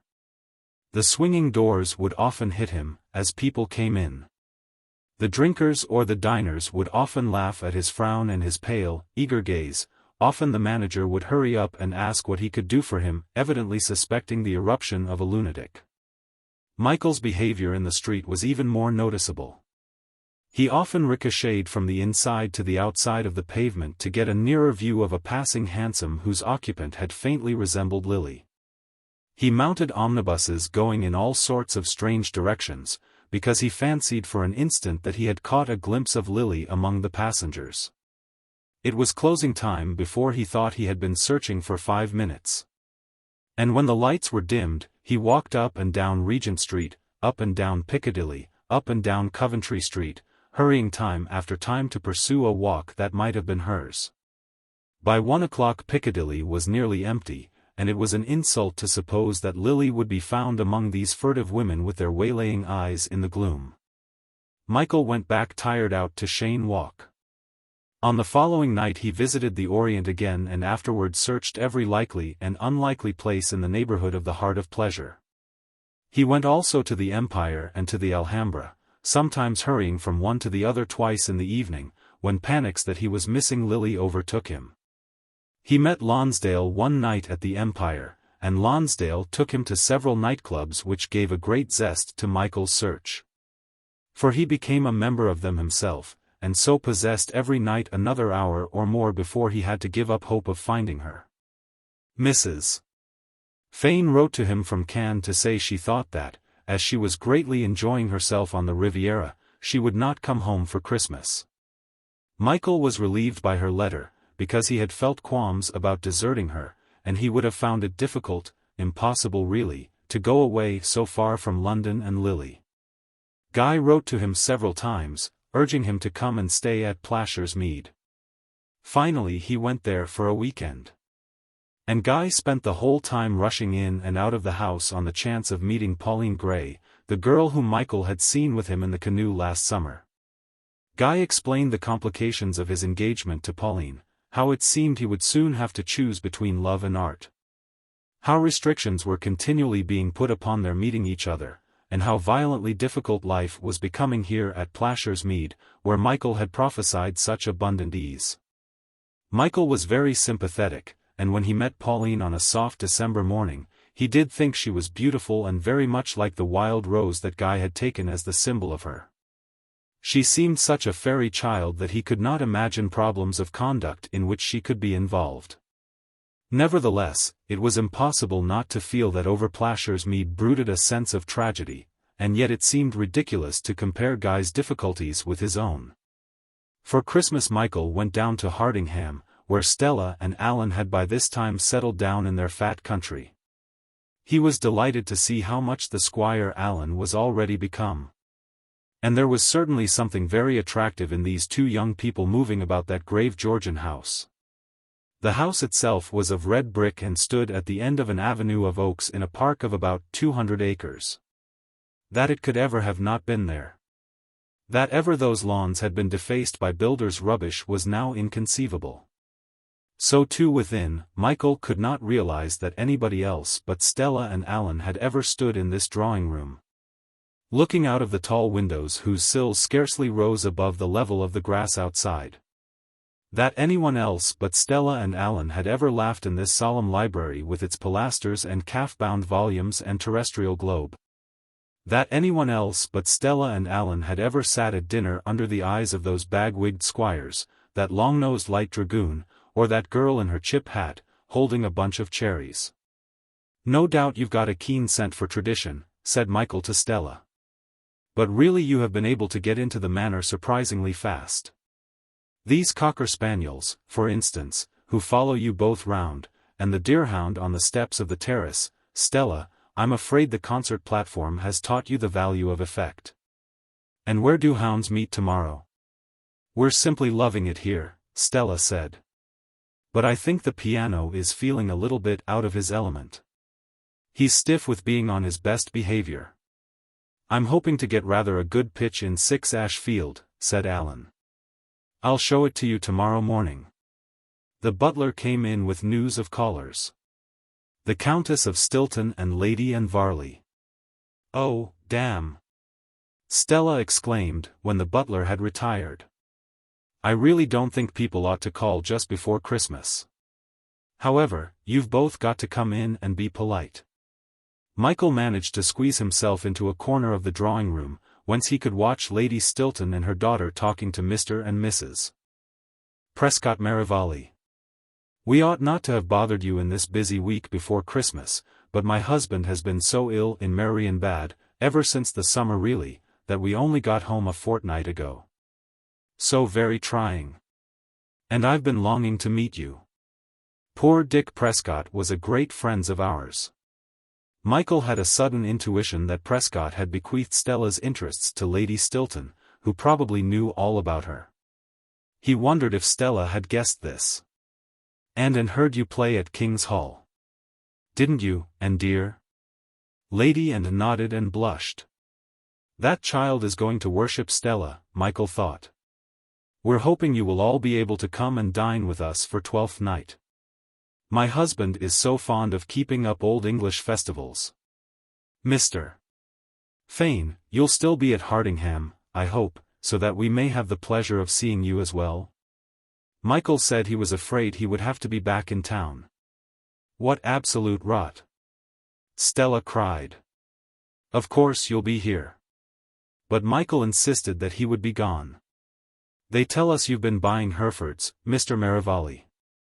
My husband was so much interested and is so much looking forward to seeing your stock, but at present he must not drive far. I've also heard of you from my youngest boy who went up to Christ Church last October year. He is very much excited to think that Hardingham is going to have such a famous, what is it called, Anne? Some kind of a bowler. A googly bowler, I expect you mean, mother, said Lady Anne. Wasn't he in the Eton 11? Asked Alan. Well, no. Something happened to oust him at the last moment, said Lady Stilton. Possibly a superior player. Oh, no, mother. Lady Anne indignantly declared. He would have played for certain against Harrow, if he hadn't sprained his ankle at the nets the week before. I do hope you'll let him come and see you this vacation, Lady Stilton said. Oh, rather. I shall be awfully keen to talk about the cricket round here, Alan replied. I'm just planning out a new pitch now. How delightful all this is, thought Michael, with visions of summer evenings. Soon Lady Stilton and her daughter went away, having plainly been a great success with Mr. and Mrs. Prescott Merivale. Of course, you've got to marry Anne, said Stella to Michael, as soon as they were comfortably round the great fire in the library. Alan, Michael appealed. Is it impossible for you to nip now forever this bud of matchmaking? I think it's rather a good idea, said Alan. I knew young Varley by sight. He's a very sound bat. I shan't come here again, Michael threatened, until you've dissolved this alliance of mutual admiration. Instead of agreeing with Stella to marry me to every girl you meet, why don't you devote yourself to the task of making Huntingdon a first-class county in cricket? Stella might captain the team. Time passed very pleasantly with long walks and rides and drives, with long evenings of Cutthroat Bridge and Schumann, but on New Year's morning Michael said he must go back to London. Nor would he let himself be deterred by Stella's jibes. I admit you're as happy as you can be, he said. Now surely you, after so much generosity on my side, will admit that I may know almost as well as yourselves how to make myself happy, though not yet married. Michael, you're having an affair with some girl, Stella said accusingly. He shook his head. Swear? By everything I believe in, I vow I'm not having an affair with any girl. I wish I were. His luggage was in the hall, and the dog-cart was waiting. At King's Cross he found a taxi, which was so difficult to do in those days that it made him hail the achievement as a good omen for the new year. Near South Kensington Station he caught sight of a poster advertising a carnival in the neighborhood. He thought it looked rather attractive with the bright colors glowing into the grey January day. Later on in the afternoon, when he went to his tobacconist's in the King's Road, he saw the poster again and read that tonight at Redcliffe Hall, Fulham Road, would take place a grand carnival and masked ball for the benefit of some orphanage connected with licensed victualling. Tickets were on sale in various public houses of the neighborhood, at 7 and 6 for gentlemen and 5 shillings for ladies. Ought to be very good, commented the tobacconist. Well, we want a bit of brightening up nowadays down this way, and that's a fact. Why, I can remember Cremorne Gardens. Tut tut. Bless my soul. Yes, and the Old World's End. That's going back into the 70s, that is. And it seems only yesterday. I rather wish I'd got a ticket, said Michael. Why not let me get you one, sir, and send it round to Cheyne Walk? I suppose you'd like one for a lady as well? No, I'll have 2 men's tickets. Michael had a vague notion of getting Maurice or Lonsdale to accompany him, and he went off immediately to 422 Grosvenor Road, but the studio was deserted. Nor was he successful in finding Lonsdale. Nobody seemed to have finished his holidays yet. It would be rather boring to go alone, he thought. But when he found the tickets waiting for him, they seemed to promise a jolly evening, even if he did no more than watch other people enjoying themselves. No doubt there would be plenty of spectators without masks, like himself, and in ordinary evening dress. So about 9:30 Michael set off alone to the carnival. Redcliffe Hall, viewed from the outside in the January fog which was deepening over the city, seemed the last place in the world likely to contain a carnival. It was one of those dismal Gothic edifices which, having passed through ecclesiastical and municipal hands with equal loss to both, awaits a suitable moment for destruction before it rises again in a phoenix of new flats. However, the awning hung with Japanese lanterns that ran from the edge of the curb up to the entrance made it now not positively forbidding. Michael went up to the gallery and watched the crowd of dancers. Many of the fancy dresses had a very homely look, but there were also professional equipments from costumiers and a very few really beautiful inventions. The medley of colors, the motion of the dance, the sound of the music, the streamers of bunting and the ribbons fluttering round the maypole in the middle of the room, all combined to give Michael an illusion of a very jocund assemblage. There were plenty of men dancing without masks, which was rather a pity, as their dull, ordinary faces halted abruptly the play of fancy. On second thoughts he was glad such revellers were allowed upon the floor, since as the scene gradually began to affect him he felt it might be amusing for himself to dance once or twice before the evening ended. With this notion in view, he began to follow more particularly the progress of different girls, balancing their charms one against another, and always deriving a good deal of pleasure from the reflection that, while at this moment they did not know of his existence, in an hour's time he might have entered their lives. This thought did give a romantic zest to an entertainment which would otherwise have been quite cut off from his appreciation. Suddenly Michael's heart began to quicken, the blood came in rushes and swift recessions that made him feel cold and sick. 2 girls walking away from him along the side of the hall, those 2 Pierrettes in black, that one with the pale blue pompons was Lily. Why didn't she turn round? It must be Lily. The figure, the walk, the hair were hers. The Pierrettes turned, but as they were masked Michael could still not be sure if one were Lily. They were dancing together now. It must be Lily. He leaned over the rail of the gallery to watch them sweep round below him, so that he might listen if by chance above the noise Lily's languorous voice could reach him. Michael became almost positive that it was she. There could not be another girl to seem so like her. He hurried down from the gallery and stood in the entrance to the ballroom. Where were they now? They were coming toward him. The other Pierrette with the rose pompons said something as they passed. It could only be Lily who bowed her head like that in lazy assent. It was Lily. Should he call out to her, when next they passed him? If it were not Lily, what a fool he would look. If it were not Lily, it would not matter what he looked, for the disappointment would outweigh everything else. They were going up the room again. They were turning the corner again. They were sweeping toward him again. They were passing him again. He called Lily. Lily, in a voice sharp with eagerness. Neither girl gave a sign of attention. It was not she, after all. Yet his voice might have been drowned in the noise of the dance. He would call again, but again they passed him by unheeding. The dance was over. They had stopped at the other end of the room. He pressed forward against the egress of the dancers. He pressed forward roughly, and once or twice he heard grumbling murmurs because he had deranged a difficult piece of costumery.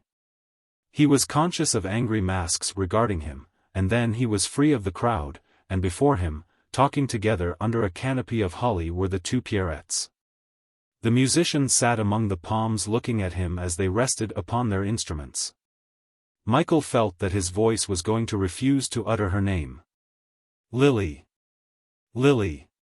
The Pierrette with the pale blue pompons turned at the sound of his voice. Why did she not step forward to greet him, if indeed she were Lily? She was Lily. The other Pierrette had turned to see what she was going to do. I say, how on earth did you recognize me? Lily murmured, raising her mask and looking at Michael with her smile that was so debonair and tender, so scornful and so passionate. I saw you in November coming out of the Orient. I tried to get across the road to speak to you, but you'd gone before I could manage it. Where have you been all these years? Once I went to Trelawney Road, but the house was empty. He could not tell her that Drake had been the first to bring him news of her. It's years since I was there, said Lily. Years and years. She turned to call her friend, and the Pierrette with the rose pompons came closer to be introduced. Miss Sylvia Scarlett, Mr. Michael Fane. Aren't I good to remember your name quite correctly? Michael thought that her mouth for a moment was utterly scornful. What made you come here? Have you got a friend with you? Michael explained that he was alone, and that his visit here was an accident. Why did you come? He asked. Oh, something to do, said Lily. We live near here. So do I, said Michael hastily. Do you? Her eyebrows went up in what he imagined was an expression of rather cruel interrogation. This is a silly sort of a show. Still, even Covent Garden is dull now. Michael thought what a fool he had been not to include Covent Garden in his search. How well he might have known she would go there. Where's Doris? He asked. Lily shrugged her shoulders. I never see anything of her nowadays. She married an actor. I don't often get letters from home, do I, Sylvia? The Pierrette with rose pompons, who ever since her introduction had still been standing outside the conversation, now raised her mask. Michael liked her face. She had merry eyes, and a wide nose rather Slavonic. Next to Lily she seemed almost dumpy. Letters, my dear, she exclaimed, in a very deep voice, who wants letters? The music of a waltz was beginning, and Michael asked Lily if she would dance with him. She looked at Sylvia. I don't think. Oh, what rot, Lily. Of course you can dance. Michael gave her a grateful smile. In a moment Lily had lowered her mask, and they were waltzing together. My gad, how gloriously you waltz, he whispered. Did we ever dance together 5 years ago? She shrugged her shoulders, and he felt the faint movement tremble through the imponderable form he held. Lily, I've been looking for you since June, he sighed. You're breaking step, she said. Though her mask was down, Michael was sure that she was frowning at him. Lily, why are you so cold with me? Have you forgotten? What? Why, everything. Michael gasped. You're absolutely out of time now, she said sternly. They waltzed for a while in silence, and Michael felt like a midge spinning upon a dazzle. Do you remember when we met in Kensington Gardens? He ventured. I remember you had black pompons on your shoes then, and now you have pale blue pompons on your dress. She was not answering him. It's funny you should still be living near me, he went on. I suppose you're angry with me because I suddenly never saw you again. That was partly your mother's fault. She looked at him in faint perplexity, swaying to the melody of the waltz. Michael thought he had blundered in betraying himself as so obviously love-struck now. He must be seeming to her like that absurd and sentimental boy of 5 years ago. Perhaps she was despising him, for she could compare him with other men. Ejaculations of wonder at her beauty would no longer serve, with all the experience she might bring to mock them. She was smiling at him now, and the mask she wore made the smile seem a sneer. He grew so angry with her suddenly that almost he stopped in the swing of the dance to shake her. But it was much more your fault, he said savagely. Do you remember Drake? She shook her head, then she corrected herself. Oh, yes. Arthur Drake, who lived next door to us. Well, I saw you in the garden from his window. You were being kissed by some terrible bounder. That was jolly for me. Why did you do that? Couldn't you say no? Were you too lazy? Michael thought she moved closer to him as they danced. Answer me, will you? Answer me, I say. Were you too lazy to resist, or did you enjoy being cheapened by that insufferable brute you were flirting with? Michael, in his rage of remembrance, twisted her hand. But she made no gesture, nor uttered any sound of pain. Instead, she sank closer to his arms, and as the dance rolled on, he told himself triumphantly that, while she was with him, she was his again. What did the past matter? Ah, Lily, you love me still. I'll ask no more questions. Am I out of step? No, not now, she whispered, and he saw that her face was pale with the swoon of their dancing. Take off that silly mask, he commanded. Take it off and give it to me. I can hold you with one arm. She obeyed him, and with a tremendous exultation he swung her round, as if indeed he were carrying her to the edge of the world. The mask no longer veiled her face. Her eyelids drooped, clouding her eyes, her lips were parted, she was now dead white. Michael crooked her left arm until he could touch her shoulder. Look at me. Look at me. The dance will soon be over. She opened her eyes, and into their depths of dusky blue he danced and danced until, waking with the end of the music, he found himself and Lily close to Sylvia Scarlett, who was laughing at them where she stood in the corner of the room under a canopy of holly. Lily was for the rest of the evening herself as Michael had always known her. She had always been superficially indifferent to anything that was happening round her. And she behaved at this carnival as if it were a street full of dull people among whom by chance she was walking. Nor with her companions was she much more alert, though when she danced with Michael her indifference became a passionate languor. Soon after midnight both the girls declared they were tired of the Redcliffe Hall, and they asked Michael to escort them home. He was going to fetch a cab, but they stopped him, saying that Tinderbox Lane, where they lived, was only a little way along on the other side of the Fulham Road. The fog was very dense when they came out, and Michael took the girls' arms with a delicious sense of intimacy, with a feeling, too, of extraordinary freedom from the world.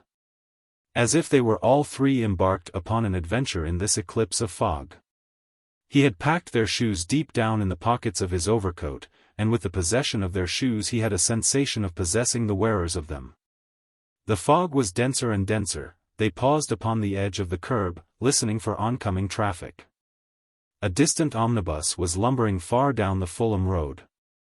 Michael caught their arms close, and the three of them seemed to sail across to the opposite pavement. He had nothing to say because he was so happy, and Lily had nothing to say because she talked now no more than she used to talk. So it was Sylvia who had to carry on the conversation, and since most of this consisted of questions to Lily and Michael about their former friendship, which neither Lily nor Michael answered, even Sylvia was discouraged at last. And they walked on silently through the fog, Michael clasping the girls close to him and watching all the time Lily's hand holding up her big black cloak. Here we are, you two dreamers, said Sylvia, pulling them to a stop by a narrow turning which led straight from the pavement unexpectedly, without any dip down into a road. Through here? How fascinating, said Michael. They passed between two posts, and in another 3 minutes stopped in front of a door set in a wall. I've got the key, said Sylvia, and she unlocked the door. But this is extraordinary, Michael exclaimed. Aren't we walking through a garden? Yes, it's quite a long garden, Sylvia informed him. There was a smell of damp earth here that sweetened the harshness of the fog. And Michael thought that he had never imagined anything so romantic as following Lily in single file along the narrow gravel path of a mysterious garden like this. There must have been 30 yards of path, before they walked up the steps of what seemed to be a sort of balcony. She's downstairs, said Sylvia, tapping upon a glass door with the key. A woman's figure appeared with an orange-shaded lamp in the passage. "Open quickly, Mrs. Gainsborough." "We're frozen," Sylvia called. As the woman opened the door, Sylvia went on in her deep voice. "We've brought an old friend of Lily's back from the dance. It wasn't really worth going to." "Oh, I oughtn't to have said that, ought I?" she laughed, turning round to Michael. "Come in and get warm. This is Mrs. Gainsborough, who's the queen of cards." "Get along with you, you great saucy thing," said Mrs. Gainsborough, laughing. She was a woman of enormous size with a triplication of chins. Her crimson cheeks shone with the same glister as her black dress, and her black hair, so black that it must have been dyed, was parted in the middle and lay in a chignon upon her neck. She seemed all the larger, sitting in this small room full of Victorian finery, and Michael was amused to hear her address Sylvia as "great." "We want something to eat and something to drink, you lovely old mountain," Sylvia said. Mrs. Gainsborough doubled herself up and smacked her knees in a tempest of wheezy laughter. "Sit here, you terrors, while I get the cloth on the dining-room table," and out she went, her laughter dying in sibilations along the diminutive corridor. Lily had flung herself down in an armchair near the fire. Behind her stood a small mahogany table on which was a glass case of hummingbirds. By her elbow on the wall was a white china bell coronated with a filigree of gilt, and by chance the antimacassar on the chair was of Berlin wool checkered black and blue. She in her Pierrette's dress of black with light blue pompons looked strangely remote from present time in that setting. Michael could not connect this secluded house with anything which had made an impression upon him during his experience of the underworld. Here was nothing that was not cozy and old-fashioned. Here was no sign of decay, whether in the fabric of the house or in the attitude of the people living there. This small square room with the heavy furniture that occupied so much of the space had no demi-rep demeanor. That horsehair sofa with lyre-shaped sides and back of floriated wood. That brass birdcage hanging in the window against the curtains of maroon serge, those cabinets in miniature, some lacquered, some of plain wood with tiny drop handles of brass.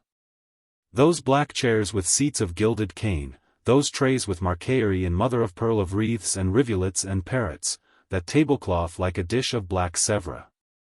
Those simpering steel engravings, there was nothing that did not bespeak the sobriety of the Victorian prime here miraculously preserved. Lily and Sylvia in such dresses belonged to a period of fantasy. Mrs. Gainsborough was in keeping with her furniture. And Michael, as he looked at himself in the glass over mantel, did not think that he was seeming very intrusive. "Whose are these rooms?" he asked. Lily was adorable, but he did not believe they were her creation or discovery. "I found them," said Sylvia. "The old girl who owns the house is bad, but beautiful. Aren't you, you most astonishing but attractive mammoth?" This was addressed to Mrs. Gainsborough, who was at the moment panting into the room for some accessory to the dining table. "Get along with you," the landlady chuckled. "Now don't go to sleep, Lily. Your supper is just on ready." She went puffing from the room in busy mirthfulness. "She's one of the best," said Sylvia. "This house was given to her by an old general who died about 2 years ago. You can see the painting of him up in her bedroom as a daredevil hussar with drooping whiskers. She was a gay contemporary of the Albert Memorial. You know. Argyle Rooms and Cremorne. With the Haymarket as the center of naughtiness. It was funny, Michael thought, that his tobacconist should have mentioned Cremorne only this afternoon. That he had done so affected him more sharply now with a sense of the appropriateness of this house in Tinderbox Lane. Appropriateness to what? Perhaps merely to the mood of this foggy night. Supper. Supper. Mrs. Gainsborough was crying. It was dismaying for Michael to think that he had not kissed Lily yet, and he wished that Sylvia would hurry ahead into the other room and give him an opportunity. He wanted to pull her gently from that chair, up from that chair into his arms.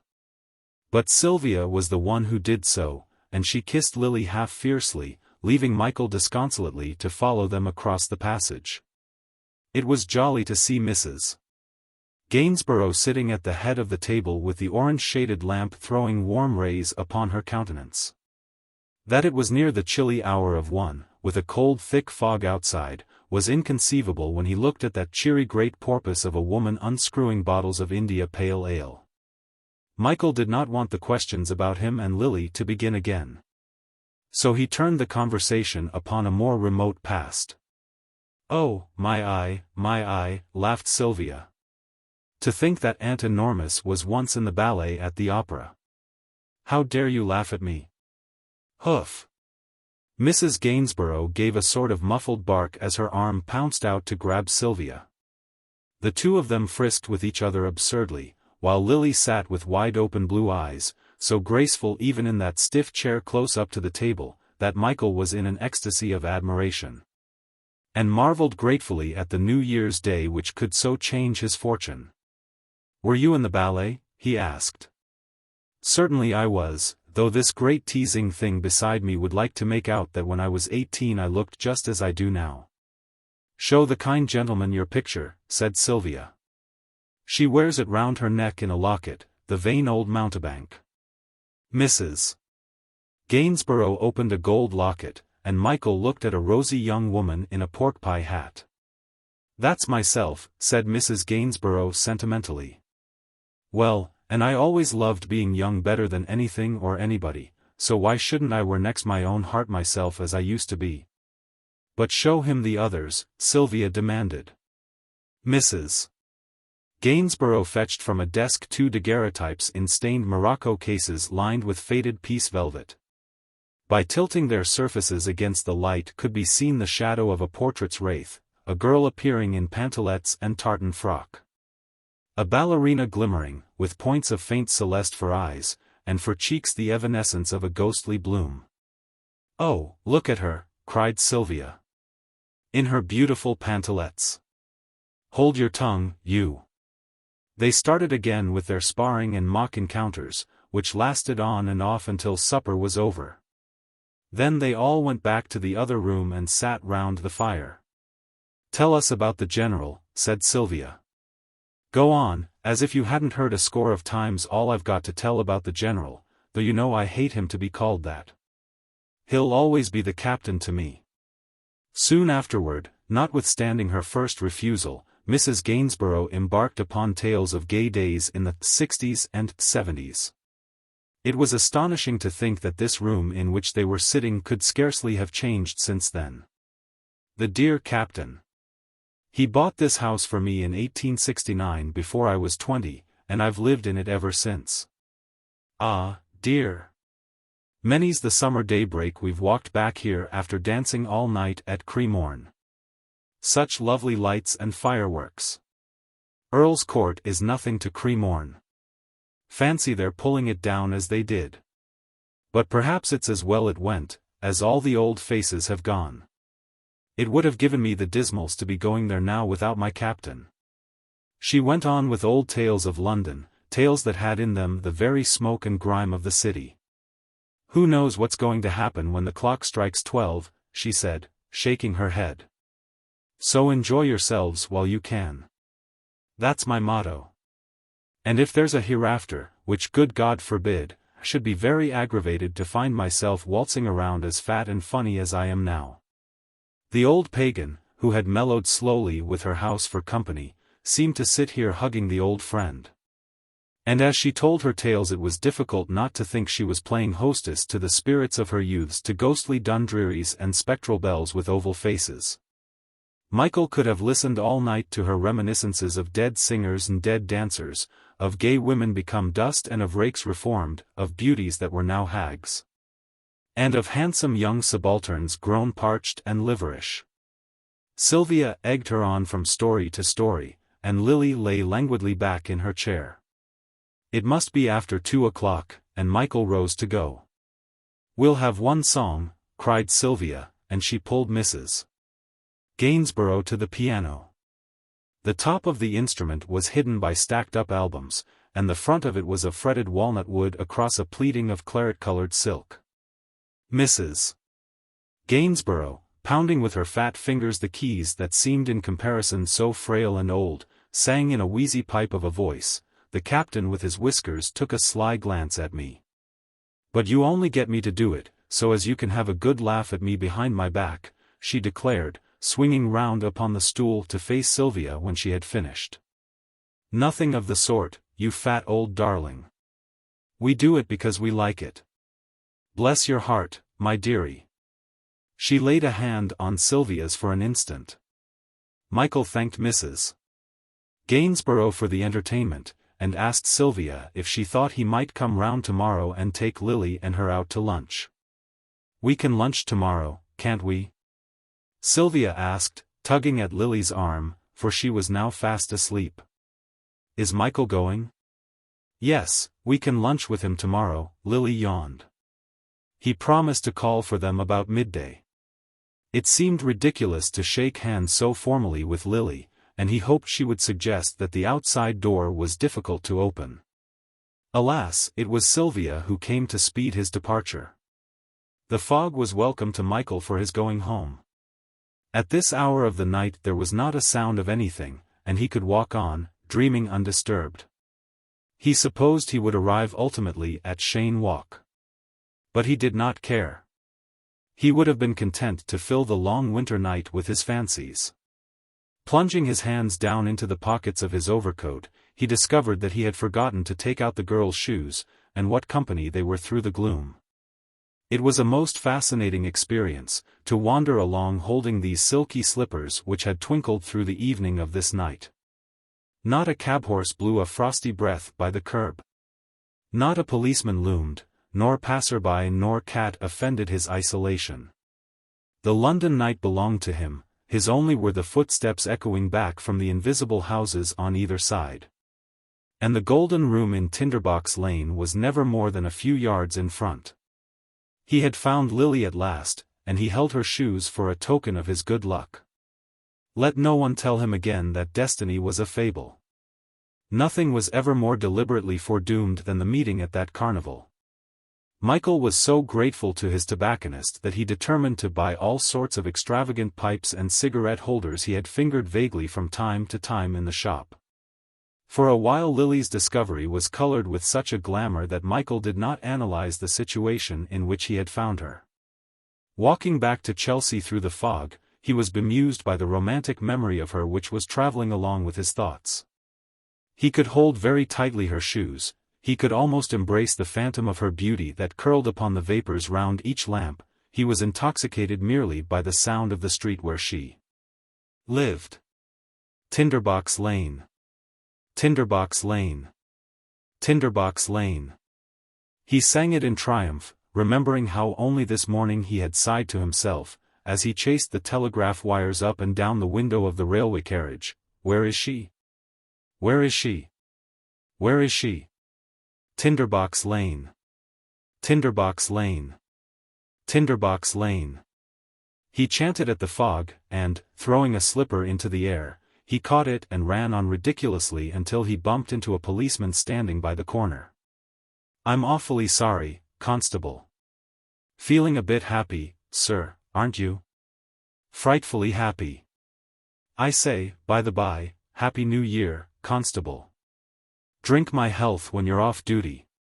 He pressed £0.50 into the policeman's hand, and as he left the stolid form behind him in the fog, he remembered that £0.50 was the weekly blackmail paid by Mrs. Smith of Leppard Street. He was on the embankment now, and the fog had lifted so that he saw the black river flowing sullenly through the night. The plane trees dripped with monotonous beads of dankness. The fog was become a mist here, a frore whitish mist that saturated him with a malignant chill. Michael was glad to find himself looking at the dolphin-headed knocker of 173 Cheyne Walk. The effect of being in his own bedroom again, even though the girl's shoes lay fantastically upon the floor, was at first to make him believe that Tinderbox Lane might have been a dream. And after that, because he knew it was not a dream, to wonder about it. Yet not even now in this austere and icy bedroom of his own could Michael feel that there was anything really wrong about that small house. It still preserved for him an illusion of sobriety and stability, almost of primness, yet of being rich with a demure gaiety. Mrs. Gainsborough, however, was scarcely a chaperone. Nor was she very demure. And who was Sylvia? And what was Lily doing there? It would have been mysterious, that household, in any case, but was it necessary to assume that there was anything wrong? Sylvia was obviously a girl of high spirits. He had asked her no questions about herself. She might be on the stage. For fun, or perhaps because of their landlady's kindling stories, Sylvia might have persuaded Lily to come once or twice to the Orient. It did not follow that there was anything wrong. There had been nothing wrong in that carnival. Michael's heart leaped with the fancy that he was not too late. That would indeed crown this romantic night. And, picking up Lily's shoe, he held it for a while, wondering about its secrets. In the morning the fog had turned to a drench of dull January rain. But Michael greeted the outlook as cheerfully as if it had been perfect May weather.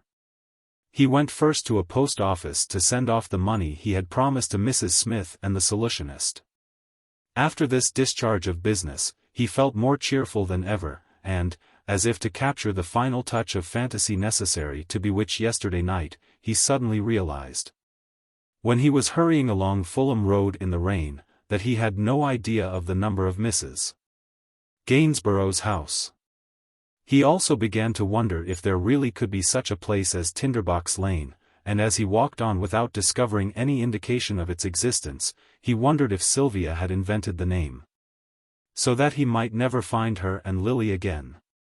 It was an uneasy thought, for without a number and without a name, but just as he was planning an elaborate way to discover the real name of the street, he saw in front of him Tinderbox Lane enameled in the ordinary characters of municipal direction.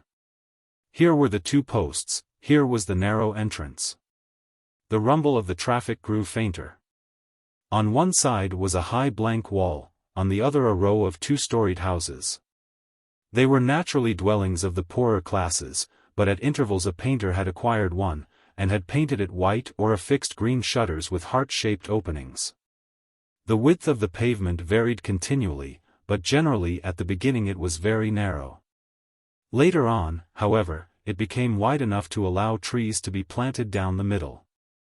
Beyond this part was a block of new flats round which Tinderbox Lane narrowed again to a mere alley looking now rather dank and gloomy in the rain.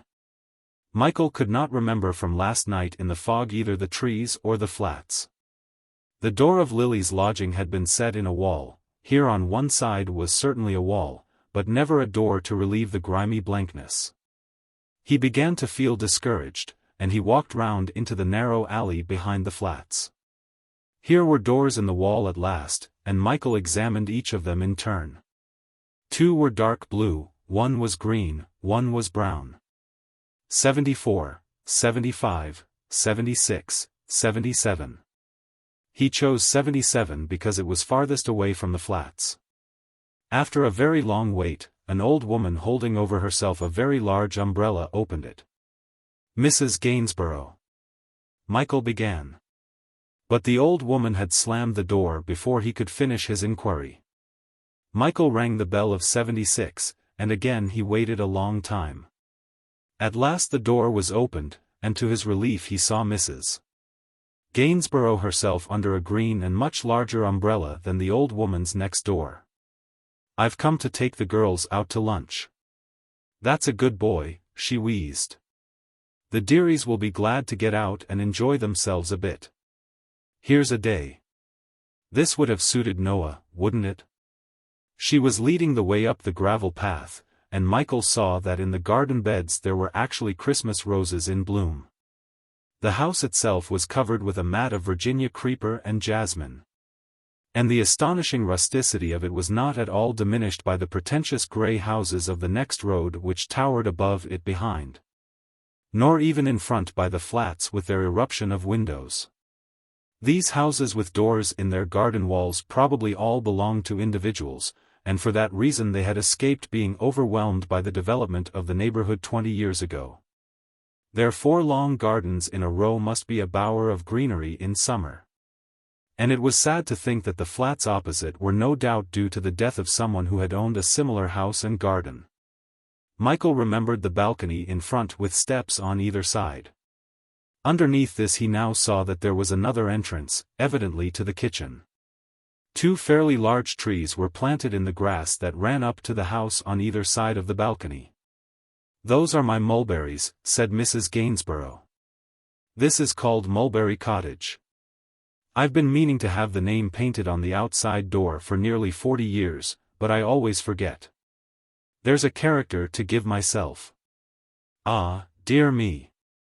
The captain loved his mulberries. But you ought to see this in the springtime.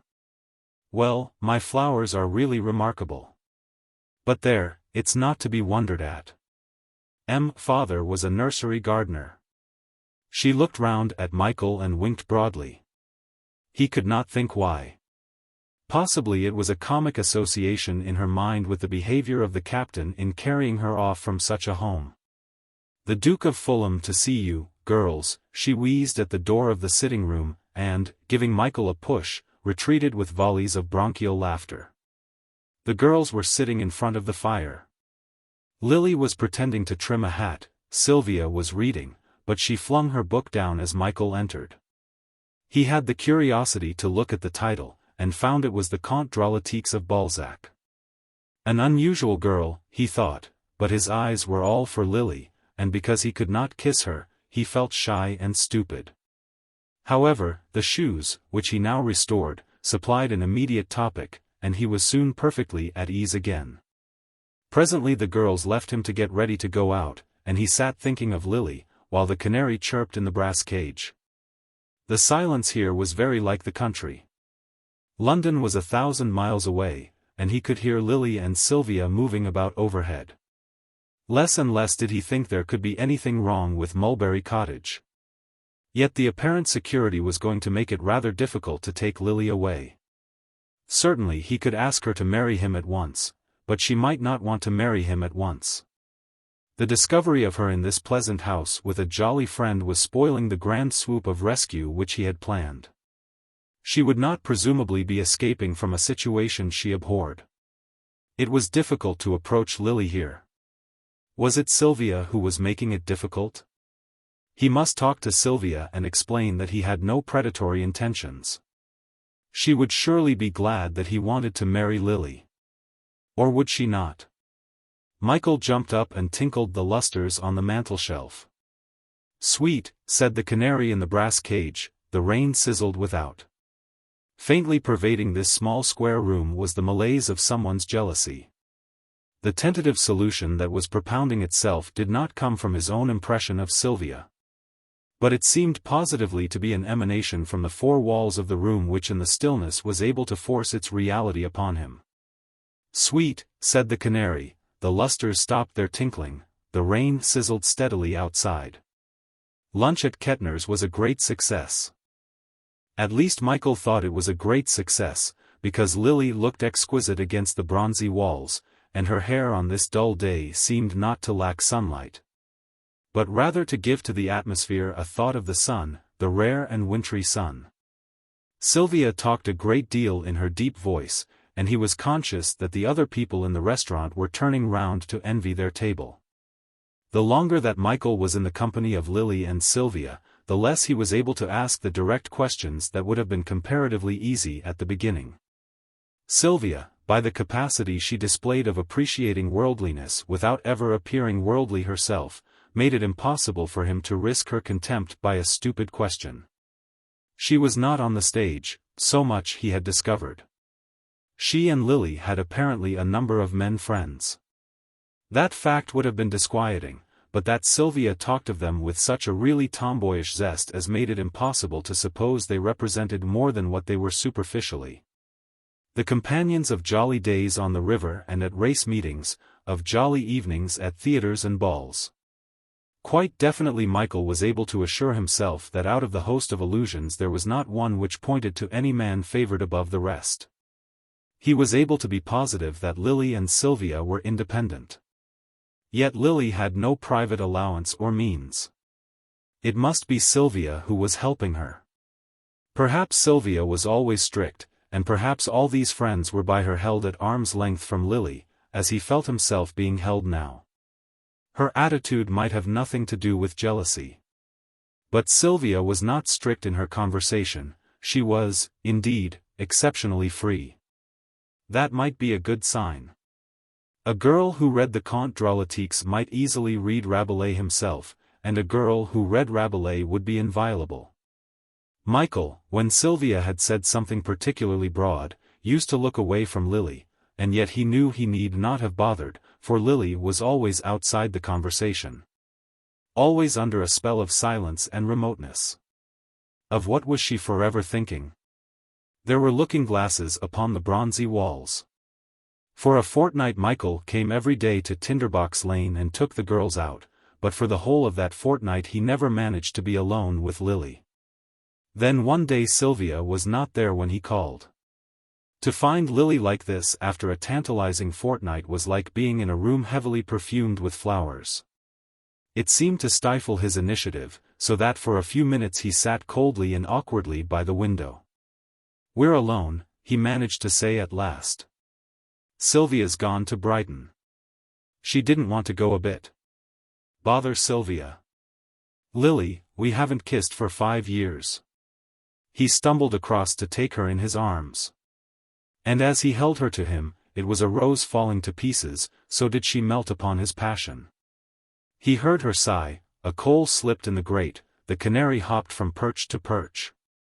These small sounds but wrapped him more closely in the trance of silence. "Lily, you will marry me, won't you? Very soon?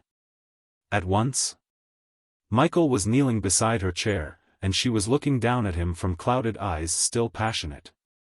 Marriage was an intrusion upon the remoteness where they brooded. And he, ravished by their flamy blue relucency, could not care whether she answered him or not.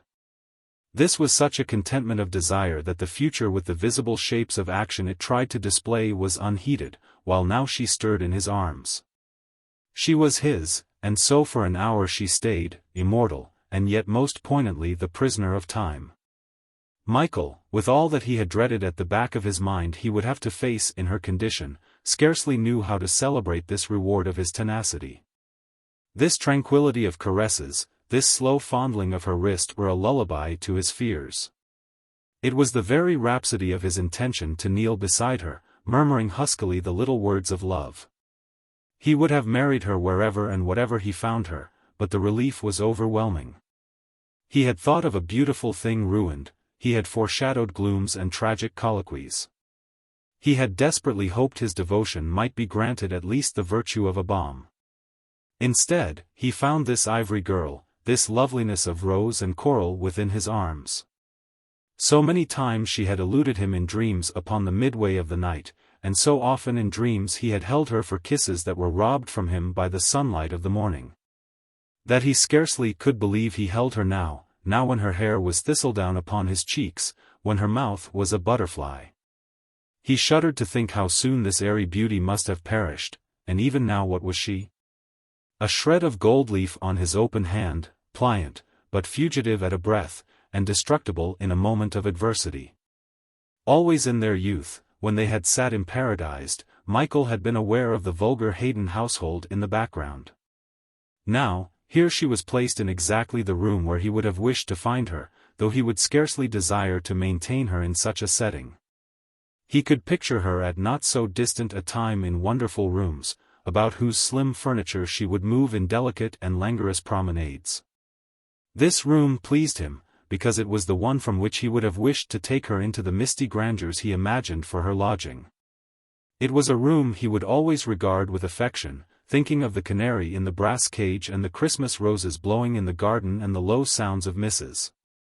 Gainsborough busy in her kitchen underneath Tinderbox Lane.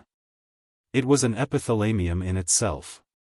And as for Mulberry Cottage, it had been carried here by the fat pink loves painted on the ceiling of that Cremorne arbor in which the captain had first imagined his gift.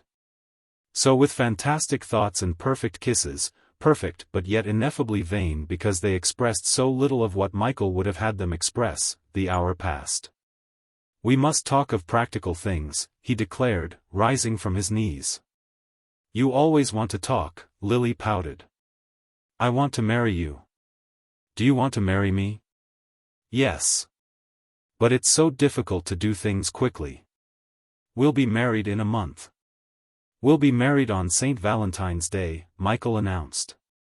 It's so wet now to think of weddings. She looked peevishly out of the window. You haven't got to think about it. You've got to do it. And it's so dull, she objected. Sylvia says it's appallingly dull. And she's been married. What has Sylvia got to do with it? He demanded. Oh, well, she's been awfully sweet to me. And after all, when Mother died, what was I to do? I couldn't bear Doris any more. She always gets on my nerves. Anyway, don't let's talk about marriage now. In the summer I shall feel more cheerful. I hate this weather. But look here, he persisted. Are you in love with me? She nodded, yet too doubtfully to please him. Well, if you're not in love with me. Oh, I am. Don't shout so, Michael. If I wasn't awfully fond of you, I shouldn't have made Sylvia ask you to come back. She hates men coming here. Are you Sylvia's servant? Said Michael, in exasperation. Don't be stupid. Of course not. It's ridiculous, he grumbled, to quote her with every sentence. Why you couldn't have stayed where you were, said Lily fretfully, I don't know. It was lovely sitting by the fire and being kissed. If you're so much in love with me, I wonder you wanted to get up. So, we're not to talk any more about marriage? After all, he told himself, it was unreasonable of him to suppose that Lily was likely to be as impulsive as himself. Her temperament was not the same. She did not mean to discourage him. Don't let's talk about anything, said Lily. He could not stand aloof from the arms she held wide open. Sylvia would not be coming back for at least 3 days, and Michael spent all his time with Lily. He thought that Mrs. Gainsborough looked approvingly upon their love. At any rate, she never worried them. The weather was steadily unpleasant, and though he took Lily out to lunch, it never seemed worth while to stay away from Tinderbox Lane very long. One night, however, they went to the palace, and afterward, when he asked her where she would like to go, she suggested Verrey's. Michael had never been there before, and he was rather jealous that Lily should seem to know it so well. However, he liked to see her sitting in what he told himself was the only café in London which had escaped the cheapening of popularity and had kept its old air of the Third Empire. As Lily was stirring her lemon squash, her languid forearm looked very white swaying from the sombre mufflings of her cloak. Something in her self-possession, a momentary hardness and disdain, made Michael suddenly suspicious.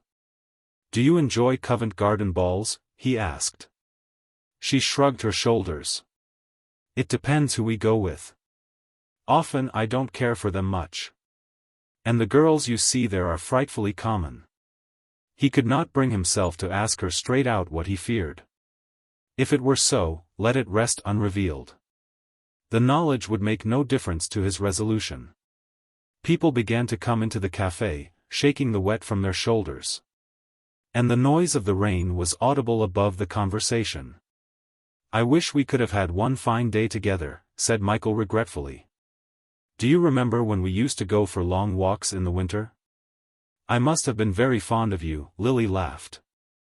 I don't think you could make me walk like that now. Aren't you so fond of me now? He asked reproachfully. You ought to know, she whispered. All the way home the raindrops were flashing in the road like bayonets, and her cheeks were dabbled with the wet. Shall I come in? Michael asked, as he waited by the door in the wall. Yes, come in and have something to drink, of course. He was stabbed by the ease of her invitation. Do you ask all these friends of yours to come in and have a drink after midnight? I told you that Sylvia doesn't like me to, she said. But you would, if she didn't mind? Michael went on, torturing himself. How fond you are of ifs, she answered. I can't bother to think about ifs myself. If only he had the pluck to avoid illusions and come at once to grips with truth. Sharply he advised himself to let the truth alone. Already he was feeling the influence of Lily's attitude. He wondered if, when he married her, all his activity would swoon upon Calypso like this. It was as easy to dream life away in the contemplation of a beautiful woman as in the meditation of the Oxford landscape. "Happiness makes me inactive," said Michael to himself. "So of course I shall never really be happy. What a paradox." He would not take off his overcoat. He was feeling afraid of a surrender tonight. "I'm glad I didn't suggest staying late," he thought, as he walked away down the dripping garden path. "I should have been mad with unreasonable suspicions, if she had said yes." Sylvia came back next day, and though Michael still liked her very much, he was certain now of her hostility to him. He was conscious of malice in the air, when she said to Lily that Jack wanted them to have dinner with him tonight and go afterward to some dance at Richmond. Michael was furious that Lily should be invited to Richmond, and yet until she had promised to marry him how could he combat Sylvia's influence? And who was Jack? And with whom had Sylvia been to Brighton? The day after the dance, Michael came round about 12 o'clock as usual, but when he reached the sitting room only Sylvia was before the fire. "Lily isn't down yet," she told him. He was aware of a breathlessness in the atmosphere, and he knew that he and Sylvia were shortly going to clash. "Jolly dance?" he asked. She shrugged her shoulders, and there was a long pause. "Will Lily be dressed soon? I rather want to take her out." Michael flung down his challenge. "She's been talking to me about what you said yesterday," Sylvia began. Michael could not help liking her more and more, although her countenance was set against him. He could not help admiring that out-thrust underlip and those wide-set, deep and bitter brown eyes. "When do you propose to marry her?" Sylvia went on. "As soon as possible," he said coolly. "Which of us do you think has the greater influence over her?" she demanded. "I really don't know. You have rather an advantage over me in that respect." "I'm glad you admit that," interrupted Sylvia, with sarcastic chill. "You have personality. You've probably been very kind to Lily. You're cleverer than she is. You're with her all the time. I've only quite suddenly come into her life again." "I'm glad you think you've managed to do that," she said, glowering. More and more, Michael thought, with her wide-set eyes was she like a cat crouching by the fire. "Just because I had to go away for 3 days and you had an opportunity to be alone with Lily, you now think you've come into her life. My God, you're like some damned fool in a novel." "A novel by whom?" Michael asked. Partly he was trying to score off Sylvia, but at the same time he was sincerely curious to know, for he never could resist the amplification of a comparison. "Oh, any inkslinger with a brain of pulp," she answered savagely. He bowed. "I suppose you're suffering from the virus of sentimental redemption," she sneered. Michael was rather startled by her divination. "What should I redeem her from? I thought you boasted of knowing Lily 6 years ago." "I don't know that I boasted of it," he replied, in rather an injured tone. "But I did know her, very well. Couldn't you foresee what she was bound to become? Personally I should have said that Lily's future must have been obvious from the time she was 5 years old. Certainly at 17 it must have been. You got out of her life then. What the hell's your object in coming into it again now, as you call it, unless you're a sentimentalist? People don't let passion lapse for 6 years and pick up the broken thread without the help of sentiment." Michael, in the middle of the increasing tension of the conversation, was able to stop for a moment and ask himself if this by chance were true. He was standing by the mantelpiece and tinkling the lustres.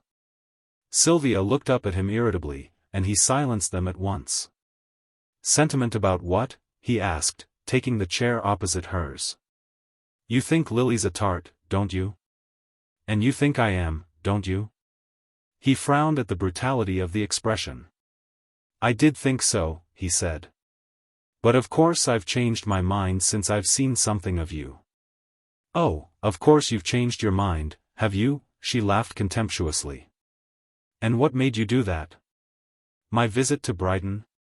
"Even if you are," said Michael hotly, I needn't believe that Lily is.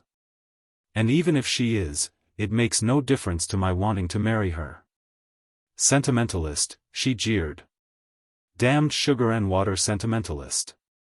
Your sneers don't particularly affect me, you know, he said politely. Oh, for God's sake, be less the well-brought-up little gentleman. Cut out the undergraduate. You fool, I was married to an Oxford man. And I'm sitting here now with the glorious knowledge that I'm a perpetual bugbear to his good form. Because you made a hash of marriage, Michael pointed out, it doesn't follow that I'm not to marry Lily. I can't understand your objections. Listen. You couldn't make her happy. You couldn't make her any happier than the dozens of men who want to be fond of her for a short time without accepting the responsibility of marriage. Do you think I let any one of those dozens touch her? Not one, if I can get the money myself. And I usually can. Well, why should I stand aside now and let you carry her off, even though you do want to marry her? I could argue against it on your side by telling you that you have no chance of keeping Lily faithful to you. Can't you see that she has no moral energy? Can't you see that she's vain and empty-headed? Can't you see that? But why should I argue with you for your benefit? I don't care a damn about your side in the matter. What exactly do you care about? Michael asked. If Lily is what you say, I should have thought you'd be glad to be rid of her. After all, I'm not proposing to do her any wrong. Oh, to the devil with your right and wrong! Sylvia cried. Man can only wrong woman when he owns her, and if this marriage is going to be a success, you'll have to own Lily. That's what I rebel against, the ownership of women. It makes me mad. Yes, it seems to, Michael put in. He was beginning to be in a rage with Sylvia's unreasonableness. If it comes to ownership, he went on angrily, I should have thought that handing her over to the highest bidder time after time would be the real way to make her the pitiable slave of man. Why? Challenged Sylvia. You sentimental ass, can't you understand that she treats them as I treat them, like the swine they are? She's free. I'm free. You're not at all free, Michael indignantly contradicted. You're bound hand and foot by the lust of wealthy brutes. If you read a few less elaborately clever books, and thought a few simpler thoughts, you'd be a good deal happier. I don't want to be happier. Oh, I think you're merely hysterical, he said disdainfully. But, after all, your opinions about yourself don't matter to me. Only I can't see what right you have to apply them to Lily. And even if you have the right, I don't grasp your reason for wanting to. When I met Lily first, said Sylvia, she had joined the chorus of a touring company in which I was. Her mother had just died, and I'd just run away from my husband. I thought her the most beautiful thing I'd ever seen. That's 3 years ago. Is she beautiful still? Of course she is, said Michael. Well, it's I who have kept her beautiful. I've kept her free also. If sometimes I've let her have affairs with men, I've taken care that they were with men who could do her no harm, for whom she had no sort of. Look here, Michael burst in. I'm sick of this conversation. You're talking like a criminal lunatic. I tell you I'm going to marry her, whatever you think. I say you won't, and you shan't, Sylvia declared. The deadlock had been reached, and they sat there on either side of the fire, glaring at each other.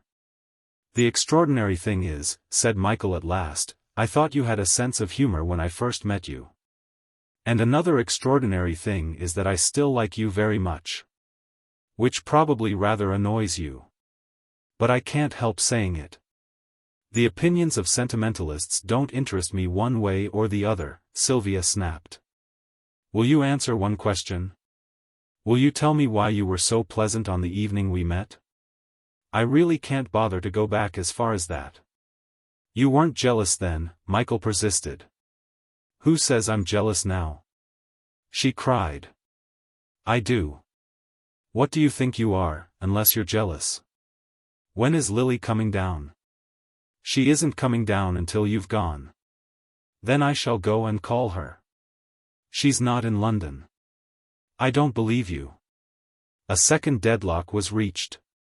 Finally Michael decided to give Sylvia the pleasure of supposing that he was beaten for the moment. He congratulated himself upon the cunning of such a move. She was obviously going to be rather difficult to circumvent. On the steps of the balcony he turned to her. You hate me because I love Lily, and you hate me twice as much because Lily loves me. It's not true, Sylvia declared. It's not true. She doesn't love you, and what right have you to love her? She tossed back her mane of brown hair, biting her nails. What college was your husband at? Michael suddenly inquired. Balliol. I wonder if I knew him. Oh, no. He was older than you. It was satisfactory, Michael thought as he walked down Tinderbox Lane, that the conversation had ended normally. At least, he had effected so much. She had really been rather wonderful, that strange Sylvia. He would very much like to pit her against Stella. It was satisfactory to have his doubts allayed. Notwithstanding her present opposition, he felt that he did owe Sylvia a good deal. But it would be absurd to let Lily continue in such a life. Women always quarreled ultimately, and if Sylvia were to leave her, her fall would be rapid and probably irredeemable. Besides, he wanted her for himself. She was to him no less than to Sylvia the most beautiful thing in the world. He did not want to marry a clever woman. He would be much more content with Lily, from whom there could be no reaction upon his nerves. Somehow all his theories of behavior were being referred back to his own desires. It was useless to pretend any longer that his pursuit had been quixotry. Even if it had seemed so on that night when he first heard the news of Lily from Drake, the impulse at the back of his resolve had been his passion for her. When he looked back at his behavior lately, a good deal of it seemed to have been dictated by self-gratification. He remembered how deeply hurt he had felt by Poppy's treatment of what he had supposed his chivalry. In retrospect his chivalry was seeming uncommonly like self-satisfaction. His friendship for Daisy, for Barnes, for the underworld, it had been nothing but self-satisfaction. Very well, then. If self was to be the touchstone in future, he could face that standard as easily as any other. By the time he had reached the end of Tinderbox Lane Michael was convinced of his profound cynicism. He felt truly obliged to Sylvia for curing him of sentiment. He had so often inveighed against sentiment as the spring of human action, that he was most sincerely grateful for the proof of his own sentimental bias. He would go to Sylvia tomorrow and say frankly that he did not care a bit what Lily had been, was now, or would be. He wanted her. She was something beautiful which he coveted. For the possession of her he was ready to struggle. He would declare war upon Sylvia as upon a rival. She should be rather surprised tomorrow morning, Michael thought, congratulating himself upon this new and ruthless policy. On the next morning, however, all Michael's plans for his future behavior were knocked askew by being unable to get into Mulberry Cottage. His brutal frankness, his cynical egotism, his cold resolution, were ignominiously repulsed by a fast-closed door. Ringing a bell at intervals of a minute was a very undignified substitute for the position he had imagined himself taking up in that small square room. This errand boy who stood at his elbow, gazing with such rapt interest at his ringing of the bell, was by no means the audience he had pictured. "Does it amuse you to watch a bell being rung?" Michael asked. The errand boy shook his head. "Well, why do you do it?" "I wasn't," said the errand boy. "What are you doing, then?" "Nothing." Michael could not grapple with the errand boy, and he retired from Tinderbox Lane until after lunch. He rang again, but he could get no answer to his ringing. At intervals until midnight he came back, but there was never an answer all the time. He went home and wrote to Sylvia. 173 Cheyne Walk. SW. Dear Sylvia. If you aren't afraid of being beaten, why are you afraid to let me see Lily? I dare you to let me see her. Be sporting. Yours. M.F. To Lily he wrote. Darling. Meet me outside South Kensington Station any time from 12 to 3. Michael. Alone, of course. Next day he waited 3 hours and a half for Lily, but she did not come. All the time he spent in a second-hand bookshop with one eye on the street. When he got home, he found a note from Sylvia. Come tomorrow at 12. S.S. Michael crumpled up the note and flung it triumphantly into the wastepaper basket. I thought I should sting you into giving way, he exclaimed. Mrs. Gainsborough opened the door to him when he arrived. They've gone away, the demons, was what she said.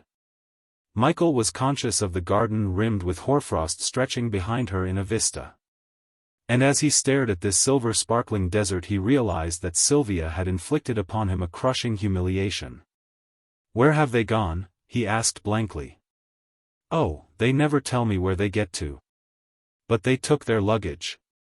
There's a note for you from Sylvia. Come in, and I'll give it to you.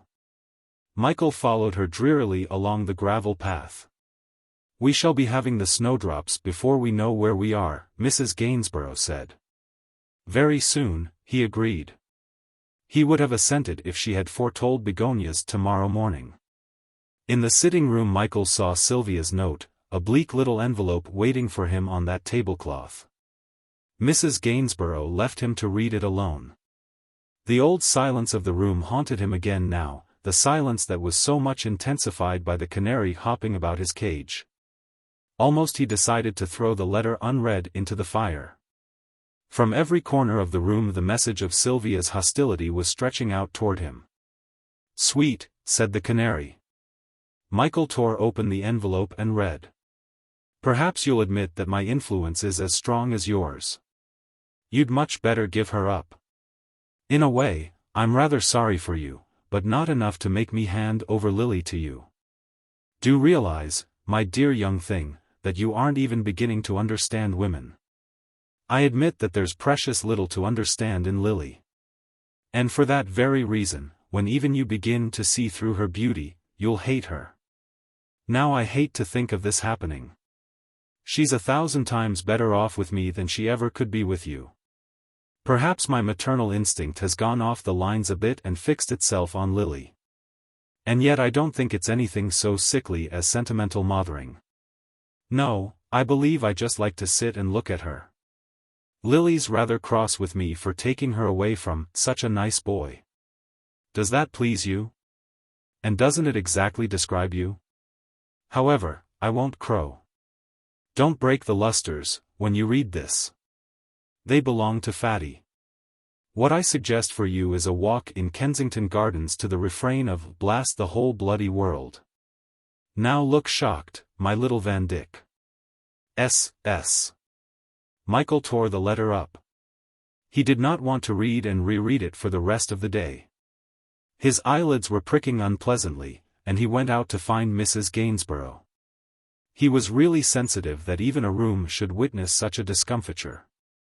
The landlady was downstairs in the kitchen, where he had not yet been.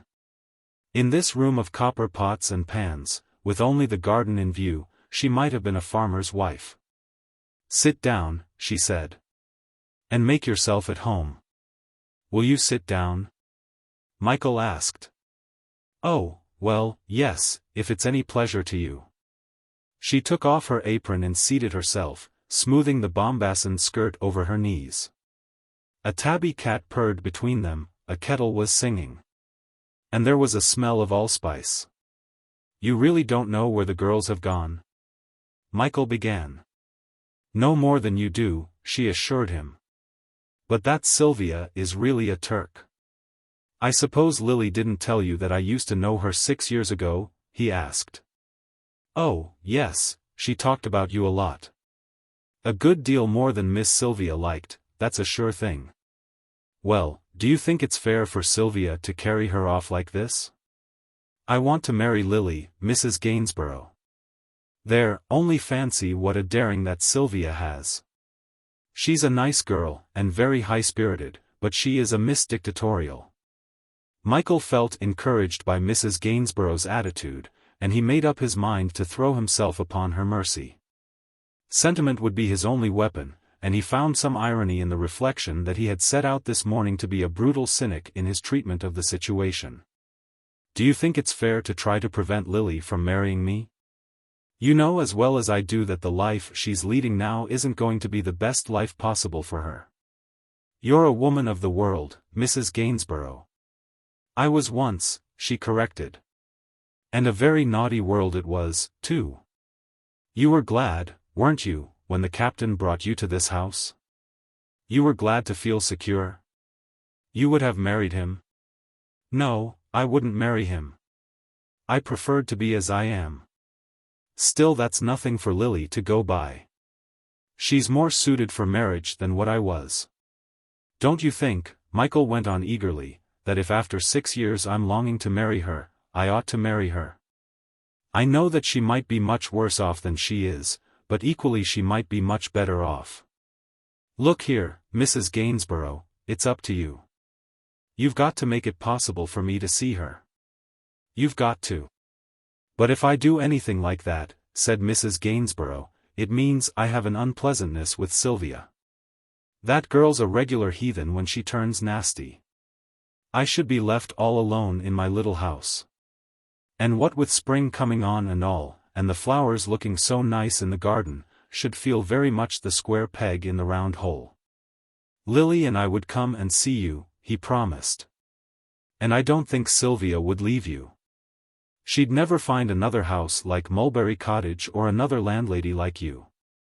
Yes, I dare say. But you can't tell these things. Once she's in her tantrums, there's no saying what will happen. And, besides, I don't know what you want me to do. I want you to send me word the first moment that Lily's alone for an hour, and when I ring, do answer the bell. Now that wasn't my fault yesterday, said Mrs. Gainsborough. Really, I thought we should have the fire escape in. The way you nagged at that poor bell. It was really chronic. But would she let me so much as speak to you, even with the door only on the jar? Certainly not. And all the time she was snapping round the house like a young crocodile. And yet I'm really fond of that girl. Well, when the captain died, she was a daughter to me. Oh, she was really a daughter to me. Well, you see, his sister invited me to the funeral, which I thought was very nice, her being an old maid and very strict. Now, I hardly like to put on a widow's cap, and yet I hardly didn't like to. But Sylvia, she said not on any account, and I was very glad I didn't, because there was a lot of persons there very standoffish. And I should have been at my wits to know whatever I was going to say. Look here, said Michael. When the captain gave you this house, he loved you. You were young, weren't you? You were young and beautiful? Well, would you like to think your house was going to be used to separate two people very much in love with each other? You can say I climbed over the wall. You can make any excuse you like to Sylvia. But, Mrs. Gainsborough, do let me know when Lily is going to be alone.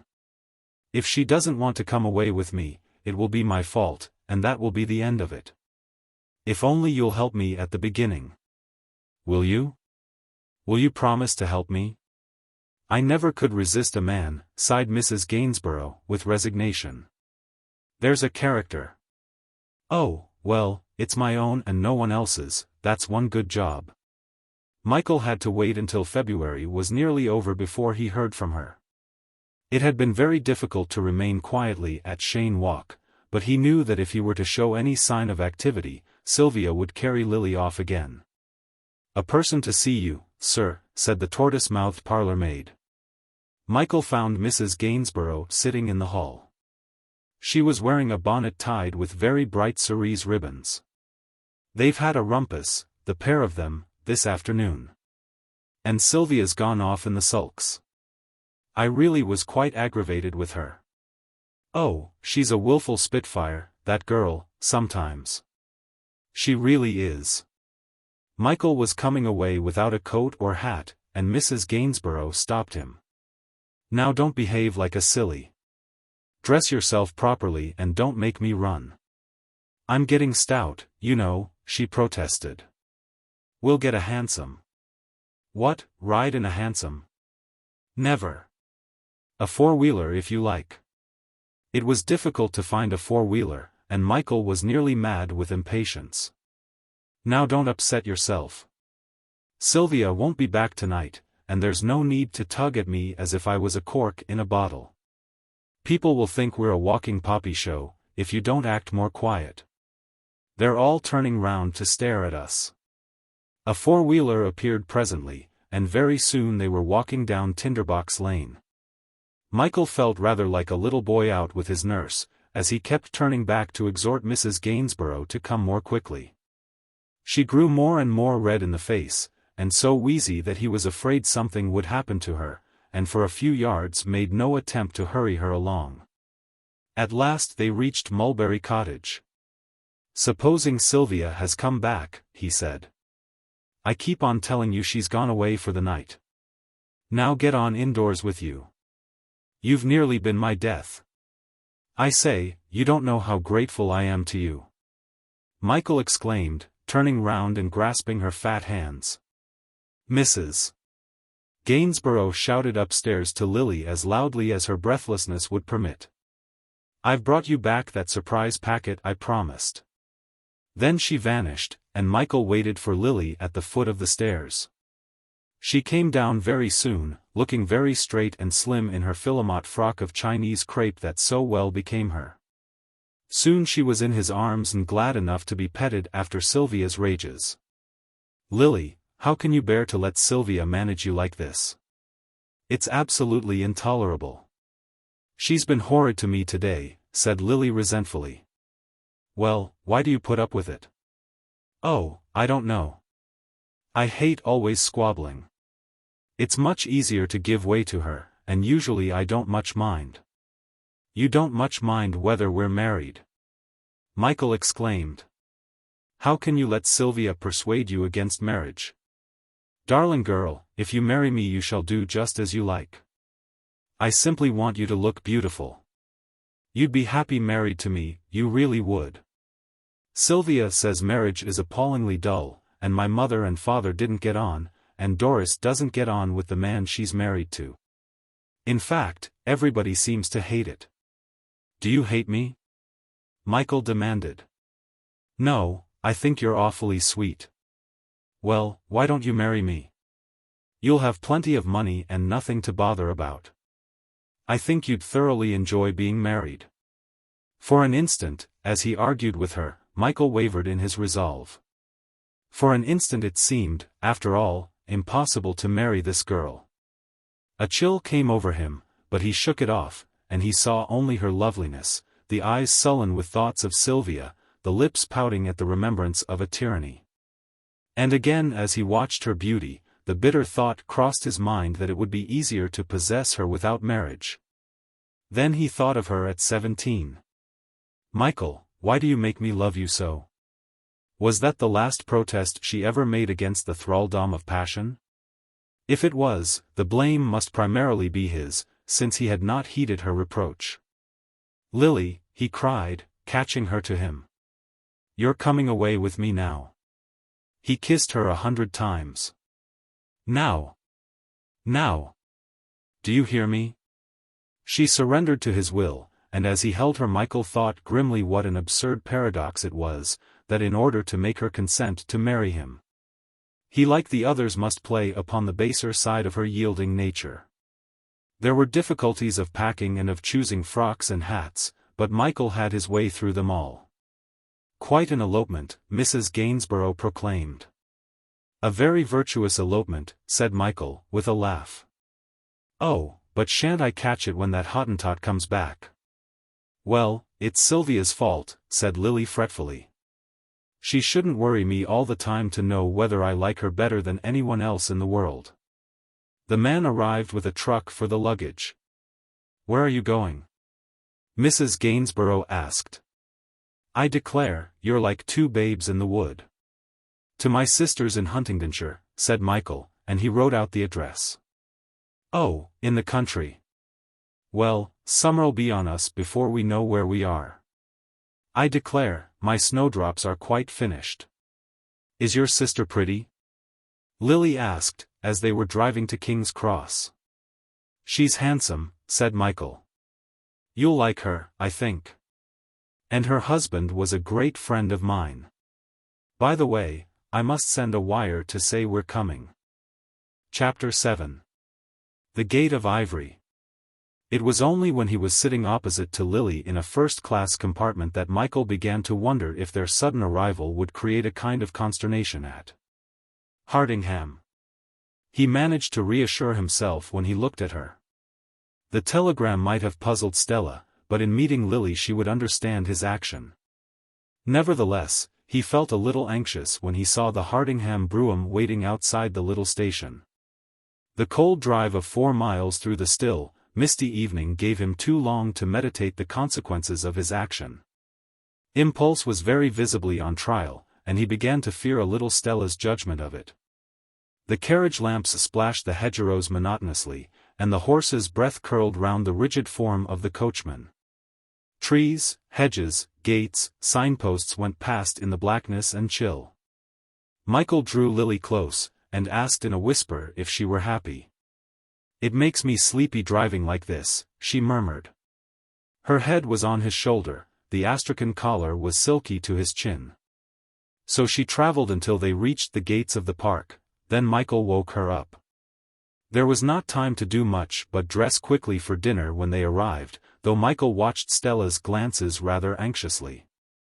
Lily put on a chiffon frock, of aquamarine, and, though she looked beautiful in it, he wished she had worn black. This frock made her seem a little theatrical, he fancied.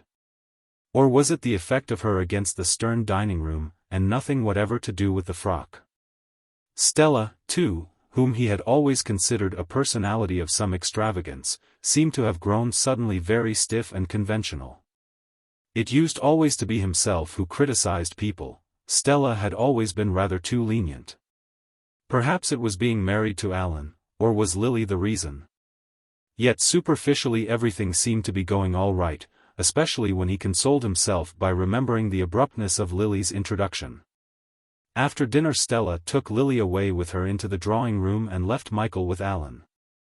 Michael tried to feel that this was what he had expected would happen. But he could not drive away the consciousness of a new formality brooding over Hardingham. It was annoying, too, the way in which Alan seemed deliberately to avoid any reference to Lily.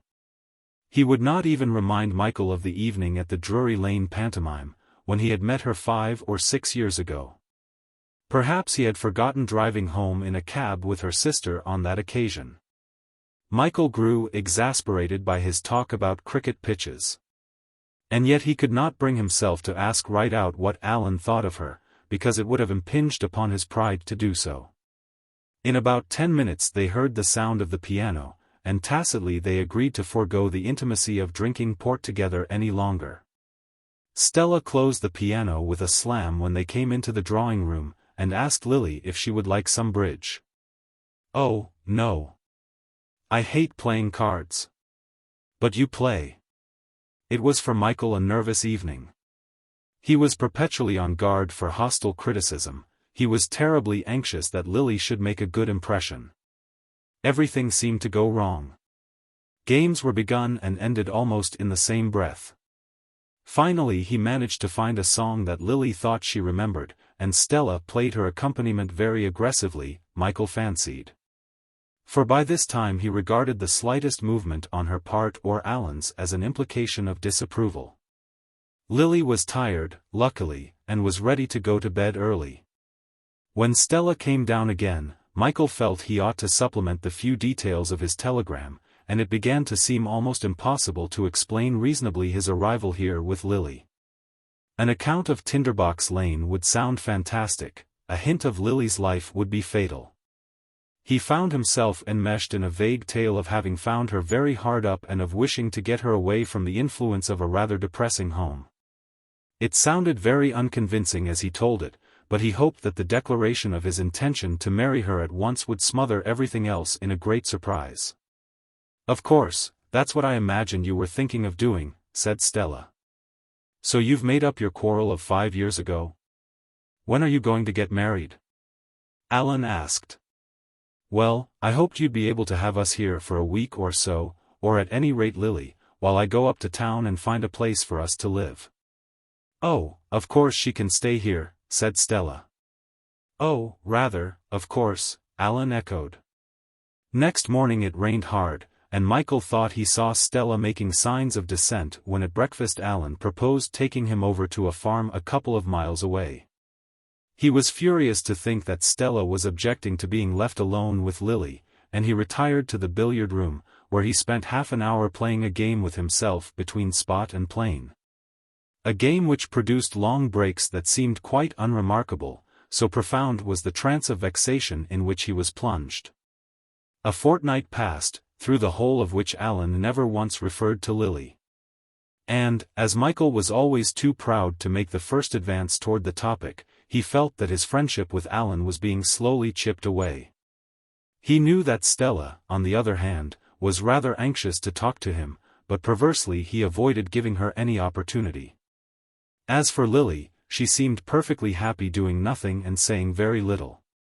Obviously, however, this sort of existence under the shadow of disapproval could not continue much longer, and Michael determined to come to grips with the situation. Therefore, one morning of strong easterly wind when Lily wanted to stay indoors, he proposed a walk to Stella.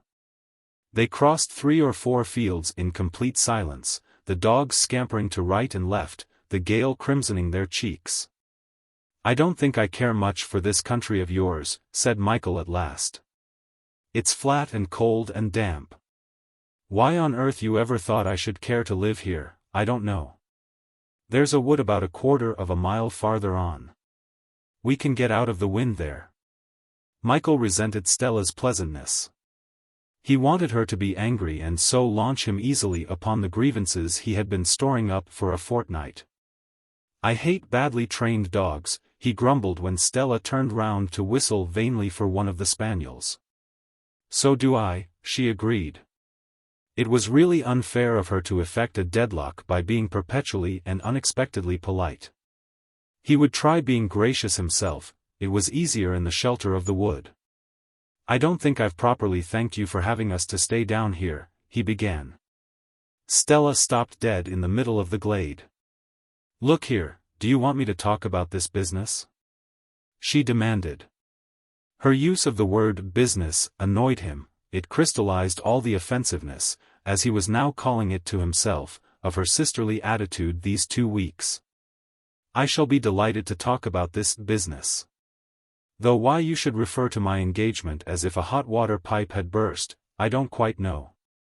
Do you want me to speak out frankly, to say exactly what I think of you and Lily and of your marrying her? You won't like it, and I won't do it unless you ask me." "Go on," said Michael gloomily. Stella had gathered the dogs round her again, and in this glade she appeared to Michael as a severe Artemis with her short tweed skirt and her golf coat swinging from her shoulders like a chlamys. These oaks were hers, the starry moss was hers, the anemones flushing and silvering to the ground wind, they were all hers. It suddenly struck him as monstrously unfair that Stella should be able to criticize Lily.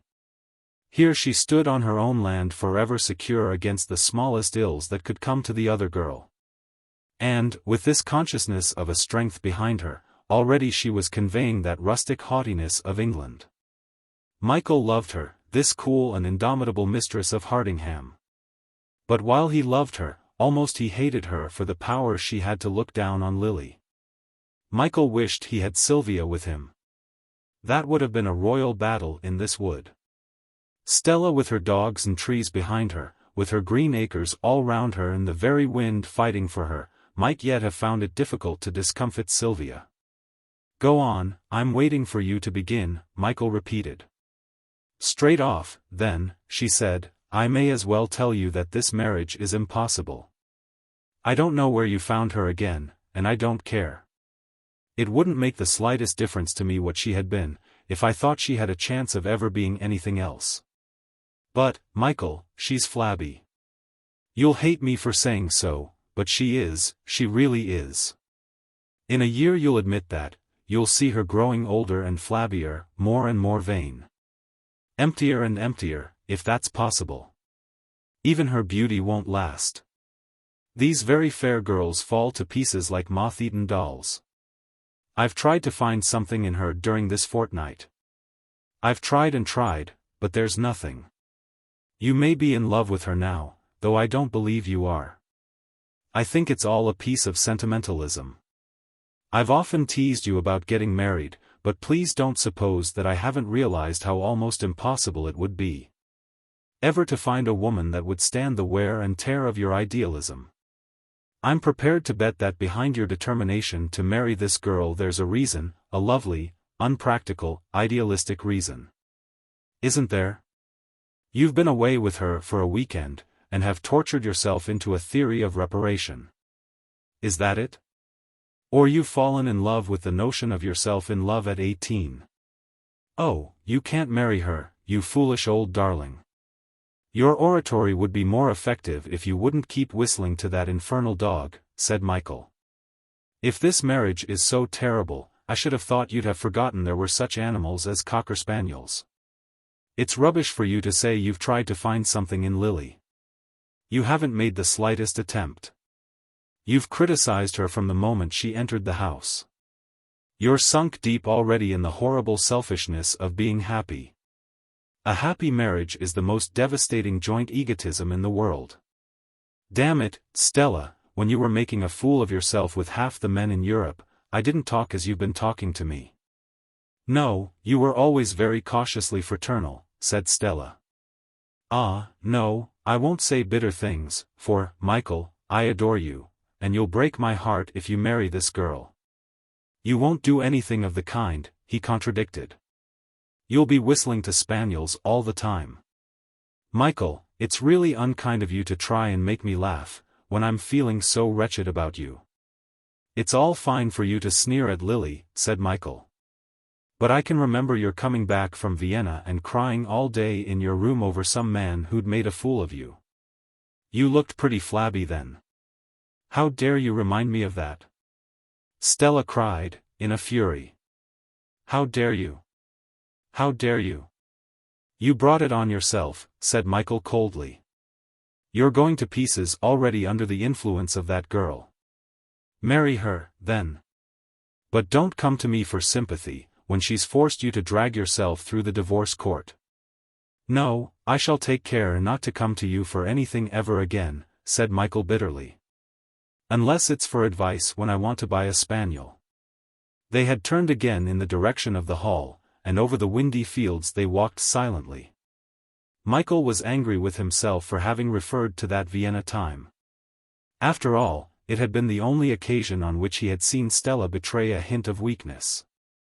Besides, she had always treated him generously in the matter of confidences. He looked sidelong at her, but she walked on steadily, and he wondered if she would tell Alan that they had been nearer to quarreling than so far they had ever been. Perhaps this sort of thing was inevitable with marriage. Chains of sympathy and affection forged to last eternally were smashed by marriage in a moment. He had heard nothing said about Stella's music lately. Was that also to vanish on account of marriage? The sooner he and Lily left Hardingham, the better. He supposed he ought to suggest going immediately. But Lily would be a problem until he could find a place for her to live, and someone to chaperone her. They would be married next month, and he would take her abroad. He would be able to see her at last in some of the places where in days gone by he had dreamed of seeing her. I suppose you wouldn't object to keeping Lily here 2 or 3 days more, while I find a place in town, said Michael. It only struck him when the request was out how much it sounded like asking for a favor. Stella would despise him more than ever. Michael, Stella exclaimed, turning round and stopping in his path.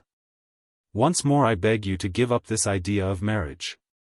Surely you can realize how deeply I feel about it, when even after what you said I'm willing actually to plead with you. It's intolerable to think of you tied to her. It's too late, said Michael. I must marry her. Not for any reasons that the world would consider reasons, he went on. But because I want to marry her. The least you can do for me is to pretend to support me before the world. I won't. It's all wrong. She's all wrong. Her people are all wrong. Why, even Alan remembers them as dreadful, and you know how casual he is about people he doesn't like. He usually flings them out of his mind at once. Oh, Alan's amazing in every way, said Michael.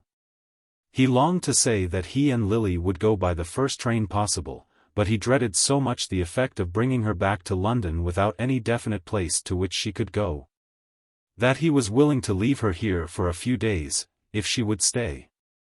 He hated himself for doing this, but the problems of marriage and Lily were growing unwieldy. He wished now that he had asked his mother to come back, so that he could have taken Lily to Cheyne Walk. It was stupid to let himself be caught unprepared like this.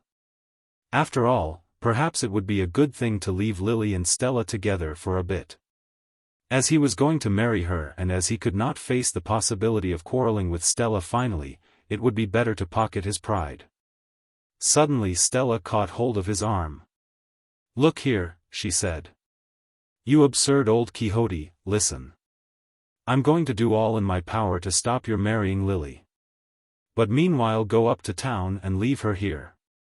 I promise to declare a truce of a fortnight, if you'll promise me not to marry her until the middle of April. By a truce I mean that I'll be charming to her and take no steps to influence her to give you up. But after the fortnight it must be war, even if you win in the end and marry her. Does that mean we should cease to be on speaking terms?" "Oh, no, of course. As a matter of fact, if you marry her, I suppose we shall all settle down together and be great friends, until she lands you in the divorce court with half a dozen correspondents. Then you'll come and live with us at Hardingham, a confirmed cynic and the despair of all the eligible young women in the neighborhood." "I wish you wouldn't talk like that about Lily," said Michael, frowning. "The truce has begun," Stella declared. "For a fortnight I'll be an angel." Just before dusk was falling, the gale died away, and Michael persuaded Lily to come for a walk with him. Almost unconsciously he took her to the wood where he and Stella had talked so angrily in the morning.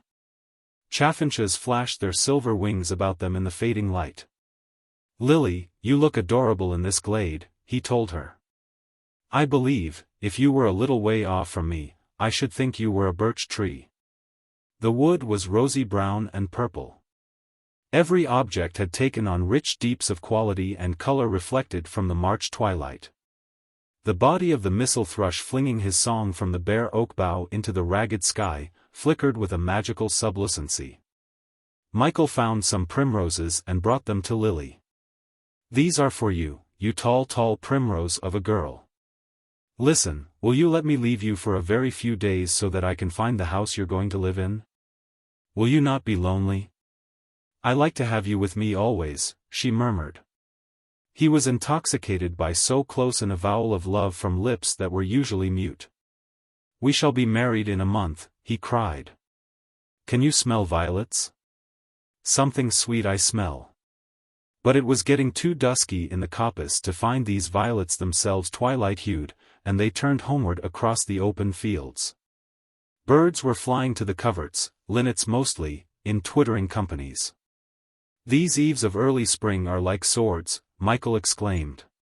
"Like what?" Lily asked, smiling at his exaggeration.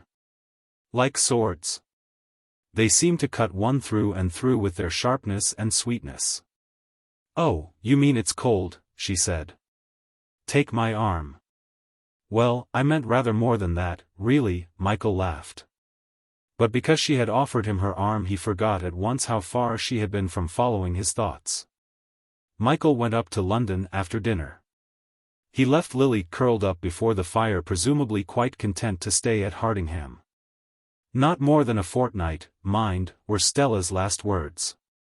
He went to see Maurice next morning to get the benefit of his advice about possible places in which to live. Maurice was in his element. "Of course there really are very few good places. Cheyne Walk and Grosvenor Road, the Albany, parts of Hampstead and Campden Hill, Kensington Square, 1 or 2 streets near the Regent's Canal, Adelphi Terrace, the Inns of Court in Westminster. Otherwise, London is impossible.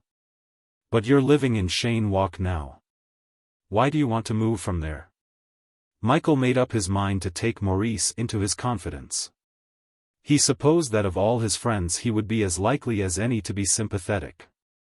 Maurice was delighted by his description of Lily, so much delighted, that he accepted her as a fact without wanting to know who she was or where Michael had met her. "By Jove, I must hurry up and find my girl. But I don't think I'm desperately keen to get married yet. I vote for a house near the canal, if we can find the right one." That afternoon they set out. They changed their minds and went to Hampstead first, where Maurice was very anxious to take a large Georgian house with a garden of about 15 acres. He offered to move himself and Castleton from Grosvenor Road in order to occupy one of the floors, and he was convinced that the stable would be very useful if they wanted to start a printing press. "Yes, but we don't want to start a printing press," Michael objected. "And really, Mossy, I think 23 bedrooms more than one servant can manage." It was with great reluctance that Maurice gave up the idea of this house, and he was so much depressed by the prospect of considering anything less huge that he declared Hampstead was impossible. And they went off to Regent's Park. "I don't think you're likely to find anything so good as that house," Maurice said gloomily. "In fact, I know you won't. I wish I could afford to take it myself. I should, like a shot. Castleton could be at the Temple just as soon from there." "I don't see why he should bother about the Temple," said Michael. "That house was rather bigger." "You'll never find another house like it," Maurice prophesied. "Look at this neighborhood we're driving through now. Impossible to live here." They were in the Hampstead Road. "I haven't any intention of doing so," Michael laughed. "But there remains the neighborhood of the canal, the neighborhood you originally suggested." Hampstead was an afterthought. "Wonderful house." Maurice sighed. "I shall always regret you didn't take it." However, when they had paid off the cab, he became interested by the new prospect. And they wandered for a while, peering through fantastic railings at houses upon the steep banks of the canal. Houses that seemed to have been stained to a sad green by the laurels planted close around them. Nothing feasible for a lodging was discovered near Regent's Park, and they crossed St. John's Wood and Maida Vale, walking on until they reached a point where at the confluence of two branches the canal became a large triangular sheet of water. Occupying the whole length of the base of this triangle and almost level with the water, stood the garden of a very large square house. "There's a curious place," said Michael. "How on earth does one get at it?" They followed the road, which was considerably higher than the level of the canal, and found that the front door was reached by an entrance down a flight of steps. "Ararat House," Michael read. "Flat to let," Maurice read. "I think this looks rather promising," said Michael. It was an extraordinary pile, built in some Palladian nightmare. A portico of dull crimson columns ran round three sides of the house, under a frieze of bearded masks. The windows were all very large, and so irregularly placed as completely to destroy the classic illusion. The stucco had been painted a color that was neither pink nor cream nor buff, but a mixture of all three. And every bit of space left by the windows was filled with banderoles of illegible inscriptions and with plaster garlands, horns, lyres, urns, and Grecian helmets. There must have been half an acre of garden round it, a wilderness of shrubs and rank grass with here and there a dislustered conservatory. The house would have seemed uninhabitable save for the announcement of the flat to be let, which was painted on a board roped to one of the columns. They descended the steps and pressed a bell marked housekeeper. Yes, there was a flat to let on the ground floor. In fact, the whole of the ground floor with the exception of this part of the hall and the rooms on either side. The housekeeper threw her apron over her shoulder like a plaid and unlocked a door in a wooden partition that divided the flat called number 1 from the rest of Ararat House. They passed through and examined the two gaunt bedrooms. One of them had an alcove, which pleased Michael very much. He decided that without much difficulty it could be made to resemble a Carpaccio interior. The dining room was decorated with Spanish leather and must have been very brilliantly lit by the late tenants, for everywhere from the ceiling and walls electric wires protruded like asps. There was also a murky kitchen, and finally the housekeeper led the way through double doors into the drawing room. As soon as he had stepped inside, Michael was sure that he and Lily must live here. It was a room that recalled at the first glance one of those gigantic saloons in ancient Venetian palaces. But as he looked about him he decided that any assignment in known topography was absurd. It was a room at once for Werther, for Taglioni, for the nocturnes of Chopin and the cameos of Théophile Gautier. Beckford might have filled it with Orient gewgaws. Barbey d'Aurevilly could have strutted here, and in a corner Villiers de L'Isle Adam might have sat fiercely. The room was a tattered Amalian rococo barbarized more completely by Gothic embellishments that nevertheless gave it the atmosphere of the fantasts with whom Michael had identified it. "But this is like a scene in a pantomime," Maurice exclaimed. It was indeed like a scene in a pantomime, and a proscenium was wanted to frame suitably the effect of those fluted pillars that supported the ceiling with their groined arches. The traceries of the latter were gilded, and the spaces between were painted with florid groups of nymphs and cornucopias. At either end of the room were large fireplaces fructuated with marble pears and melons, and the floor was a parquet of black and yellow lozenges. "It's hideous," Maurice exclaimed. The housekeeper stood aside, watching him personally. "Hideous but rather fascinating," Michael said. "Look at the queer melancholy light, and look at the view." It was, after all, the view which gave the character of romance to the room. 8 French windows, whose shutters one by one the housekeeper had opened while they were talking, admitted a light that was much subdued by the sprays of glossy evergreen outside.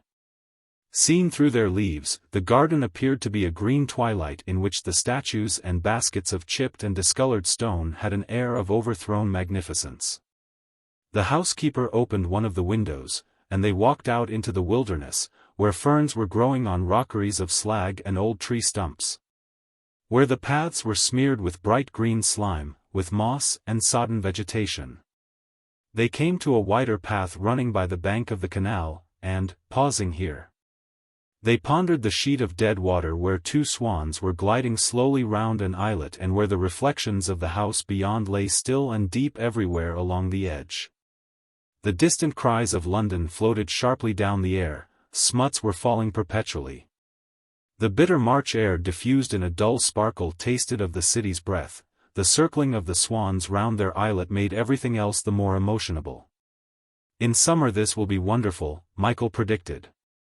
"On summer nights those swans will be swimming about among the stars," Maurice said. "Except that they'll probably have retired to bed," Michael pointed out. "I wonder if they build their nests on chimney tops like storks," Maurice laughed. "Let's ask the housekeeper," Michael said solemnly. They went back into the drawing room, and more than ever did it seem exactly the room one would expect to enter after pondering that dead water without. "Who lives in the other flats?" Michael inquired of the housekeeper. "There's 4 others," she began. "Up above there's Colonel and Mrs. "I see," Michael interrupted. "Just ordinary people. Do they ever go out? Or do they sit and peer at the water all day from behind strange curtains?" The housekeeper stared at him. "They play tennis and croquet a good deal in the summer, sir. The courts is on the other side of the house. Mr. Gartside is the gentleman to see about the flat." She gave Michael the address, and that afternoon he settled to take number 1, Ararat House.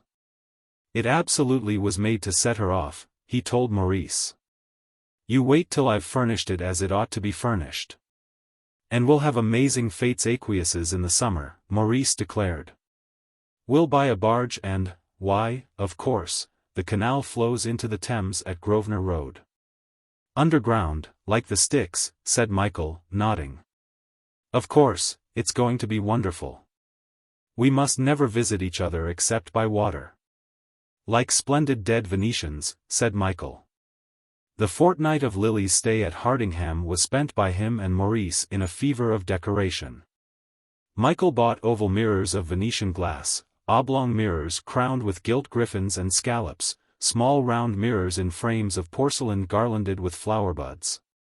So many mirrors that the room became even more mysteriously vast. The walls were hung with brocades of gold and philomot and pomona green. There were slim settees the color of ivory, with cushions of primrose and lemon satin, of cinnamon and canary citron and worn russet silks. Over the parquet was a great grey aubusson carpet with a design of monstrous roses as deep as damsons or burgundy, and from the ceiling hung 2 chandeliers of cut glass. "You know," said Maurice seriously, "she'll have to be very beautiful to carry this off." "She is very beautiful," said Michael. "And there's room for her to walk about here. She'll move about this room as wonderfully as those swans upon the canal." "Michael, what's happened to you? You're becoming as eccentric as me." Maurice looked at him rather jealously. "And, I say, do you really want me to come with you to King's Cross tomorrow afternoon?" Michael nodded. "After you've helped to gather together this room, you deserve to see the person we've done it for." "Yes, but look here. Who's going to stay in the flat with her? You can't leave her alone until you're married. As you told me the story, it sounded very romantic, but if she's going to be your wife, you've got to guard her reputation." Michael had never given Maurice more than a slight elaboration of the tale which had served for Stella. And he thought how much more romantic Maurice would consider the affair if he knew the whole truth. He felt inclined to tell him, but he doubted his ability to keep it to himself. "I thought of getting hold of some elderly woman," he said. "That's all very well, but you ought to have been doing it all this time. You don't know anybody?" Great Scott, no." They were walking toward Chelsea, and presently Maurice had to leave him for an appointment.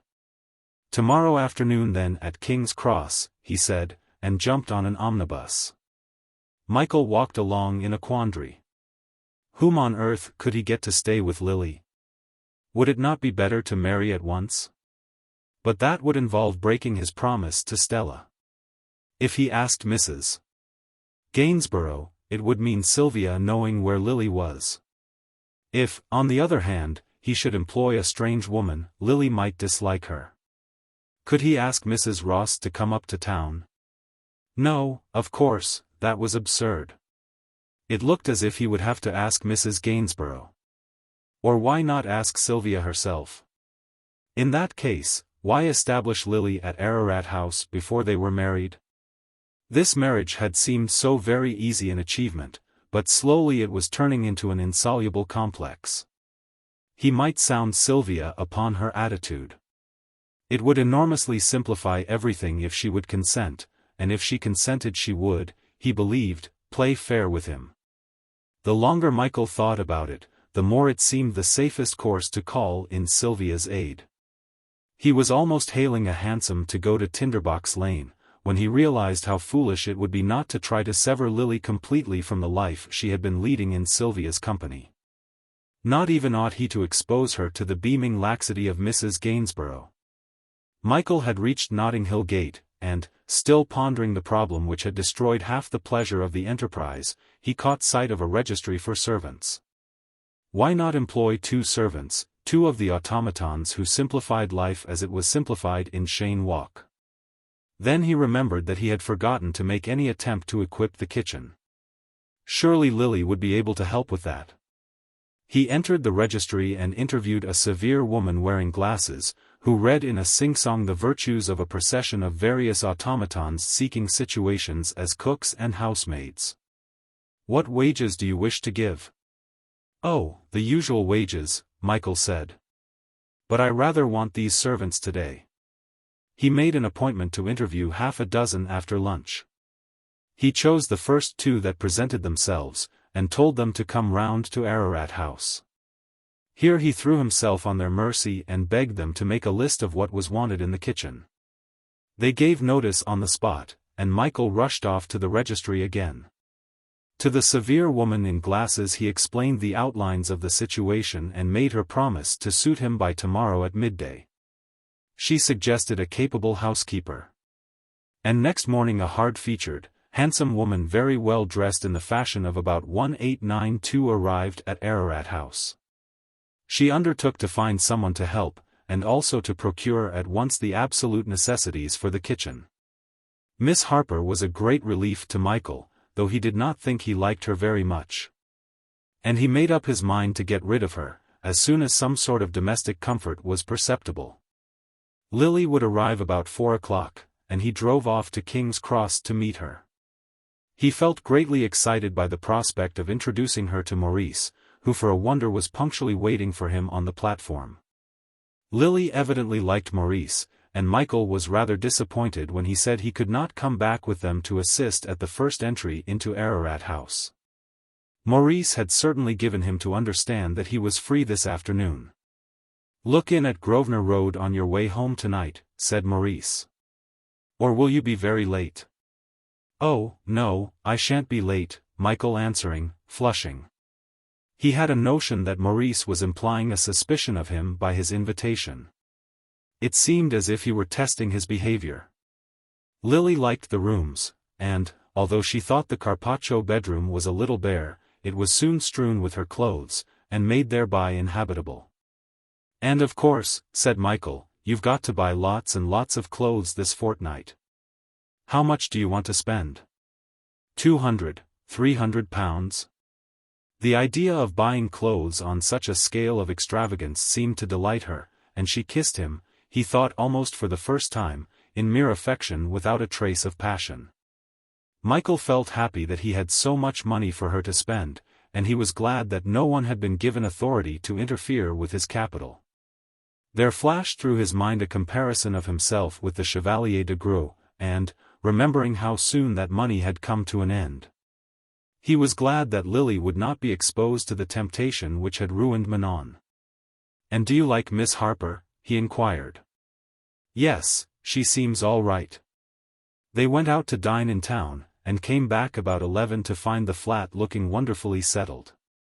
Michael confessed how much he had forgotten to order, but Lily talked of her dresses and took no interest in household affairs. "I think I ought to go now," said Michael. "Oh, no, stay a little longer."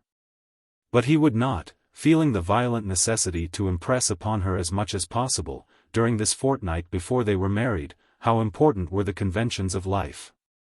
Even when it was going to be lived in so strange a place as Ararat House. "Oh, you're going now," said Miss Harper, looking at him rather curiously. "I shall be round in the morning. You'll finish making the lists of what you still want?" Michael felt very deeply plunged into domestic arrangements, as he drove to Grosvenor Road. Maurice was sitting up for him, but Castleton had gone to bed. "Look here, old chap," Maurice began at once, "you can't possibly marry that girl." Michael frowned. "You too?" "I know all about her," Maurice went on. "I've never actually met her, but I recognized her at once. Even if you did know her people 5 years ago, you ought to have taken care to find out what had happened in between. As a matter of fact, I happen to know a man who's had an affair with her, a painter called Walker. Ronnie Walker. He's often up here. You're bound to meet him sometime." "Not at all, if I never come here again," said Michael, in a cold rage. "It's no use for you to be angry with me," said Maurice. "I should be a rotten friend, if I didn't warn you." "Oh, go to hell," said Michael, and he marched out of the studio. "I'll die first," retorted Maurice, grinning. Maurice came on the landing and called, begging him to come up and not to be so hasty, but Michael paid no attention.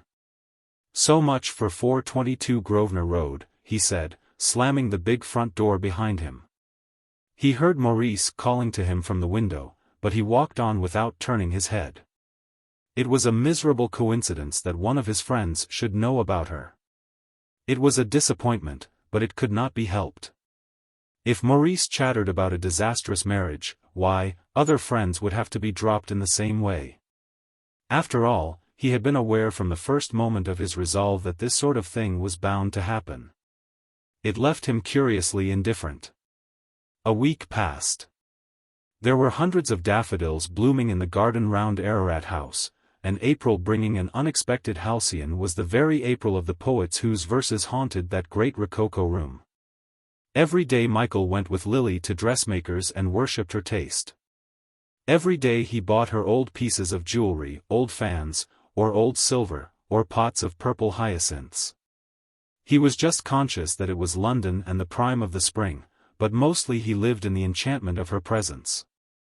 Often they walked up and down the still deserted garden, by the edge of the canal. The swans used to glide nearer to them, waiting for bread to be thrown. And Lily would stand with her hair in a stream of sunlight and her arms moving languidly like the necks of the birds she was feeding.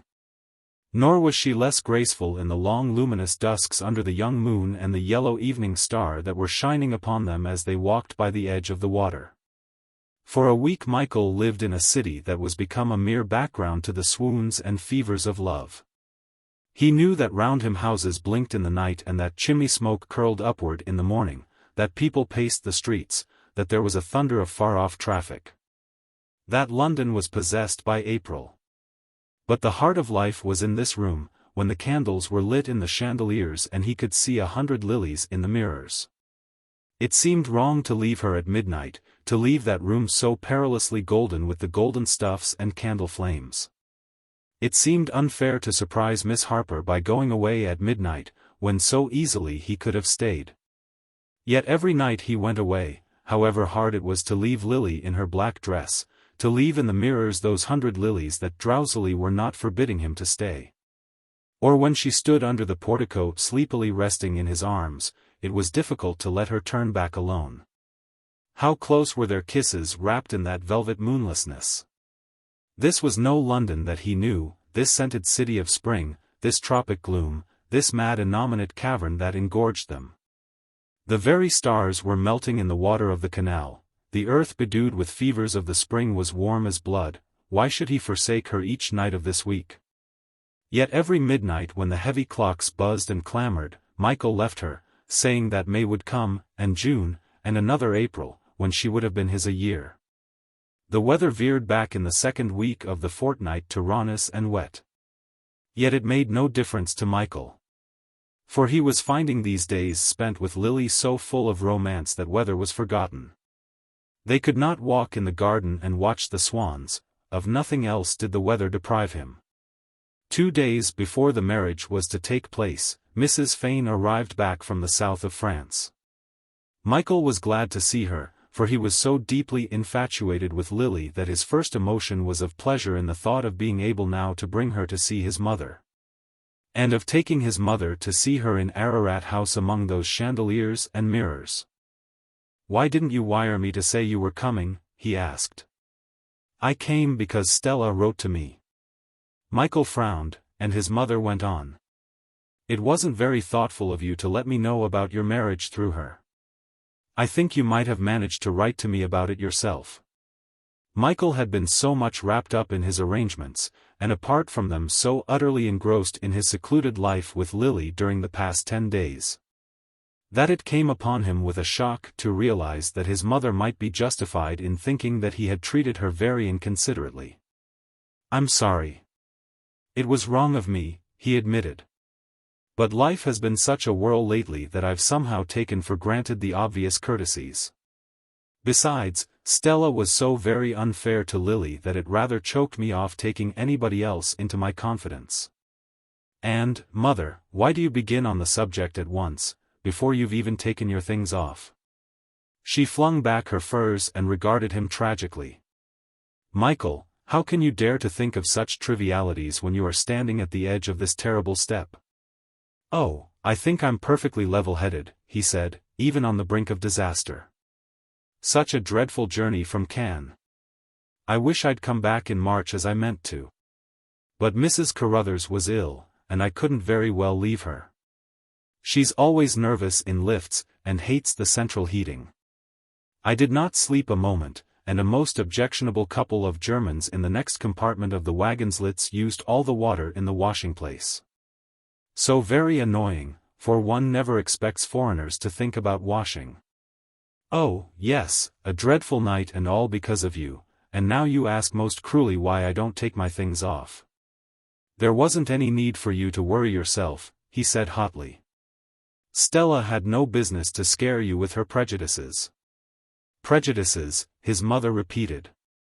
Prejudice is a very mild word for what she feels about this dreadful girl you want to marry. But it is prejudice, Michael insisted. She knows nothing against her. She knows a great deal. How? He demanded incredulously.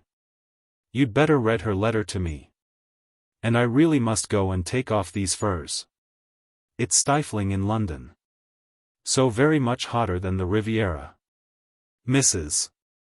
Fane left him with Stella's letter. Long's Hotel. April 9th.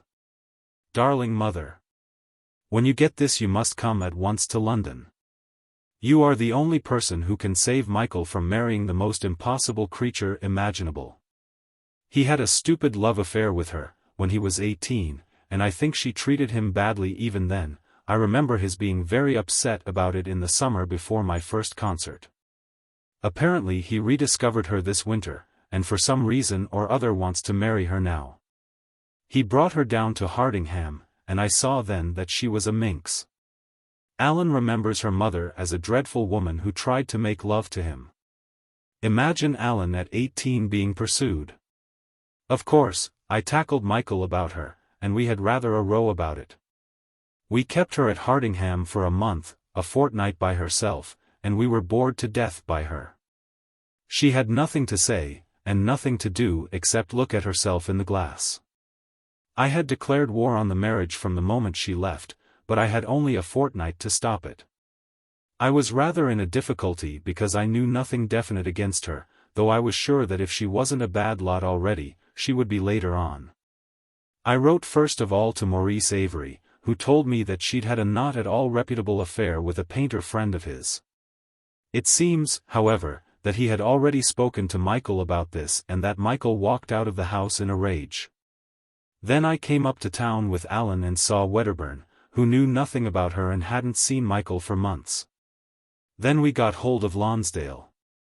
He has apparently met her at Covent Garden, and I'm perfectly sure that he has actually been away with her himself. Though, of course, he was much too polite to tell me so. He was absolutely horrified when he heard about her and Michael. I asked him to tell Michael anything he knew against her, but he didn't see how he could. He said he wouldn't have the heart. I told him it was his duty, but he said he wouldn't be able to bear the sight of Michael's face when he told him. Of course, the poor darling knows nothing about her. You must come at once to London and talk to him yourself. You've no time to lose. I'll meet you if you send me a wire. I've no influence over Michael any more. You're the only person who can stop it. He's so sweet about her. She's rather lovely to look at, I must say.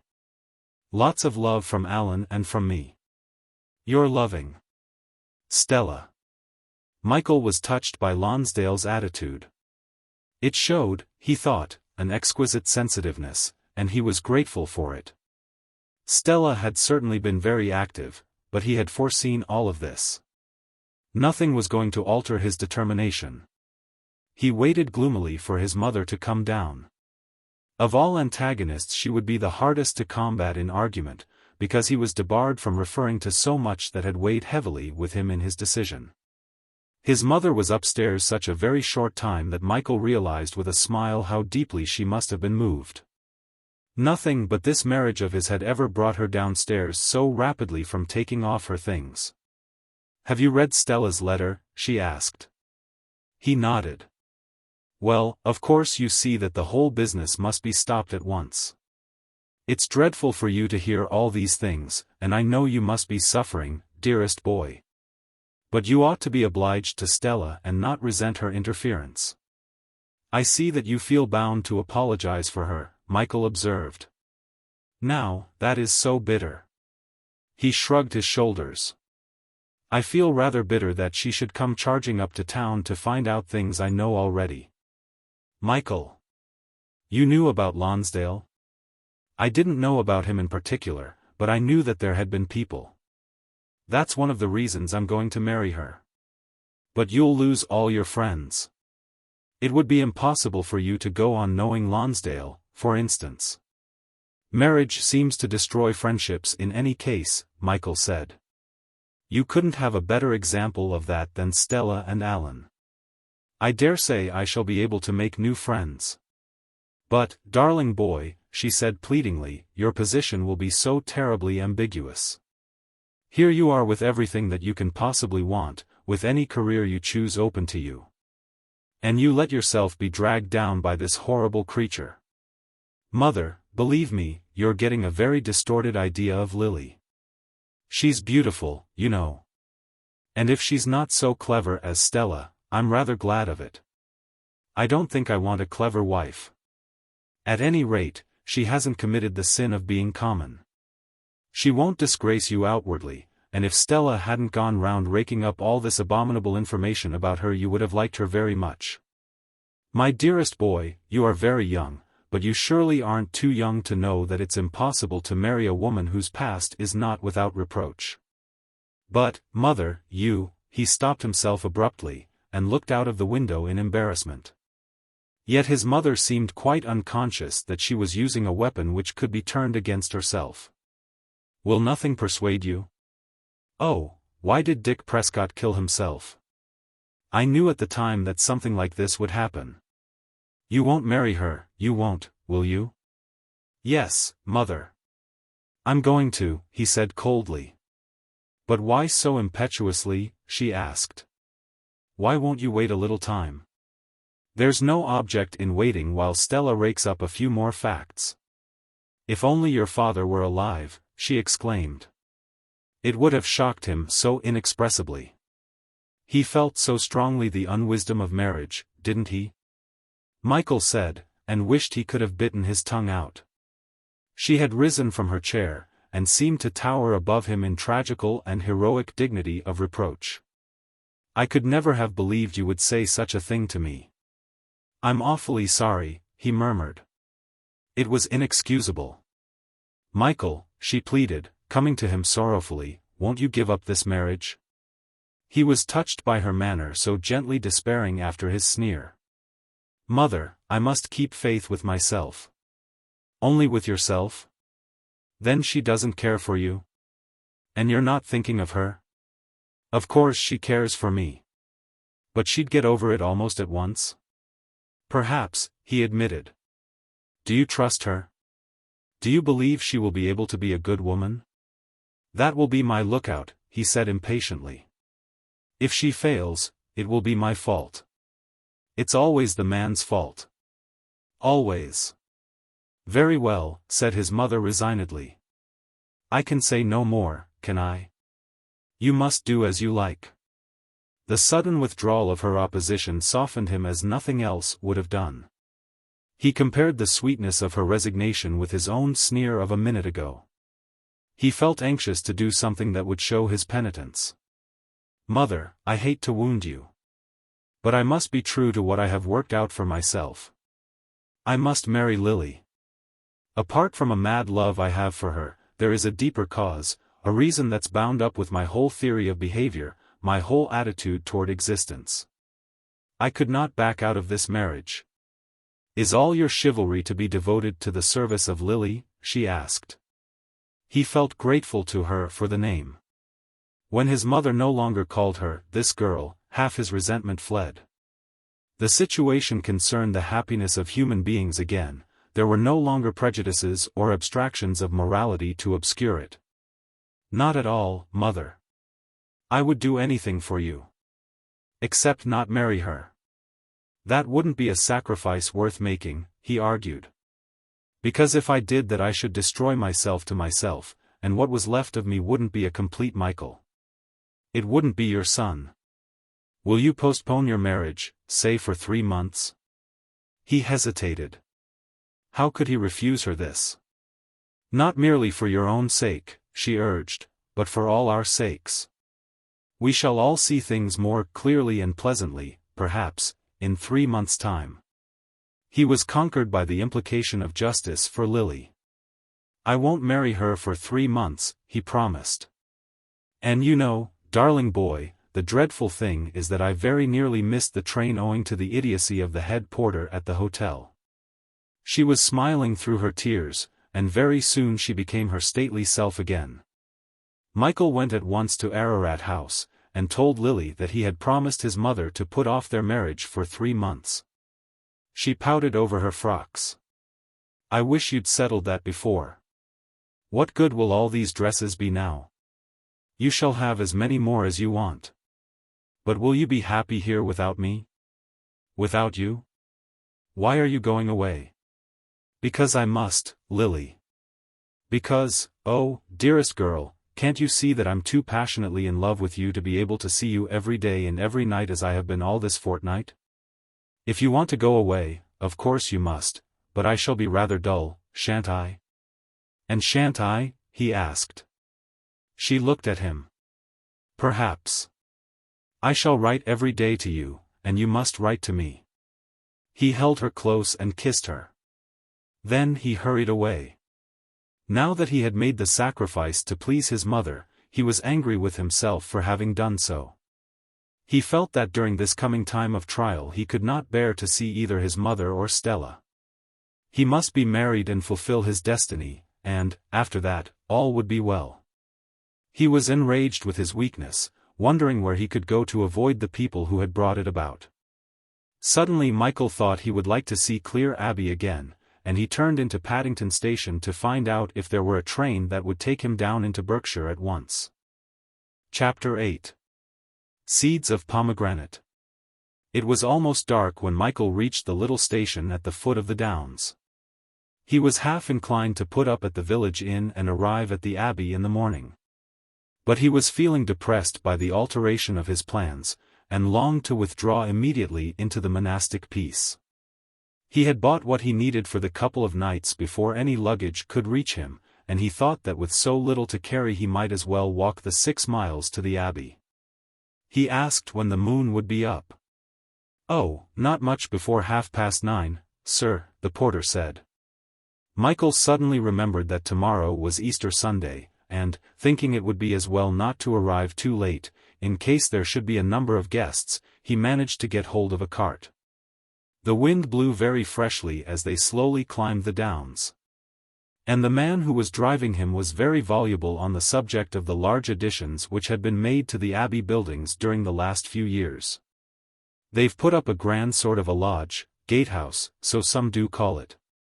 A bit after the style of the Tower of London, I've heard some say." Michael was glad to think that Dom Cuthbert's plans seemed to be coming to perfection in their course. How long was it since he and Chatter were here? 8 or 9 years. Now Chatter was a priest, and himself had done nothing. The Abbey gatehouse was majestic in the darkness, and the driver pealed the great bell with a portentous clangor. Michael recognized the pockmarked brother who opened the door, but he could not remember his name. He felt it would be rather absurd to ask the monk if he recognized him by this wavering lantern light. Is Dom Cuthbert at the Abbey now?" he asked. "You don't remember me, I expect?" "Michael Fane. I stayed here one autumn 8 or 9 years ago." The monk held up the lantern and stared at him. "The Reverend Father is in the guest room now," said Brother Ambrose. Michael had suddenly recalled his name. "Do you think I shall be able to stay here tonight? Or have you a lot of guests for Easter?" "We can always find room," said Brother Ambrose. Michael dismissed his driver and followed the monk along the drive. Dom Cuthbert knew him at once, and seemed very glad that he had come to the Abbey. "You can have a cell in the gatehouse. Our new gatehouse. It's copied from the one at Cernobos in Dorsetshire. Very beautiful. Very beautiful." Michael was introduced to the 3 or 4 guests, all types of ecclesiastical laymen, who had been talking with the abbot. The Compline bell rang almost at once, and the office was still held in the little chapel of mud and laths built by the hands of the monks. "Keep me as the apple of an eye. Hide me in the shadow of thy wing." Here was worship unhampered by problems of social behavior, here was peace. Lying awake that night in his cell, watching the lattices very luminous in the moonlight, hearing the April wind in the hazel coppice, Michael tried to reach a perspective of his life these 9 months since Oxford, but sleep came to him and pacified all confusions. He went to Mass next morning, but did not make his communion, because he had a feeling that he could only have done so under false pretenses. There was no reason why he should have felt thus, he assured himself, but this morning there had fallen upon him at the moment a dismaying chill. He went for a walk on the downs, over the great green spaces that marked no season save in the change of the small flowers blowing in their turf. He wondered if he would be able to find the stones he had erected that July day when he first came here with Chatter. He found what, as far as he could remember, was the place. And he also found a group of stones that might have been the ruins of his little monument. More remarkable than old stones now seemed to him a pasque anemone colored a sharp cold violet. It curiously reminded him of the evening in March when he had walked with Lily in the wood at Hardingham. The peace of last night vanished in a dread of the future. Michael's partial surrender to his mother cut at his destiny with ominous stroke. He was in a turmoil of uncertainty, and afraid to find himself out here on these downs with so little achieved behind him in the city. He hurried back to the Abbey and wrote a wild letter to Lily, declaring his sorrow for leaving her, urging her to be patient, protesting a feverish adoration. He wrote also to Miss Harper 100 directions for Lily's entertainment while he was away. He wrote to Nigel Stewart, begging him to look after Barnes. All the time he had a sense of being pursued and haunted, an intolerable idea that he was the quarry of an evil chase. He could not stay at the Abbey any longer, he was being rejected by the spirit of the place. Dom Cuthbert was disappointed when he said he must go. "Stay at least tonight," he urged, and Michael gave way. He did not sleep at all that night. The alabaster image of the Blessed Virgin kept turning to a paper thing, kept nodding at him like a zany. He seemed to hear the gatehouse bell clanging hour after hour. He felt more deeply sunk in darkness than ever in Leppard Street. At daybreak he dressed and fled through the woods, trampling underfoot the primroses limp with dew. He hurried faster and faster across the downs, and when the sun was up, he was standing on the platform of the railway station. Today he ought to have married Lily. At Paddington, notwithstanding all that he had suffered in the parting, unaccountably to himself he did not want to turn in the direction of Ararat House. It puzzled him that he should drive so calmly to Cheyne Walk. "I think my temperature must have been a point or two up last night," was the explanation he gave himself of what already seemed mere sleeplessness. Michael found his mother very much worried by his disappearance. She had assumed that he had broken his promise. He consoled her, but excused himself from staying with her in town. "You mustn't ask too much of me," he said. "No, no, dearest boy, I'm glad for you to go away, but where will you go?" He thought he would pay an overdue visit to Cobble Place. Mrs. Ross and Mrs. Carthew were delighted to see him, and he felt as he always felt at Cobble Place the persistent tranquility which not the greatest inquietude of spirit could long withstand. It was now nearly 3 years since he had been there, and he was surprised to see how very old Mrs. Carthew had grown in that time. This and the active presence of Kenneth, now a jolly boy of 9, were the only changes in the aspect of the household. Michael enjoyed himself in firing Kenneth with a passion for birds' eggs and butterflies, and they went long walks together and made expeditions in the canoe. Yet every day when Michael sat down to write to Lily, he almost wrote to say he was coming to London as soon as his letter. Her letters to him, written in a sprawling girlish hand, were always very much alike. 1 Ararat House. Island Road, W. My dear. Come back soon. I'm getting bored. Miss Harper isn't bad. Can't write a long letter because this nib is awful. Kisses. Your loving Lily. This would stand for any of them. May month had come in, Michael and Kenneth were finding whitethroats' nests in the nettle beds of the paddock, before a word to Mrs. Ross was said about the marriage. Stella has written to me about it, she told him. They were sitting in the straggling wind-frayed orchard beyond the stream, lamps were leaping, apple blossoms stippled the grass, Kenneth was chasing orange tips up the slope toward Grog's Folly. Stella has been very busy all round, said Michael. I suppose according to her I'm going to marry an impossible creature. Creature is as far as she usually gets in particular description of Lily. She certainly wasn't very complimentary about your choice, Mrs. Ross admitted.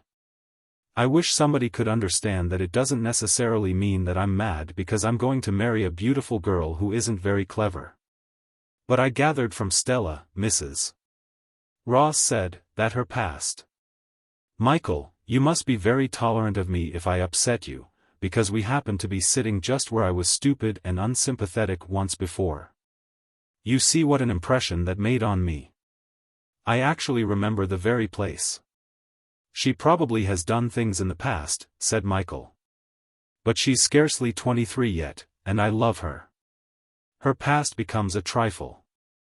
Besides, I was in love with her 6 years ago, and 6 years ago I was rather thoughtless very often.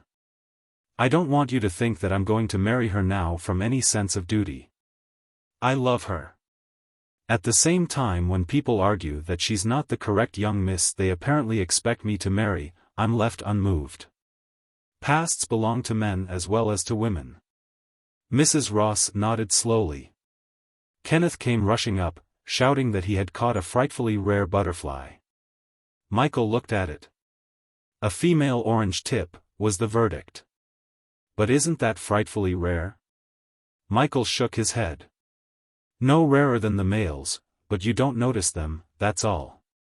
Kenneth retired to find some more. And you're sure you'll be happy with her? Mrs. Ross asked. As sure as I am that I shall be happy with anybody. I ought to be married to her by now. This delay that I've so weakly allowed isn't going to affect much. Michael sighed. He had meant to be in Provence this month of May. But the delay can't do any harm, Mrs. Ross pointed out.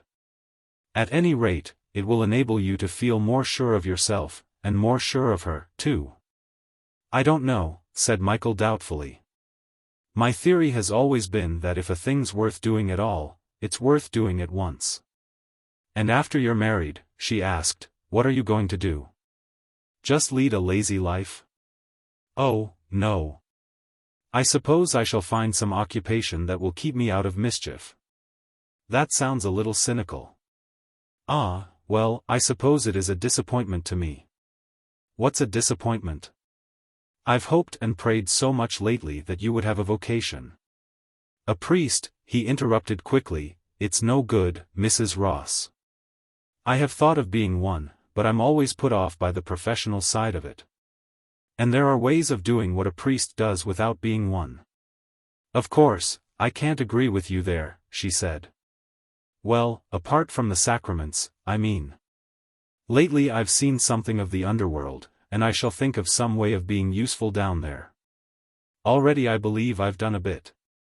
They talked of the problems of the underworld, and Michael was encouraged by what he fancied was a much greater breadth in her point of view nowadays to speak of things that formerly would have made her grey eyes harden in fastidious disapproval. I feel happier about you since this talk, she said. As long as you won't be content to let your great gift of humanity be wasted, as long as you won't be content to think that in marrying your Lily you have done with all your obligations. Oh, no, I shan't feel that.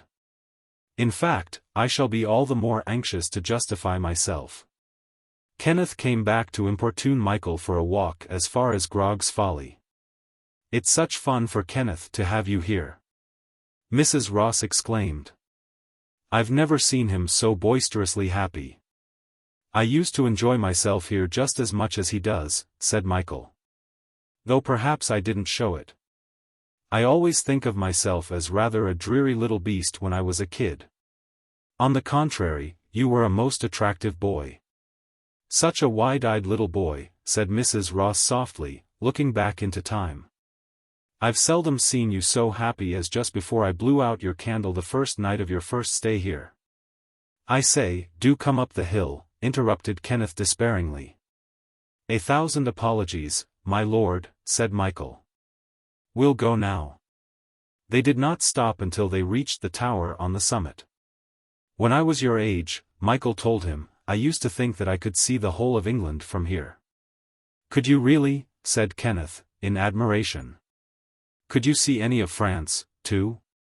I expect so, Michael answered. I thought I could see the whole world. Kenneth, what are you going to be when you grow up? A soldier? Yes, if I can, or what is a philosopher? A philosopher philosophizes. Does he really? Is that a difficult thing to do, to philosopherize? Yes, it's almost harder to do than to pronounce. Soon they were tearing down the hill, frightening the larks to right and left of their progress. The weather grew warmer every day, and at last Mrs. Carthew came out in a wheelchair to see the long-spurred columbines, claret and gold, watchet, rose and white. Really quite a display, she said to Michael. And so you're to get married?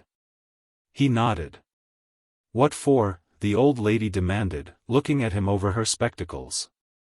Well, principally because I want to, Michael answered, after a short pause. The best reason, she agreed. But in your case insufficient, and I'll tell you why, you aren't old enough yet to know what you do want. 23, Michael reminded her. 20 fiddlesticks, she snapped. And isn't there a good deal of opposition? A good deal. And no doubt you feel a fine romantical heroical young fellow? Not particularly. Well, I'm not going to argue against your marrying her, said Mrs. Carthew.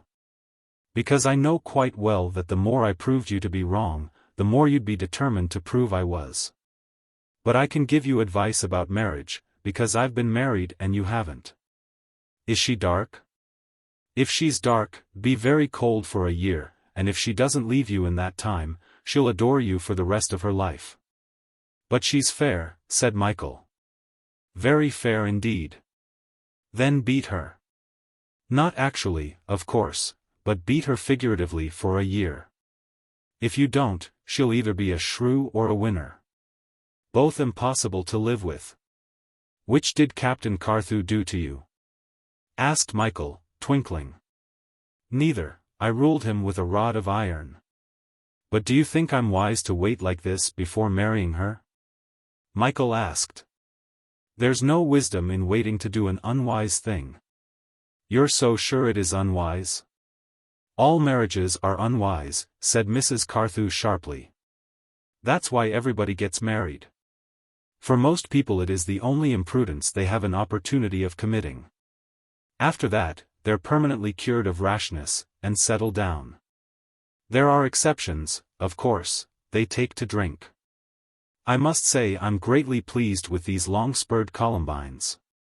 Michael thought she had finished the discussion of his marriage, but suddenly she said. I thought I told you to come and see me when you went down from Oxford. I ought to have come, Michael agreed rather humbly. He always felt inclined to propitiate the old lady. Here we have the lamentable result. Marriage at 23. Alan married at 23, he pointed out. 2 fools don't make a wise man, said Mrs. Carthew. He's very happy. He would be satisfied with much less than you, and he has married a delightful girl. I'm going to marry a delightful girl. The old lady made no reply. Nor did she comment again upon his prospect of happiness. In mid-May, after a visit of nearly a month, Michael left Cobble Place and went to stay at Plashers Mead. Guy Hazelwood was the only friend he still had who could not possibly have come into contact with Lily or her former surroundings. Moreover, Guy was deep in love himself, and he had been very sympathetic when he wrote to Michael about his engagement. Do I intrude upon your May idyll? Michael asked. My dear chap, don't be so absurd. But why aren't you married? You're as bad as me. Why aren't you married? Oh, I don't know, Guy sighed. Everybody seems to be conspiring to put it off. They were sitting in Guy's green library. The windows wide open let in across the sound of the burbling stream the warm air of the lucid May night, where bats and owls and eavejars flew across the face of the decrescent moon. It's this dreamy country in which you live, said Michael. What about you? You've let people put off your marriage. Only for another 2 months, Michael explained. You see I'm down to £150 a year now, Guy muttered. I can't marry on that, and I can't leave this place, and her people can't afford to make her an allowance. They think I ought to go away and work at journalism. However, I'm not going to worry you with my troubles. Guy was a good deal with Pauline every day. Michael wrote long letters to Lily and read poetry. Browning? Asked Guy one afternoon, looking over Michael's shoulder. Yes. The statue and the bust. Oh, don't remind me of that poem. It haunts me, Guy declared. A week passed. There was no moon now, and the nights grew warmer. It was weather to make lovers happy, but Guy seemed worried. He would not come for walks with Michael through the dark and scented water meadows, and Michael used to think that often at night he was meeting Pauline. It made him jealous to imagine them lost in this amaranthine profundity. They were happy now, if through all their lives they should never be happy again. Yet Guy was obviously fretted. He was getting spoiled by good fortune. And I have had about a fortnight of incomplete happiness, Michael said to himself. Supposing that a calamity fell upon him during this delay. He would never cease to regret his weakness in granting his mother's request. He would hate Stella for having interfered. His life would be miserable forever. Yet what calamity did he fear? In a sudden apprehension, he struck a match and read her last letter. 1 Ararat House. Island Road, W. My dear. It's getting awfully dull in London. Miss Harper asked me to call her Mabel. Rather cheek, I thought, don't you think so? But she's really awfully decent. I can't write a long letter because we're going to the palace. I say, do buck up and come back to London, I'm getting bored. Love and kisses. Lily. What's the good of writing kisses? What indeed was the good of writing kisses? Michael thought, as the match fizzed out in the dewy grass at his feet. It was not fair to treat Lily like this. He had captured her from life with Sylvia, because he had meant to marry her at once. Now he had left her alone in that flat with a woman he did not know at all.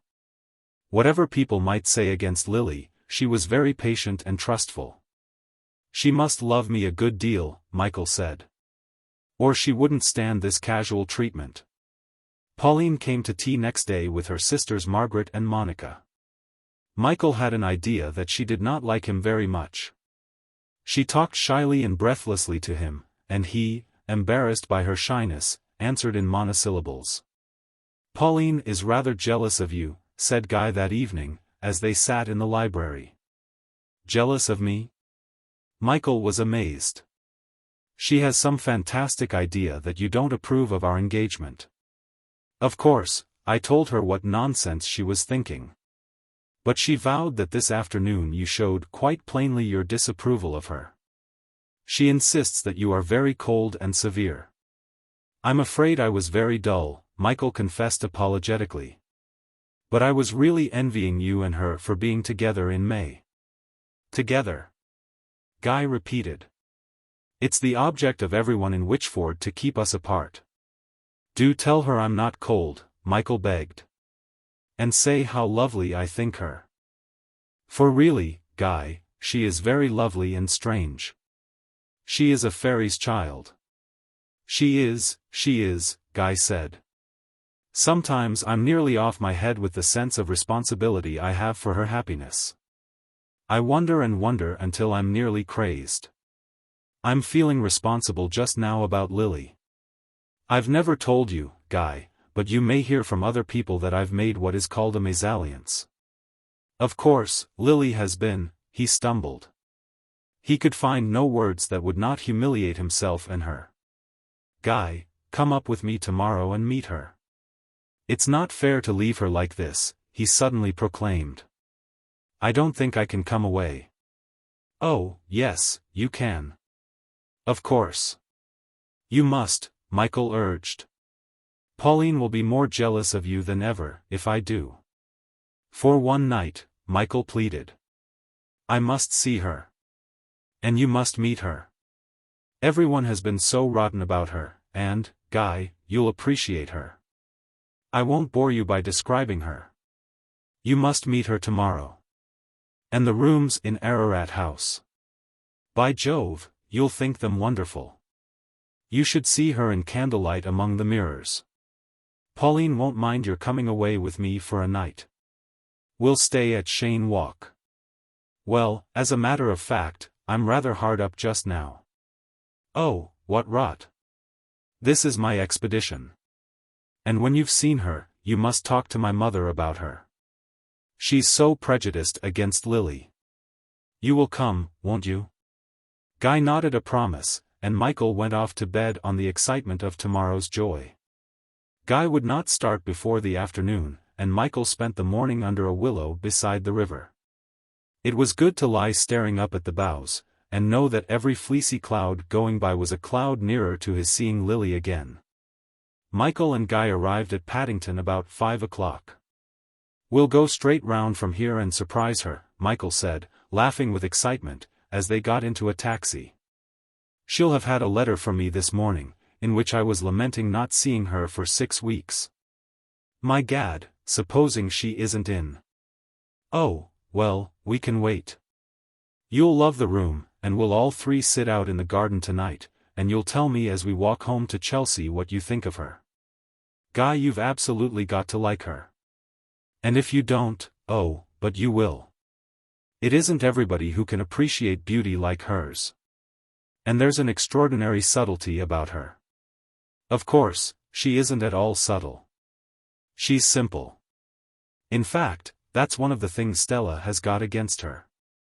What I call simplicity and absence of training for effect Stella calls stupidity. My own belief is that you'll be quite content to look at her and not care whether she talks or not. I tell you, she's like a Piero della Francesca angel. Cheer up, Guy. Why are you looking so depressed? Oh, I don't know, said Guy. I'm thinking what a lucky chap you are.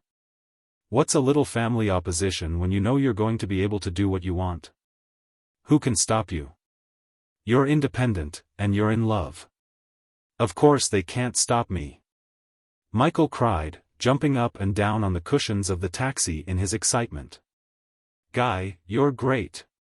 You really are. You're the only person who's seen the advantage of going right ahead. But don't look so sad yourself. You'll marry your Pauline.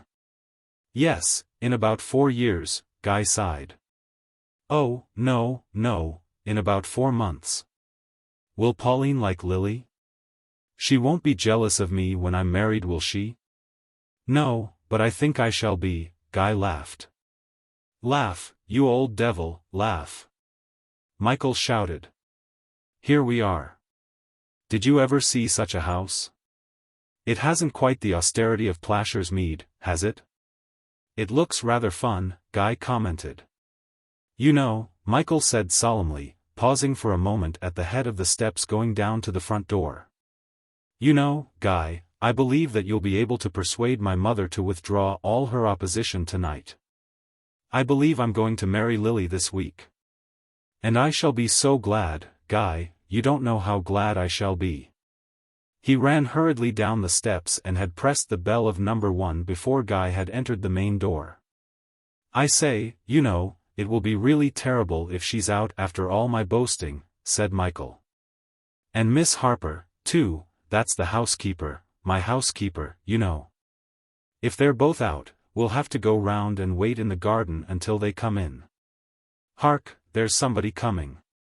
The door opened, and Michael hurried in. Hello, good afternoon, Miss Harper. You didn't expect to see me, eh? I've brought a friend. Is Miss Hayden in the big room? Miss Hayden is out, Mr. Fane, said the housekeeper. What's the matter? You're looking rather upset. Am I, Mr. Fane? She asked blankly. Am I?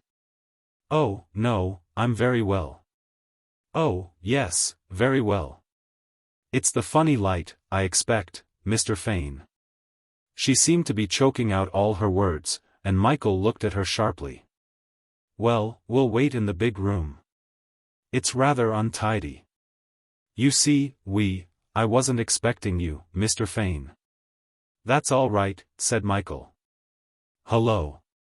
I say, Guy, go on into that room ahead. I'll be with you in a minute. Guy mistook the direction and turned the handle of Lily's bedroom door. No, no, Michael called. The double doors opposite. My mistake, said Guy cheerfully. But don't worry, the other door was locked.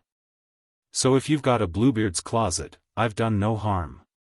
He disappeared into the big room, and the moment he was inside Michael turned fiercely to Miss Harper. Whose is this hat? He demanded, snatching it up. Hat? What hat? She choked out. Why is the door of her bedroom locked? Why is it locked? The stillness of the crepuscular hall seemed to palpitate with the woman's breath. Miss Hayden must have locked it when she went out, she stammered. Is that the truth? Michael demanded. It's not the truth. It's a lie. You wouldn't be panting like a fish in a basket, unless there was something wrong. I'll break the door in. No, Mr. Fane, don't do that, the woman groaned out, in a cracked expostulation. This is the first time since you've been away. And it was an old friend. How dare you tell me anything about him? Guy. Michael rushed into the big room and dragged Guy out. Come away. I've been sold. If you'd only listen a moment. I could, Miss Harper began. Michael pushed her out of their path. What on earth is it? Guy asked. Come on, don't hang about in this hell of a house. Come on, Guy. Michael had flung the door back to slam into Miss Harper's face, and, seizing Guy by the wrist, he dragged him up the steps, and had started to run down the road, when Guy shouted. Michael! The taxi! The taxi's waiting with our bags. Oh, very well, in a taxi then, a taxi if you like, Michael chattered, and he plunged into it. Where to? The driver asked. Cheyne Walk. But drive quickly. Don't hang about up and down this road. The driver looked round with an expression of injured dignity, shook his head in exclamation, and drove off. What on earth has happened? Guy asked. And why on earth are you holding a top hat? Michael burst into laughter. So I am. Look at it. A top hat. I say, Guy, did you ever hear of anyone being cut out by a top hat, cuckolded by a top hat? We'll present it to the driver. Driver. Do you want a top hat? Here, who are you having a game with? Demanded the driver, pulling up the car.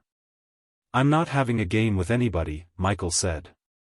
But two people and this top hat have just been having a hell of a game with me. You'd much better take it as a present. I shall only throw it away. He refuses, Michael went on. He refuses a perfectly good top hat. Who's the maker? My God, his dirty greasy head has obliterated the name of the maker. Goodbye, hat. Drive on, he shouted to the driver, and hurled the hat spinning under an omnibus. Then he turned to Guy. I've been sold by the girl I was going to marry, he said. I say, Guy, I've got some jolly good advice for you. Don't you marry a whore. Sorry, old chap, I forgot you were engaged already. Besides, people don't marry whores, unless they're fools like me. Didn't you say just now that I was very lucky? Do you know, I think I am lucky. I think it was a great piece of luck bringing you to see that girl today. Don't you? Oh, Guy, I could go mad with disappointment. Will nothing in all the world ever be what it seems? Look here, Michael, are you sure you weren't too hasty? You didn't wait to see if there was any explanation, did you?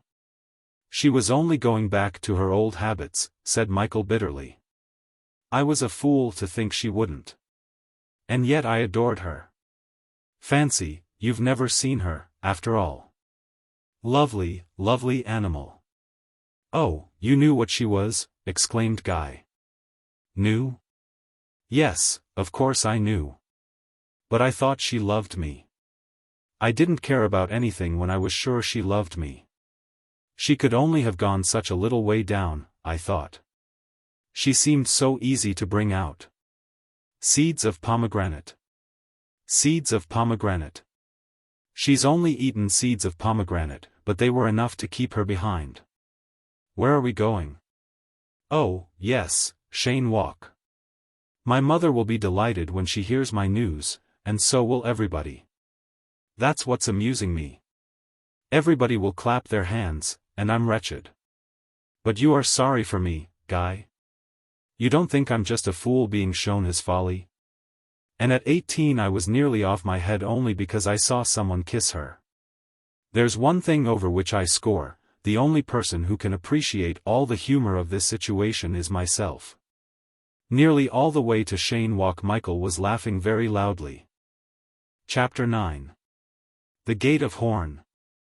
Guy thought it would be better if he went straight back to Plashers Mead, but Michael asked him to stay until the next day. He was in no mood, he said, for a solitary evening, and he could not bear the notion of visiting friends. Or of talking to his mother without the restriction that somebody else's presence would produce.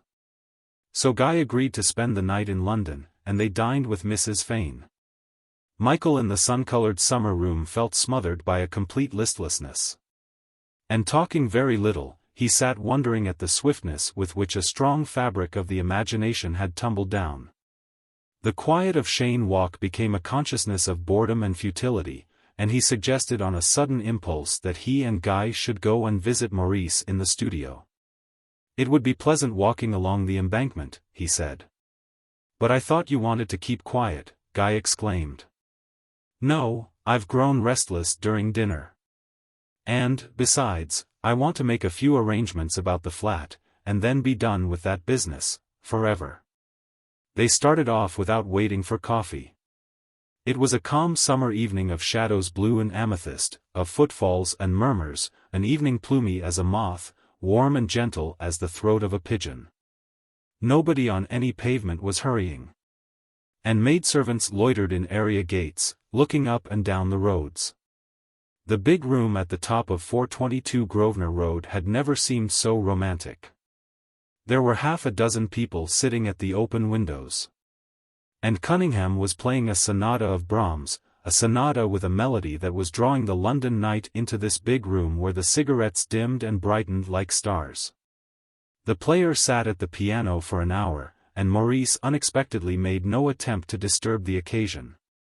Michael thought that perhaps he was wondering what had brought himself and Guy here. And for that reason did not rush to show Guy his studio by gaslight. Maurice was probably thinking how strange it was for Michael to revisit him suddenly like this after their quarrel. When the room was lighted up, Michael and Guy were introduced to the men they did not know. Among them was Ronnie Walker, the painter whom Maurice had mentioned to Michael as an old lover of Lily. Michael knew now why Maurice had allowed the music to go on so long, and he was careful to talk as much as possible to Walker in order to embarrass Maurice, who could scarcely pay any attention to Guy, so nervously was he watching over his shoulder the progress of the conversation. Later on Michael called Maurice aside, and they withdrew to the window seat which looked out over the housetops. A cat was yowling on a distant roof, and in the studio Cunningham had seated himself at the piano again. I say, I'm awfully sorry that Ronnie Walker should happen to be here tonight, Maurice began.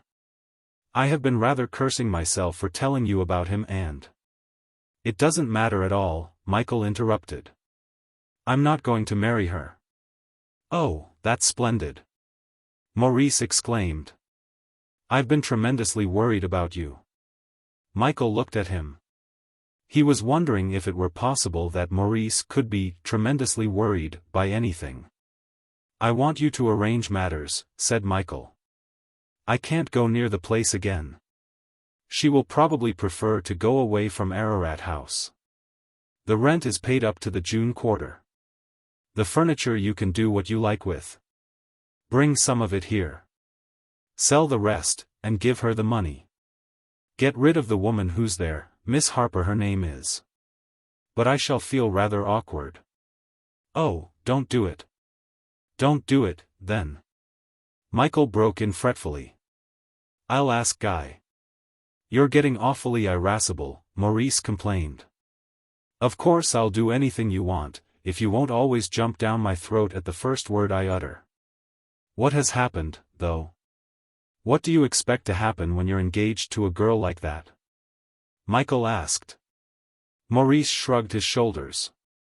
"Oh, well, of course I should expect to be badly let down. But then, you see, I'm not a very great believer in women." "What are you going to do yourself?"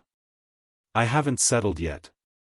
I've got to arrange 1 or 2 things in town, and then I shall go abroad." "Would you be able to come with me in about a week?" "I dare say I might," Maurice answered, looking vaguely round the room. Already, Michael thought, the subject was floating away from his facile comprehension. The piano had stopped, and conversation became general again. "This is where you ought to be, if you want to write," Maurice proclaimed to Guy. "It's ridiculous for you to bury yourself in the country. You'll expire of stagnation. Just at present I recommend you to stay where you are," said Castleton. "I'm almost expiring from the violence with which I am being precipitated from one to another of Morris's energies." Soon afterward Michael and Guy left the studio and walked home, and next morning Guy went back to Witchford. Michael was astonished at his own calmness. After the first shock of the betrayal he had gone and talked to a lot of people, he had coldly made financial arrangements. He had even met and rather liked a man whom only yesterday morning he could not have regarded without hatred for the part he had played in Lily's life. Perhaps he had lost the power to feel anything deeply for long, perhaps he was become a sort of Maurice. Already Lily seemed a shade of the underworld, merely more clearly remembered than the others. Yet in the moment that he was calling her a shade his present emotion proved that she was much more than that, for the conjured image of her was an icy pang to his heart. Then the indifference returned, but always underneath it the chill remained. Mrs. Fane asked if he would care to go to the opera in the evening, and they went to Bohème. Michael used to be wrung by the music, but he sat unmoved tonight. Afterward, at supper, he looked at his mother as if she were a person in a picture. He was saddened by the uselessness of all beauty, and by the number of times he would have to undress at night and dress again in the morning. He had no objection to life itself, but he felt an overwhelming despair at the thought of any activity in the conduct of it. He was sorry for the people sitting here at supper and for their footmen waiting outside. He felt that he was spiritually withered. Because he was aware that he was surrendering to the notion of a debased material comfort as the only condition worth achieving for a body that remained perfectly well. Grossly well, it almost seemed.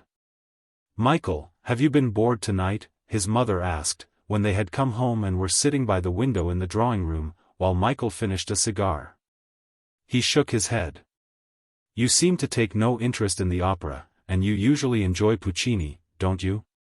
Or was it Wagner you enjoy so much?" "I think summer in London is always tiring," he said. She was in that rosy mist of clothes with which his earliest pictures of her were vivid. Suddenly he began to cry. "Dear child, what is it?" she whispered, with fluttering arms outstretched to comfort him. "Oh, I've finished with all that. I've finished with all that. You'll be delighted, you mustn't be worried because I seem upset for the moment. I found out that Lily did not care anything about me. I'm not going to marry her or even see her again. Michael. My dearest boy. What is it?" "Finished. Finished. Finished," he sobbed. "Nothing is finished at 23, she murmured, leaning over to pet him. "I do hate myself for having hurt your feelings the other day." It was as if he seized upon a justification for grief so manifest. It seemed to him exquisitely sad that he should have wounded his mother on account of that broken toy of a girl. Soon he could control himself again, and he went off to bed. Next day Michael's depression was profound because he could perceive no reaction from himself on Lily. The sense of personal loss was merged in the reproach of failure. He had simply been unable to influence her. She was the consummation of many minor failures. And what was to happen to her now? What was to happen to all the people with whose lives he had lately been involved? Must he withdraw entirely and confess defeat? No doubt a cynic would argue that Lily was hopeless, and indeed he knew that from any point of view where marriage was concerned she was hopeless. He must leave her where he had found her, in that pretty paradise of evil which now she well adorned. If her destiny was to whirl downward through the labyrinths of the underworld, he could do no more. That himself had issued with the false dreams through the ivory gate was her fault, and she must pay the penalty of her misdirection. He would revisit Leppard Street, and from the innermost circle where he had beheld Mrs. Smith he would seek a way out through the gate of true dreams. He would be glad to see if the amount of security he had been able to guarantee to Barnes had helped him at all. He had money and he could leave money behind in Leppard Street, money that might preserve the people in the house where he had lived. Was this a quixotic notion, to leave one set of people free from the necessity to hand themselves over to evil? Michael's spirits began to rise as he looked forward to what he could still effect in Leppard Street. And for Lily, what could he still do? He would visit Sylvia and consult with her. She was strong, and if she had chosen harlotry, she was still strong. She was not lazy nor languid. Lazy, laughing, languid Lily. Lily did not laugh much, she was too lazy even for that. How beautiful she had been! Her beauty stabbed him with the poignancy of what was past. How beautiful she had been! When Maurice went to tell her of the final ending of it all, she would pout and shrug her shoulders. That was all she would do. And she would be faintly resentful at having been disturbed in her lazy life. Perhaps Maurice would fall in love with her, and it would be ironical and just that she should fall violently in love with Maurice and be cast off by him. Maurice would never suffer. As soon as a woman showed a sign of upsetting his theories about feminine behavior, he would be done with her. He would jilt her as easily as he jilted one muse for another. Why was he being so hard on Maurice? I believe that down in my heart I still don't really like him, Michael said to himself. Right back from the time I met him in McCrae's form at Randall's I've never really liked him. It was curious how one could grow more and more intimate with a person, and all the time never really like him. So intimate with him as to entrust him with the disposal of a wrecked love affair, and all the while never really like him. Why, then, had he invited Maurice to go abroad? Perhaps he wanted the company of someone he could faintly despise. Even friendship must pay tribute to human vanity. Life became a merciless business when one ceased to stand alone.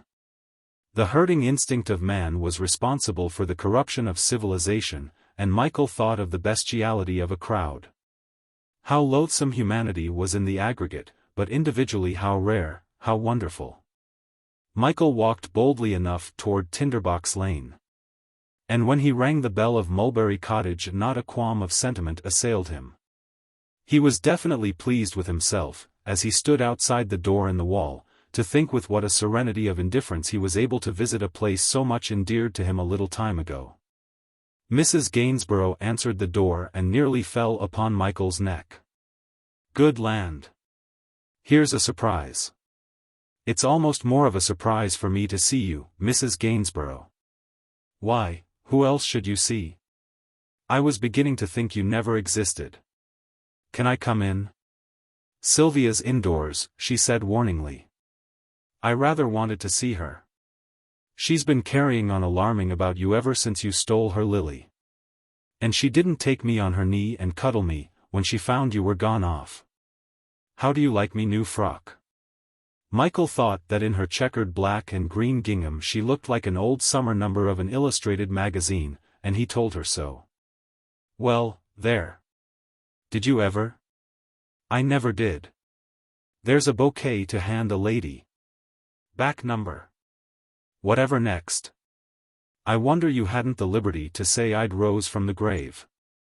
Aren't I to see Sylvia? Michael asked, laughing.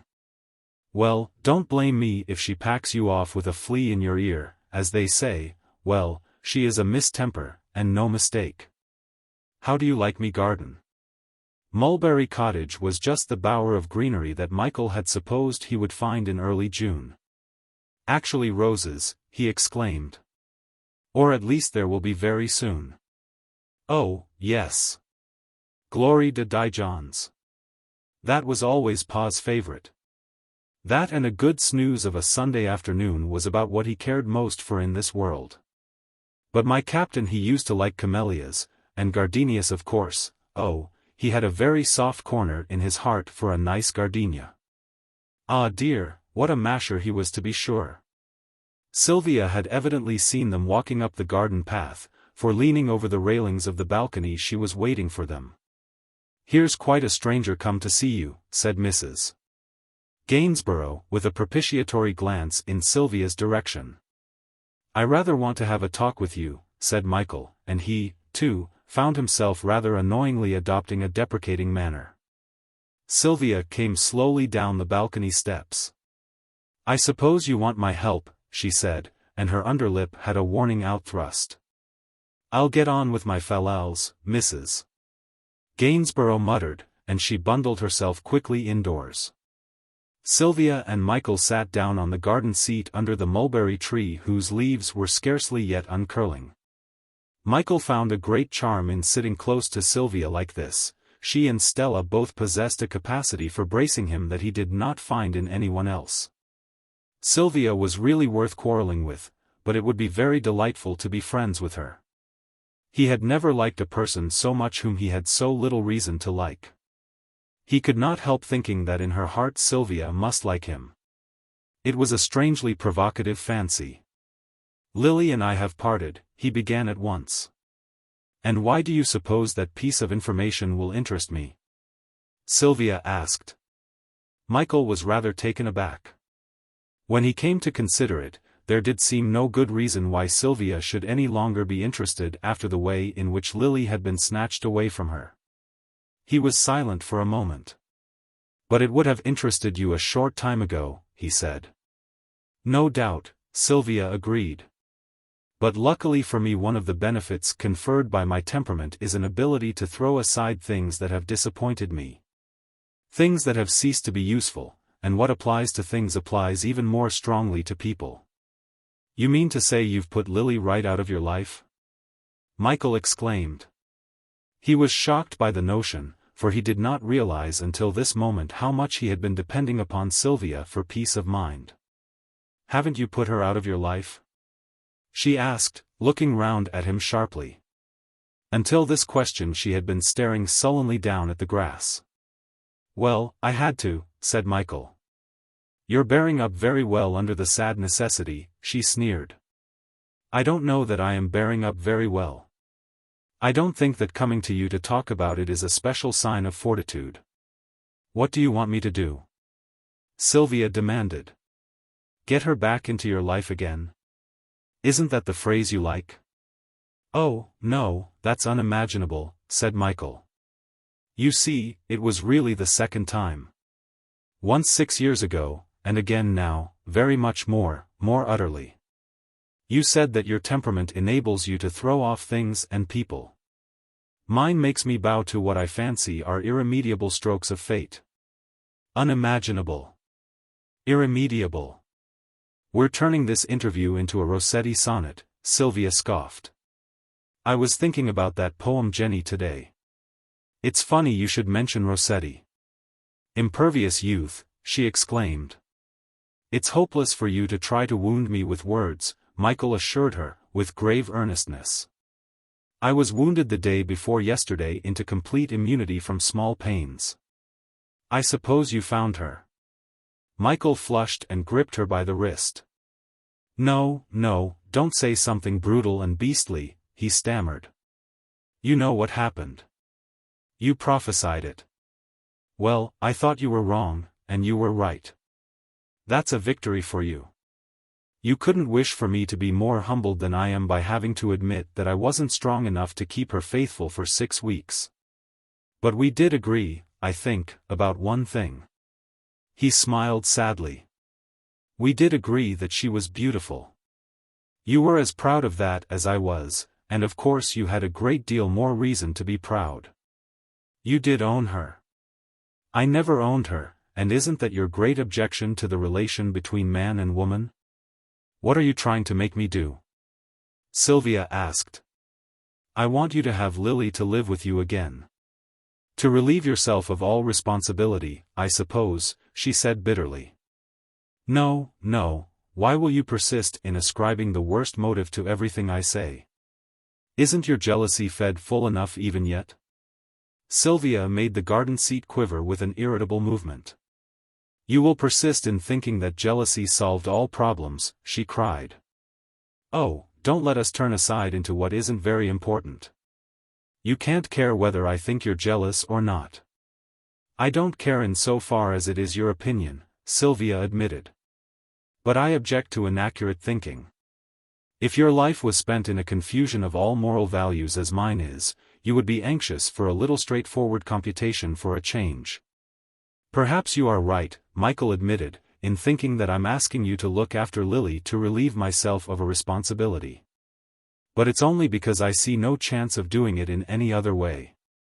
I mean, it's not laziness on my part.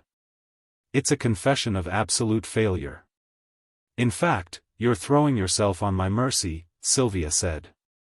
Yes, and also her, he added gently. Am I such a moral companion, such an ennobling influence? I would sooner think of her under your influence than think of her drifting. What I want you to understand is that I'm not consigning her to you for sentimental reasons. I would sooner that Lily were dragged down by you at a gallop than that she should sink slowly and lazily of her own accord. You have a strong personality. You are well read. You are quite out of the common, and in the life you have chosen, so far as I have had experience, you are unique. Sylvia stared in front of her, and Michael waited anxiously for the reply. Have you ever read Petronius? She asked suddenly. Yes, but what an extraordinary girl you are. Have you ever read Petronius? It's the only book in which anyone in my position with my brains could behold herself. Oh, it is such a nightmare. And life is a nightmare, too. After all, what is life for me? Strange doors in strange houses. Strange men and strange intimacies. Scenes incredibly grotesque and incredibly beastly. The secret vileness of human nature flung at me. Man revealing himself through individual after individual as utterly contemptible. What can I worship? Not my own body soiled by my traffic in it. Not any religion I've ever heard of, for in all religions man is set up to be respected. I tell you, my dear eager fool, it is beyond my conception ever to regard a man as higher than a frog, as less repulsive than, ugh. It makes me shudder, but oh, my son, doesn't it make me laugh? She rocked herself with extravagant mirth for a moment. Then she began again, staring out in front of her intensely, fiercely, speaking with the monotonous voice of a visionary. So I worship woman, and in this nightmare city, in this nightmare life, Lily was always beautiful, only beautiful, mind you. I don't want to worship anything but beauty. I don't care about purity or uprightness, but I must have beauty. And you came blundering along and kidnapped my lovely girl. You came along, thinking you were going to regenerate her, and you can't understand that I'm only able to see you in the shape of a frog. It does amuse me to hear you talking to me so solemnly and so earnestly and so nobly, and all the time I can only see a clumsy frog. But what has all this to do with Petronius? There's nothing in that romance particularly complimentary to women, Michael argued. It's the nightmare effect of it that I adore, Sylvia exclaimed. It's the sensation of being hopelessly plunged into a maze of streets from which there's no escape. I was plunged just like that into London. It is gloriously and sometimes horribly mad, and that's all I want in my reading now. I want to be given the sensation of other people having been mad before me, years ago in a nightmare. Besides, think of the truth of a work of art that seems ignorant of goodness. Not one moderately decent person all through. And you will take Lily back? Michael asked. Yes, of course I will. But not because you ask me, mind. Don't for heaven's sake, puff yourself up with the idea that I'm doing anything except gratify myself in this matter. I don't want you to do it for any other reason, he said.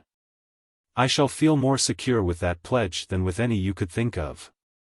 By the way, tell me about a man called Walker. Ronald Walker, a painter. He had an affair with Lily, didn't he? Ronnie Walker? He painted her, that was all. There was never anything more. And Lonsdale? Arthur Lonsdale? Who? The Honorable Arthur? Michael nodded. Yes, we met him first at Covent Garden, and went to Brighton with him and another boy, Clarehaven, Lord Clarehaven. Oh, I remember him at the house, said Michael. Money is necessary sometimes, you know, Sylvia laughed. Of course it is. Look here. Will you in future, whenever you feel you're in a nightmare, will you write to me and let me send money? He asked.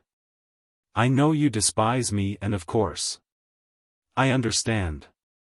But I can't bear to think of anyone being haunted as you must be haunted sometimes. Don't be proud about this, because I've got no pride left. I'm only terribly anxious to be of service to somebody. There's really no reason for you to be proud. You see, I should always be so very much more anxious to help than you would to be helped. And it really isn't only because of Lily that I say this. I've got a good many books you'd enjoy, and I think I'll send them to you. Goodbye. Goodbye, she said, looking at him curiously. Michael turned away from her down the gravel path, and a moment later slammed the door. He had only gone a few steps away, when he heard Sylvia calling after him. You stupid, she said. You never told me Lily's address. I'll give you a card. Mr. Michael Fane, she read, 1 Ararat House, Island Road. She looked at him and raised her eyebrows. You see, I expected to live there myself, Michael explained. I told a friend of mine, Maurice Avery, to clear up everything. The furniture can all be sold. If you want anything for here, take it of course, but I think most of the things will be too large for Mulberry Cottage. And what shall I say to Lily? She asked. Oh, I don't think I should say anything about me. Who was the man? I never saw him, said Michael. I only saw his hat. She pulled him to her and kissed him. How many women have done that suddenly like that? She demanded. 1, well, perhaps 2. He was wondering if Mrs. Smith's kiss ought to count in the comparison. I never have to any man, she said, and vanished through the door in the wall. Michael hoped that Sylvia intended to imply by that kiss that his offer of help was accepted. Fancy her having read Petronius. He could send her his Adlington's Apuleius. She would enjoy reading that, and he would write in it, I've eaten rose leaves and I am no longer a golden ass. Perhaps he would also send her his Shelton's Don Quixote. When Michael turned out of Tinderbox Lane into the Fulham Road, each person of humanity he passed upon the pavement seemed to him strange with unrevealed secrets. The people of London were somehow transfigured, and he longed to see their souls, if it were only in the lucid flashes of a nightmare. Yet for nearly a year he had been peering into the souls of people. Had he, indeed? Had he not rather been peering to see in their souls the reflection of his own? He was moved by the thought of Sylvia in London, and suddenly he was swept from his feet by the surging against him of the thoughts of all the passers-by and, struggling in the trough of these thoughts, he was more and more conscious that unless he fought for himself he would be lost. The illusion fled on the instant of its creation, and the people were themselves again, dull, quick, slow, ordinary, depressed, gay. Political busybodies, political fools, political slaves, political animals. How they huddled together, each one of them afraid to stand for himself. It was political passion that made them animals, each dependent in turn on the mimicry of his neighbor. Each was solicitous or jealous or fond or envious of his neighbor's opinion. God was meaningless to the political state, this herd cared only for idols. Michael began to make a catalogue of the golden calves that the golden asses of green England worshipped. They were bowing down and braying to their golden calves, these golden asses, and they could not see that there were rose trees growing everywhere, most prodigally of all in the gutter. Any one petal of which, what did the thorns matter? Would have given back to them their humanity. Yet even then, Michael dismally concluded, they would continue to bow down to the golden calves, because they would fancy that it was the calves who had planted and cultivated the rose trees.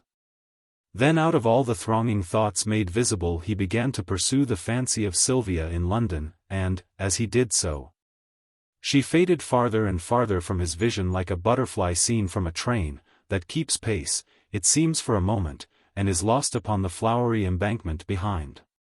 Meanwhile, Michael was feeling sharpened for conflict by that talk under the mulberry tree. He realized what an amount of determination he had stored up for the persuasion of Sylvia. Now there only remained Leppard Street, and then he would go away from London. He walked on through the Chelsea slums.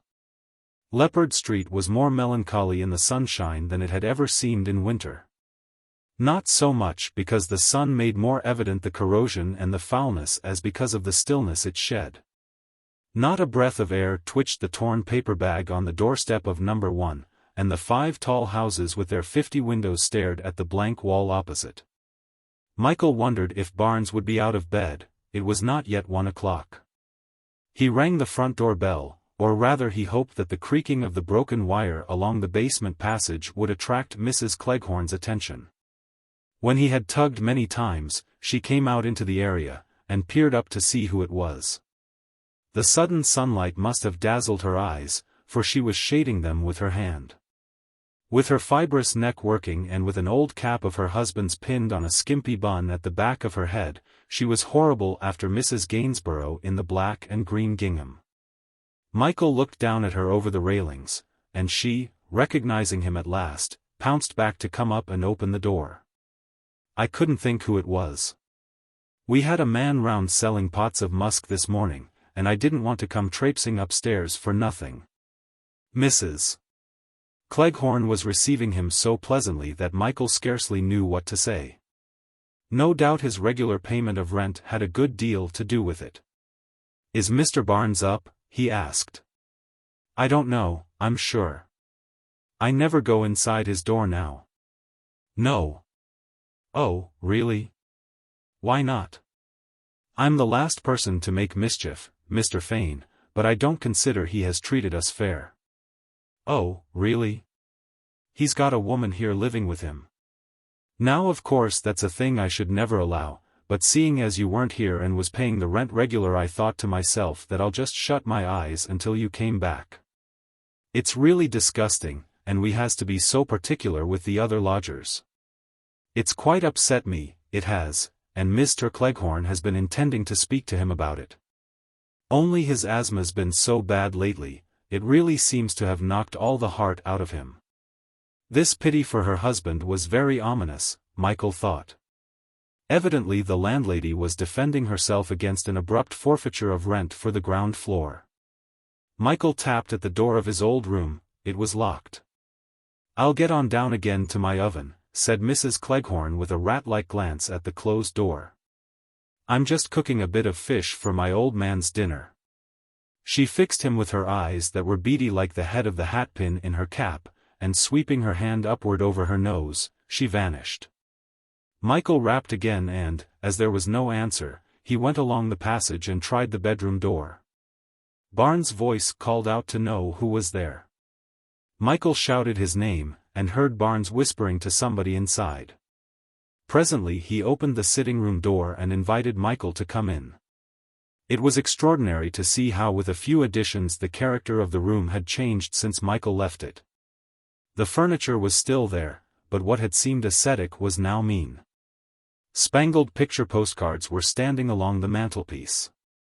The autotypes of St. George and the Knight in Armor were both askew. The shelves had novelettes interspersed among the books. A soiled petticoat of yellow moirette lay over Michael's narrow bed, which he was surprised to see in the sitting-room. A gas stove had been fixed in the fireplace. And the old steel grate had been turned into a deposit for dirty plates and dishes, but what struck Michael most were the heavy curtains over the folding doors between the 2 rooms. He looked at Barnes, waiting for him to explain the alterations. "Looks a bit more homelike than it did, doesn't it?" said Barnes, blinking round him. A deterioration was visible even in Barnes himself. This was not merely the result of being without a collar or a shave, Michael decided, it was as hard to define as the evidence of death in a man's eyes. But there clung to him an aura of corruption, and it seemed as if at a touch he would dissolve into a vile deliquescence. "You look pretty pasty," said Michael severely. "Worry, old man, worry," said Barnes. "Well, to put it straight, I fell in with a girl who was down on her luck, and I knew you'd be the very one to encourage a bit of charity. So I brought her here." "Why are you sleeping in this room?" Michael asked. "You're getting a Mr. Smart, aren't you?" said Barnes. "Fancy you're noticing that." "Oh, well, I suppose you've come to ask for your rooms back." Michael, with the consciousness of the woman behind those curtained doors, knew that he could discuss nothing at present. He felt that all the time her ear was at the keyhole, and he went out suddenly, telling Barnes to meet him at the Orange that night.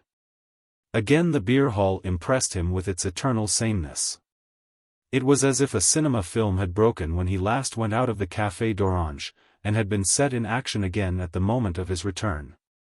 He looked round to see if Daisy was there, and she was. Her hat, which had formerly been black and trimmed with white daisies, was now, to mark the season, white and trimmed with black daisies. "Hello, little stranger," she exclaimed. "Where have you been?" So exactly the same was the Orange that Michael was almost surprised that she should have observed a passage of time. "You never seem to come here now," she said reproachfully. "Come on. Sit down. Don't stand about like a man selling matches on the curb." "How's Bert?" Michael asked. "Who?" "Bert Saunders. The man you were living with in Little Quondam Street." "Oh, him. Oh, I had to get rid of him double quick." "What?" "Yes, when it came to asking me to go to Paris with a fighting fellow. Only fancy the cheek of it. It would help him, he said, with his business. Dirty eknop.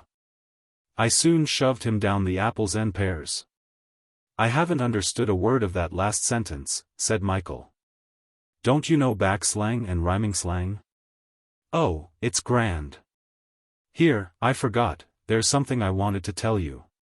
Do you remember you was in here with a fellow who you said his name was Burns?"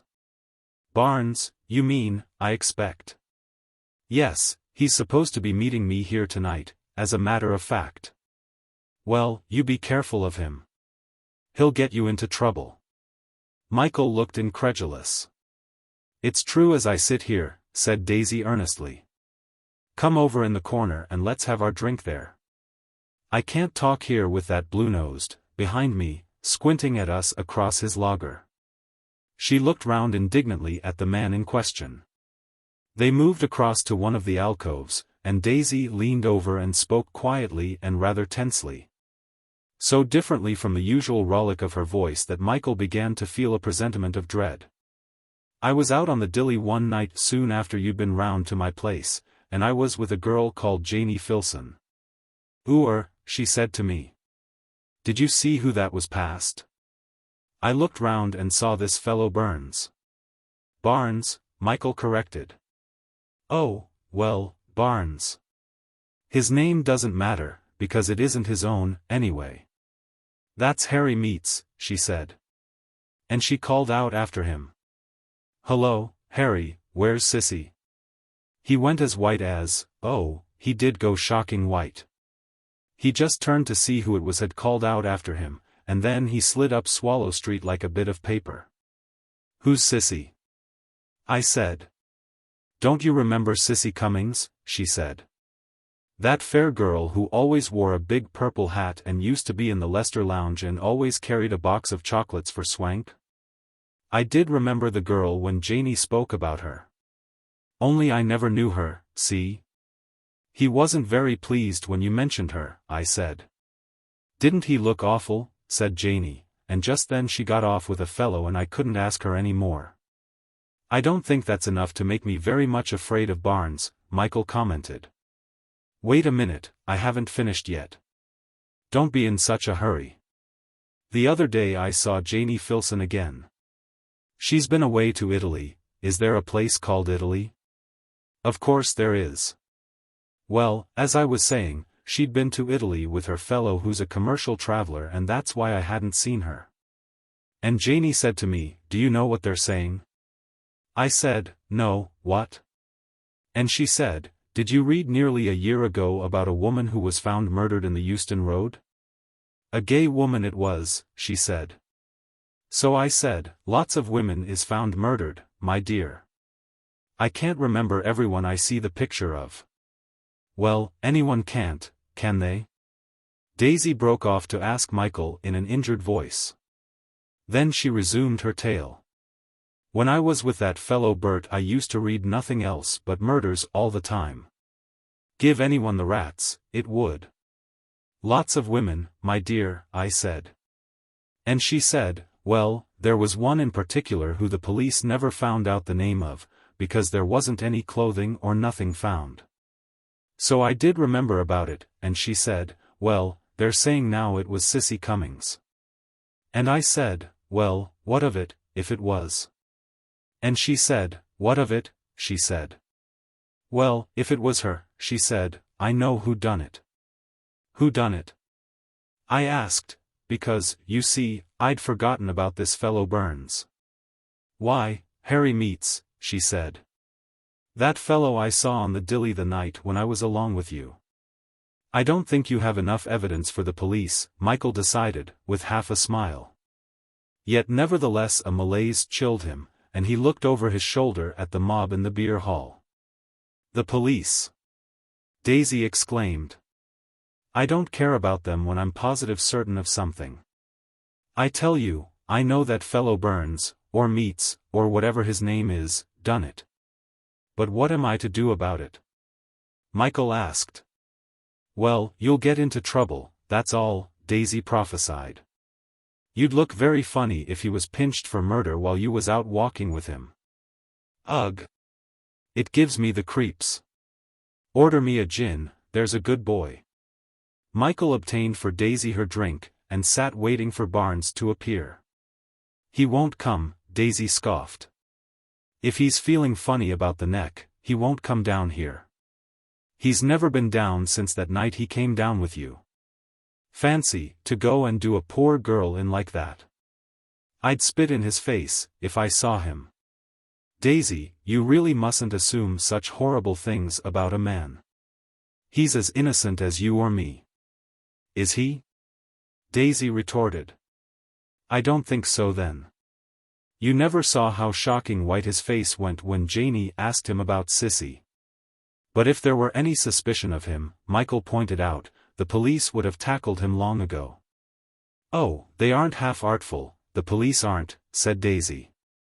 Nothing they'd like better than get waiting about and seeing if he didn't go and murder another poor girl, so as they could have him for the two, and be all the more pleased about it. That's talking nonsense, Michael protested. The police don't do that sort of thing. I don't know, Daisy argued.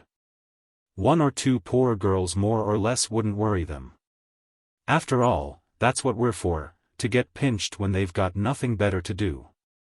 Of course, I know it's part of the game, but there it is. If you steal my purse and I follow you round and tell a copper, what would he do?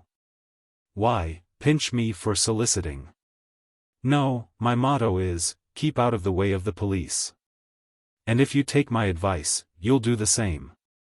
If this fellow didn't do the girl in, Daisy asked earnestly, leaning forward over the table, why doesn't he come down here and keep his appointment with you tonight? Don't you worry. He knows the word has gone round, and he's going to lie very low for a bit. I wouldn't say the techs aren't watching out for him even now.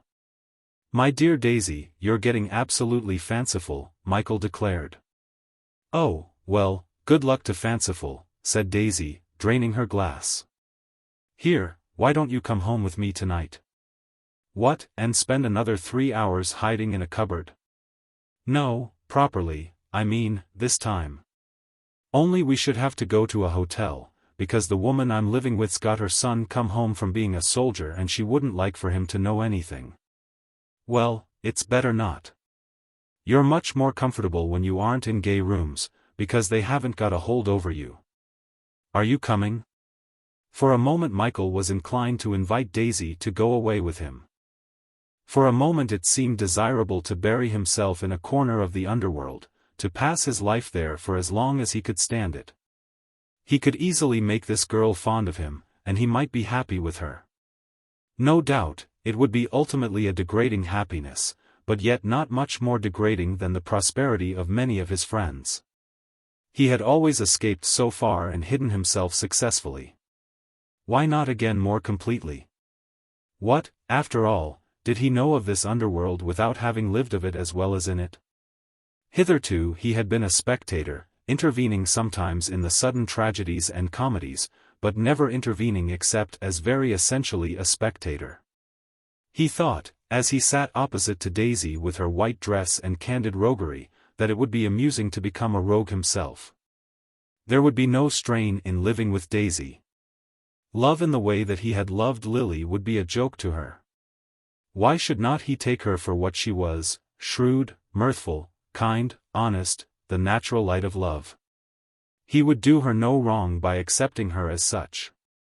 She was immemorial in the scheme of the universe.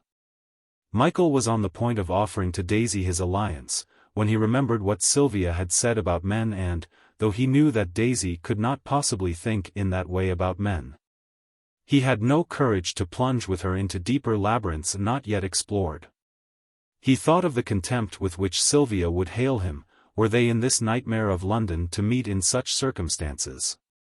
A few weeks ago, yesterday, indeed, he might have joined himself to Daisy under the pretext of helping her and improving her. Now he must help himself, he must aim at perfecting himself. Experiments, when at any moment passion might enter, were too dangerous.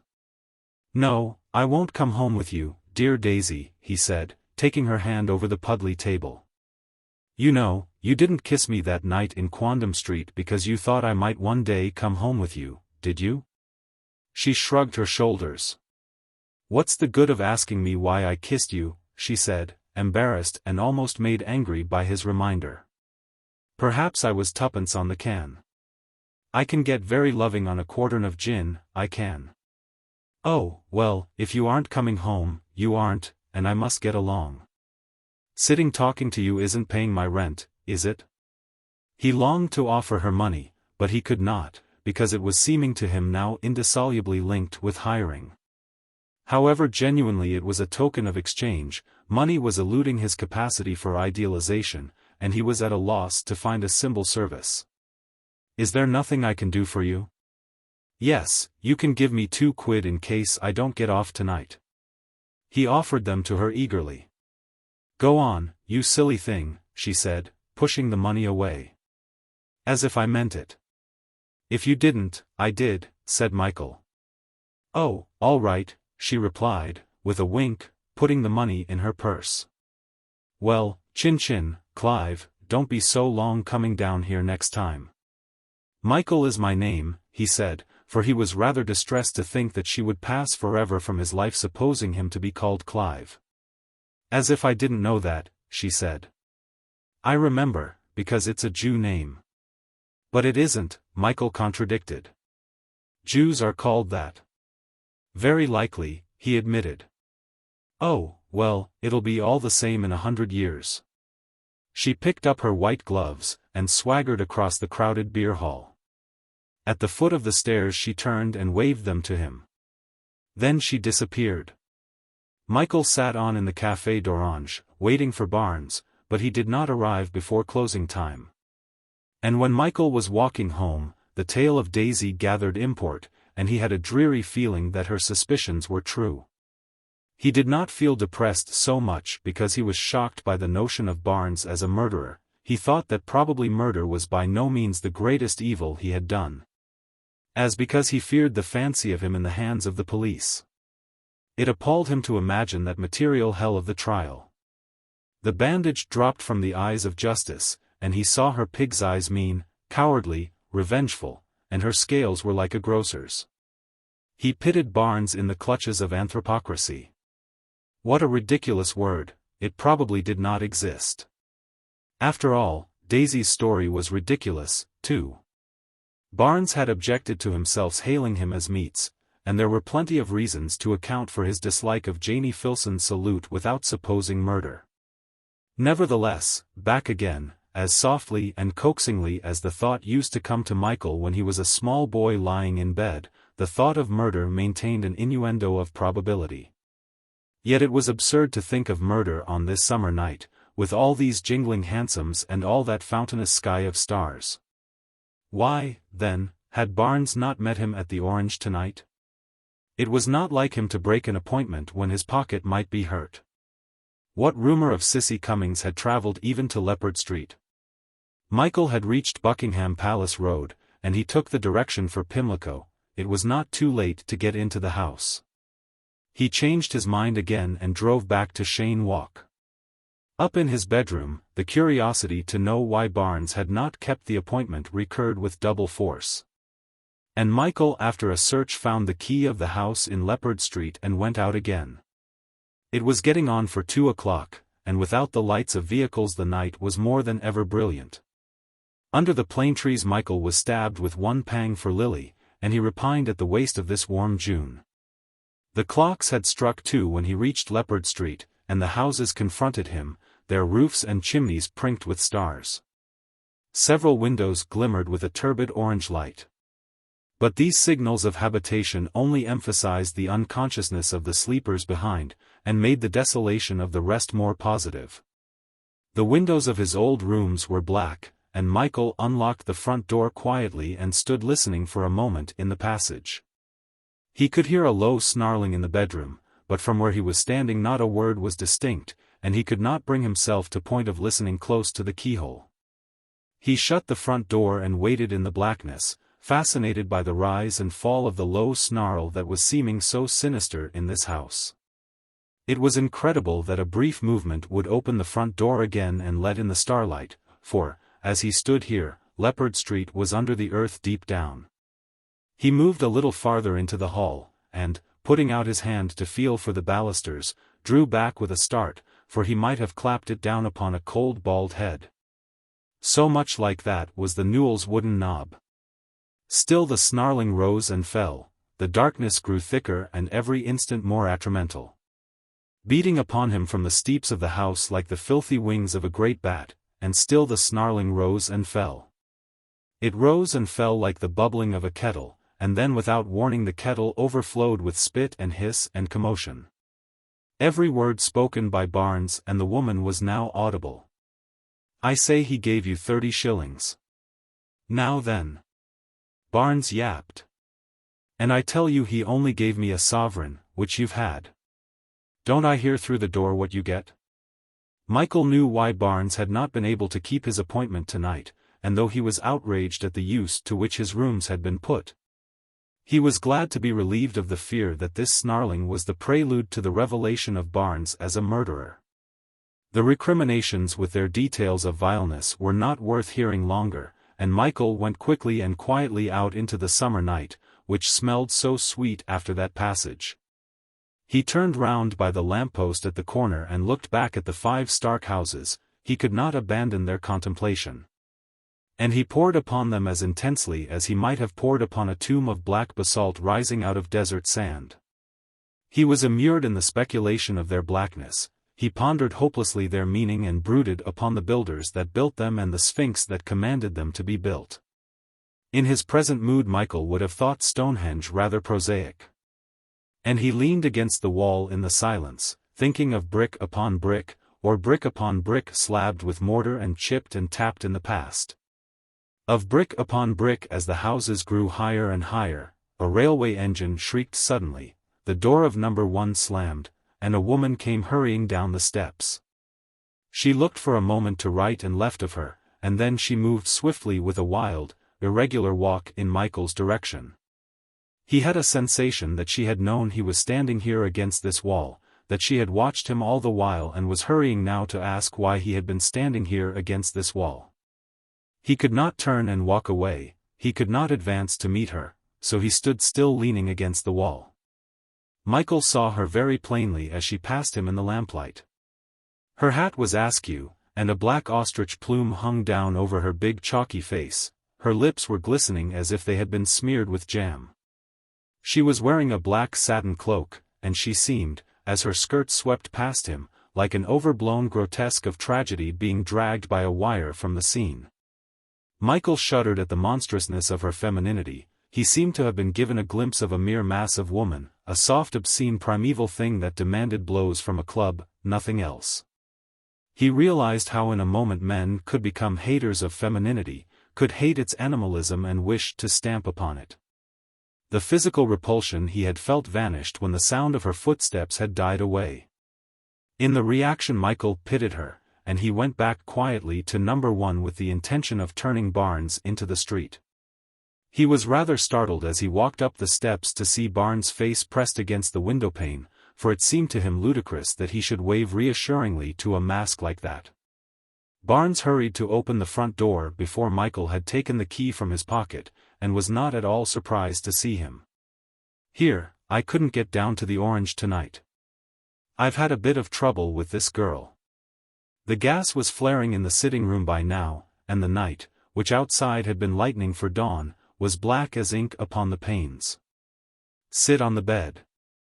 The chairs are all full of her dirty clothes. I'll pull the blinds down. I'm going to leave here tomorrow, Fane. Did you see her going down the road? She must have passed you by. I tell you straight, Fane, half an hour back I was in 2 minds to do her in. I was, straight. And I would have, if. Oh, well, I kept my temper and threw her out instead. Gratitude. It's my belief gratitude doesn't exist in this world. You sit down and have a smoke." He left some cigarettes behind. "Who did?" Michael asked sharply. "Who did what?" "Left these cigarettes." "Oh, they're some I bought yesterday," said Barnes. "I think it's just as well for you that you are going tomorrow morning. I hope you quite realize that otherwise I should have turned you out." "Well, don't look at me in that tone of voice," Barnes protested. "I've had quite enough to worry me without any nastiness between old friends to make it worse." "You can't expect me to be pleased at the way you've treated my rooms," Michael said. "Oh, the gas stove, you mean?" "It's not a question of gas stoves. It's a question of living on a woman." "Who did?" "You." "If I'd had to live on her earnings, I should be very poorly off now," grumbled Barnes, in an injured voice. Under Michael's attack he was regaining his old perkiness. "At any rate, you must go tomorrow morning," Michael insisted. "Don't I keep on telling you that I'm going? It's no good for you to nag at me, Fane." "And what about the woman?" "Her? Let her go too," said Barnes contemptuously. "She can't do me any harm. What if she does tell the coppers I've been living on her?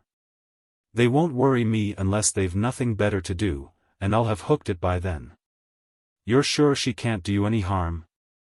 Michael asked gravely. "There's nothing else she could tell the police?"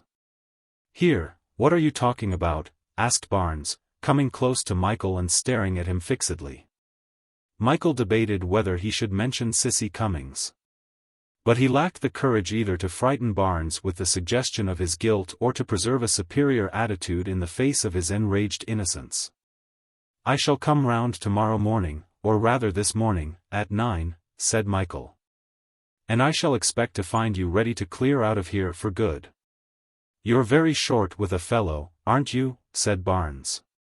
"What do you want to go away for? Why don't you stay so as you can see me off the premises?" Michael thought that he could observe underneath all the assurance a sharp anxiety on Barnes' part not to be left alone. "You can lay down and have a sleep in here. I'll get on into the bedroom." Michael consented to stay, and Barnes was obviously relieved. He put out the gas and retired into the bedroom. The dawn was graying the room, and the sun would be up in less than an hour. Early sparrows were beginning to chirp. The woman who had burst out of the door and fled up the street seemed now a chimera of the night. Half dozing, Michael lay on the bed, half dozing and faintly oppressed by the odor of patchouli coming from the clothes heaped upon the chairs. St. George was visible already, and even the outlines of the knight in armor were tremulously apparent. Michael wondered why he did not feel a greater resentment at the profanation of these rooms. And why did Barnes keep fidgeting on the other side of the folding doors? The sparrows were cheeping more loudly, the trains were more frequent. Michael woke from sleep with a start and saw that Barnes was throwing the clothes from the chairs on the floor. Stirred up thus in this clear light, the scent of patchouli was even more noticeable. What on earth was Barnes doing? He was turning the whole room upside down. What the deuce are you looking for? Michael yawned. That's all right, old man, you get on with your sleep. I'm just putting my things together, Barnes told him. Michael turned over and was beginning to doze again when Barnes woke him by the noise he made in taking the dirty dishes out of the old grate. How on earth can I sleep, when you're continually fidgeting? Michael demanded fretfully. What's the time? Just gone 5:30. Barnes paid no more attention to Michael's rest, but began more feverishly than ever to rummage among all the things in the room. Michael could not stand his activity any longer, and dry-mouthed from an uncomfortable sleep, he sat up. What are you looking for? Well, if you want to know, I'm looking for a watch bracelet. It's not likely to be under the carpet, said Michael severely. Barnes was wrenching out the tacks to Michael's annoyance. Perhaps it isn't, Barnes agreed. But I've got to find this watch bracelet. It's gold. I don't want to lose it. Was it a woman's? Barnes looked round at him like a small animal alarmed. Yes, it was a woman's. What makes you ask? What's it like? Gold. Gold, I keep telling you. When did you have it last? Last night. Well, it can't have gone far. No, blast it, of course it can't, said Barnes, searching with renewed impatience. He was throwing the clothes about the room again, and the odor of staleness became nauseating. I'm going to wash, Michael announced, moving across to the bedroom. You'll excuse the untidiness, Barnes called out after him, in a tone of rather strange jocularity. Of Michael's old room no vestige remained. A very large double bed took up almost all the space, and all the furniture was new and tawdry. The walls were hung with studies of cocottes pretending to be naiads and dryads, horrible women posed in the sylvanity of a photographer's studio. The room was littered with clothes, and Michael could not move a step without entangling his feet in a petticoat or treading upon hidden shoes. He tried to splash his face, but the very washstand was sickly. Well, you've managed to debauch my bedroom quite successfully, he said to Barnes, when he came back to the sitting room. That's all right. I'll get rid of all the new furniture. I can pop the lot. Well, it's mine. If I could find this bloody watch bracelet, I could begin to make some arrangements. What about breakfast? Michael began to look for something to eat. Every plate and knife was dirty, and there were 3 or 4 half-finished tins of condensed milk which had turned pistachio green and stank abominably. There's a couple of herrings somewhere, said Barnes. Or there was. But everything seems upside down this morning. Where the hell is that watch? It can't have walked away on its own. If that mare took it. I've a very particular reason for not wanting to lose that watch. Oh. Wherever can it have got to? Well, anyway, shut up using such filthy language. When does the milkman come round? I don't know when he comes round. Here, Fane, have you ever heard of anyone talking in their sleep? Of course I've heard of people talking in their sleep, Michael answered. It's not very unusual. Hollering out, yes, but talking in a sensible sort of a way, so that if you came in and listened to what they said, you'd think it was the truth? Have you ever heard of that? I don't suppose I can give you an instance, but obviously it must often happen. Must it? Said Barnes, in a depressed voice. You see, I set particular value by this watch bracelet. And I thought perhaps I might have talked about it in my sleep, and that mare just to spite me have gone and taken it. I wonder where it is now. Michael also began to wonder where it was now, and Barnes' anxiety was transferred to him. So that he began to fancy the whole of this fine morning was tremendously bound up with exactly where the watch bracelet now was. Barnes had begun to turn over everything for about the 6th time. "If the watch is here," said Michael irritably, "it will be found when you move your things out, and if it's not here, it's useless to go on worrying about it." "Ah, it's all very nice for you to be so calm. But what price it's being my watch that's lost, not yours, old sport." "I'm not going to talk about it any more," Michael declared. "I want to know what you're going to do when you leave here." "Ah, that's it. What am I? Would you like to go to the colonies? What, say goodbye to dear old Leicester Square and pop off for good and all?" "I wouldn't mind." "I don't mind telling you," said Michael, "that if I'd discovered you here a week ago living like this, I should have had nothing more to do with you. As it is, I've a good mind to sling you out to look after yourself. However, I'm willing to get you a ticket for wherever you think you'd like to go, and when I hear you've arrived, I'll send you enough money to keep you going for a time. Fane, I don't mind saying it. You've been a good pal to me." "Hark, there's the milkman at last," Michael exclaimed.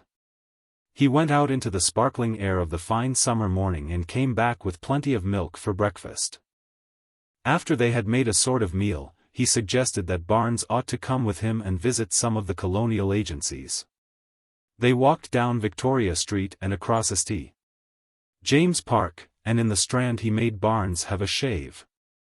The visit to the barber took away some of his nocturnal raffishness, and Michael found him very amusing during the various discussions that took place in the agencies. "I think the walk has done you good." "Yes," Barnes doubtfully admitted. "I don't think it has done me much harm."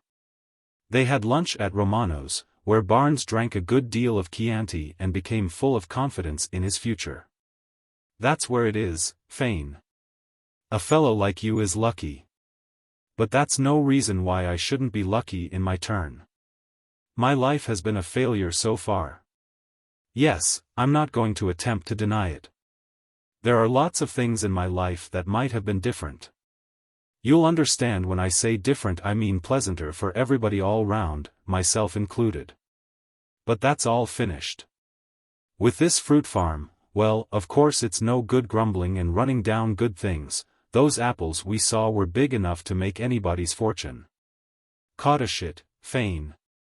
I can see myself sitting under one of those apple trees and counting the bloody fruit falling down at my feet and me popping them into baskets and selling them. Where was it he said we sold them?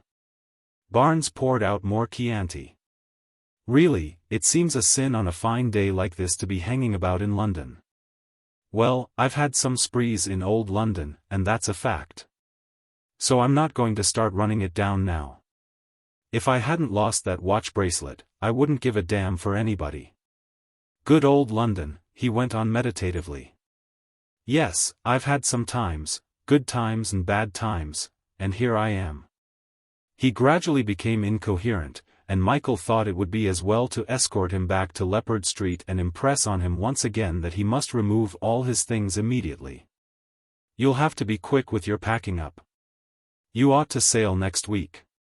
I shall go and see about your passage tomorrow. They drove back to Leppard Street in a taxi, and as they got out Barnes said emphatically. You know what it is, Fane? Caught a shit. I feel like a marquis when I'm out with you, and if I hadn't have lost that watch bracelet I'd feel like the bloody German emperor. That's me. All up in the air 1 minute, and yet worry myself barmy over a little thing like a watch the next. Hello, he exclaimed, looking up the road as their taxi drove off. Somebody else is playing at being a millionaire. Another taxi was driving into Leppard Street. Michael had already opened the front door, and he told Barnes not to hang about on the steps. Barnes turned reluctantly from his inspection of the new taxi's approach. It pulled up at number 1, and 3 men jumped out. That's your man, Michael heard one of them say, and in another moment he heard, Henry meets. I hold a warrant, murder of Sissy, anything you say, used against you. All in the mumbo-jumbo of a nightmare. Michael came down the steps again very quickly, and Barnes, now handcuffed, turned to him despairingly. "Tell em my name isn't Meats, Fane. Tell em they've made a mistake.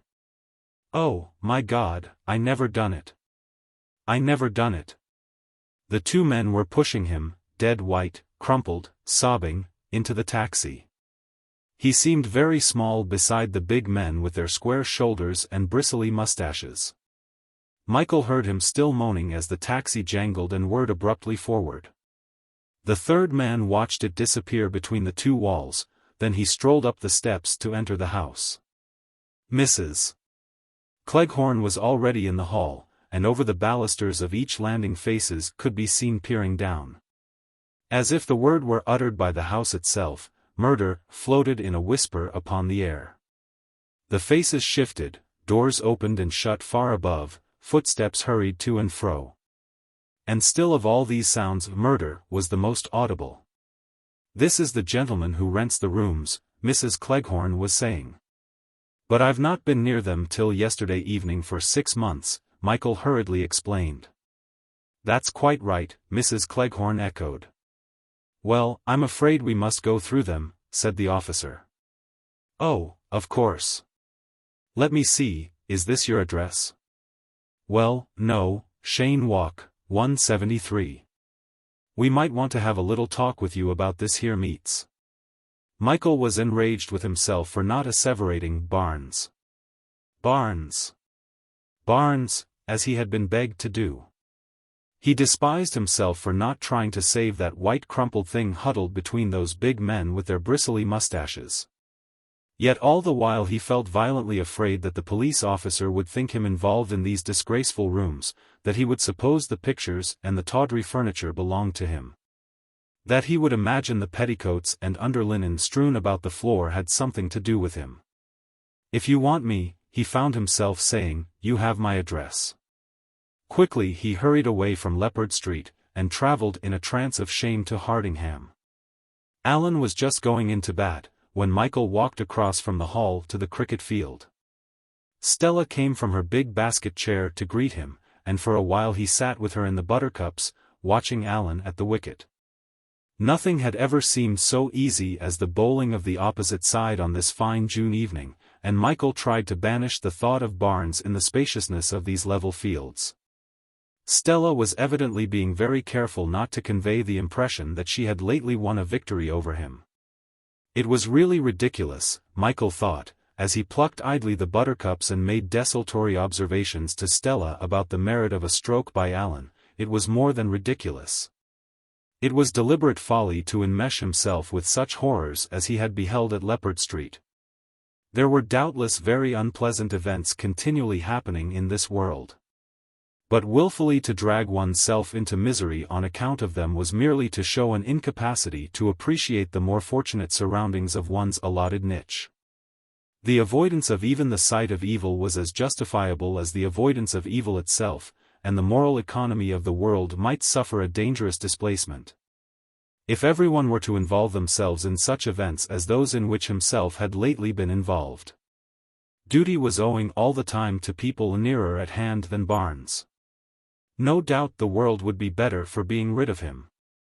Diseases of the body must be fought, and the corruption of human society must be cleansed. Any pity for Barnes was a base sentimentalism. It was merely a reaction of personal discomfort at having seen an unpleasant operation. The sentimentalism of that cry, "Don't hurt him," was really contemptible, and since it seemed that he was likely to be too weak to bear the sight of the cleansing knife, he must in future avoid the occasion of its use. Otherwise his intellectual outlook was going to be sapped, and he would find himself in the ranks of the faddists. "I think I shall stay down here the rest of the summer, if I may," he said to Stella. "My dear, of course you can. We'll have a wonderful time." "Hello, Alan is retiring." Alan came up and sat beside them in the buttercups. "I thought I saw you just as I was going in," he said. "Anything going on in town?" "No, nothing much," said Michael. "I saw a man arrested for murder this afternoon." "Did you really? How beastly." Our team's just beginning to get into shape. I say, Stella. That youth working on old Rundle's farm is going to be pretty good. Did you see him lift their fast bowlers twice running over the pond? Michael strolled away to take a solitary walk. It seemed incredible now to think that he had brought Lily down here, that he had wandered with her over this field. What an infringement it must have seemed to Stella and Alan of their already immemorial peace. They had really been very good about his invasion. And here was the wood where he and Stella had fought. Michael sat down in the glade and listened to the busy flutterings of the birds. Why had Stella objected to his marriage with Lily? All the superficial answers were ready at once. But was not her real objection only another facet of the diamond of selfishness? Selfishness was a diamond. Precious, hard, and very often beautiful, when seen by itself. Michael spent a week at Hardingham, during which he managed to put out of his mind the thought of Barnes in prison awaiting his trial. Then one day the butler informed him of a person wishing to speak to him. In the library he found the detective who had asked for his address at Leppard Street. "Sorry to have to trouble you, sir, but there was one or two little questions we wanted to ask." Michael feared he would have to appear at the trial, and asked at once if that was going to be necessary. "Oh, no, I don't think so. We've got it all marked out fair and square against Mr. Meats. He doesn't stand a chance of getting off." "How did you come to be mixed up with him?" Michael explained the circumstances which had led up to his knowing Meats. "I see. And you just wanted to give him a bit of a helping hand." "Oh, well, the feeling does you credit, I'm bound to say, but another time, sir, should make a few inquiries first. We should probably have had him before, if he hadn't been helped by you. Of course, I quite understand you knew nothing about this murder, but anyone can often do a lot of harm by helping undeserving people. We mightn't have nabbed him even now, if some woman hadn't brought us a nice little bit of evidence, and I found some more things myself after a search.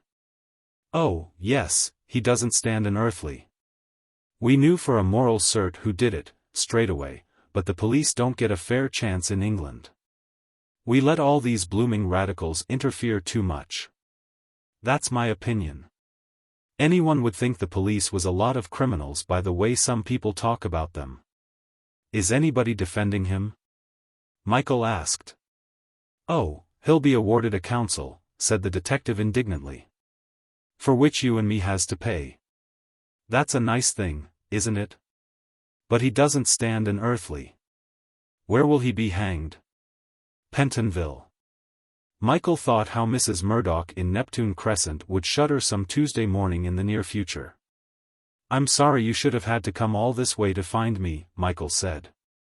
He hated himself for being polite to the inspector, but he could not help it. He rang the bell. "Oh, Dawkins, will you give Inspector, what is your name, by the by?" "Dawkins," said the inspector. "How curious." Michael laughed. "Yes, sir," the inspector laughed. "Lunch in the gun room, Dawkins. You must be hungry." "Well, sir, I could do with a snack, I dare say." He followed his namesake from the room, and outside Michael could hear them begin to chatter of the coincidence. "But supposing I'd been in the same state of life as Meats," Michael said to himself. "What devil's web wouldn't they be trying to spin round me?" He was seized with fury at himself for his cowardice. He had thought of nothing but his own reputation ever since Meats had been arrested. He had worried over the opinion of a police inspector, had been ashamed of the appearance of the rooms. Had actually been afraid that he would be implicated in the disgraceful affair. So long as it had been easy to flatter himself with the pleasure he was giving or the good he was doing to Meats, he had kept him with money. Now when Meats had been dragged away, he was anxious to disclaim the whole acquaintanceship for fear of the criticism of a big man with a bristly mustache. The despair in Meats' last cry to him echoed round this library. He had seen society in action. Not all the devils and fiends imagined by medieval monks were so horrible as those big men with bristly mustaches. What did they know of Meats and his life? What did they care, but that they were paid by society to remove rubbish? Justice had decreed that Meats should be arrested, and like a dead rat in the gutter he was swept up by these scavengers. What compact had he broken that men should freeze to stones and crush him? He had broken the laws of men and the laws of God, he had committed murder. And were not murders as foul being committed every moment? Murdered ambition, murdered love, murdered pity, murdered gratitude, murdered faith, did none of these cry out for vengeance? Society had seized the murderer, and it was useless to cry out. Himself was as impotent as the prisoner. Meats had sinned against the hive, this infernal hive, herd, pack, swarm, whichever word expressed what he felt to be the degradation of an interdependent existence. Mankind was become a great complication of machinery fed by gold and directed by fear. Something was needed to destroy this gregarious organism. War and pestilence must come. But in the past these two had come often enough, and mankind was the same afterward. This anthill of a globe had been ravaged often enough. But the ants were all busy again carrying their mean little burdens of food hither and thither in a fright for the comfort of their mean little lives. "And I'm as bad as any of them," said Michael to himself. "I know I have obligations in Leppard Street, and I've run away from them because I'm afraid of what people will think. Of course, I always fail. I'm a coward." He could not stay any longer at Hardingham. He must go and see about Mrs. Smith now. Society would be seizing her soon and bringing her miserable life to an end in whitewashed prison corridors. He must do something for Meats. Perhaps he would not be able to save him from death, but he must not sit here ringing bells for butlers called Dawkins to feed inspectors called Dawkins. Stella came in with the first roses of the year. "Aren't they beauties?" "Yes, splendid. I'm going up to town this afternoon." "But not for long?" "I don't know. It depends. Do you know, Stella, it's an extraordinary thing, but ever since you've practically given up playing, I feel very much more alive." "How do you account for that?" "Well, I haven't given up playing for one thing," Stella contradicted. "Stella, do you ever feel inspired nowadays?" "Not so much as I did," she admitted. "I feel now as if I were on the verge of an inspiration." "Not another lily," she said quickly, with half a laugh. "You've no right to sneer at me about that," he said fiercely. "You must be very careful, you know. You'll become flabby, if you aren't careful, here at Hardingham." "Oh, Michael," she laughed. "Don't look at me as if you were a major prophet. I won't become flabby. I shall start composing at once." "There you are," he cried triumphantly. "Never say again that I can't wake you up." "You did not wake me up." "I did. I did. And do you know, I believe I've discovered that I'm an anarchist?" "Is that your inspiration?" "Who knows? It may be. Well, don't come and be anarchical down here, because Alan is going to stand at the next election." "What on earth good would Alan be in Parliament?" Michael asked derisively. "He's much too happy." "Michael, why are you so horrid about Alan nowadays?" He was penitent in a moment at the suggestion, but when he said goodbye to Stella he had a curious feeling that from henceforth he was going to be stronger than her.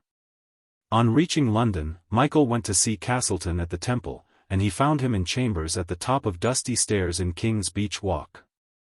"Lucky to get these, wasn't I?" said Castleton.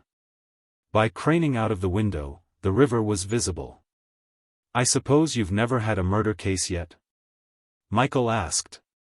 "Not yet," said Castleton. "In fact, I'm going in for chancery work. And I shall get my first brief in about 5 years, with luck." Michael inquired how one went to work to retain the greatest criminal advocate of the day, and Castleton said he would have to be approached through a solicitor. "Well, will you get hold of him for me?" Castleton looked rather blank. "If you can't get him, get the next best, and so on. Tell him the man I want to defend hasn't a chance, and that's why I'm particularly anxious he should get off." They discussed details for some time, and Castleton was astonished at Michael's wish to aid Meats. "It seems very perverse," he said. "Perverse?" Michael echoed. "And what about your profession? That is really the most perverse factor in modern life." "But in this case," Castleton argued, "the victim seems so utterly worthless." "Exactly," said Michael.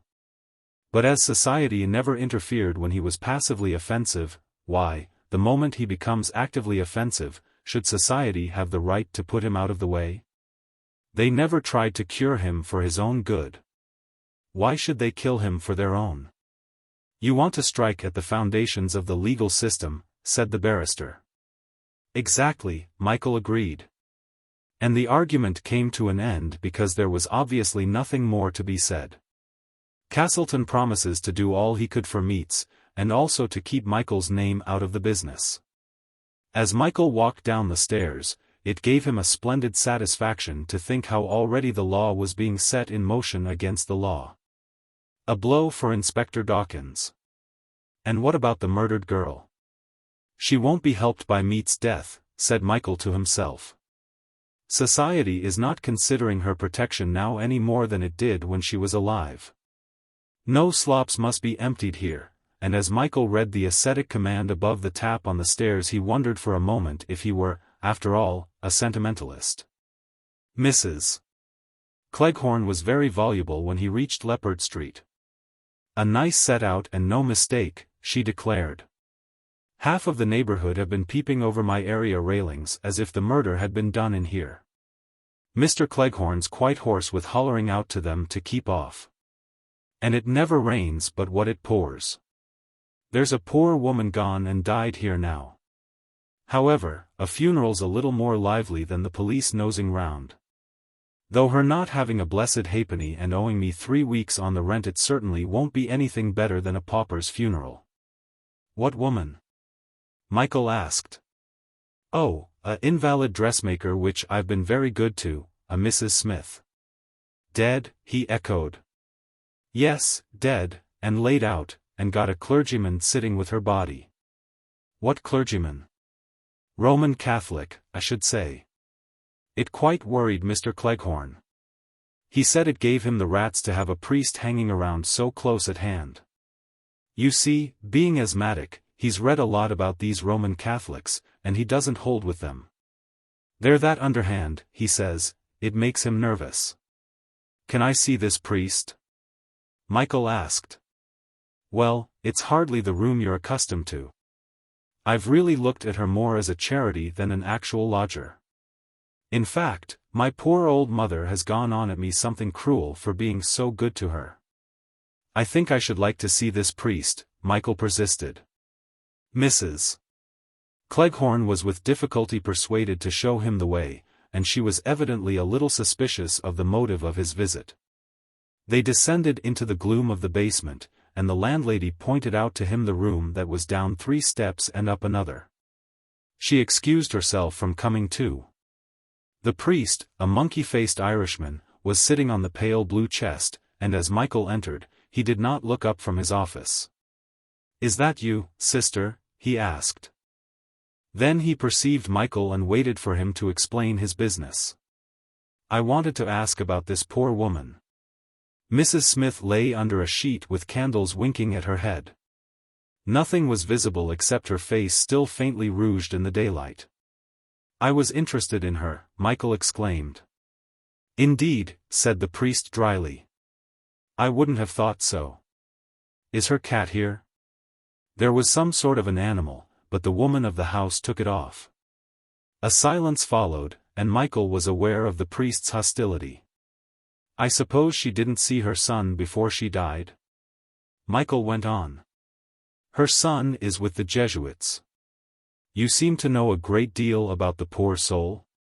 "I thought I had managed to help her," said Michael, in a sad voice. "Indeed," commented the priest, even more dryly. "And there is nothing I can do now?" "Almighty God has taken her," said the priest. "There is nothing you can do. I could have some masses said for her." "Are you a Catholic?" the priest asked. "No. But I fancy I shall be a Catholic, Michael said, and as he spoke it was like a rushing wind. He hurried out into the passage where a nun passed him in the gloom. She will be praying, Michael thought, and, looking back over his shoulder, he said, "Pray for me, sister." The nun was evidently startled by the voice, and went on quickly down the 3 steps and up the other into Mrs. Smith's den. Michael climbed upstairs to interview the solutionist. He found him lying in bed. "Why wasn't that money paid regularly?" he asked severely. "Who is it?" the solutionist muttered, in fuddled accents. "Wanted the money myself. Had a glorious time. The cat's all right, and the poor old rabbits are dead. Can't give everybody a good time. Somebody's got to suffer in this world." Michael left him, and without entering his old rooms again went away from Leppard Street. The moment had come to visit Rome, and remembering how he had once dissuaded Maurice from going there, he felt some compunction now in telling him that he wanted to travel alone. However, it would be impossible to visit Rome for the first time with Maurice. In the studio he led up to his backing out of the engagement. "About this going abroad," he began. "I say, Michael, I don't think I can come just now. The editor of The Point of View wants a series of articles on the ballet, and I'm going to start on them at once." It was a relief to Michael, and he wished Maurice good luck. "Yes, I think they're going to be rather good," he said confidently. "I'm going to begin with the opera, then the Empire and the Alhambra, and in September there will be the new ballet at the Orient. Of course, I've got a theory about English ballet." "Is there anything about which you haven't got a theory?" Michael asked. "Hello, you've got the Venetian mirror from Ararat House." "I'm so glad." "I've arranged all that," Maurice said. "Lily Hayden has gone to live with a girl called Sylvia Scarlett. Rather a terror, I thought." "Yes, I had an idea you'd find her a bit difficult." "Oh, but I scored off her in the end," said Maurice quickly. "Congratulations," said Michael. "Well, I'm going to Rome." "I say, rather hot." "So much the better. I used to be rather keen on Rome, but I've a theory it's generally a disappointment. However, I suppose I shall have to go one day." "Yes, I don't think Rome ought to miss your patronage, Maurice." They parted as intimate friends, but while Michael was going downstairs from the studio he thought that it might very easily be for the last time. His mother was at home for tea. Lots of women and a bishop were having a committee about something.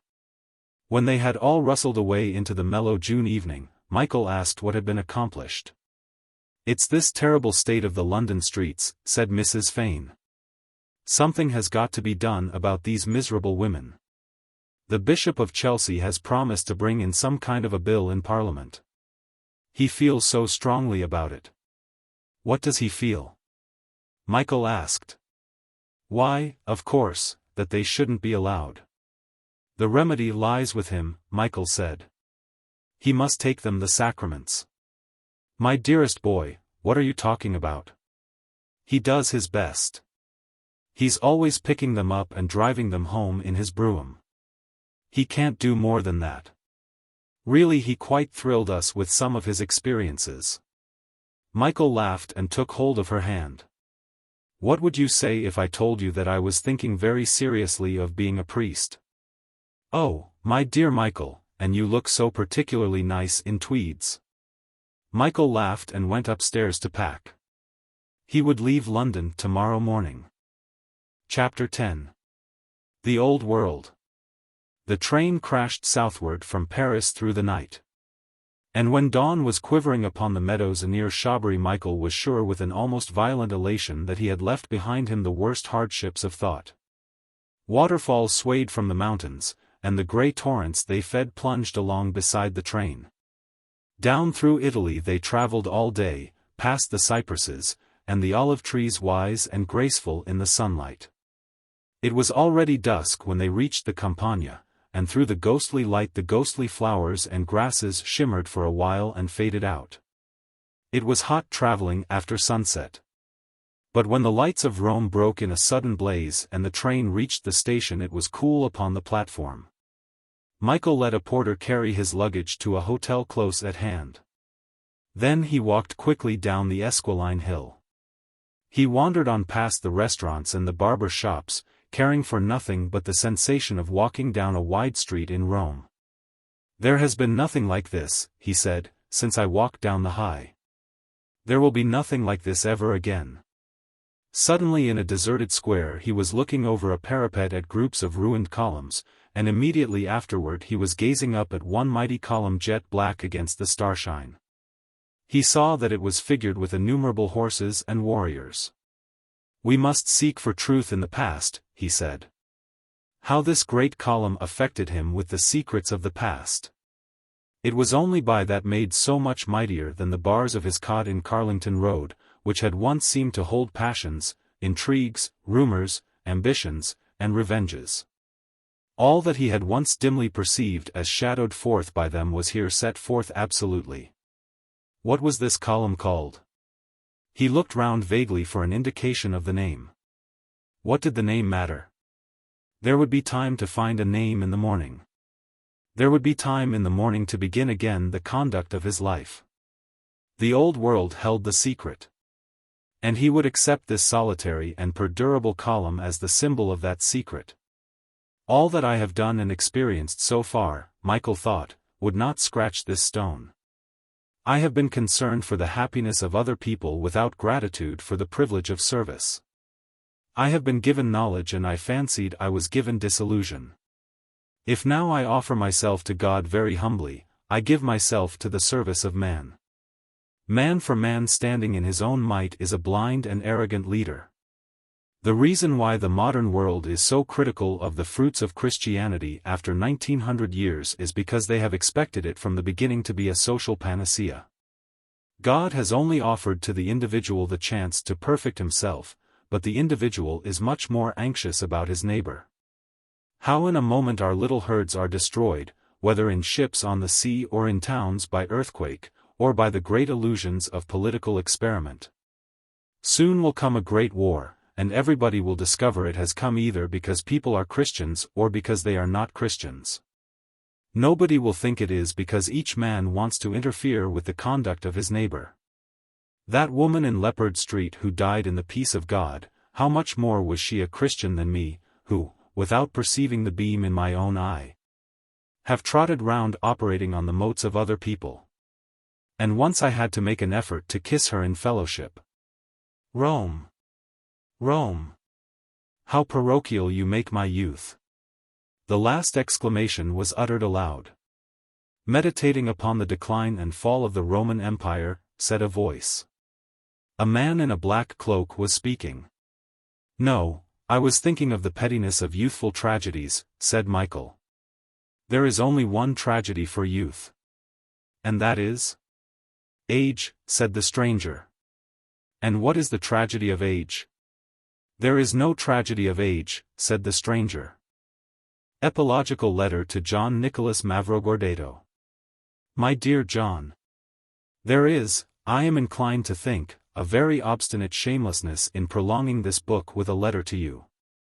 For that reason I append it thus as an epilogue, so that whoever wishes to read it will only have himself to blame, since he will already, as I hope, have finished the book.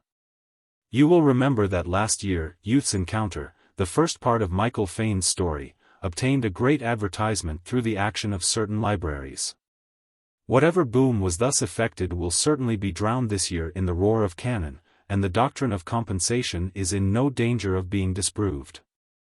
I fancy, too, that the realities of war will obtain me a pardon in Sinister Street, the second volume, for anything that might formerly have offended the sensitive or affronted the simple.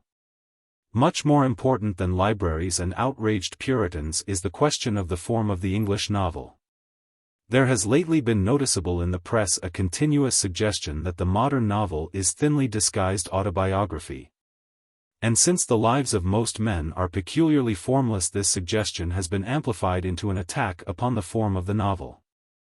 In my own case, many critics have persisted in regarding Youth's Encounter merely as an achievement of memory, and I have felt sometimes that I ought to regard myself as a sort of literary datas, rather than as a mask veiling the nature of a novelist. You know from many hours of talk that if I were to set down all I could remember of my childhood, the book would not by this time have reached much beyond my 5th year. Obviously, in so far as I chose my own public school and my own college at Oxford, there has been autobiography, but I fancy it would have been merely foolish to send Michael to Cambridge, a place of which I know absolutely nothing. Yourself assures me that nowadays it is a much better university than Oxford, and in thinking thus you are the only Oxford man who has ever held such a heresy. Obviously, too, it was unavoidable in writing about St. James that I should draw certain characters from the life, and for doing this I have been attacked on grounds of good taste. I do not recognize the right of schoolmasters to be exempt from the privilege of public men to be sometimes caricatured. Therefore, I offer no apology for doing so. With regard to the Oxford dons, I felt it really would be unfair to apply to them what is after all much more likely to be a true impression of their virtues and follies than those formed by a schoolboy of his masters. Therefore, in this 2nd volume, Sinister Street, there is not a single portrait of a don. As a matter of fact, dons are to the undergraduate a much less important factor than the schoolmaster is to the schoolboy. And the few shadows of dons which appear in this volume are as vital as most dons in the flesh seem to the normal undergraduate. The theme of these 2 stories is the youth of a man who presumably will be a priest. I shall be grateful if my readers will accept it as such rather than as an idealized or debased presentation of my own existence up to the age of 23. Whether or not it was worth writing at such length depends finally, I claim, upon the number of people who can bear to read about it. A work of art is bounded by the capacity of the spectator to apprehend it as a whole. This on your authority was said by Aristotle. Art, says the Sydney Bulletin, a curious Antipodean paper, is selection. It is time to protest, says an American paper, against these long books. At this rate, we shall soon be spending all our time with books. The enormous length must make it formless, other critics have decided. Ultimately, I believe Aristotle's remark to be the truest guide, and I am tempted to hope that with the publication of the 2nd volume many irrelevancies have established their relevancy. It is obvious that were I to continue the life of Michael Fane to the end of his 72nd year, his story would run into 20 volumes as thick as this book. My intention, however, was not to write a life, but the prologue of a life. He is growing up on the last page, and for me his interest begins to fade. He may have before him 1,000 new adventures, he may become a Benedictine monk, he may become a society preacher. I have given you as fully as I could the various influences that went to mold him. Your imagination of him as a man will be determined by your prejudice gathered from the narrative of these influences. I do not identify myself with his opinions, at the same time I may believe in all of them. He is to me an objective reality, he is not myself in a looking-glass. I would like to detain you for a moment with a defense of my occasional use of archaic and obsolete words. This is not due to any preciousness, but to efforts at finding the only word that will say what I mean. To take 2 examples, risty signifies covered with a kind of rust and having a rancid taste, and it seems to me exactly to describe the London air at certain seasons. And also by several suggestive assonances to convey a variety of subtler effects. Inquiline sounds a pompous word for lodgers, but it has not yet been sentimentalized like pilgrim, it is not an Americanism like transients, and it does give to me the sense of a fleeting stay. Whereas lodgers sound dreadfully permanent since they have been given votes. We have in the English language the richest and noblest in the world, and perhaps after this war we shall hear less of the advocates of pure Saxon. An advocacy which personally I find rather like the attitude of the plain man who wants to assert himself on his first introduction to a duke. There remains for me to apologize for the delay in the appearance of this volume. You who know how many weeks I have spent ill in bed this year will forgive me. And through you I make an apology to other readers who by their expressions of interest in the date of the 2nd volume have encouraged me so greatly. Finally, it strikes me that I have seemed above to be grumbling at criticism. This is not so. I believe there is nobody, certainly no young writer who is under such a debt of obligation as I am to the encouragement and the sympathy of his anonymous critics. Accept this dedicatory epilogue, my dear John, as the pledge of our enduring friendship. Yours ever, Compton Mackenzie Evere, October 18, 1914.